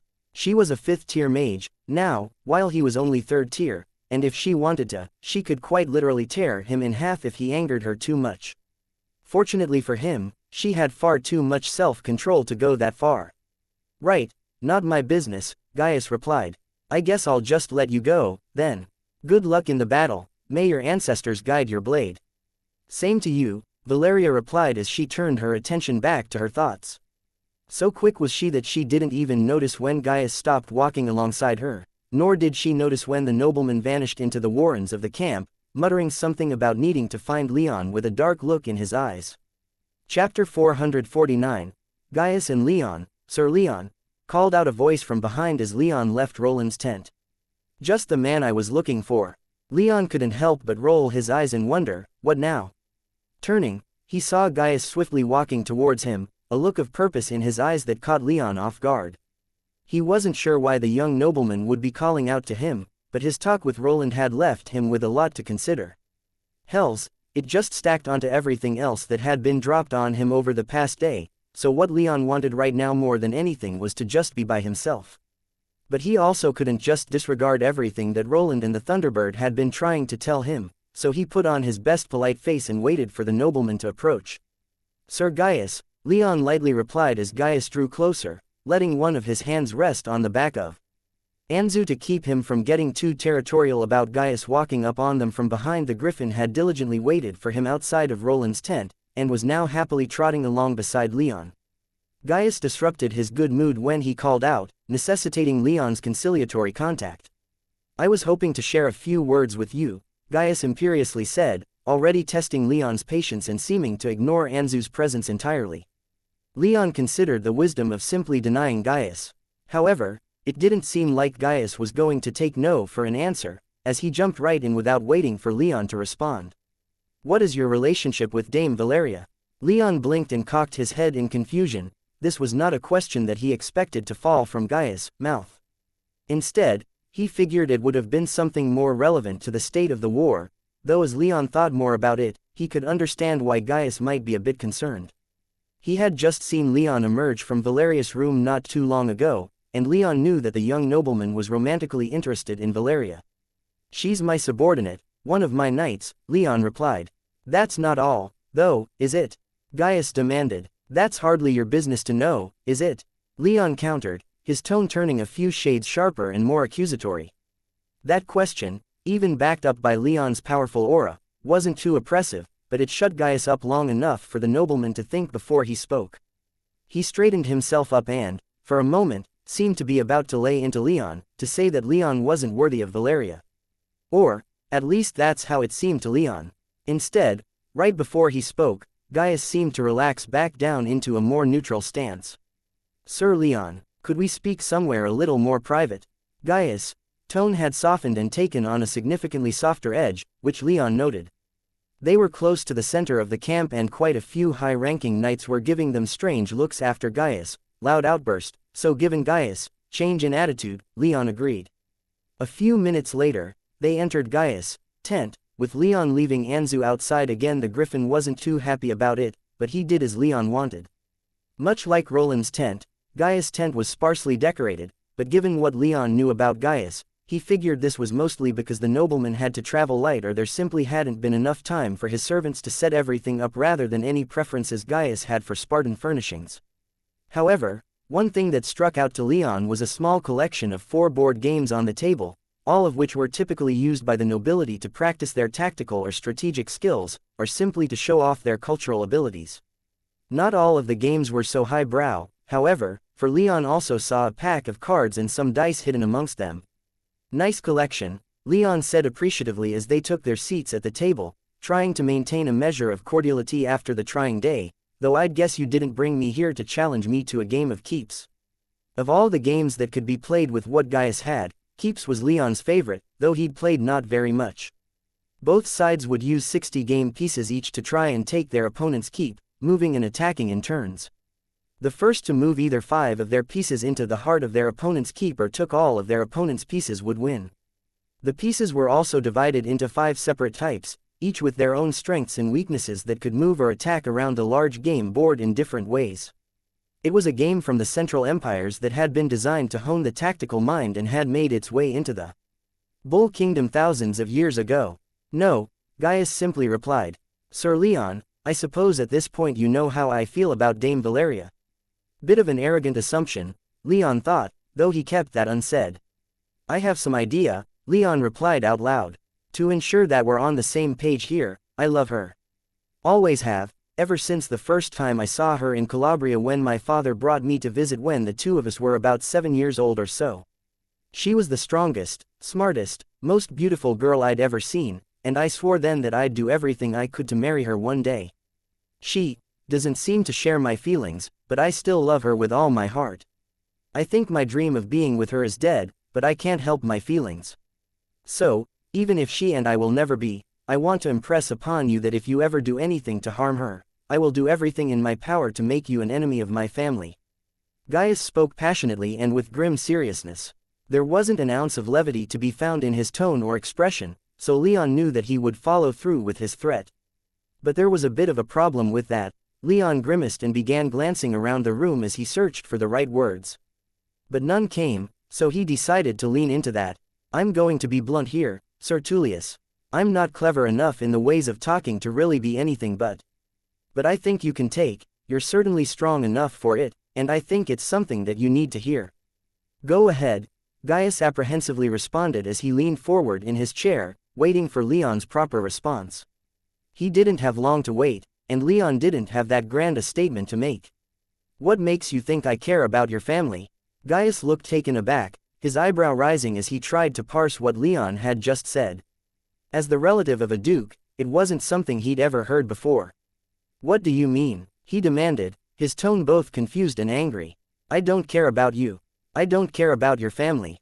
"Well, that's not entirely true. We're currently allies, so I'll do what I can to keep you alive when in battle, but beyond that, after this war, we'll have no ties, no relationship. Given our history, I'm not even sure if having ties with you is something that I want. You can't harm me and you're not a friend of mine. So, quite frankly, I have no strong feelings about you one way or the other." Gaius' expression changed from one of seriousness and that of projecting authority to one that looked almost hurt, though it was quickly covered up by noble stoicism. "Don't bother threatening me," Leon continued. "I have no plans currently to bring harm to my own knight, anyway. She's the only knight I actually have on my payroll, and doing something to hurt her would be a bit counterintuitive, you know." "And yet, you were in her room," Gaius said. "Don't mistake that, everyone else made a big deal out of it, but there was nothing sexual going on in there. I simply had some business to discuss with her. Besides, I had my griffin in there. You think I'd want to have sex with him watching?" "People have weird tastes," Gaius said with an almost relieved shrug, though he still stared at Leon with suspicion. "But, to get back to my point, I suppose you can take what I'm going to say however you please, but I have to say it anyway. At this point, I'm aware that Valeria doesn't feel about me the same way that she feels about you, no matter how she feels about you. She and I will never be, and I can make my peace with that. What I can't make my peace with, however, is the idea that she'll be with someone who might abuse her, or might not respect her, or might bring her to harm. I cannot abide that. I will not let that be." "You say," That like you have any choice in the matter, Leon replied. I don't, not really, Gaius admitted. However, that doesn't mean I won't hear of it sooner or later. You could unite the entire plane under your banner, but if you were to make Valeria cry, I would still strive with all my being to bring an end to you. Do you understand that? Leon smiled and nodded. The conviction that Gaius spoke with was admirable in his eyes. Even if the content of the declaration was kind of laughable, Valeria hardly needed such protection, at least under normal conditions. Besides, something told Leon that Valeria wouldn't take too kindly to Gaius inserting himself into their private affairs. Maybe that was just an assumption he was making, but he was certain in that belief, given how distantly she generally treated him. Sir Tullius, Leon said calmly and carefully, enunciating every syllable in a clear attempt to stay even and light-hearted, I have just lost every knight, every nobleman, every single person, including my giants, only a few hours ago. The last thing I need is you getting into my face and telling me how to lead my people and that I need to keep those few who are left alive. Do you understand that? Leon's voice was steady and strong, each word hitting Gaius like a sack of bricks. There wasn't a trace of killing intent in Leon's aura, but still, Gaius could feel how sincerely Leon spoke. He meant every word. I understand that, Sir Leon, Gaius said, suddenly becoming very aware that he was alone with a man that he considered an enemy not that long ago, a man who had his 5th-tier war beast waiting just outside the tent. And then he steadied himself, using every ounce of etiquette training he'd ever received to maintain a noble stoicism, even in the face of an irate 6th-tier mage. I will not be taking back what I said, though. Keep that in mind. Leon only smiled, a thin-lipped thing that spoke far more of his anger and lack of patience than it did of any amusement he may have felt. I suppose that's where we stand, then, Leon stated. Just know that I don't hate you, Sir Tullius. Even with our disagreements in the past, I don't hate you. Gaius visibly cringed in his seat as he remembered the arrogance with which he'd accosted Leon when they'd first met, and the one-sided rivalry he'd declared with the other man. It had only been a few years, but already the things that Gaius had said to Leon brought him nothing but shame, let alone the actions that he'd taken during their time at the Knight Academy. I know that you said you don't care about me, Sir Leon, Gaius quietly murmured, his voice shaking with shame, and his eyes wandering around the tent, but I would like to apologize to you. I wasn't fair to you back in the Knight Academy, and for that I'm sorry. I would not do any of that over again if I were given the chance. I'm embarrassed by my actions, and I understand completely your responses to them. Leon awkwardly smiled, most of his obvious irritation and lack of patience vanishing with Gaius' sincerity. I accept your apology, Sir Tullius, and I'd like to apologize to you, too, Leon replied, surprising no one more than himself with how much he meant it, though Gaius came in a close second as his eyes turned back to Leon in abject shock. Whatever you said to me didn't matter then and it doesn't matter now. My response should have been more measured and restrained. I regret humiliating you like I did. Just as you said you wouldn't do the same thing if given another chance, I would say the same. Thank you, Gaius replied, unsure how to feel now. He'd come to find Leon with righteous fire in his heart, and now here they were apologizing to each other. It was a turn he hadn't expected. The two sat there at his table. For a long, awkward moment, unsure how to respond. It took an almost embarrassing amount of time for Leon to find something else, anything else, to talk about to relieve the tension and move on. On a side note, Sir Tullius, mind telling me why your older brother isn't here? I have to admit that finding you in charge of the Lentian retinue, someone so young and relatively magically weak compared to his immediate subordinates, was surprising. My brother already told you he was sending me to join his army, Gaius reminded Leon, getting some life back into his voice again. That doesn't explain why he didn't want to come personally. I can't imagine he was too cowardly to come and desert Duke Duronius' camp himself. The impression I got of him back when we met was actually the exact opposite. Sir Leon, if our magical power weren't so different, I think I would have challenged you to a duel for those comments despite our previous conversation, Gaius said, his mouth turning up into a thin smile. Both of them were staring at the other as if daring the other to make the first move, to attack the other and let them fight it out. But Gaius knew he'd lose that fight. He'd never won when fighting Leon, and now that the difference in their power levels was so profound, he didn't for a second believe that that would change. I wouldn't blame you for that, though I'll also say that I didn't mean any offense and I apologize if you felt any, Leon said, trying to put what the Thunderbird and Roland had been trying to tell him only a few minutes before into practice. He found it surprisingly nice, even as he realized that he'd probably need to get some coaching to say things more diplomatically. I would, however, like an explanation. My brother has other duties to perform at the moment, Gaius said. He was called to the capital to help Prince Octavius form part of the new government now that so many bureaucrats have been fired from the administration. My brother felt like it was best not to tip off Duke Duronius by showing up here instead. He's not too far away, maybe 100 miles or so, close enough to give strategic orders, though not close enough to take tactical command. He'll show up to take personal command of the Lentian army soon, though. In fact, if we weren't going to launch this attack tonight, he might have joined us before then. Leon nodded. It wasn't a decision he would have made, but it was one he understood. I've been told that delegation is the key to effective leadership, he murmured. I guess it's a sure sign that you're trusted back in Lentia if you're able to take your brother's place. Hardly, Gaius whispered. I'm a Tullius, it was my duty to stand in for my brother, not a sign of trust or ability. As a matter of fact, I'm mostly a figurehead. It's one of my brother's top knights that's actually making most of the decisions in the Lentian army. A shame, Leon replied with a wry smile. Not going to lie, I was kind of hoping to see what you could do. Really? Gaius skeptically asked. Leon nodded. He meant every word. He wasn't particularly fond of Gaius by any means, but he knew the man and had figuratively crossed blades enough that he held a certain amount of respect for him.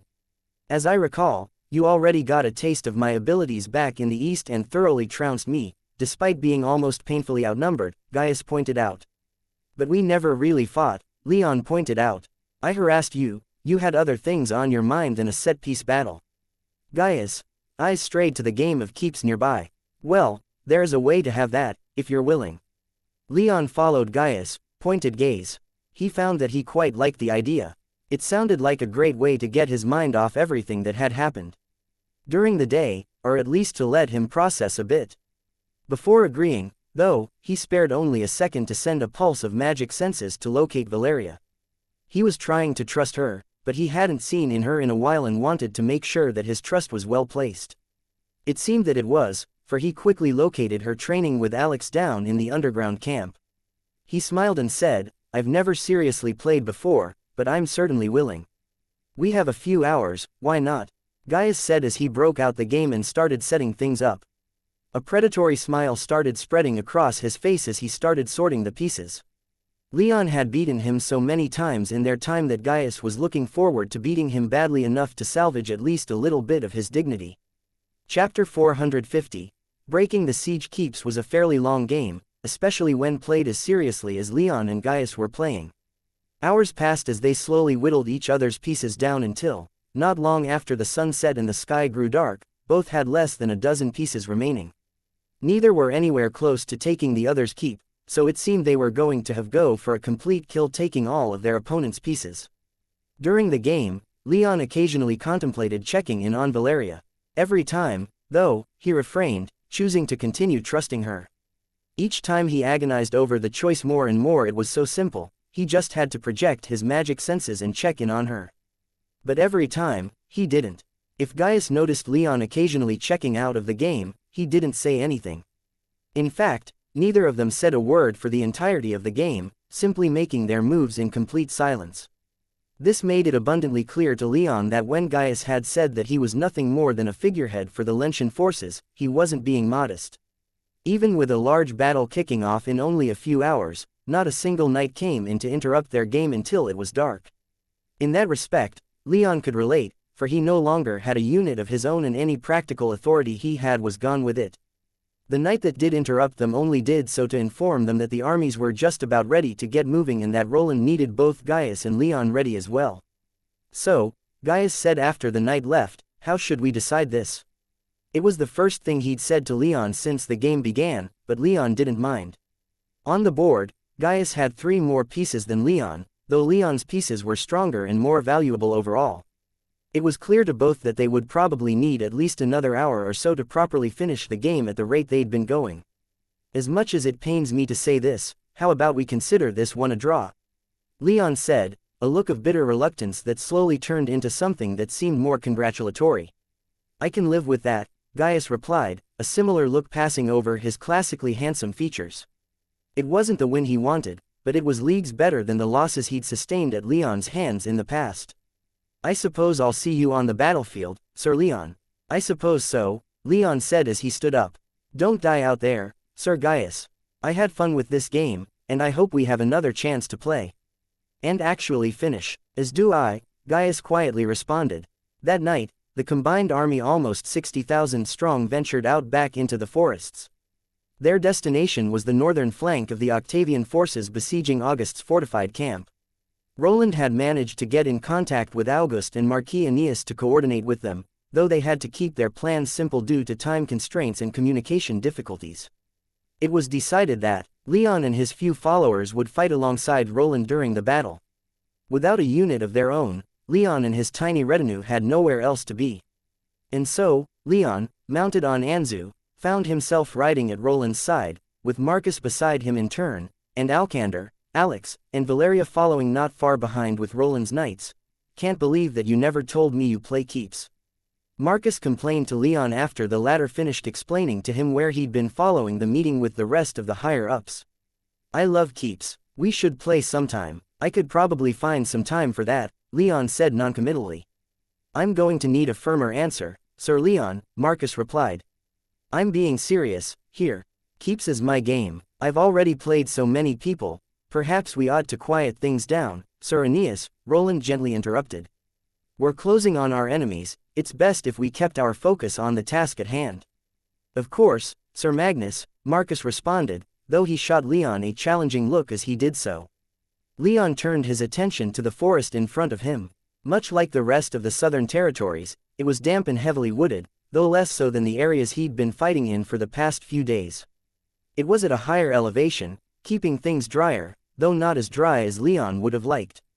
Further out, Leon could see with his magic senses the beginnings of the Octavian lines. It was preceded by hundreds of feet of cleared land, in which had been constructed numerous defenses on top of what had already been there when Leon had led his unit to bait out an attack. Now, instead of only pits and trenches, there were spikes, low walls, and archer platforms. None of it was too impressive given how it had only been a few days, but it was more than enough to make Leon grateful they were attacking so swiftly, for it was evidence that their enemy was trying to protect their position from attacks like the one Leon and Roland were about to make. If they had more time, they would have undoubtedly constructed more formidable defenses. As it was, what they had wasn't going to be enough. Leon was confident that they'd cut through them like a freshly sharpened blade through cheap paper, and that was assuming they wouldn't be able to walk right past them, capitalizing on the belief that Duronius hadn't had enough time to realize the defections of the contingents from Lentia and Vesentio. It took a while, but everyone got into their positions before midnight. "This is it," Roland muttered in the last few moments before their charge. "Today, we end the campaign for the southern territories. We crush Duronius and those who follow him, and all of the south will fall to Prince August." Leon lightly frowned. He wasn't so confident that all of the south would be so willing to roll over even if they won this fight. They still had the fleets in the Gulf of Discord to worry about, not to mention the nobles closer to the western territories who might find more cause to resist than others further east even if Duronius lost. Regardless, he was going to fight to win. He had more than enough anger to spare, and all it took was thinking about Lapis to bring it all back. Augmenting that were thoughts of Artorias and Trajan. Much of Leon's anger was directed toward himself and his tendency to stay out of the way and not engage with people, which he was at least somewhat aware had created many of the problems he was now dealing with, but a greater deal of that anger was aimed squarely at those who were responsible for his losses. His hand practically shook with how much he wanted to drive his blade into Duronius, and to a greater extent, Octavius, Earthshaker, and any others who might stand between him and them.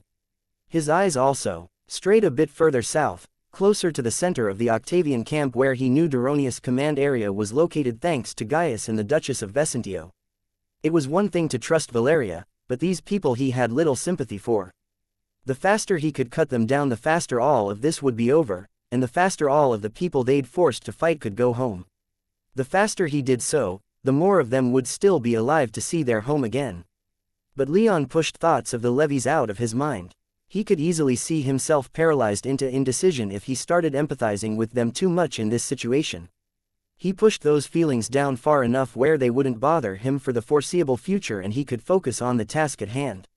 Rather than sounding off on horns to signal a charge, the Augustine line began advancing after using signal flags and runners. There'd be no horns to signal to the enemy that they were under attack. Instead, the attack would begin quietly, with as little warning as possible. Like that, almost 60,000 troops began marching out of the trees, the sigils of xianxia and Vesentio prominently displayed before them.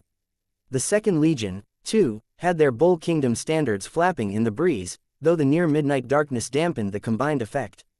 Leon, Roland, and the rest of their group marched close to the center. They steadily advanced, crossing the first lines of trenches without difficulty. As they closed to within 100 feet of the first arrow towers, however, Leon began hearing somewhat panicked and confused shouting up and down the line as the Octavian guards tried to get the advancing Augustine forces to explain themselves, to stop and await further instructions, or to control and organize their advance. Their wide line was the biggest indicator that something was wrong, and it was making the guards nervous. But the knights leading the noble troops and the tribunes leading the Second Legion's battalions either completely ignored these warnings and pressed on, or loudly and arrogantly dismissed these lower-ranked knights leading the guards. They passed the archer towers without incident despite these tensions. Leon was a bit concerned at leaving them behind, but the line was thick enough that those guards would be easily dealt with by those in the rear, and from their exasperated grumblings that he could hear, they were angry at how they had been dismissed but weren't going to resort to violence. Leon and the rest of the Augustine army were still in the clear. Like this, they continued to advance, and the more they bypassed the Octavian defenses, the less they were bothered, as the guards further in were less likely to raise a fuss after they'd passed the outer guards. All of that changed a few minutes later, as the front of the Augustine line finally passed the last few towers, trenches, and anti-cavalry spikes. They had a straight shot into the camp. No walls barred their way, no enchantments protected the camp's occupants. Even the Octavian troops in the camp had started filing out of their tents to see what was going on, and barely any had their armor or weapons equipped. The ruse had worked. The Octavian troops were sitting ducks. Without warning, Leon, Roland, Valeria, and all those capable of elemental magic up and down the line let loose with a blistering salvo of deadly magic. The air was torn apart as just about every element fell upon the outer tents of the camp, ripping apart the unprepared and undefended Octavian warriors. Knights, men-at-arms, squires, levies, all were killed in the terrifying fusillade of magical power. Behind them, the legion archers that had been waiting in the wings let loose with a salvo of their own, targeting the archer platforms. Arrows fell upon the camp guards like rain, killing nearly all of them, and those who survived were swiftly dispatched by the rear contingents of the army. Charge! Roland bellowed before the dust kicked up by their opening attack cleared. Leon needed no further encouragement, and neither did Anzu. The two erupted from the line like a white and black lightning bolt, plunging into the dark and eviscerated camp. Behind him, Valeria, Alex, Marcus, and Alcander did their best to keep up, while Roland and the rest made their own charge. The nature of the ground meant that Leon and Roland were separated almost immediately, but neither was too worried about that fact. They trusted each other not to die in this battle. The opening salvo had been horrendously effective. Nothing greeted Leon and those behind him save for mangled corpses, craters, and the remains of elemental magic, whether that be sporadic fires, spikes of ice or earth, or deep gouges carved by blades of light or wind. But beyond, they could hear the panicked shouting of Octavian warriors, and even further they could hear the distant sounds of August and Marquis Aeneas almost simultaneously sallying out from their fortress and launching their assault on the northern flank. Leon pushed through the dust, his magic senses projected out in front of him in search of Octavian warriors in his path. He found what he was looking for, and he directed Anzu in the right direction. The duo burst out of the dark cloud directly in front of a group of stunned Octavian knights, as well as one person well dressed enough that Leon assumed she was noble. All were armed, but without armor their weapons did them no good as Leon let loose with a lightning bolt that exploded in the middle of their group, killing half of them and wounding the rest. Anzu cleaned up with a flap of his wings, ending the rest with a few well-placed wind blades. In the short few seconds it took Leon's followers to come barreling out of the dust, the dozen or so knights and their commander were dead. He avoided looking at their remains as much as he could. For all he knew, they were good people much like Valeria, and that he ended them wasn't something he wanted to think about right now. Ah, fuck, he thought to himself. I'm going to need a good long look at myself when this is all over. Dad raised me to not falter in the face of death. I can't throw all that away after only a few years. He directed a mildly irritated look Valeria's way as she followed him out of the dust, but he meant nothing serious by it. By the ancestors, Sir Leon, would it kill you to save some for the rest of us? Alcander frustratedly asked. Probably not, Leon admitted, nothing in his demeanor giving away what was on his mind, but it might kill you. These knights were all 4th or 5th tier, and you're still at the 3rd. No need to remind me, Alcander murmured, shooting Valeria a jealous look. He, Marcus, and Alex were all approaching the 4th tier from what Leon could sense from their auras. In fact, they were all close enough that Leon wouldn't be surprised if they ascended before the battle was over. It still paled in comparison to Valeria's recent ascension, though. From their south came the sound of horns and they could see numerous flares lighting up the night sky. Looks like we've lost the element of surprise, Marcus observed. Not necessarily, Leon replied.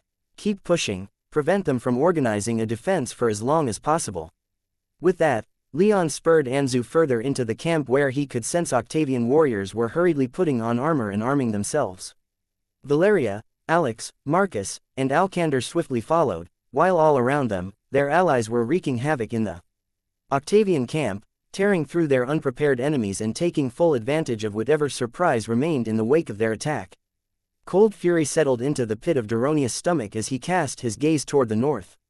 He could see his armies up there being overrun by the strength and ferocity of the surprise assault, and he could see the banners of those who were leading it. Vesentio, xianxia, he thought to himself in anger. He was in the open area outside of his tent, fully armed and armored and astride his mount, a bull at least half again as large as an average specimen of its species. Normally, using a bovine as a mount was highly illegal in the bull kingdom, but Duronius had trained 1 year before in secret to satisfy his vanity. It was only after Octavius took control of the government that he was extended a formal exemption to use the beast outside of his territory. All around him the legions that he had were gathering and preparing their counterattack, while Duronius' personal retinue of heavy cavalry mustered. Duronius himself was going to lead the charge, but it was taking much longer than he wanted for everyone to get ready. For an excruciatingly long time, all he was able to do was sit in his saddle and watch. But that time spent observing gave him plenty of opportunities to see who was where, and where his charge ought to be focused. He saw 3 targets in particular. The first was the paladin Roland. His aura and skill with light magic were unmistakable. The second was the Duchess of Vesentio, dressed in shining silver plate, golden lance in hand whose tip had been bloodied by at least a dozen Octavian knights. The third was a warrior unknown to Duronius, but he could make a guess, Leon Ursus, dressed in black and wielding terrifying lightning magic. Additionally, Duronius' eye kept being drawn to the blade in Ursus' hand, though he was completely unable to understand why. It seemed familiar to him, but it was a simple thing, free of identifying adornment. Still, for some reason, Duronius' subconscious was screaming at him that he was missing something about the savage, but for the life of him, he couldn't make the connection. After what felt like an eternity spent waiting, Duronius' reinforcements finally finished assembling. His squire fell in beside him on a magnificent black charger, while Duronius' highest-ranking knight appeared on the other side.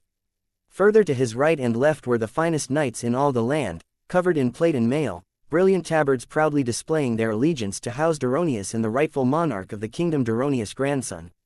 Past his mounted knights were Duronius' vassal lords, all leading their own cavalry units, though none were as spectacularly outfitted as Duronius.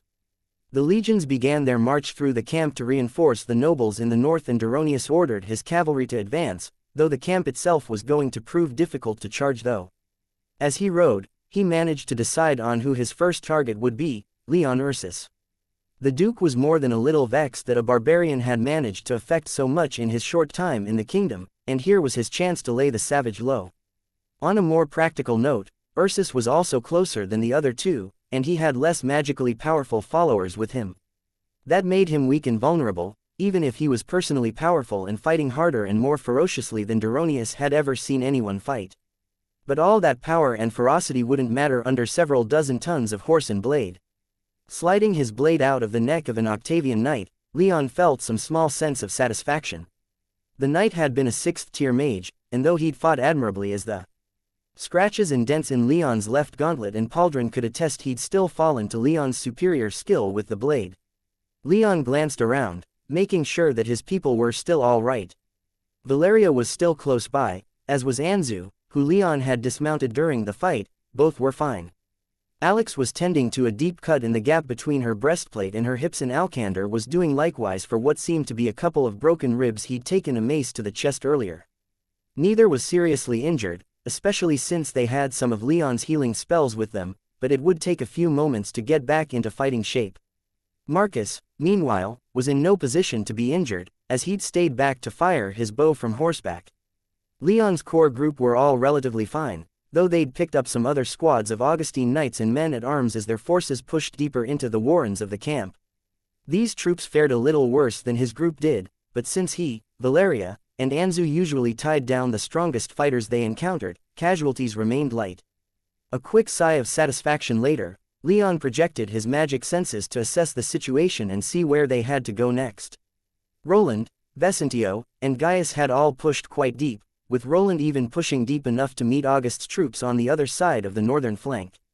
In fact, just about the entire northern Octavian flank had collapsed, with noble retinues being separated from each other, and many either surrendering or preparing for a last stand.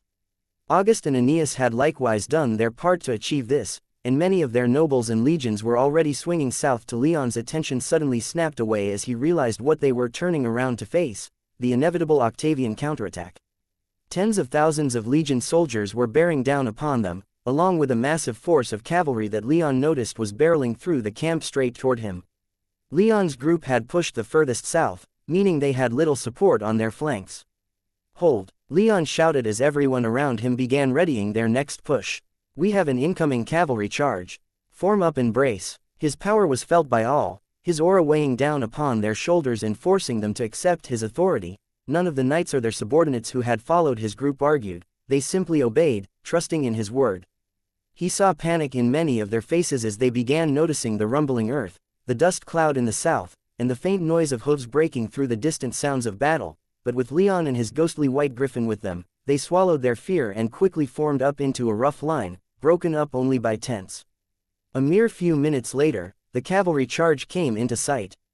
It was a terrifying mass of armor shining in the moonlight, horses trampling tents beneath their hooves, and the glow of elemental magic as it was being prepared.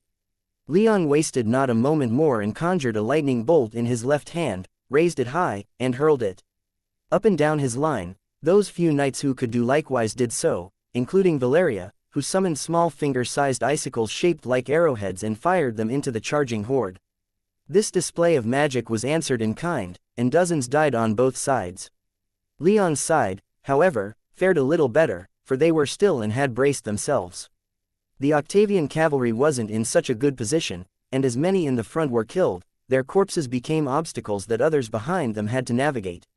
But the cavalry charge as a whole continued unabated, and Leon finally got a good look at the man leading it. He was riding a massive 5th-tier bull decked out in some kind of plate made of light blue metal and trimmed with silver. The man himself was fully encased in enchanted steel, obscuring all features save for his powerful frame.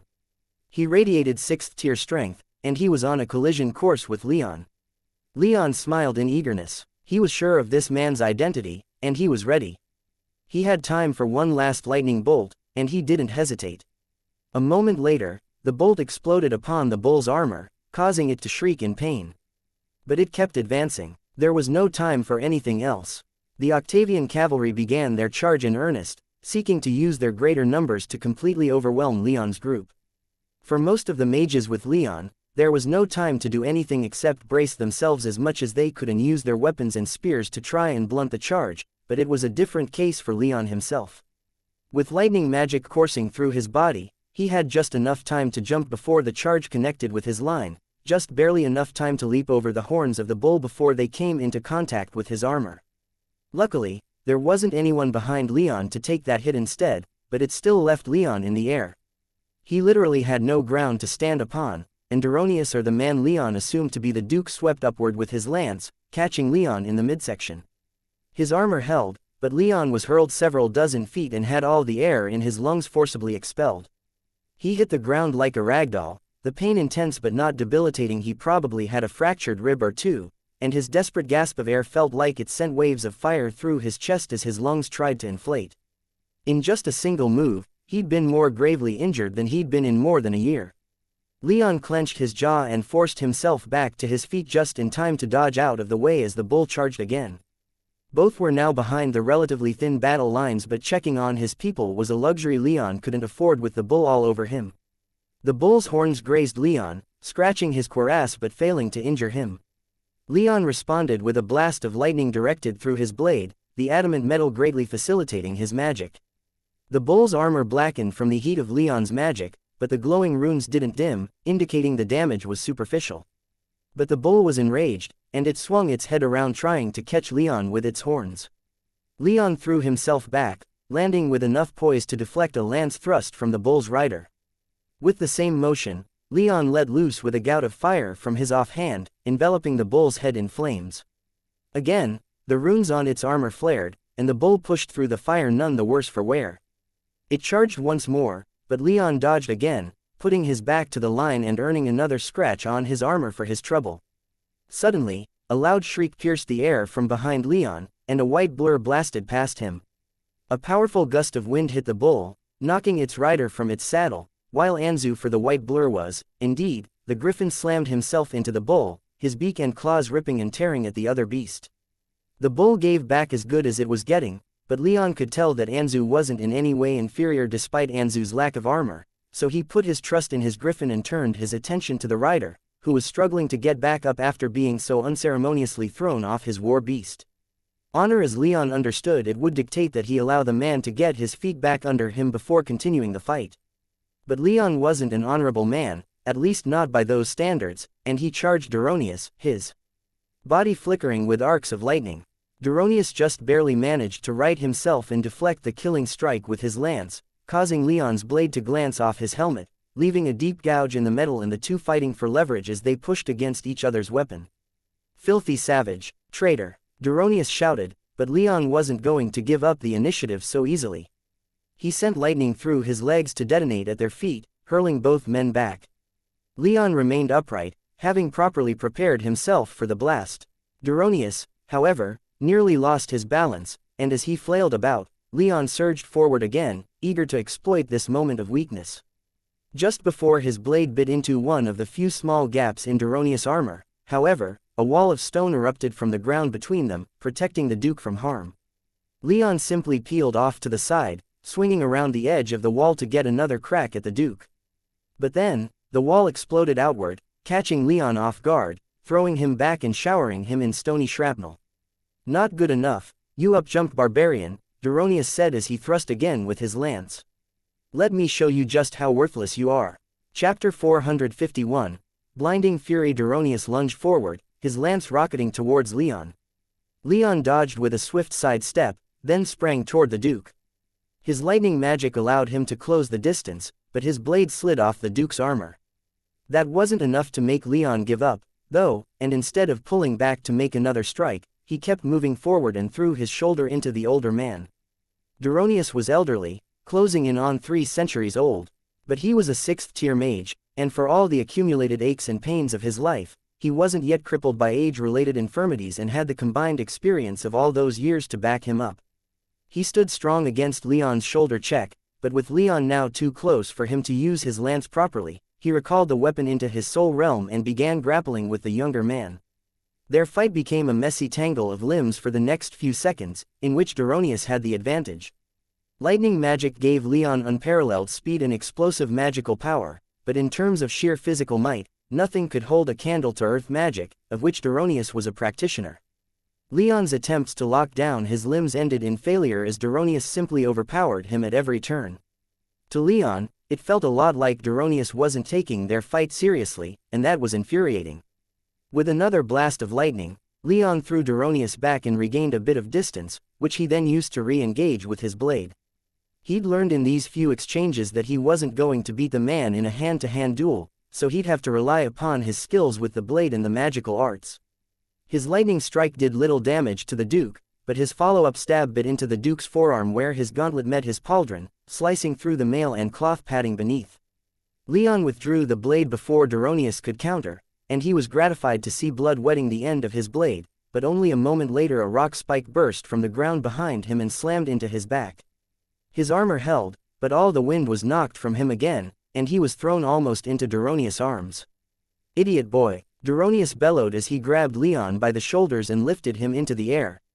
Leon fired off a burst of lightning, succeeding in getting the Duke to let him go, but he landed hard enough that Duronius was able to kick him in the chest, hurling him back a dozen feet. A moment later, Duronius conjured a mace from his soul realm, a weapon that Leon's armor would have a hard time defending against.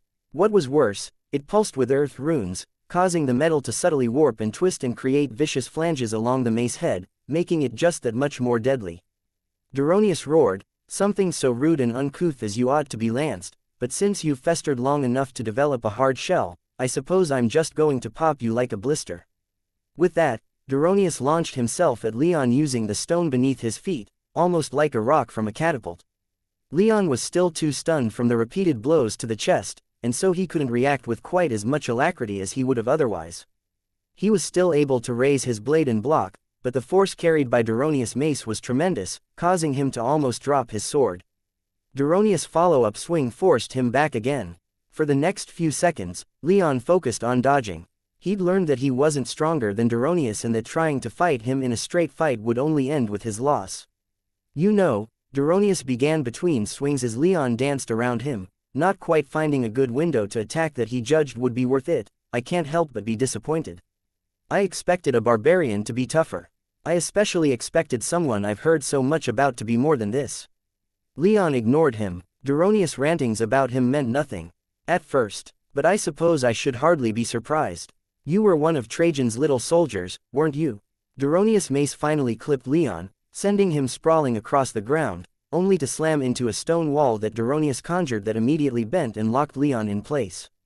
I hated that sanctimonious ass from the first moment I met him, Duronius mumbled. Always trying to pass judgment as if he were better than us. He may have been a prince, but that means nothing.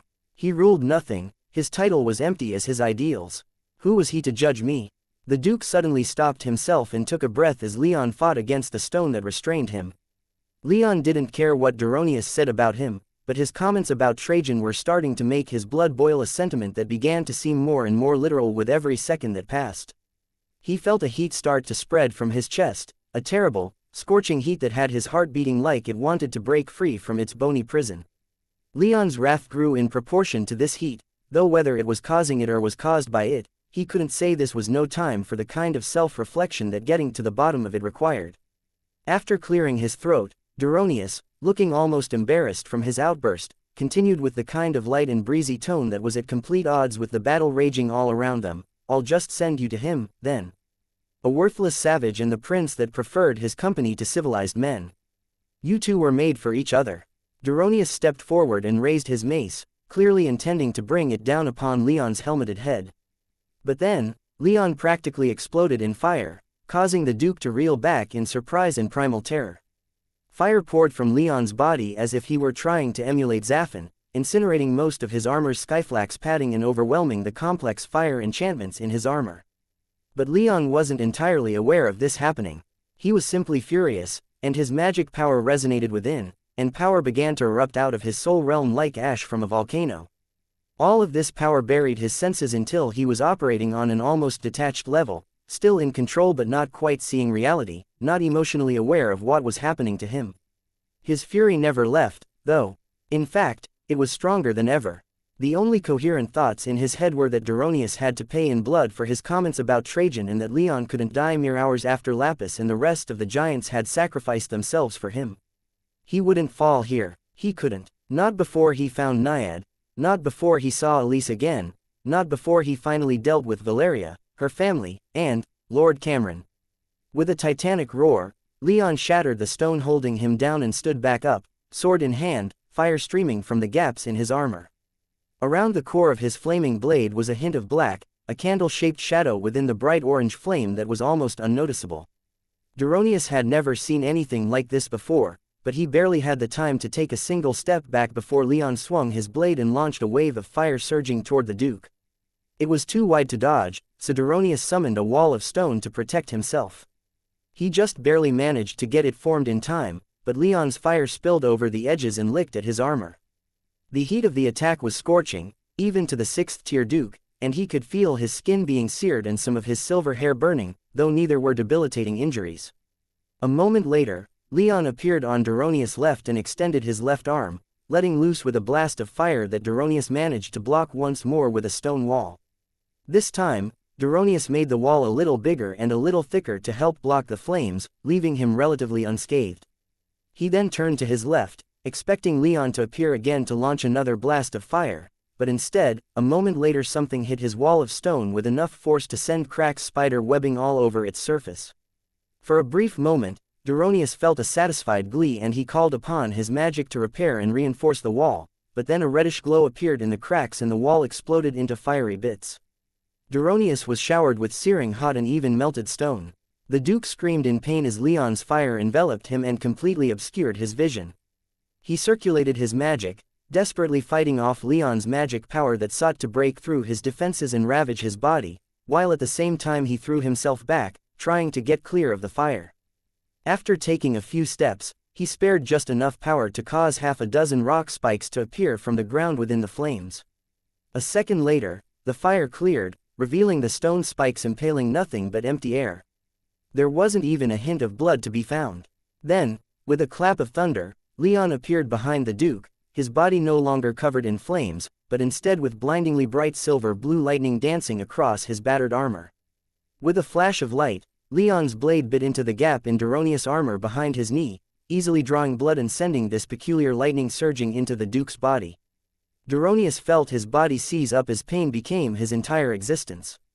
He felt nothing but the excruciating sensation of Leon's lightning tearing his leg apart from the hip down, but after a few seconds, his earth magic managed to suppress it. By then, however, Leon had already grabbed Duronius' dominant arm and squeezed, bending many of the overlapping metal plates that formed the gauntlet and letting his lightning magic flow into the Duke's arm.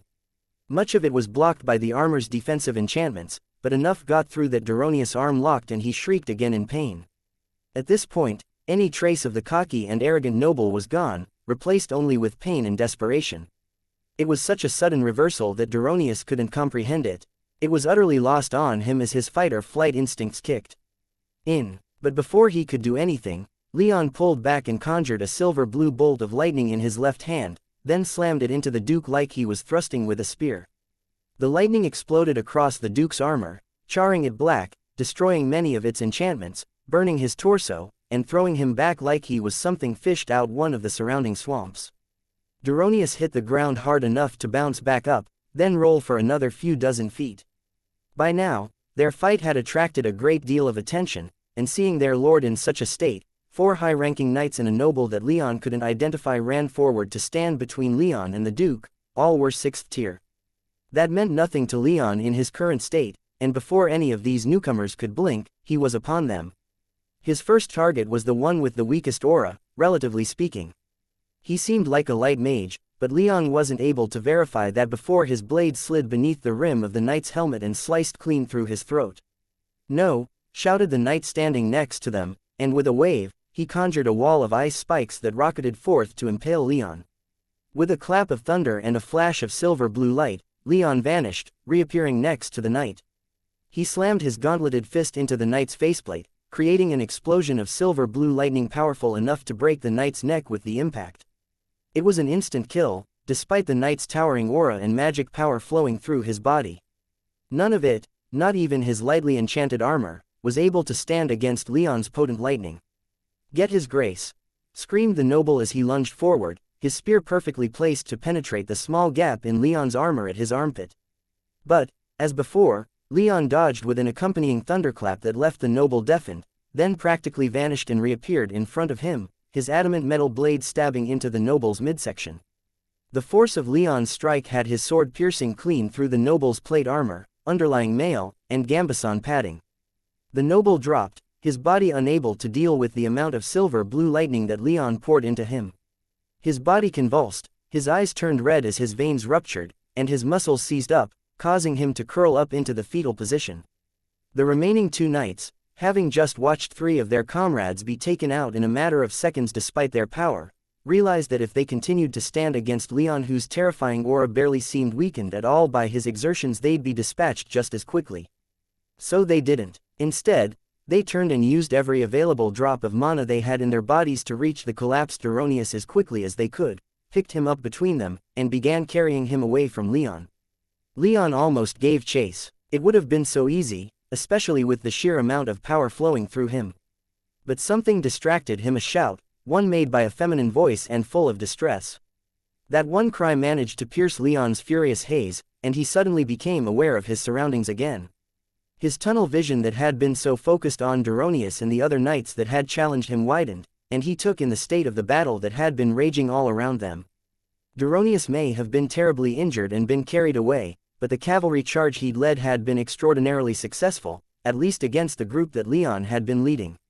Most of the knights and men at arms that had fallen in with Leon earlier in the battle had been struck down, and few had managed to inflict serious casualties upon the Duke's heavily armored knights. Leon's core group, Anzu, Valeria, Alex, Marcus, and Alcander, weren't doing much better.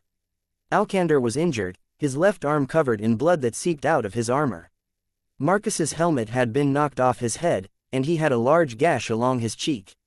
Valeria and Anzu seemed to be doing relatively fine, but both were obviously tired, and their oars were flagging.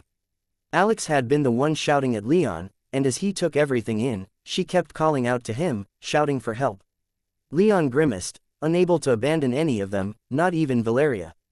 Perhaps especially Valeria. There was no way he was going to leave them behind, not on the same day that he'd lost Lapis.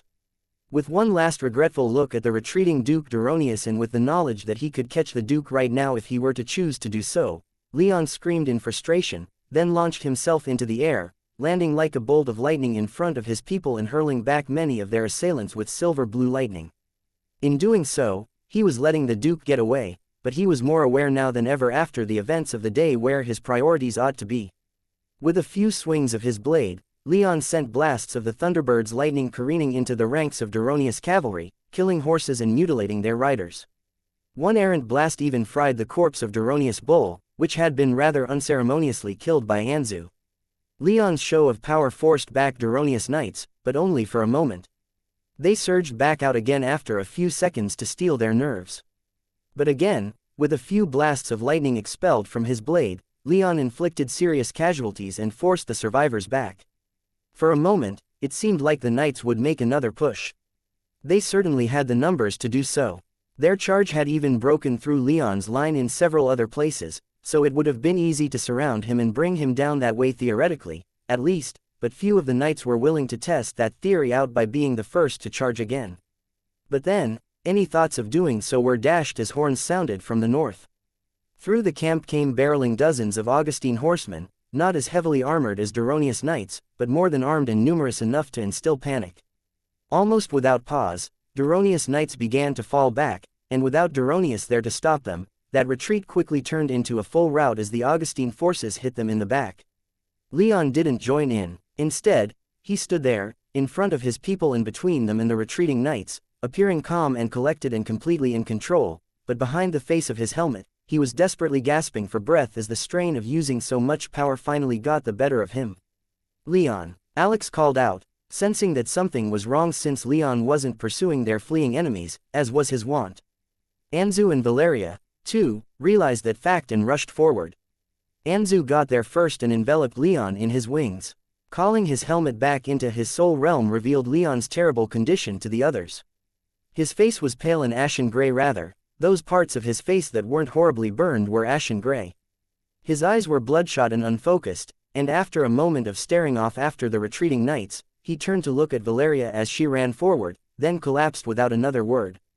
Anzu tried to catch him with his wings, but all he succeeded in doing was slowing Leon's fall enough that Valeria was able to catch him. She pulled him in close, her new 5th-tier strength allowing her to hold the relatively tall, well-built, and armored Leon with ease. However, she still slowly sank to the ground under the weight of Anzu's accusing stare, the albino griffin's blood-red eyes glaring at her as she held Leon close. She could feel the griffin's killing intent and his silent demand to remove her hands from Leon's body. She'd already tasted his wrath before, and she wasn't eager to repeat the experience, despite now wearing her armor. But then Alex, Marcus, and Alcander ran up, dissipating that tension as Alex got under one of Leon's arms. "Come on," she shouted. "Let's get him out of here." Valeria silently nodded, but after a moment of looking around, she looked back to Anzu. "Get him on his griffin. Our horses are dead, but Anzu can get him out of here quicker than we can." "Right," Alex agreed, and for just a moment, Valeria felt something that felt like approval coming from Anzu before the terrible naturally predatory expression returned to his avian face. What about us? Marcus gasped, the day's exertions finally catching up with him. The eyes of the others turned to Valeria. She was still Leon's second in command, after all, even if Marcus outranked her socially. She stared at Marcus for a moment wondering why he was leaving the decision to her, and after some thought, she said, let the others chase Duronius down. For us, the battle was over as soon as Leon collapsed. Marcus and Alcander glanced at the Augustine cavalry galloping past them with something that resembled regret, but in the end, they agreed with Valeria. At the very least, even if they weren't there to assist in striking the final blow, the battle had still been won. August's main forces had been freed from the siege, and Duronius had been put to flight after taking devastating losses. Chapter 452. Mind, Palace. Leon dreamed of fire. He'd known several kinds in his short life, from the normal fires that he used to make back in the northern vales to cook with when he and Artorius spent the night away from their compound, to magical fires made with runes or spells, and even the demon fire that he'd gained access to from his contract with Zaffin. But he dreamt of none of these. Instead, his mind was filled with visions of black flame, a dark, shadowy fire so omnipresent that it was only by the heat and the light given off by the occasional dull red spark that he knew it was there. That wasn't all, though. Within that flame he could sense something watching him, something out there that was more powerful than anything he could fathom. Stronger even than the remnant of the Thunderbird that resided in his soul realm.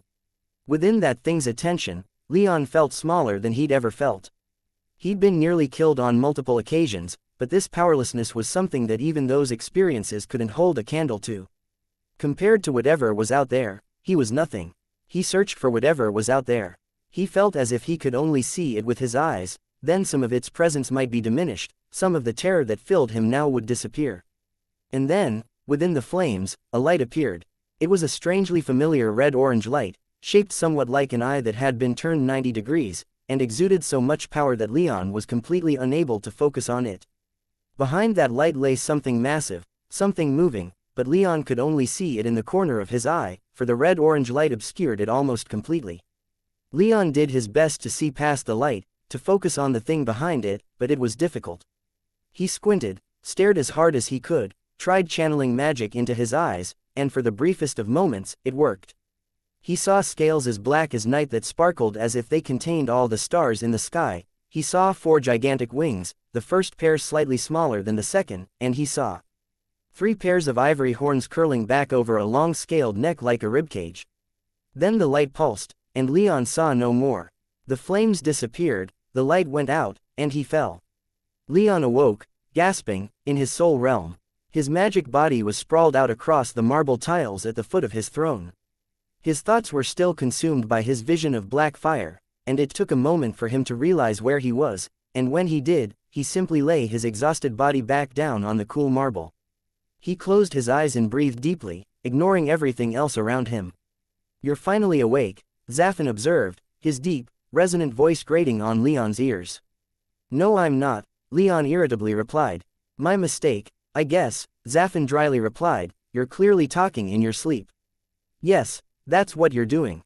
Certainly not turning away from me as I speak, not a chance. That's just a coincidence. And holding your hands over your ears, that's exactly what sleeping people do." "All right, shut up.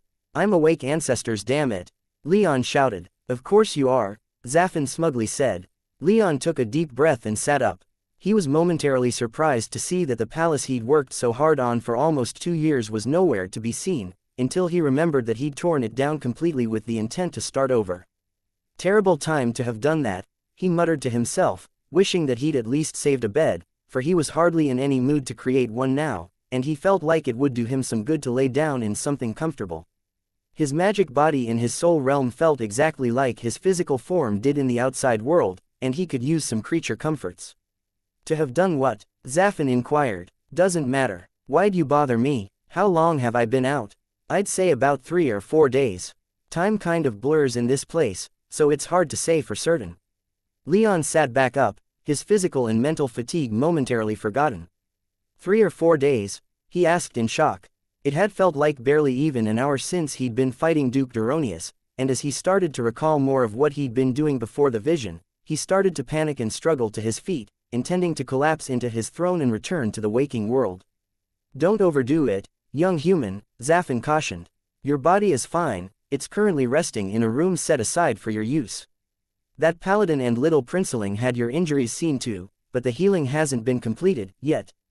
Probably better to stay here for a while and let your body rest. Shouldn't take too much longer, anyway." Leon collapsed onto the stairs in front of his throne and stared back almost incredulously at his demonic partner. He didn't recall taking so many injuries, but then he remembered the strange fires that he summoned that scorched his body from within and without. "Dear me, is that concern I hear in your voice, demon?" he asked, cocking an eyebrow in surprise and trying to refocus his attention on something else. "It is," Zafin readily replied, not a trace of playfulness or sarcasm to be found in his voice. "You called upon some strange powers before you lost consciousness, you know. I'm fairly sure you did it before following the death of that giant friend of yours, but I'd barely gotten a chance to notice before it stopped, so I'd thought it a figment of my imagination at the time. But now it's undeniable, you called upon something within you, something that even I've never seen before, let alone understand. I don't suppose you could be a little more specific?" Leon asked. "No, something was blocking me from getting a more detailed look at whatever you were doing," Zafin muttered. "And you have no idea what it could be?" Leon asked. "None. How about the Thunderbird? Any idea of her location?" "Out in the mists." Leon stifled a groan as he pushed himself to his feet. "What was it like on your end?" Zafin asked. Leon was mildly surprised to hear genuine curiosity in his question.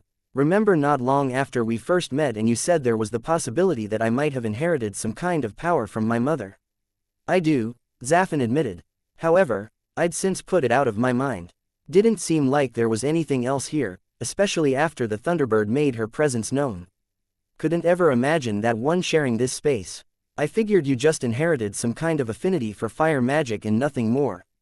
Nothing too special compared to what some ambitious families with penchants for experimentation can do to their families in the Nexus. Why, have you discovered something to the contrary?" "Maybe. I was hoping to question the Thunderbird first, because I'm not sure what I saw." Zafin went silent as he contemplated the issue. Leon felt the demon's power probe his soul realm a few times, concentrating mostly on the empty outskirts closer to the mists of chaos rather than the bare island that Leon had reverted his proto-mind palace to. The silence was long enough for Leon to properly compose himself. "So, you said that my body was injured?" he asked. "It's your own body, why don't you tell me?"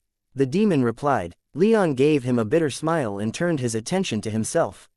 Overall, he felt fine, but he figured that was because he was currently primarily inhabiting his magic body rather than his physical body. Still, they were connected, and it didn't take too much concentration for Leon to get a good idea of how his physical body was doing. For the most part, he felt dull pain and the itching that came with rapid healing. As a 6th-tier mage, his natural healing abilities were already quite robust, but if he were still healing even after several days, then his wounds must have been grave indeed. "Well, it seems that I might be stuck here for a little while longer. Might as well use this time for something." With that, Leon took off, rising into the air above his island and rather unceremoniously leaving Zafin sitting in his pavilion alone. "Leaving just like that, huh?" Zafin mumbled to himself. "That's fine, I'll just sit here by myself. No problem, really." Leon, however, heard none of that. Instead, he reached out into the mists of chaos with his will and grabbed a handful of it. When he erased his previous mind palace, he'd come to the realization that he couldn't plan out what his mind palace needed to be. Instead, he had to let it come to him in the moment, or rather, to let his instinct guide him.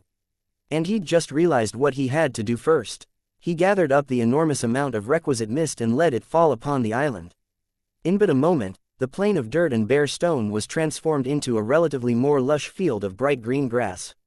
But that wasn't enough, not by a long stretch. Leon smiled and let his unconscious mind take over, letting his natural instincts do the work of painting the image that was forming in his mind. The island was quite large, and huge swaths of grass began to change color. Some of it turned blue, some turned dull red, and some turned a vibrant shade of darker purple. It was one of these purple swatches that Leon surrounded the center of the island with. Not stopping there, Leon continued with more vegetation. First were smaller bushes and flowers, all with brighter and more varied colors than would be seen just about anywhere in nature. Then came the trees. Half of them had bark almost as black as obsidian, while the other half's bark was pale white. The darker trees had leaves brighter and greener than anything seen in the Bull Kingdom, while the lighter trees were even more alien, with leaves the same shade of dark blue as the sky in the last few moments before the sun set.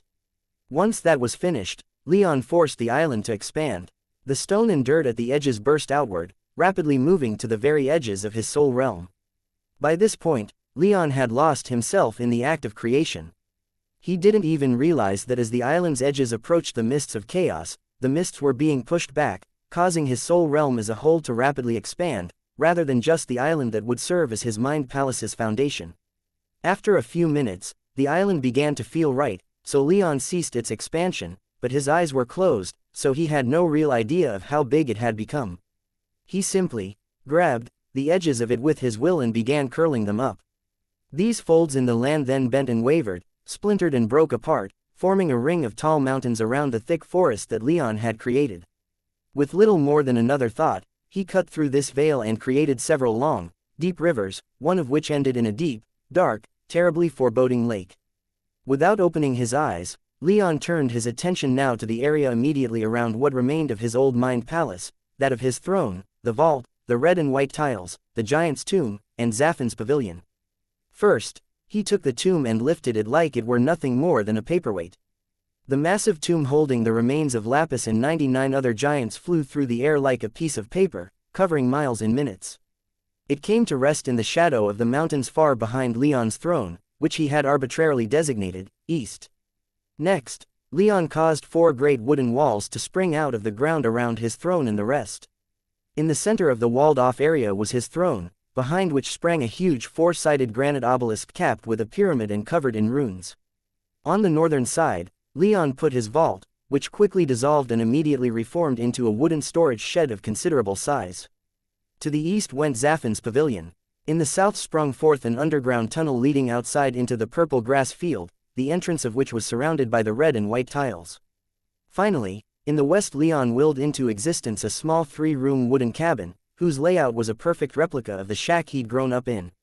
Behind the cabin was a small bath built in the manner of a hot spring. His final touch were a few decorative plants and trees spread throughout the compound, giving himself a semblance of privacy which he then made more tangible with a series of stone rings buried in the ground that blocked magic senses surrounding both the compound as a whole and his cabin. He wasn't sure if the rings would work in his soul realm, but he figured it was better to try and it would make him feel better to have, which was far more important in these matters than actual practical concerns. Still, he was not complete. He had one final touch to make before he could say that he was. Over the tunnel entrance leading out of the compound, a pair of stone pillars shot straight up, then bent about 30 feet off the ground until they met in the middle, forming the perfect arched perch for the Thunderbird. Only once that was complete did Leon open his eyes and survey his works. The compound, at least superficially, greatly resembled his childhood home. The forest outside, despite lacking the incredibly dangerous fauna, was a near-perfect replica of the ironically named Forest of Black and White. With a smile on his face, Leon slowly descended down to the ground, and he stood on the edge of his throne's platform, using his magic senses to look out upon his creation. And he felt complete. He felt safe and comfortable. He felt like he'd returned home, even though he knew that the home he'd based it on was long gone. His soul realm shuddered. The entire island shook as if some titanic being had taken it into its hand and thrown it through the air. But Leon didn't panic. Not only was this his realm, where his word was law, he could feel that this wasn't a bad thing at all. In fact, it was quite possibly the best thing that could happen, full stop. The edges of the mists of chaos had already been pushed back by his creation, but now they were receding like they were being repelled by something far more powerful. The light-emitting clouds that perpetually surrounded his mind palace fell away, leaving what appeared to be empty space, but in reality, was just more space that Leon's soul realm took up. In just over a minute, Leon's soul realm had expanded to a mind-boggling 10 miles in diameter. What was more, Leon could feel his physical body strengthening, his ability to hold magic power in his blood rapidly growing, and the connection his physical body shared with his soul realm being reinforced. He could now store far more magic power in his soul realm than ever before. He could call upon more magic through his strengthened connection to his soul realm. He could use more powerful and more mana-intensive magic for longer periods of time with his greater ability to store that magic power in his blood. He had just finished his mind palace and stepped into the realm of 7th-tier mages. Chapter 453, Ancestry. Leon felt incredible. The expansion of his soul realm didn't directly immediately lead to new power. He'd still have to generate enough to fill that space from his bone marrow, but the reinforced connection his soul realm now possessed with his physical body meant that he could call upon more of his stored power than before. Even with his consciousness in his magic body, Leon could feel the magic power running through him. It was euphoric. Of course, a good amount of that euphoria was the simple knowledge that he'd finally ascended to the 7th tier of magical power, coming within striking distance of the peak of power within the Bull Kingdom. Coming within striking distance of enough power to challenge Justin Isonos. He wasn't there yet, but he was close. At the very least, he figured that he could now call upon Zaffin's power without risking serious injury, which in and of itself greatly increased his fighting potential. Leon floated above the compound of his mind palace for a long time, simply basking in the glow of his achievement. He was now the same tier as his father, and he'd achieved it at the age of 20, though there was still quite a sizable gulf between himself and where Artorias was when he was killed. His revelry was short-lived, however, for soon he heard the sound of approaching thunder, and sure enough, the Thunderbird came flying out over his island, gleefully surveying all that she saw. That sight alone put quite the damper on Leon's ecstatic mood, and the knowledge that it did so only depressed him further. This should have been a time for celebration, but instead, he was only reminded of the Thunderbird's deceit. It fed on itself as he slowly dropped back down to the ground until, by the time his feet touched the marble tiles around his throne, he was truly in a foul mood. It was time to get some answers from his ancestor. Wonderful, wonderful. The Thunderbird joyfully cawed as she circled his mind palace. Stunning. She continued on like that for a little while longer, and when she was finished, she alighted onto the perch that Leon had created for her. Not going to lie, boy, that other mind palace certainly had its charm, but I like this one quite a bit more, she said appreciatively, staring down at Leon with pride, which only served to instill more terrible feelings in him. More open, less stuffy, plenty of space to unfurl my wings. Zaffin's gaze flitted between the Thunderbird and Leon, the two at obvious extremes of emotion. The Thunderbird, joy, while Leon, anger and frustration. Not that it's my place, but maybe you ought to quiet down for a second. Your descendant doesn't seem to be in quite the same mood as you. The Thunderbird glared at the demon and began to spread her wings, her aura growing in an obvious prelude to attacking the demon. He's not wrong, Leon quietly said, instantly redrawing the Thunderbird's attention as her avian head whipped back around and her aura faded. What? She asked in confusion. Leon stood at the foot of his throne, calmly and seriously staring back at the Thunderbird. You lied to me, didn't you? He said accusingly. Leon went silent for a long moment after his question as the Thunderbird cocked her head back and forth. I'm afraid that unless you provide more details, I won't know what you're talking about, she replied. My mother, Leon said, willfully ignoring the implication that the Thunderbird had lied to him more than once. You told me I inherited nothing from her. What of it? The Thunderbird arrogantly countered. I've been told otherwise. By whom? Valeria Isonos. And you trust her word over mine. Is it not her family that has been hounding yours? Her word aligns with my own suspicions. So, yes, I trust it over yours. The Thunderbird glared down at Leon, her eyes blazing with fury and lightning dancing across her rich, brown feathers. Leon had just gravely insulted her, and she was incensed by it. But he wasn't wrong. The Thunderbird suddenly transformed into her human form and leapt down to the ground right in front of Leon, close enough to invade his personal space and stare at him in the eye. Anyone else who impugned my honor as you have just done would be ash on the wind by now, she furiously growled. Leon, undaunted, stood his ground, returning every ounce of antipathy he received with a glare of his own. Anyone else who lied to me as you did would likewise be ash, he calmly declared. Now, the truth, if you please. Else, I'll start doubting everything you say, putting the restoration of your clan at risk. Threats will get you nowhere, boy, not when by your very existence you further my clan. Maybe I'll choose not to have kids. Leon shot back. I'm descended from you, and your power makes having children difficult under the best of conditions. I can't even fathom how difficult it'll be now that I know that there's something else in my blood. Maybe I just won't do anything to counteract that infertility. Your line will end with me, and all because you were too damn proud to admit that you lied. The Thunderbird almost called Leon on his bluff. But something stopped her. She averted her glare for the first time and blatantly stared out into the mists, staring back at the eyes that she knew were upon her. She hated that the owner of those eyes had put her in this position through its arrogance and sense of superiority. And yet, she also knew that she could have at any time told Leon the truth. And she never did, even going so far as to lie to his face when he asked about this issue. Leon followed her gaze, but he neither saw nor sensed anything out there. Whatever she was looking at, she was the only one who could see it. With a deep sigh that brought Leon's attention back to her, the Thunderbird took a couple of steps back. "I'm dead, what need for pride do I have?" she murmured. She then turned to Leon and admitted, "Yes, I lied to you. You asked me to divulge a secret that wasn't mine, and I refused. If asked again, my answer would be the same. Even if asked now." Leon sharply asked. "Yes," she replied. "You know that something else is there, you'll find it on your own.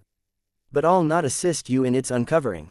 Leon glared at her in anger and frustration. She knew, and she wasn't going to tell him. "You've got to be fucking kidding," he mumbled, kicking a nearby stone into dust. "Tell me, it's my own damned power. What is it?" The Thunderbird stared at him for a long moment, silently thinking to herself. She wanted to stick with her original declaration, and she almost did just that, but the look in Leon's eye stopped her. She suddenly had the sinking feeling that the relationship she and Leon shared had probably undergone a radical change now that he'd picked up a few crumbs of the truth. If she continued to refuse, it might never recover. Again, she glanced out into the mists. And shrugged. "I suppose," she hesitantly began, "if he wants his secret kept, if he wants to continue to deny your existence, it's not my problem, is it?" Leon said nothing, simply exuding pressure with his presence, silently demanding answers from her. "It'll destroy whatever relationship I have with him, but I don't strictly need it," the Thunderbird murmured to herself. After a long, thoughtful pause, she said without the slightest hint of ceremony or drama, "Very well, boy, I shall tell you. Your mother is a part of the Great Dragon clan. Or was. Depends on if she's still alive." Leon's eyebrows shot up into his hair, while Zaffin's fire sputtered and faded enough for his obsidian form to almost be visible within them. "The Great Dragons?" the demon incredulously asked. "Quiet, demon," the Thunderbird growled, glaring at Zaffin yet not retaliating in any other way. Leon reeled for a moment, but he quickly recovered. It gelled well with his vision of black flame and the reptilian features he'd gotten a glimpse of. "Dragon," he murmured. "Yes, and the great black dragon in particular," the Thunderbird further revealed. She then paused, giving Leon some time to process. Leon stumbled back, almost falling into his throne. But he remained standing, and instead summoned a small ball of fire in his palm. "I knew something was missing," he whispered, staring into the depths of the flame yet seeing nothing out of the ordinary. "But this, you said that the great black dragon was the most powerful of all divine beasts, right?" "I recall saying something to that effect," the Thunderbird replied. "I also said that his power was about on par with mine, so don't suddenly start thinking you're invincible. Besides, given what he did to you, you probably can't even consciously call upon his power." "What do you mean?" Leon demanded. "The Great Dragon clan was the first to figure out how to pass on their power in their human children, and as a result, they know the most about such things. I have no idea how he did it, but somehow, that pompous lizard prevented his power from fully awakening in you when you performed the ritual. But it is still there, which combined with your emotional state and rapidly increasing power has allowed you to call upon it recently in moments of great emotional distress." Leon glanced back at the fireball in his hand. It was true that no matter how hard he pushed, he couldn't summon the same power that he felt in the fight with Duronius, and he was really trying to. "Then how can I change that, and what will I be able to do when I manage to?" he asked, not once for a moment laboring under the delusion that the power would remain forever out of his grasp.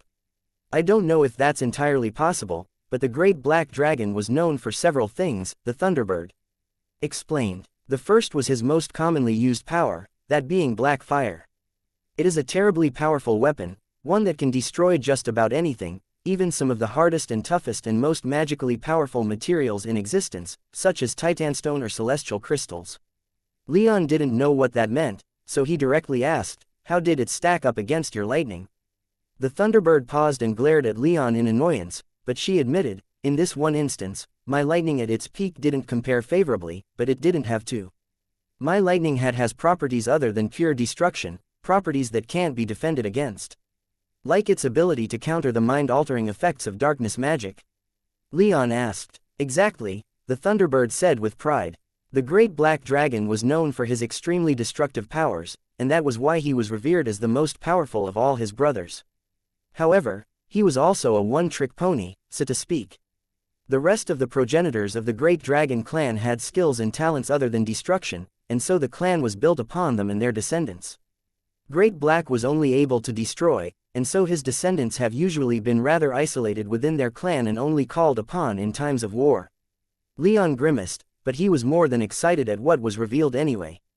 He could think of quite a few uses for such destructive power, but there was more that he wanted to hear. First, you said that his fire was only his most commonly used power, indicating that there were more. He asked. Yes, she replied. Her tone by now had gone from reluctant to almost reveling in the secrets she was revealing. Now that she'd gotten going, she was all in and delighting in revealing secrets that she wasn't supposed to be revealing. Great Black was also known as the Dragon of Calamity, for he could destroy with more than just fire. He had a unique power, one that I'm afraid doesn't easily fit into any of the magical categories. What does that mean? Meaning it's certainly not fire, but I'm not sure what element to ascribe to it, if an element can even be ascribed to it. As a being that was created by the birth of the universe itself, that power might be something more than elemental magic, something more akin to the reality warping effects of more powerful universe fragments. I was never able to study it, nor was anyone else. Great Black was stingy with its use for perhaps that very reason. Anyway, as the Thunderbird paused, she began projecting an image of light nearby of a reptilian beast covered in shiny black scales, possessing 2 pairs of wings, vicious claws, a barbed tail, huge ivory spikes running down its spine, 3 pairs of horns that curled back protectively over its relatively thin neck, long, beak-like jaws, and on its head, 3 ominously glowing red eyes, 2 on the side of its head where Leon would expect them to be, and 1 massive eye more than twice the size of the others in the center of its huge ridged forehead. The central red-orange eye glowed so brightly that Leon suddenly realized that it was the light that had obscured the dragon's body from his sight in his previous visions of black flame.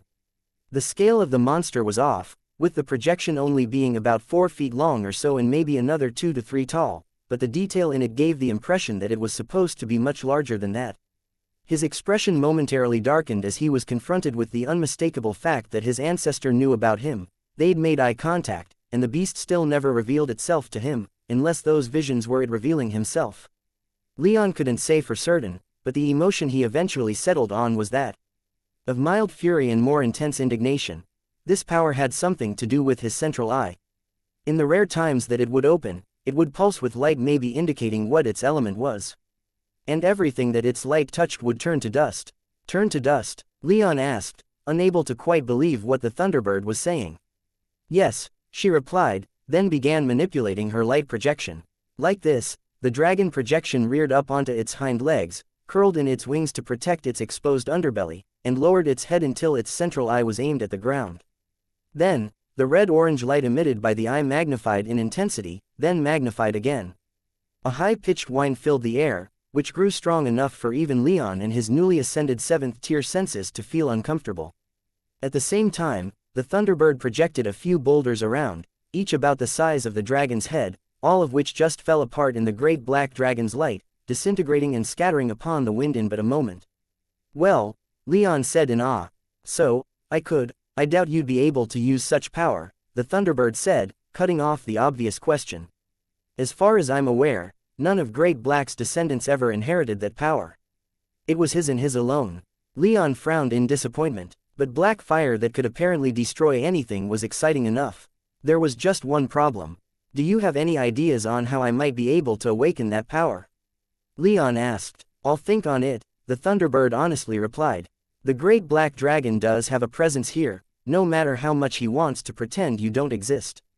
I've consulted with him on several occasions, and while he doesn't always answer my questions, I have gotten some useful insight out of him regarding your desire to shapeshift. Leon's eyes widened in excitement and he couldn't help but ask, so, does that mean? I'm not even close to figuring that out, though progress has been made, she immediately replied. Rest assured, Boy, I'm not going to stop working on that. The problem is just incredibly complex. I don't suppose you've figured a way for me to, I don't know, grow wings or something? Leon asked, his tone hopeful. No, the Thunderbird unceremoniously replied. Damn, I suppose that's fine, I've waited this long, I can wait longer, Leon said, his tone not quite as hopeful as a moment ago but still quite upbeat. I don't suppose you know more about my mother. No, and after having revealed all of this to you, I wouldn't count on Great Black humoring any further questions from me. And as I am now, I can't force any questions out of him. You'll have to ask someone like that silver-haired wench for that information if you want it. Leon grimaced a bit from the Thunderbird's phrasing and the reminder that he and Valeria still had business to discuss, but he was also looking forward to getting more information on the subject. Is there anything else you're not telling me? Leon asked her. Nothing immediately springs to mind, the Thunderbird said. Leon stared at her for a long moment, his golden eyes searching for any sign of deceit. When he found none, he sighed and decided to let this one go. He wouldn't be forgetting the Thunderbird's lie anytime soon, but he did, in the end, get the information he was looking for. All right, then, I suppose that's something I'm going to have to keep in mind as I go forward, Leon said mostly to himself. Look for something that can awaken my blood further. I shall redouble my efforts into researching ways to stimulate your blood to shapeshift, the Thunderbird responded. As for your training, I think I'm going to take a break from that for a while, Leon replied. Lots to process, and all that. The way Leon looked at the Thunderbird made it clear that this was more a consequence of the lie, but she was willing to accept it. This was her last living descendant, she could set aside her pride for just a little while when it came to him. Just call when you need me and I'll be here, she said, quickly transforming back into her avian form, taking off, and vanishing into the mists 10 miles distant, leaving Leon and Zafin alone in his compound. Neither human nor demon spoke for a long time. Leon just sat on the steps in front of his throne to think about what the Thunderbird had told him, and to get used to the idea of the great black dragon that she talked up so much before was his ancestor. Hells, it was probably why she talked him up so much. Whatever the case, he was going to have to get Valeria to tell him everything she knew about his mother's clan, not that he wasn't intending on doing so before, but now that desire for information had drastically increased.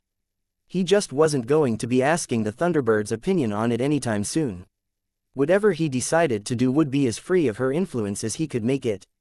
He was no longer angry with the Thunderbird, but that feeling of betrayal and the resulting lack of trust wasn't just going to go away anytime soon.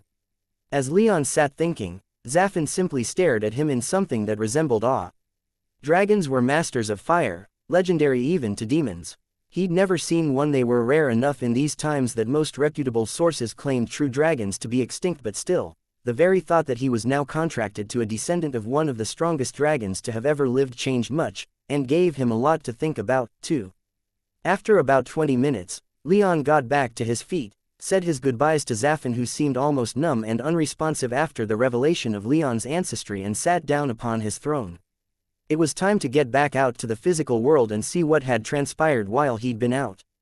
Zafin had told him it had been several days, and he wanted to know what had happened in that time. But most of all, he wanted to finish his conversation with Valeria. Chapter 454, Valeria's offer. Leon's return to consciousness was slow. His senses came back a little bit at a time, with the relatively soft feeling of bed sheets as his first sensations. Next came a burning perfumed candle that had the familiar scent of pine assaulting his nose. Then was his hearing, with the muffled sounds of conversation just outside of whatever room he was resting in finding its way to his ears. Last was his vision. He deliberately kept his eyes shut as he relished the comfortable feeling of a proper bed for the first time in more than a month. But that couldn't last long as he heard the soft sounds of someone sleeping close by.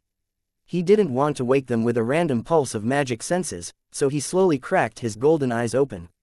The first things he saw were timber support beams above him. They weren't bare and dusty as he would expect from, say, a farmhouse near the battlefield, and, in fact, were quite ornate, with bulls, lions, stags, and other animals carved into them. So, he was somewhere fancy enough to decorate its roof support beams, and as he pushed himself up into a sitting position, he found that the rest of his environment was similarly well furnished, with hardwood floors, elegant furniture made of southern wood, and rich velvet curtains over a nearby window. By the standards of nobility, It wasn't much, but it was still rich and comfortable. Leon was in for a much more chilling realization, though, as he found not only was he not wearing any clothes beneath his bedsheets, but Valeria was also slumped over fast asleep in a nearby armchair. She was almost fully armored, with only her helmet missing. Her silver hair was tied back into a tight bun, though, ready for her to summon her helmet from her soul realm at a moment's notice. Forcing himself to remain calm and to remind himself that he was now a 7th-tier mage and had little to fear in the Bull Kingdom, Leon immediately summoned some clothes from his soul realm. He remembered that when he'd passed out, he'd been wearing his armor and holding his blade, meaning that he hadn't had the opportunity to call them back into his soul realm before losing consciousness for several days. A cold feeling of dread settled into his stomach until his eyes landed upon his black armor in a heap on a nearby dresser. Even from across the room, though, he could tell that his armor was horribly damaged. That left his sword missing, but as he adjusted his position in the bed, his hand brushed against something hard and metallic, and when he glanced down, he found his family's blade there right next to him in the bed. He breathed a sigh of relief, though he was more than a little curious as to why it was there, of all places. Without delay, he quickly pulled it back into his soul realm, then reached out with his magic power and did the same with his armor, taking some small pleasure in how easily he was able to do so despite almost 20 feet between him and the armor. Leon then turned his attention back to the slumbering Valeria. From the way she was leaning back, he guessed she must have been keeping an eye on him for any changes, only to fall asleep while on guard.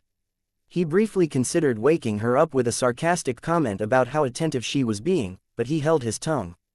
They didn't have the kind of relationship that would be needed to make a comment like that appropriate.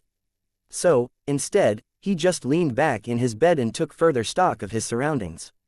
He gently released a pulse of his magic senses to get a better idea of what was outside, but he kept it low power enough not to overly disturb anyone who would be able to feel it. He found that he was within a relatively large mansion in the countryside, with a dozen buildings as part of its estate all behind a low decorative stone wall. The land outside of the walls was mostly given over to agriculture and a farming village, but Leon didn't think it was grain or potatoes being grown in the swampy fields. Regardless, he was still undoubtedly in the southern territories. The rest of the buildings in the compound were filled with injured troops, their healers, and a number of guards. All in all, Leon guessed there were several thousand people packed into this compound and the nearby village. Nowhere did he see Prince August, Roland, Marquis Aeneas, or anyone else in the leadership. Neither did he see Marcus or Alcander, but Alex he saw in the stables brushing Anzu's brilliant white coat. He smiled when he detected that she'd ascended to the 4th tier in the time he'd been unconscious. Finally, he cleared his throat loudly enough for Valeria to jerk awake and conjure a glaive from her soul realm. Leon almost armed himself in response, but he kept himself in check and just waited for her to make another move. She didn't, choosing instead to set her glaive aside once she saw that he was awake as only a 5th-tier mage. She couldn't just will her weapon back into her soul realm without a good deal of time spent concentrating. "You're awake," she excitedly observed. "As are you," Leon dryly replied, unable to help himself. "Your sword." Valeria quickly realized it wasn't where it had been left. "Already back in my soul realm," Leon explained. Valeria nodded, giving Leon a small, embarrassed smile. After a long awkward pause, she said as if she couldn't think of anything else to talk about right now, "We weren't able to get it out of your hand when you were unconscious. Everyone who tried was painfully dissuaded, so we just had to leave it with you as you slept." Leon cocked an eyebrow at her. "Define painfully dissuaded. They'd be shocked by the Thunderbird's lightning," Valeria replied, startling Leon with how open she was about speaking of the Thunderbird, which he wasn't used to at all. But as her words registered in his head, Leon grimaced. He guessed that his power must have still been flowing through the blade, but that didn't explain why they'd been unable to pry it from his fingers and had to have him sleep next to it. Just something to ask the Thunderbird later, I suppose, Leon thought to himself, putting it out of his mind for the moment. "So, I suppose that happened. What's been going on in the time I've been out?" Valeria jumped into her explanation with a strange enthusiasm, giving Leon the impression that she was desperate to talk about anything other than the elephant in the room. "We defeated Duke Duronius and his army. The Duke himself managed to escape to the south, and Prince August and the rest chased after him. For the first time since we entered the southern territories, we have a numerical advantage over Duronius and his survivors, so Marquis Aeneas has been using that to apply pressure on our enemy." I don't know much else about their activities, I'm afraid. We were left behind to watch over you as you recovered here in the camp made for the wounded. When you say, we, I assume you mean you and Dame Alex. Oh, yeah, all right, Leon said as he sat back up, leaning against the bed's headboard. Marcus, Alcander, they elected to continue with the army, Valeria replied. Thought so, Leon said. He never expected them to wait for him, but it did sting just a little bit. Will we be interrupted here?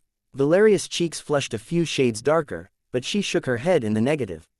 Before Leon could continue, though, she said, you should know, you weren't that subtle in your last moments before you lost consciousness. There have been a lot of rumors going around that I've managed to overhear about, you and House Rame. Leon silently cursed, but he otherwise took it in stride.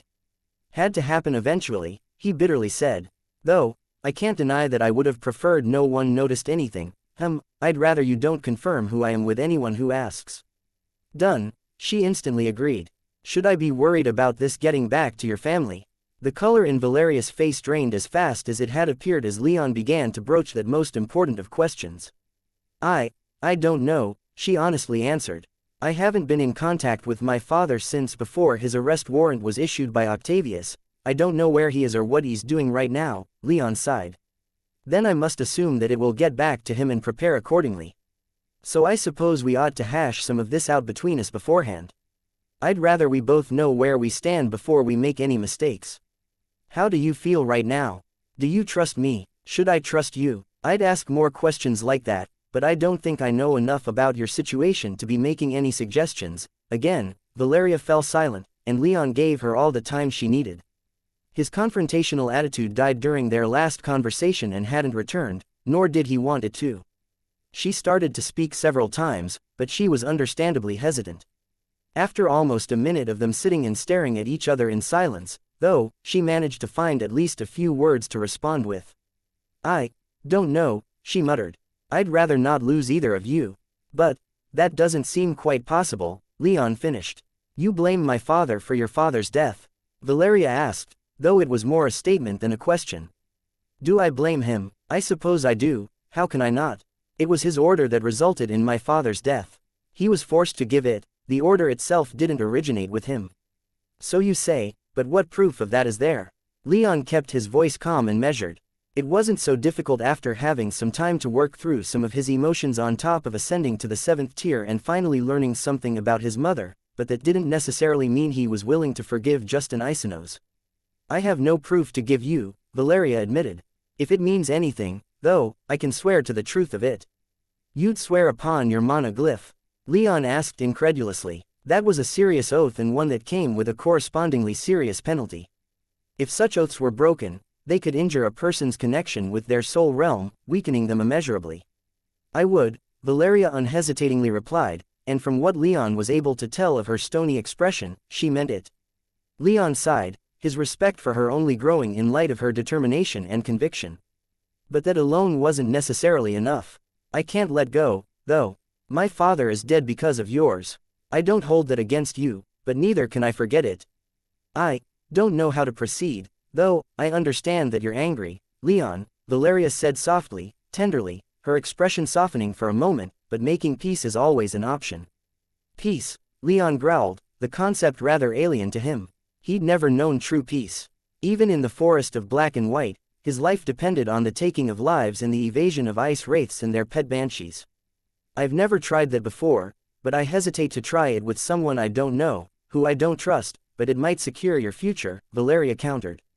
I don't pretend that I knew anything about him, but from what I know about you and knowing that he raised you, I can't help but think that your father wanted you to live above all else, that he wouldn't want you to waste your life on revenge, or to get yourself killed seeking to avenge him. Leon gave her a sharp look, his golden eyes seeming to pierce through her every defense, but he said nothing. What she said was true, Artorias wasn't a man who valued vengeance as much as Leon did. If he had been, he wouldn't have run away from the kingdom to keep Leon and himself safe. Vengeance always came after ensuring the safety of what was left of his family. Still, Leon didn't know what Artorias would have done if he hadn't had to take care of him for 16 years. His father might have gone on an avenging crusade for his missing wife and murdered father and brother. But Leon couldn't speak to that. He only knew Artorias as a father, and Artorias wanted Leon to remain safe more than anything, more even than seeking revenge. As he thought about his father, Leon found his thoughts eventually turning toward Trajan.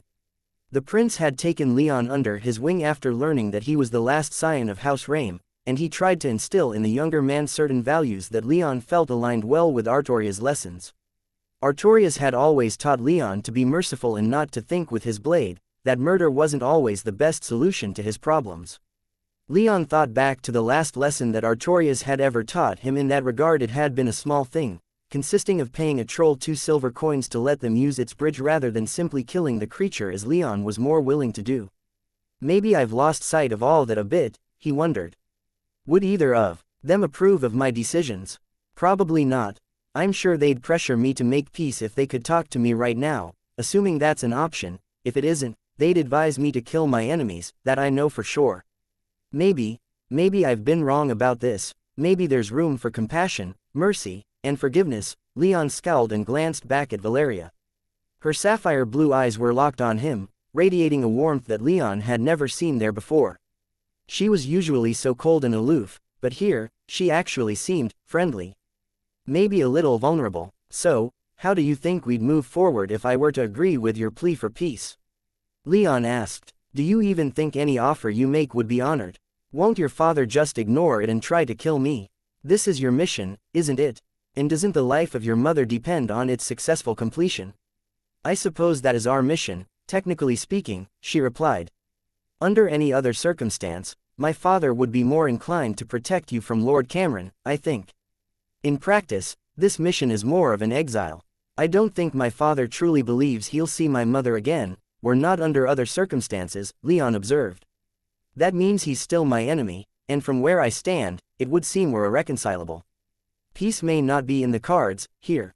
As I said, peace is always an option, you just have to have the will to agree to it, Valeria replied with an uncharacteristic amount of sudden passion. What I propose is an alliance. An alliance? Leon asked with both incredulousness and bemusement. Yes. She said, my father and I want to rescue my mother from Lord Cameron. You want to find and kill those who ordered your death. Cameron is ultimately responsible. My father is only the weapon he's using. When someone is beheaded, do you blame the axe or the man wielding it? Or the arbiter or lord who ordered it? I think I might just blame all three, Leon sarcastically replied, eliciting a glare from Valeria that drew a wry grin from him. Sir Leon, Valeria said with the utmost seriousness, ally with us. I can persuade my father that doing so is in our interest. Your goal is the Nexus, correct? You want to rebuild the Thunderbird clan. I suppose that's one way to put it, Valeria shrugged, accepting his statement even though he made it clear she was wrong on some level. My family knows the Nexus, we're from there. We can help you establish yourself. And when you're ready, we can help you wage war against Cameron.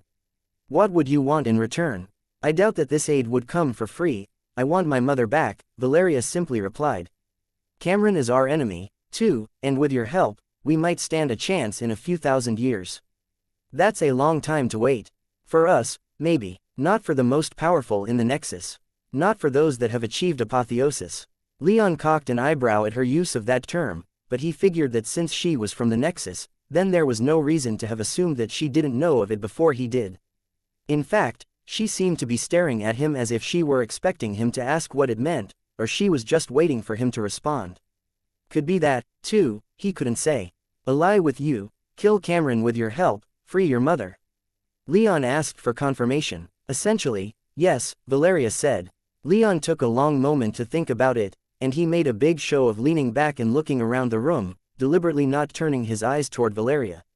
When he turned his attention back to her, she was practically sweating as she awaited his answer to her offer. I've always been taught about the virtues of forgiveness, Leon slowly said as if he were working through these ideas out loud, but I've rarely supported its merits. Many people close to me, in fact, have actively encouraged me not to indulge in such ideals. Leon thought of the Thunderbird and Zaffin when he made that statement. Leon continued, I'll say this, Valeria, I don't hate you. I'd actually like to think of you as a friend if it weren't for my own shortcomings in that regard, and I trust you more than I trust just about anyone else in the world. I think you're being absolutely genuine in your offer. You make me want to give forgiveness a shot. But I will never believe in forgiving someone who shows no remorse for their actions.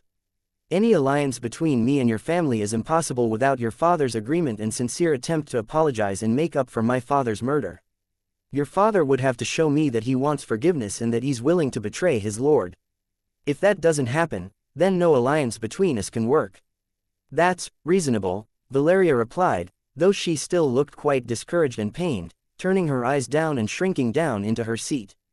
"I'll promise you this," Leon said, not wanting to see someone who'd been so helpful otherwise, someone who'd never once held any kind of genuine hostility toward him, be so obviously hurt. "I won't go hunting for your father. I won't make myself vulnerable, either, and if he attacks me, then I will defend myself with all available means. But beyond that, I'm willing to give this alliance a shot. I will trust in your belief that it's possible. I will trust your word when you say that your father is a good man worthy of making this alliance with. I will trust in your word that this is possible at all." Valeria looked up at him in surprise, which quickly turned into gratitude and happiness, and then back into stoic seriousness to give this moment its proper weight. "Thank you, Sir Leon. You won't regret this." "I'm not so sure about that," Leon replied. "But I'm willing to give peace its fair shake." Valeria gratefully nodded. "Now, let's work this out a little bit more," Leon said. "Obviously, I don't want you telling everyone about who I am, so I want to know how you'd get in contact with your father and what you're going to tell him." "No one else gets told who I am." "I understand, Leon," Valeria replied. "I wasn't planning on spreading it around, anyway. And as for my father, I wasn't intending on telling him everything, anyway, at least, not at first. Enough to bring him to the negotiating table without running off to find and attack you." It was Leon's turn to nod.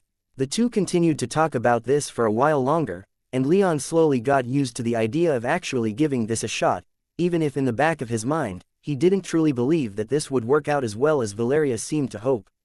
Chapter 455. Her powers resonance. Leon and Valeria had reached something that resembled an agreement.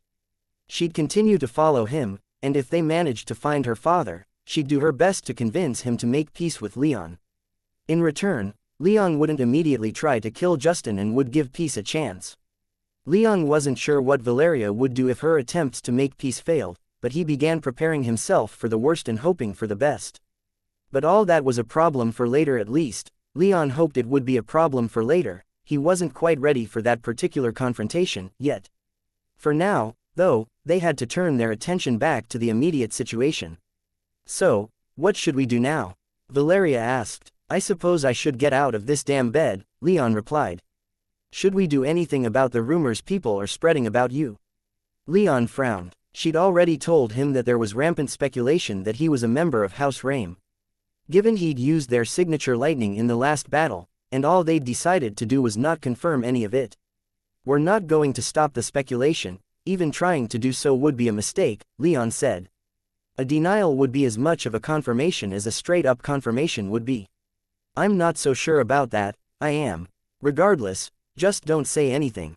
If someone directly asks you, you can deny it, but we'll make no official statement on the matter." Valeria nodded. Leon then pulled himself out of bed and back onto his feet. His limbs were a little stiff and sore from having been in bed for several days, and he was now realizing that he was ravenously hungry. I feel dead," he muttered. "Where can we go to get some food?" "I can show you to the dining facility," Valeria replied. "Good. First, though, we should probably check in with Alex and Anzu." "I would agree with that. Anzu, at least, was an absolute nightmare for us to try and calm down after you lost consciousness. Alex was the only person he allowed to approach you after you fell." Leon smiled in amusement, gratitude, and embarrassment. He loved that griffin. Exiting the room, Leon and Valeria found themselves in a long hallway with a pair of guards outside the door. The hallway was decorated much like Leon's room had been, with more wood paneling, hardwood floors, and thick carpeting as opposed to stone tiles and painted stone walls that most rich people in the Bull Kingdom preferred. The guards almost jumped out of their skin as Leon walked out, but he paid them no mind after telling them he was fine and would see the camp commander on his own time. Instead of doing that right away, though, he made his way to the main door of the house. He could still see Alex tending to Anzu in the stables, so that was his destination. "Where are we, exactly?" Leon asked Valeria as they walked. "Prince August had us occupy the closest village to use as our recovery camp," Valeria explained again. I believe this is an estate owned by a local baron who surrendered after our victory. He and his small retinue have been absorbed into the army while his family remained behind to see to their property. Leon nodded. And that was 3 days ago. Yes. Prince August and the rest set out in pursuit of Duke Duronius, who fled south. Any reason you know of that he would go south? No, and I'm not important enough for people to have told me before they left, Valeria answered. Then I suppose once we get some food into us, we ought to head on out and see if we can catch up, Leon said. With Anzu and my flight suit, we should be able to make good time. In the swampy terrain of the south, Leon knew that the armies could probably make about 25 or 30 miles per day. This would be an excruciatingly slow pace for the stronger mages, but they were held back by the weakest members of the army. However, he could easily envision more elite units ranging ahead to harass Duronius' rear detachments as he retreated, so the marching column was probably longer than he realized. Still, he didn't envision it taking longer than a few hours to catch up to Prince August's main army by air. The outside of the villa was more in line with the aesthetics of the Bull Kingdom, but neither Leon nor Valeria paid it any mind as they made their way over to the stables. After walking out through the front door into the busy unpaved yard, Leon could feel quite a few people staring at him. It wasn't the most comfortable feeling, but when Leon glanced around, he could see that there wasn't anyone staring at him maliciously. In fact, it seemed that it was mostly awe and curiosity that drew their eyes.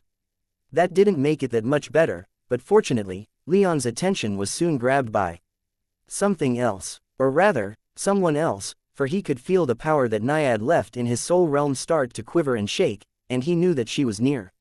Stopping in his tracks, Leon immediately projected his magic senses. Valeria, walking just behind and slightly to his right, was taken by surprise and almost ran into him. "Ah, Sir Leon," she asked, hoping to get an explanation for his strange behavior. They were still in the yard out in front of the main villa and were in the way of several healers fetching supplies, administrators organizing August's logistics, and others going about their business. It was entirely due to Leon's current status as a 6th-tier mage as far as the public at large was concerned, at least and as someone probably connected to House Rain, that they weren't getting yelled at by frustrated people whose path they'd interrupted. "Change of plans," Leon suddenly said. "Go let Alex know what's happened and get her ready to go." "I have something to do instead." "Wah," Valeria began, but her protest was cut short as Leon practically vanished with a flash of golden lightning and a tremendous clap of thunder that had the dozens of people passing through the small yard covering their ears and swearing in anger and pain. But Leon didn't hear those curses, he was already long gone. He'd leapt from the yard into the air, his lightning magic and 7th-tier strength allowing him to pass over the walls of the compound from the yard a distance of almost 200 feet and land in the marshy field outside, startling a pair of nearby farmers who were walking to the cultivated areas. Leon spared no thought for the wet ground and the mud that now covered him and his boots and began sprinting for the tree line as if his life depended on it. He could sense Naiad ahead of him, and he was determined to find her before she disappeared again. In a matter of seconds, he left the field behind and entered the omnipresent forests of the southern territories. He kept his magic senses projected the entire time and pointed in the direction in which he could sense Naiad, which slowed him down a little. Unfortunately, he wasn't able to see anything, and could even sense Naiad's power within his soul realm begin calming down, which he took to mean that she was moving away from him. Without hesitation, Leon stopped projecting his magic senses and put all of his power into moving as fast as he could. Naiad was still stronger than him in terms of raw power, but he was confident that he could catch up. Lightning began arcing all over his body, burning holes in his clothing, but he didn't care. Compared to finding Naiad, his clothes were worthless. He bolted through the forest, his natural skill in traversing such terrain combined with his power making him nigh invisible by mortal standards, but it was unsustainable. In fact, after about 30 seconds of such a pace, the only way Leon was able to force himself to keep going was because he felt Naiad's power start resonating again and doing so stronger with every step he took. He still couldn't see her or sense her at all, but he knew she was out there. And then, he caught up to her. Or at least, he felt like he had, but he could neither see nor hear anything. As far as his eyes and ears were concerned, he'd come to a stop in a small clearing where he stood all by his lonesome. When he projected his magic senses, he could only locate a single other person in the area, and that was a hunter more than half a mile away chasing a rabbit. Still, Leon could feel that Naiad was close, that she was almost within reach. He was so close that he couldn't even determine her direction, just that she was close and she wasn't moving. Leon stood there for a long moment, simply waiting. He hoped that she'd show herself of her own accord, since he doubted he'd be able to find her otherwise. But his hopes were dashed as second after second passed without Naiad making an appearance. Finally, he couldn't take it anymore and declared, "I can feel you. I know you're here." His words were met with deafening silence. Leon leaned against a nearby tree and waited. He was patient, and all he wanted was to talk to her. "I'm sorry," he said after a minute that felt like an eternity. "I put you on the spot and tried to force you to make a decision. I won't do that again. I just want you back. Both Elise and I want you back." He knew she could hear him, and he didn't make any excuses. He didn't want to rationalize, he only wanted to express his sincerity. "I can wait as long as you need.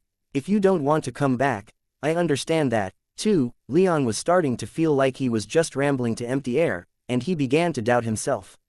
Was Naiad really here, or was he just misinterpreting the way her power was resonating? "We love you, Naiad. I love you." He said nothing more. He'd said the hardest thing to say, and that left nothing else for him to express. Either she'd reveal herself, or she wouldn't. The ball was in her court, and Leon was more than willing to wait. No matter what she decided, he'd accept it. But that she was here, or if she was here, then it was a good sign that she was willing to forgive his rash and idiotic mistake. So, he waited, and waited. It seemed like an eternity passed before he finally noticed something. It was a small thing, nearly imperceptible amongst the small puddles and wet ground that was ubiquitous in the southern territories. The water in a puddle rose and then fell for no apparent reason. Leon's eyes darted to it, and he stared at it so hard it felt like his eyes were about to fall out.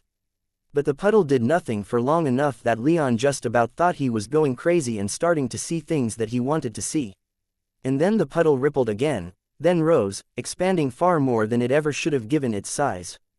It rose into a tall pillar, which then swiftly resolved into the powerful, voluptuous, athletic form of the river nymph queen that Leon had been missing so badly. Naiad had appeared before him, her tan face pulled back into a smile that seemed half proud and half embarrassed, as if she were reveling in her appearance while also feeling nervous about seeing him again. She was characteristically nude, save for the bright green emerald ring on her left index finger. Her light brown hair cascaded over her shoulders and down her back like a waterfall, while she stood in front of him without the slightest hint of shame at her state of undress. Leon didn't see any of that, though. As soon as his eyes met hers, they were locked in place. Ever since Trajan had died, Leon had done nothing but lose, as far as he was concerned. He lost his mentor in Trajan, he lost his lover in Naiad, he lost the home he'd built with Elise, and it had all culminated in that terrible day earlier in the week where he'd lost his unit, Lapis and the Giants, and the friendlier, more relaxed relationship he had with Valeria. To now see one of those things that he'd felt had been lost suddenly return was too much for him to handle. All the grief of losing Trajan and Lapis came roaring back and warred with his elation at finally seeing Naiad again. His heart felt like it had risen into his throat, his mouth and chin twitched under the emotional strain, and for the first time in his memory, tears began running down his face. "Hey there, boy," Naiad whispered into his mind, her tone flippant, but quivering just enough for Leon to know that it was just a front. "Been a while, hasn't it? Missed me, just." Hearing her voice again almost broke Leon. He couldn't say anything in response, his throat had completely shut down. So, he did the only thing he could do to communicate his joy and his love. He pushed himself off the tree, stumbled forward, and pulled her into his arms. He held her tightly against himself and pushed away all of the other thoughts that were fighting for his attention. Naiad was back, and for the moment, that was all that mattered. Chapter 456. Maya. It took Leon a few minutes to get control of himself again. He spent those minutes holding Naiad close and desperately trying to keep his crying to a minimum. But it was a bright spot in what had otherwise been a terrible half-year, and the sheer joy of her return combined with the grief of losing his unit and the Giants prevented Leon from staying as stoic as he would have preferred. For her part, Naiad enjoyed every moment that Leon held her in his arms. She practically melted into his embrace, wrapping her own arms around his waist and savoring every second. She cared not a whit for Leon's minor breakdown and gave him all the time he needed to compose himself. Finally, after what felt like an eternity, Leon softly asked, "What happened? Where did you go?" Naiad slowly pulled back so that she could look Leon in the eye, though both kept their arms around the other. You asked me to commit. I wanted to, but I had some business to attend to back in Saren. Saren, right, I think you mentioned that before. A city of river nymphs. In a manner of speaking, Naiad replied. It's the center of what passes for our civilization. It's not as complex as that of humanity, but it's ours. My mother is the empress of my people, and I had to say my goodbyes to her, to see her one last time and tell her face to face that I wasn't going to come back to Saren ever again, so, that means. To finally give you my answer, Leon, I would like to be a part of your family, if you'll still have me.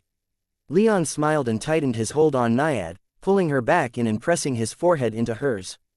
There will always be room in my family for you, he whispered to her. No matter what happens, you, me, and Elise are family. As he finished, he tilted his head to the side and pressed his lips against hers. He went in light, giving her plenty of room to pull back if she wanted to. Instead, Naiad snaked her arms out from around his waist so that she could then wrap them around his neck and head. Then, she pulled him in closer and tighter, pressing her body against his as her mouth opened, and she began licking at his lips.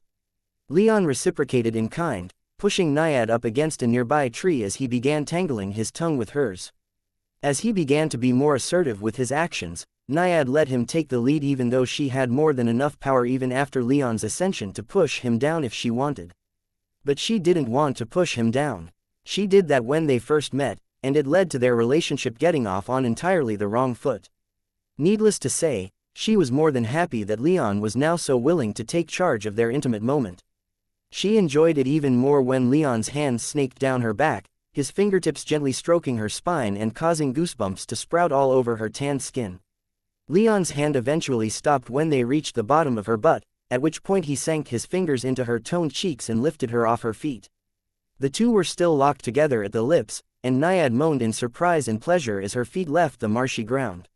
She spread her legs and wrapped them around Leon's midsection while she removed her arms from around his neck to begin grabbing at his shirt. She pulled the fabric off Leon's hard abs and over his broad chest. There, she paused, for she'd run into a terrible problem. If she wanted to remove Leon's shirt completely, they'd have to separate, and after so long away, that was the last thing Naiad wanted. Suddenly, and to Naiad's shock and dismay, he quickly set her down and pulled away. He didn't leave arm's reach, but he did pull back far enough to make it clear that they weren't going to be going any further right now.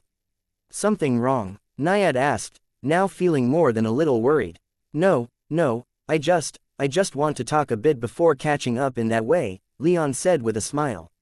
If he were honest, the thought of Elise also had him hesitating to take things further with Naiad, but he also knew that Elise wouldn't care, not after everything the three had done before Naiad left. Still, it was going to take a few more minutes to work through that particular mental block, and in the meantime, he wanted to talk to his gorgeous river nymph queen for a while. Whatever you want to know, I'll tell you, Naiad said, smiling seductively at Leon as he lightly set her back down on the ground. First off, and I kind of hate myself for saying this, do you mind putting on some clothes? You're very distracting right now. Naiad's smile grew wider as she felt Leon's stare wander over her body, and she pushed her generous chest out a bit to show off. She held that pose for just long enough to tease Leon before conjuring some clothes over her body, though the long-sleeved shirt and pants that she chose did little to hide her figure even if her exposed skin had been mostly covered. So, Leon began as he fully disentangled himself from Naiad, save for one of his hands which remained locked with one of hers. You've never really told me about your mother. What's she like? I've never told you before because you've never really asked, Naiad chidingly replied, but her smile remained radiant, letting Leon know that she wasn't too upset about that fact. My mother is the strongest person I've ever met. Stronger than me, even. Stronger than you. That's hard to imagine, Leon said, squeezing her hand. Naiad chuckled and said, I've never managed to pin down exactly how powerful she is. By human standards, I'm 8th tier, as you know, but I'd estimate my mother is 9th tier at the weakest. 9th tier, yes, her aura is immense, and I can barely even discern it. But her power is almost wasted, for she never leaves Saren. Why not? I can't imagine someone committed enough to reach those magical heights not having some ambition they want to fulfill, or being content to waste the fruits of their labor. That actually happens more than you think, I'd guess. Many people just want to get stronger for themselves, they don't crave political power. That's not why she remains in Seren, though. She has a duty to fulfill, that of watching over the city and making sure that the graves located there remain undisturbed. What graves? Naiad then told Leon all about the immense cavern filled with thousands of black pyramids, and she made sure to tell him about the Great Pyramid and its blue beam. That thing has always given me a feeling of terrible doom, as if some unfathomable thing resides within. I can't say for certain what, if anything, lies within, though, and the only thing I can say with confidence is that I'm glad that I will never return. As she'd told Leon about Seren, the two found a nearby boulder sticking out of the mud to sit on as they spoke. They weren't quite as physically close to each other anymore, but their entwined fingers hadn't separated for even the briefest of moments during their talk. I don't even know what to say to all that, Leon stated as Naiad finished her explanation. I don't blame you, I don't know what to say about it, either. Given her descriptions, especially notable to Leon were the massive skeletons of winged humanoids as well as the hallway of carved reliefs. He had an idea as to what all of those pyramids were. Do you know what this planar cluster is referred to by the people in the Nexus? I mean Eterna and the closest 11 planes. No, Naiad replied, cocking an eyebrow at Leon for the strange question. They call this region of space the Divine Graveyard. It's where the primal gods and their servants, as well as the primal devils and their followers, were interred following the ancient war that led to their deaths. Now that you mention it, I do remember you saying something to that effect several times back at your home. But I have to admit that I never paid too much attention. Leon smiled in exasperation, then proceeded with great patience to tell Naiad everything that he'd been told by the Thunderbird regarding the history of the universe, all of which he'd already told Elise long ago. By the time the two were done getting on the same page, almost an hour had passed since Leon found her. And you think that Seren is one of the graveyards that has given this planar cluster its name? Naiad asked once Leon was finished. Seems obvious to me, though I can't say for certain without going there. Something to consider, I suppose. Not that it matters too much in the immediate future. Nothing's going to happen to that place with my mother around. If she's as strong as you say, then I don't doubt that conviction, Leon said. I can't help but be kind of fascinated, though. I wonder if there are more places like Seren around the plane. I mean, you say there were thousands of pyramids, but I can't believe there were enough in that cavern to account for even just a 12th of the population of gods and devils. I can't speak to that, I'm not that well traveled, Naiad admitted. There could be more, there could not be. I've certainly never heard of another place like Seren. Leon nodded and smiled as he thought about the possibilities that Seren represented. He didn't think there was much practical gain to be had by going there, especially since the Thunderbird had explicitly said that if there had been any loot to be had following the war that killed the primal gods and devils, it would have all been taken before the gods and devils were laid to rest. Still, he wouldn't mind seeing Seren someday if he ever had the chance. Naiad, Leon began after a long pause, his tone turning more serious, why did it take so long for you to come back? You told me that your mother imparted all of her knowledge of the river nymphs to you, whatever that means, but did it really take so long? Naiad grimaced, but she felt like she needed to give Leon an answer. She thought for several seconds about what to say, and eventually settled on the most honest answer she could give. No, it didn't take that long. I've been here a while, watching you. I thought so, I sensed your power before. When I lost Lapis, the giants, and the others who followed Leon wasn't even able to finish before letting his voice just taper out. But Naiad could feel his anguish by the way that his grip on her hand tightened, even if his expression barely changed. I'm sorry, she whispered in his mind. She would have leaned up against him so that he knew she was there for him, but she refrained, sensing that he wanted a bit of space instead. I could have done something, then. Should have done something, but I didn't just want to show up again and ask you to take me back. I wanted to save you, to arrive in such a manner that you wouldn't turn me away. Leon glanced over at her, seeing her hunch up as if bracing herself for his anger. And he did feel a little angry. She was incredibly powerful, and if she'd acted sooner, then Lapis could still be alive. The rest of the giants could still be alive. Leon's unit and the barons that led it could still be alive. But instead, she stayed away, watching and never acting until Leon chased her down and practically forced her to reveal herself. I sensed your power. I could tell that you were gearing up for something big when it seemed like everything was over, Leon said. It seemed like the perfect moment, Naiad admitted, her gaze still lowered. She knew what she was saying and how it sounded, that the death of Lapis meant nothing to her beyond being a perfect moment for her to return. But you didn't take it, Leon said, his tone still serious, but also calm and even. No, she murmured. I saw those others starting to make their move, and I decided to wait for another chance, when you were actually in need. You weren't in need of my power anymore after all of those humans turned against their comrades, Leon sighed as he turned his eyes to the bright blue sky. Naiad stayed braced for his inevitable fury, but Leon remained almost frighteningly serene, and his hand never left hers, even when she unconsciously pulled back a few times. I didn't need your power, Leon quietly said. I've never even really wanted your power. I wanted you. I just wanted you back. I wanted to apologize and to show you all the love that I should have shown you before. All that matters to me right now is that you're back. He turned his face back to hers and gave her the warmest, most genuine smile that he'd ever given her, and in it, she could see nothing but love. It was now Naiad's turn to start tearing up, and after a moment, she threw herself forward and began sobbing into Leon's shoulder. Leon didn't say anything more, he just held her close for the few minutes she needed to get it all out and compose herself. When she pulled herself out of his embrace, her eyes were still wet and she could barely meet his gaze. If I'd moved sooner, you wouldn't have lost all of your people, she stated with a heartbreaking amount of anguish. Maybe, Leon lightly assented, his thoughts now turning to others. Several faces flashed by in his mind's eye, but the last one to do so was Valerius. But you're not all powerful. Who knows what might have happened? Whatever, I don't for a moment blame you for Lapis and the rest. If I'd led them better, they wouldn't have died. If I'm going to play the blame game, then I have to start with myself. And after me would come Gaius Tullius and the Duchess of Vesentio. If they'd made their move sooner, then my people would never have died. If Surtur Aurelius had been just half an hour faster, then my people wouldn't have died.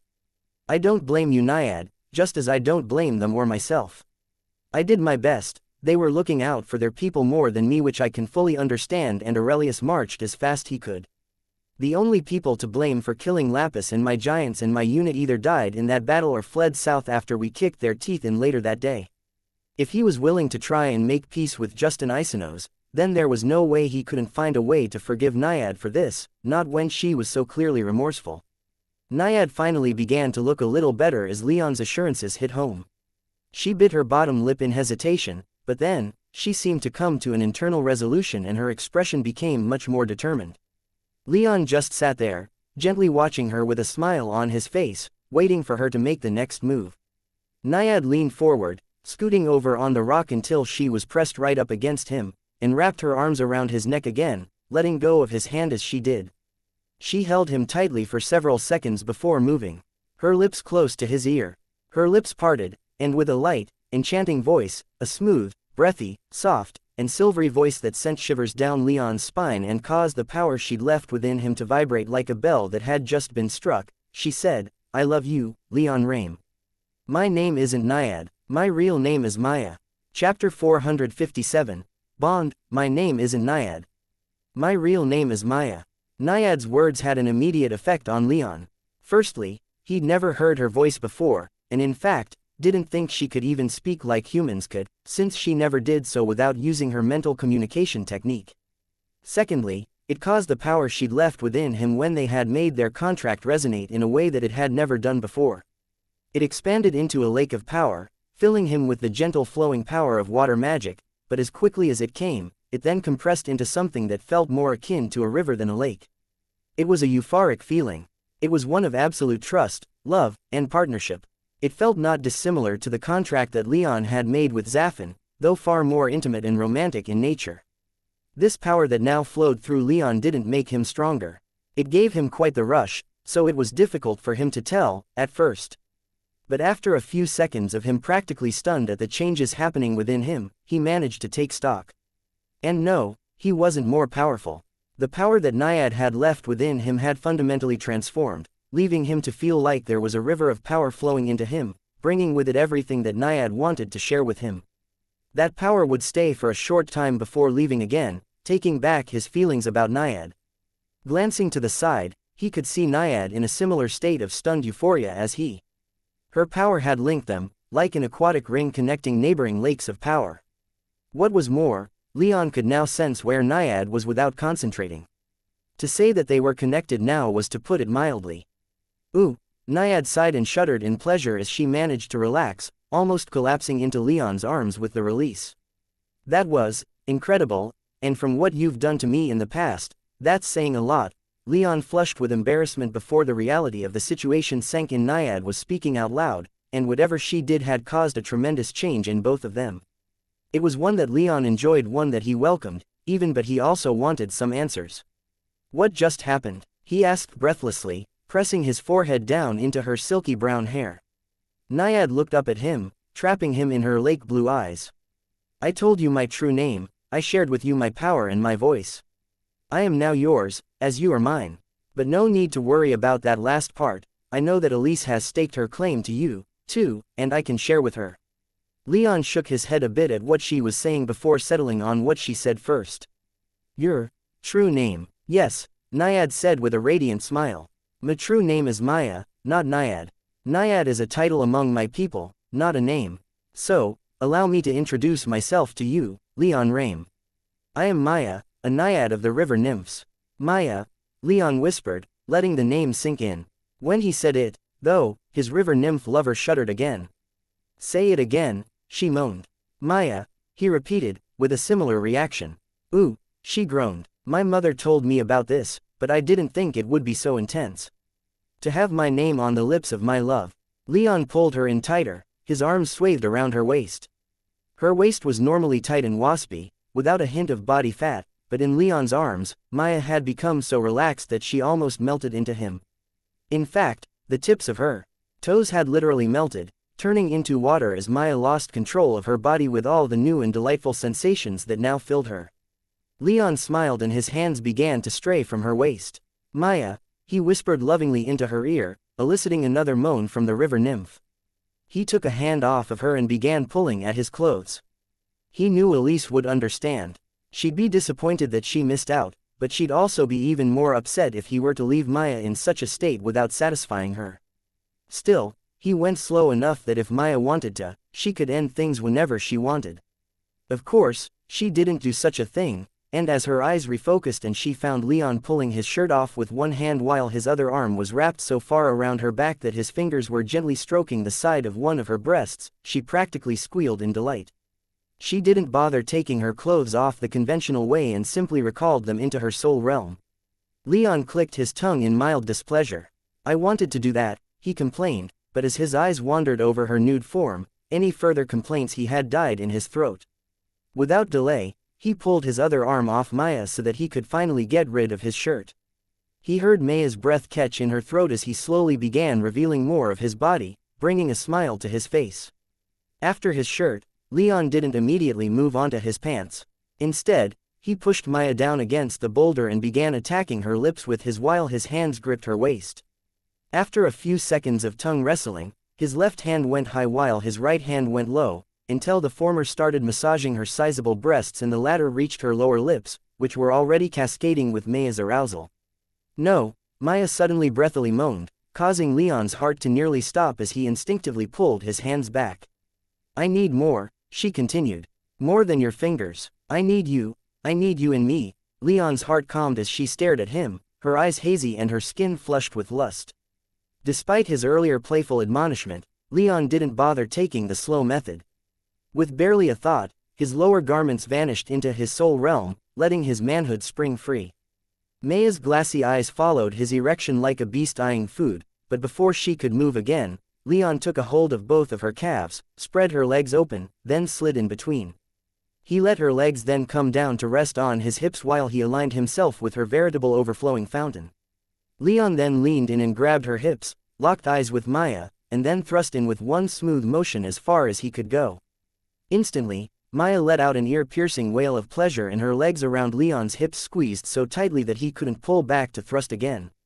Not that he needed to, though, for Maya's tunnel clenched down on him so firmly that it was impossible not to know that she'd just climaxed. It took almost an entire minute for Maya to come back down, during which Leon patiently waited, simply admiring her with a loving smile on his face. A few seconds after her body began to relax, some awareness returned to Maya's eyes and her breathing steadied. she mumbled, still unable to form a coherent sentence. I hope you're not completely satisfied, Leon softly said as he leaned down to press his forehead against hers. I've only just begun, so, where does this leave us? Leon asked as he and Maya basked in the afterglow on the boulder, neither with a stitch of clothing to cover themselves with. They'd gone at each other for at least an hour, but Leon honestly hadn't any idea how much time had actually passed, and the tree cover here was too thick for him to see the sun to gauge the passage of time. Maya took a few seconds to catch her breath and compose herself. Leon's attentions had worn her out. We are connected, our soul realms have connected, and our power feeds each other. We can sense each other's location, we can sense each other's emotions. We can communicate from great distances. We have been joined. I think by human standards, it would probably be fair to say that we've even married each other, for our bond is permanent. Permanent? Leon asked, a sharp edge creeping into his voice.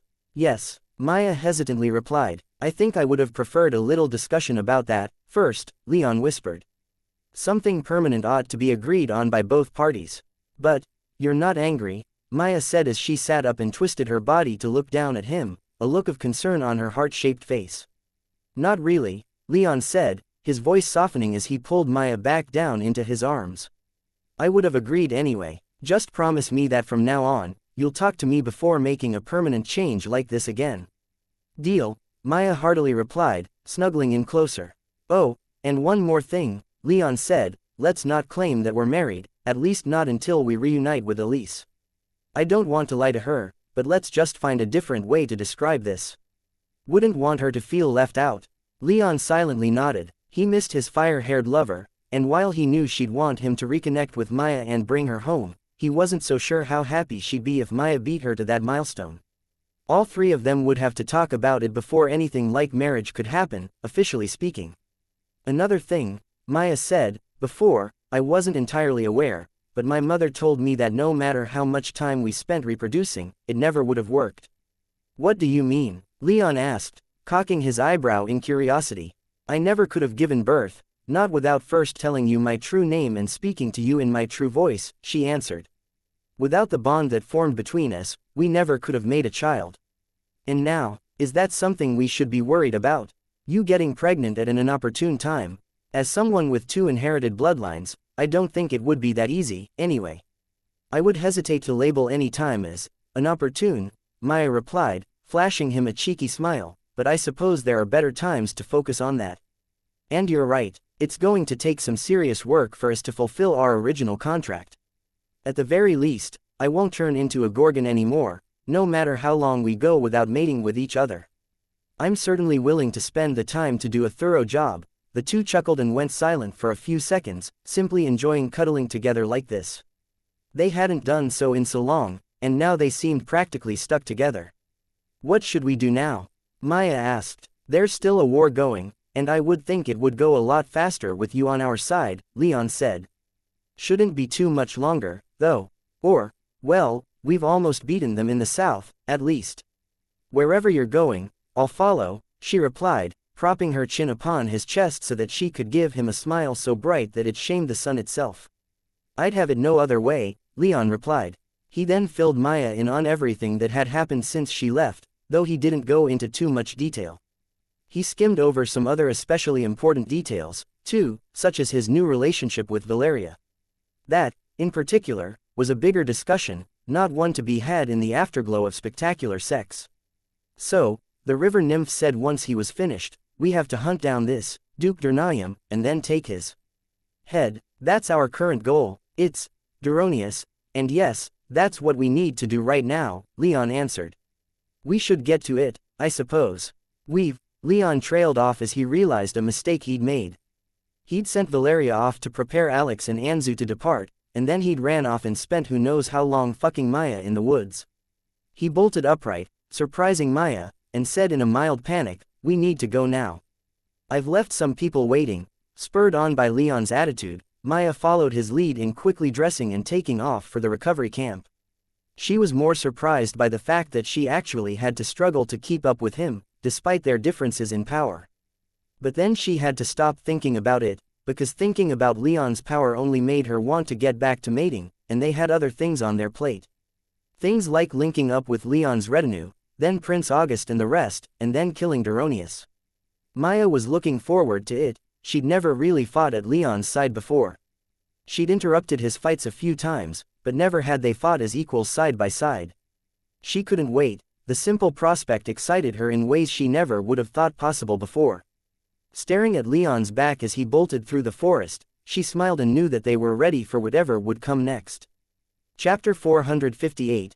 Making everyone look bad. It was long past noon, and Alex and Valeria had been waiting at the stables for almost 2 hours, both growing increasingly impatient.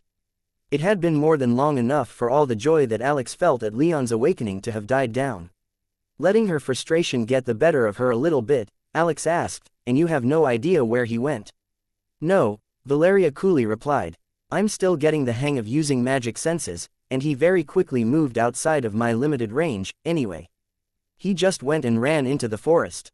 Alex sighed. "I suppose if he's busy with other things, I can get back to brushing." And, before she could finish, Valeria's head perked up and she almost cried out, "I can see him." Alex's head whipped around in the direction Valeria was looking in, and for a moment, all she could see were the crowds that were coming and going in the compound. But only a few seconds later, she saw Leon, and relief flooded her body. 2 hours was long enough for fear to have settled into the pit of her stomach about what happened to her friend, despite Valeria's insistence that Leon was fine. More surprising was the sight of a bronze-skinned, buxom, gorgeous woman running just behind him, a woman that Alex recognized as the same river nymph who had saved all three of them when vampires attacked Leon's villa during their housewarming party. Naiad. Alex didn't overly like Naiad, but she didn't hate the river nymph, either. More like, Naiad had always been too aloof to allow the friendly Alex to build much of a relationship with her. Still, Alex knew how powerful Naiad was, and she was happy enough to see her in these times, especially after the river nymph left Leon almost half a year ago. "Sir Leon," Alex called out as Leon approached. "It's good to see you up and about, sir." Leon smiled back at her with an uncharacteristic amount of warmth. "It's good to be up and about," he replied. "I apologize for taking so long." "I don't mind," Alex replied. Valeria silently nodded her head in agreement, though both Leon and Alex noticed that her eyes had barely left Naiad. Hoping to diffuse any tension, Alex asked Leon, "How are you doing?" "I'm fine, all things considered. I managed to ascend to the 7th tier, and I think that's why I took so long to wake up." "The 7th tier," Alex almost shouted, and Leon could see even Valeria suddenly look to him in shock, which confused him until he realized that he hadn't told her about his ascension yet, and as a 5th tier mage, she hadn't enough power of her own to have found out without that explanation. "Yes," Leon replied. Alex looked dumbstruck, while Valeria's surprise quickly vanished. Leon was the descendant of the Thunderbird, and the silver-haired woman knew that he would probably be quickly gaining power through that connection. For her part, Alex knew that Leon had some advantages as the last living heir of House Rame, but a 7th tier mage at the age of 20 wasn't something she had ever thought possible. After a few moments of silence during which Leon let them both process the news, he glanced at his river nymph companion with a questioning look on his face as if she'd just said something strange, then quickly made some reintroductions. "You both know Naiad, you know Alex and Valeria. Naiad will be accompanying us. I hope that isn't a problem." "Not for me," Alex immediately responded, though her facial expression seemed almost stuck on, surprised, after Leon's reveal of his ascension. She couldn't even bring herself to mention her own ascension to the 4th tier.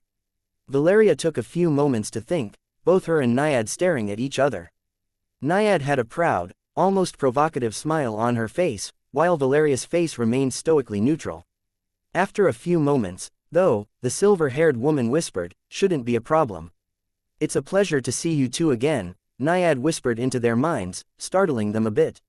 Her tone was fairly imperious, but not quite as dismissive of them as she had been when they'd met. Despite that, it was fairly difficult to tell if she was being serious or not, but both Valeria and Alex gave her the benefit of the doubt as Naiad added, "I look forward to fighting at your side." "Good to hear," Leon said before he cut their introductions and reunion short. "Let's get Anzu saddled up and ready, we're burning daylight and I'm hoping to catch up with Prince August before sunset." Alex and Valeria agreed, and the four proceeded into the stables and made their way over to Anzu's cell. The Griffin was overjoyed to see Leon back on his feet and began scratching at the cell door so furiously that the door seemed like it was about to be torn from its hinges. When Leon laughingly unlatched the door, Anzu burst through and almost barreled him over in his attempt to nuzzle and cuddle with his human.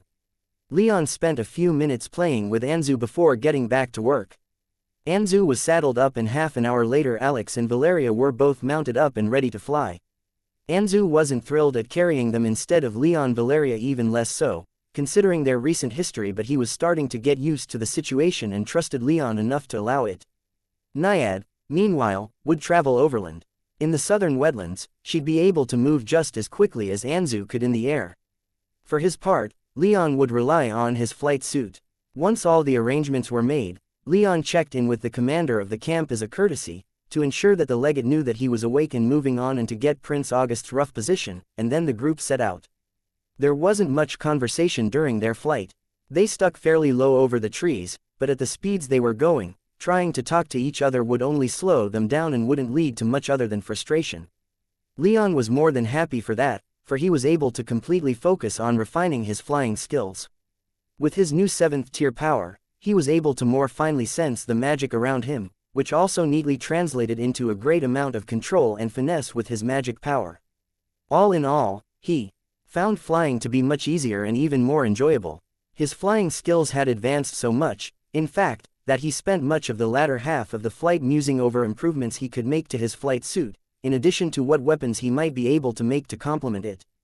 After all, if he were to use his wind magic to aid his flying skills, then he couldn't at the same time use his lightning or fire, meaning he'd need to either use wind attacks with his own power, enchant an item to add onto the suit that would expand his airborne capabilities, or rely entirely on the suit's enchantments to fly and give up the power that was now making it so easy so that he could use his lightning or fire as he flew. He was leaning towards the second option, for having a diverse magical skill set was one of his greatest advantages. Leon put these thoughts out of his mind for the time being, for after several long hours of flying, during which they crossed almost 200 miles, they finally came within sight of the rear of Prince August's marching column. "Make for the ground," Leon shouted to Anzu, and the two went into a dive, softly landing in the wide path that the army had made through the forests as they marched. Alex and Valeria nimbly hopped off Anzu's back, while Naiad materialized out of a small nearby stream. "Why not go all the way by air?" Naiad asked as she approached, projecting her voice to the other two in a show of courtesy. "Last time I did that, we got held up for a little while by the prince's guards," Leon replied. "I don't want to spook them into attacking us, even if that possibility is unlikely. Better to make the final approach on foot. Besides, I think they'd definitely attack you if you were to just appear in the middle of the marching column as you do." Naiad frowned, but she said nothing more about it. The group began walking toward the rear of the column. They didn't hide or try to avoid attracting attention, and as such, after about 15 minutes, about a dozen riders peeled off from the main column to investigate their appearance. It didn't take much for Leon to prove who he was. The riders took one look at Anzu, recognized Leon as the White Griffin much to Leon's consternation, and then escorted him and his group to the column. The back of the column was mostly devoted to the baggage train after they got past the units assigned to guard it, of course. Most of the critical supplies were kept in the soul realms of higher-tiered mages, but there were a lot of things that just weren't worth transporting that way, such as camp materials and the personal effects of the soldiery. Plus, it was risky to have all supplies kept in a storage manner that could disappear if the mage keeping them were to unexpectedly die, so some of their food was also kept on wagons in the baggage train. More relevantly, though, were the messenger horses that were also kept back there. These horses were light and fast, not trained for war but only to carry their riders as far and as fast as possible. The most expensive of these horses could travel almost 200 miles in a day without rest. 2 of these horses were lent to Alex and Valeria, while Leon took his place astride Anzu. Naiad was offered a horse, but she refused, instead taking her place behind Leon on Anzu's back, where she could wrap her arms around him and hold him tight against her. Anzu, surprisingly, had no problems with allowing her on his back. Once everyone was mounted up, it was easy enough to ride along the edge of the marching column, passing soldiers marching in formation, horse-drawn wheelless wagons and carriages, and the more disorganized levies and noble retainers. The marching column was long, but after about 2 hours, the group reached the front where most of the leaders could be found. Camp had already been made, so they were shown immediately to August's command tent where August himself, Roland, Marcus, Alcander, the Duchess of Vesentio, and Gaius were waiting. Notably absent was Marquis Aeneas and Gratian, Gaius' brother and Duke of Lentia, but this wasn't a meeting of the higher-ups in the army, so Leon was hardly expecting everyone to welcome him back. Roland was the first to greet Leon upon his entrance, rising from his seat and extending an arm to the younger man as he exclaimed, "Sir Leon. Wonderful to see you up and about." "Absolutely wonder." His voice trailed off as he began examining Leon's aura and found that he could no longer accurately identify how strong Leon was. The younger man's aura was completely opaque to him, defying his attempts to perceive Leon's power other than stronger. "You ascended?" he asked in disbelief, stunning the others who were about to offer their own greetings. "Wait, what?" Marcus asked. "Sir Leon," August asked, his eyebrow cocking in surprise and elation, a hopeful smile spreading across his face. "I'm now a 7th tier mage," Leon confirmed. "By the ancestors," Marcus shouted as he leapt to his feet, his face one of disbelief and abject shock. "How did you even do that?" "Sir Leon, please, you have to slow down," Alcander said, his voice shaking as he rose from his seat as well. "You're making the rest of us look bad." Vesentio maintained a dignified silence, though she nodded to Leon in recognition. Gaius' reaction was a little more subdued. He stared at Leon, unable to truly process what he had just revealed. So surprised was he that he barely even registered Valeria walking in right behind Leon. "Congratulations," Roland said as he clapped Leon on the shoulder. "I think that has to be a new record. 7th tier by 20 years old. Indeed, Sir Leon, that's spectacular. Truly admirable," August added. "Now, with Brimstone, we have 2 7th tier mages we can bring to the field instead of just one. We can match my brother tit for tat." "Indeed," Leon said, turning to Marcus and Alcander. Both had, like Alex, ascended during the previous battle, and she walked in just as he was thinking about her, so he glanced at her to make sure she knew that she was included in what he was about to say. Gaius was the only one among them who remained a 3rd tier mage. "Congratulations to you three, as well, for your ascensions." "Thanks," Marcus murmured, hardly sounding happy about his achievement in light of Leon's. Alcander's attitude was a little better, but he still sounded remarkably unenthusiastic as he thanked Leon, too. Alex smiled and waved, feeling awkward as all the hells and not feeling like there was much to celebrate with Leon completely overshadowing everyone. Only a moment later, Naiad walked into the tent.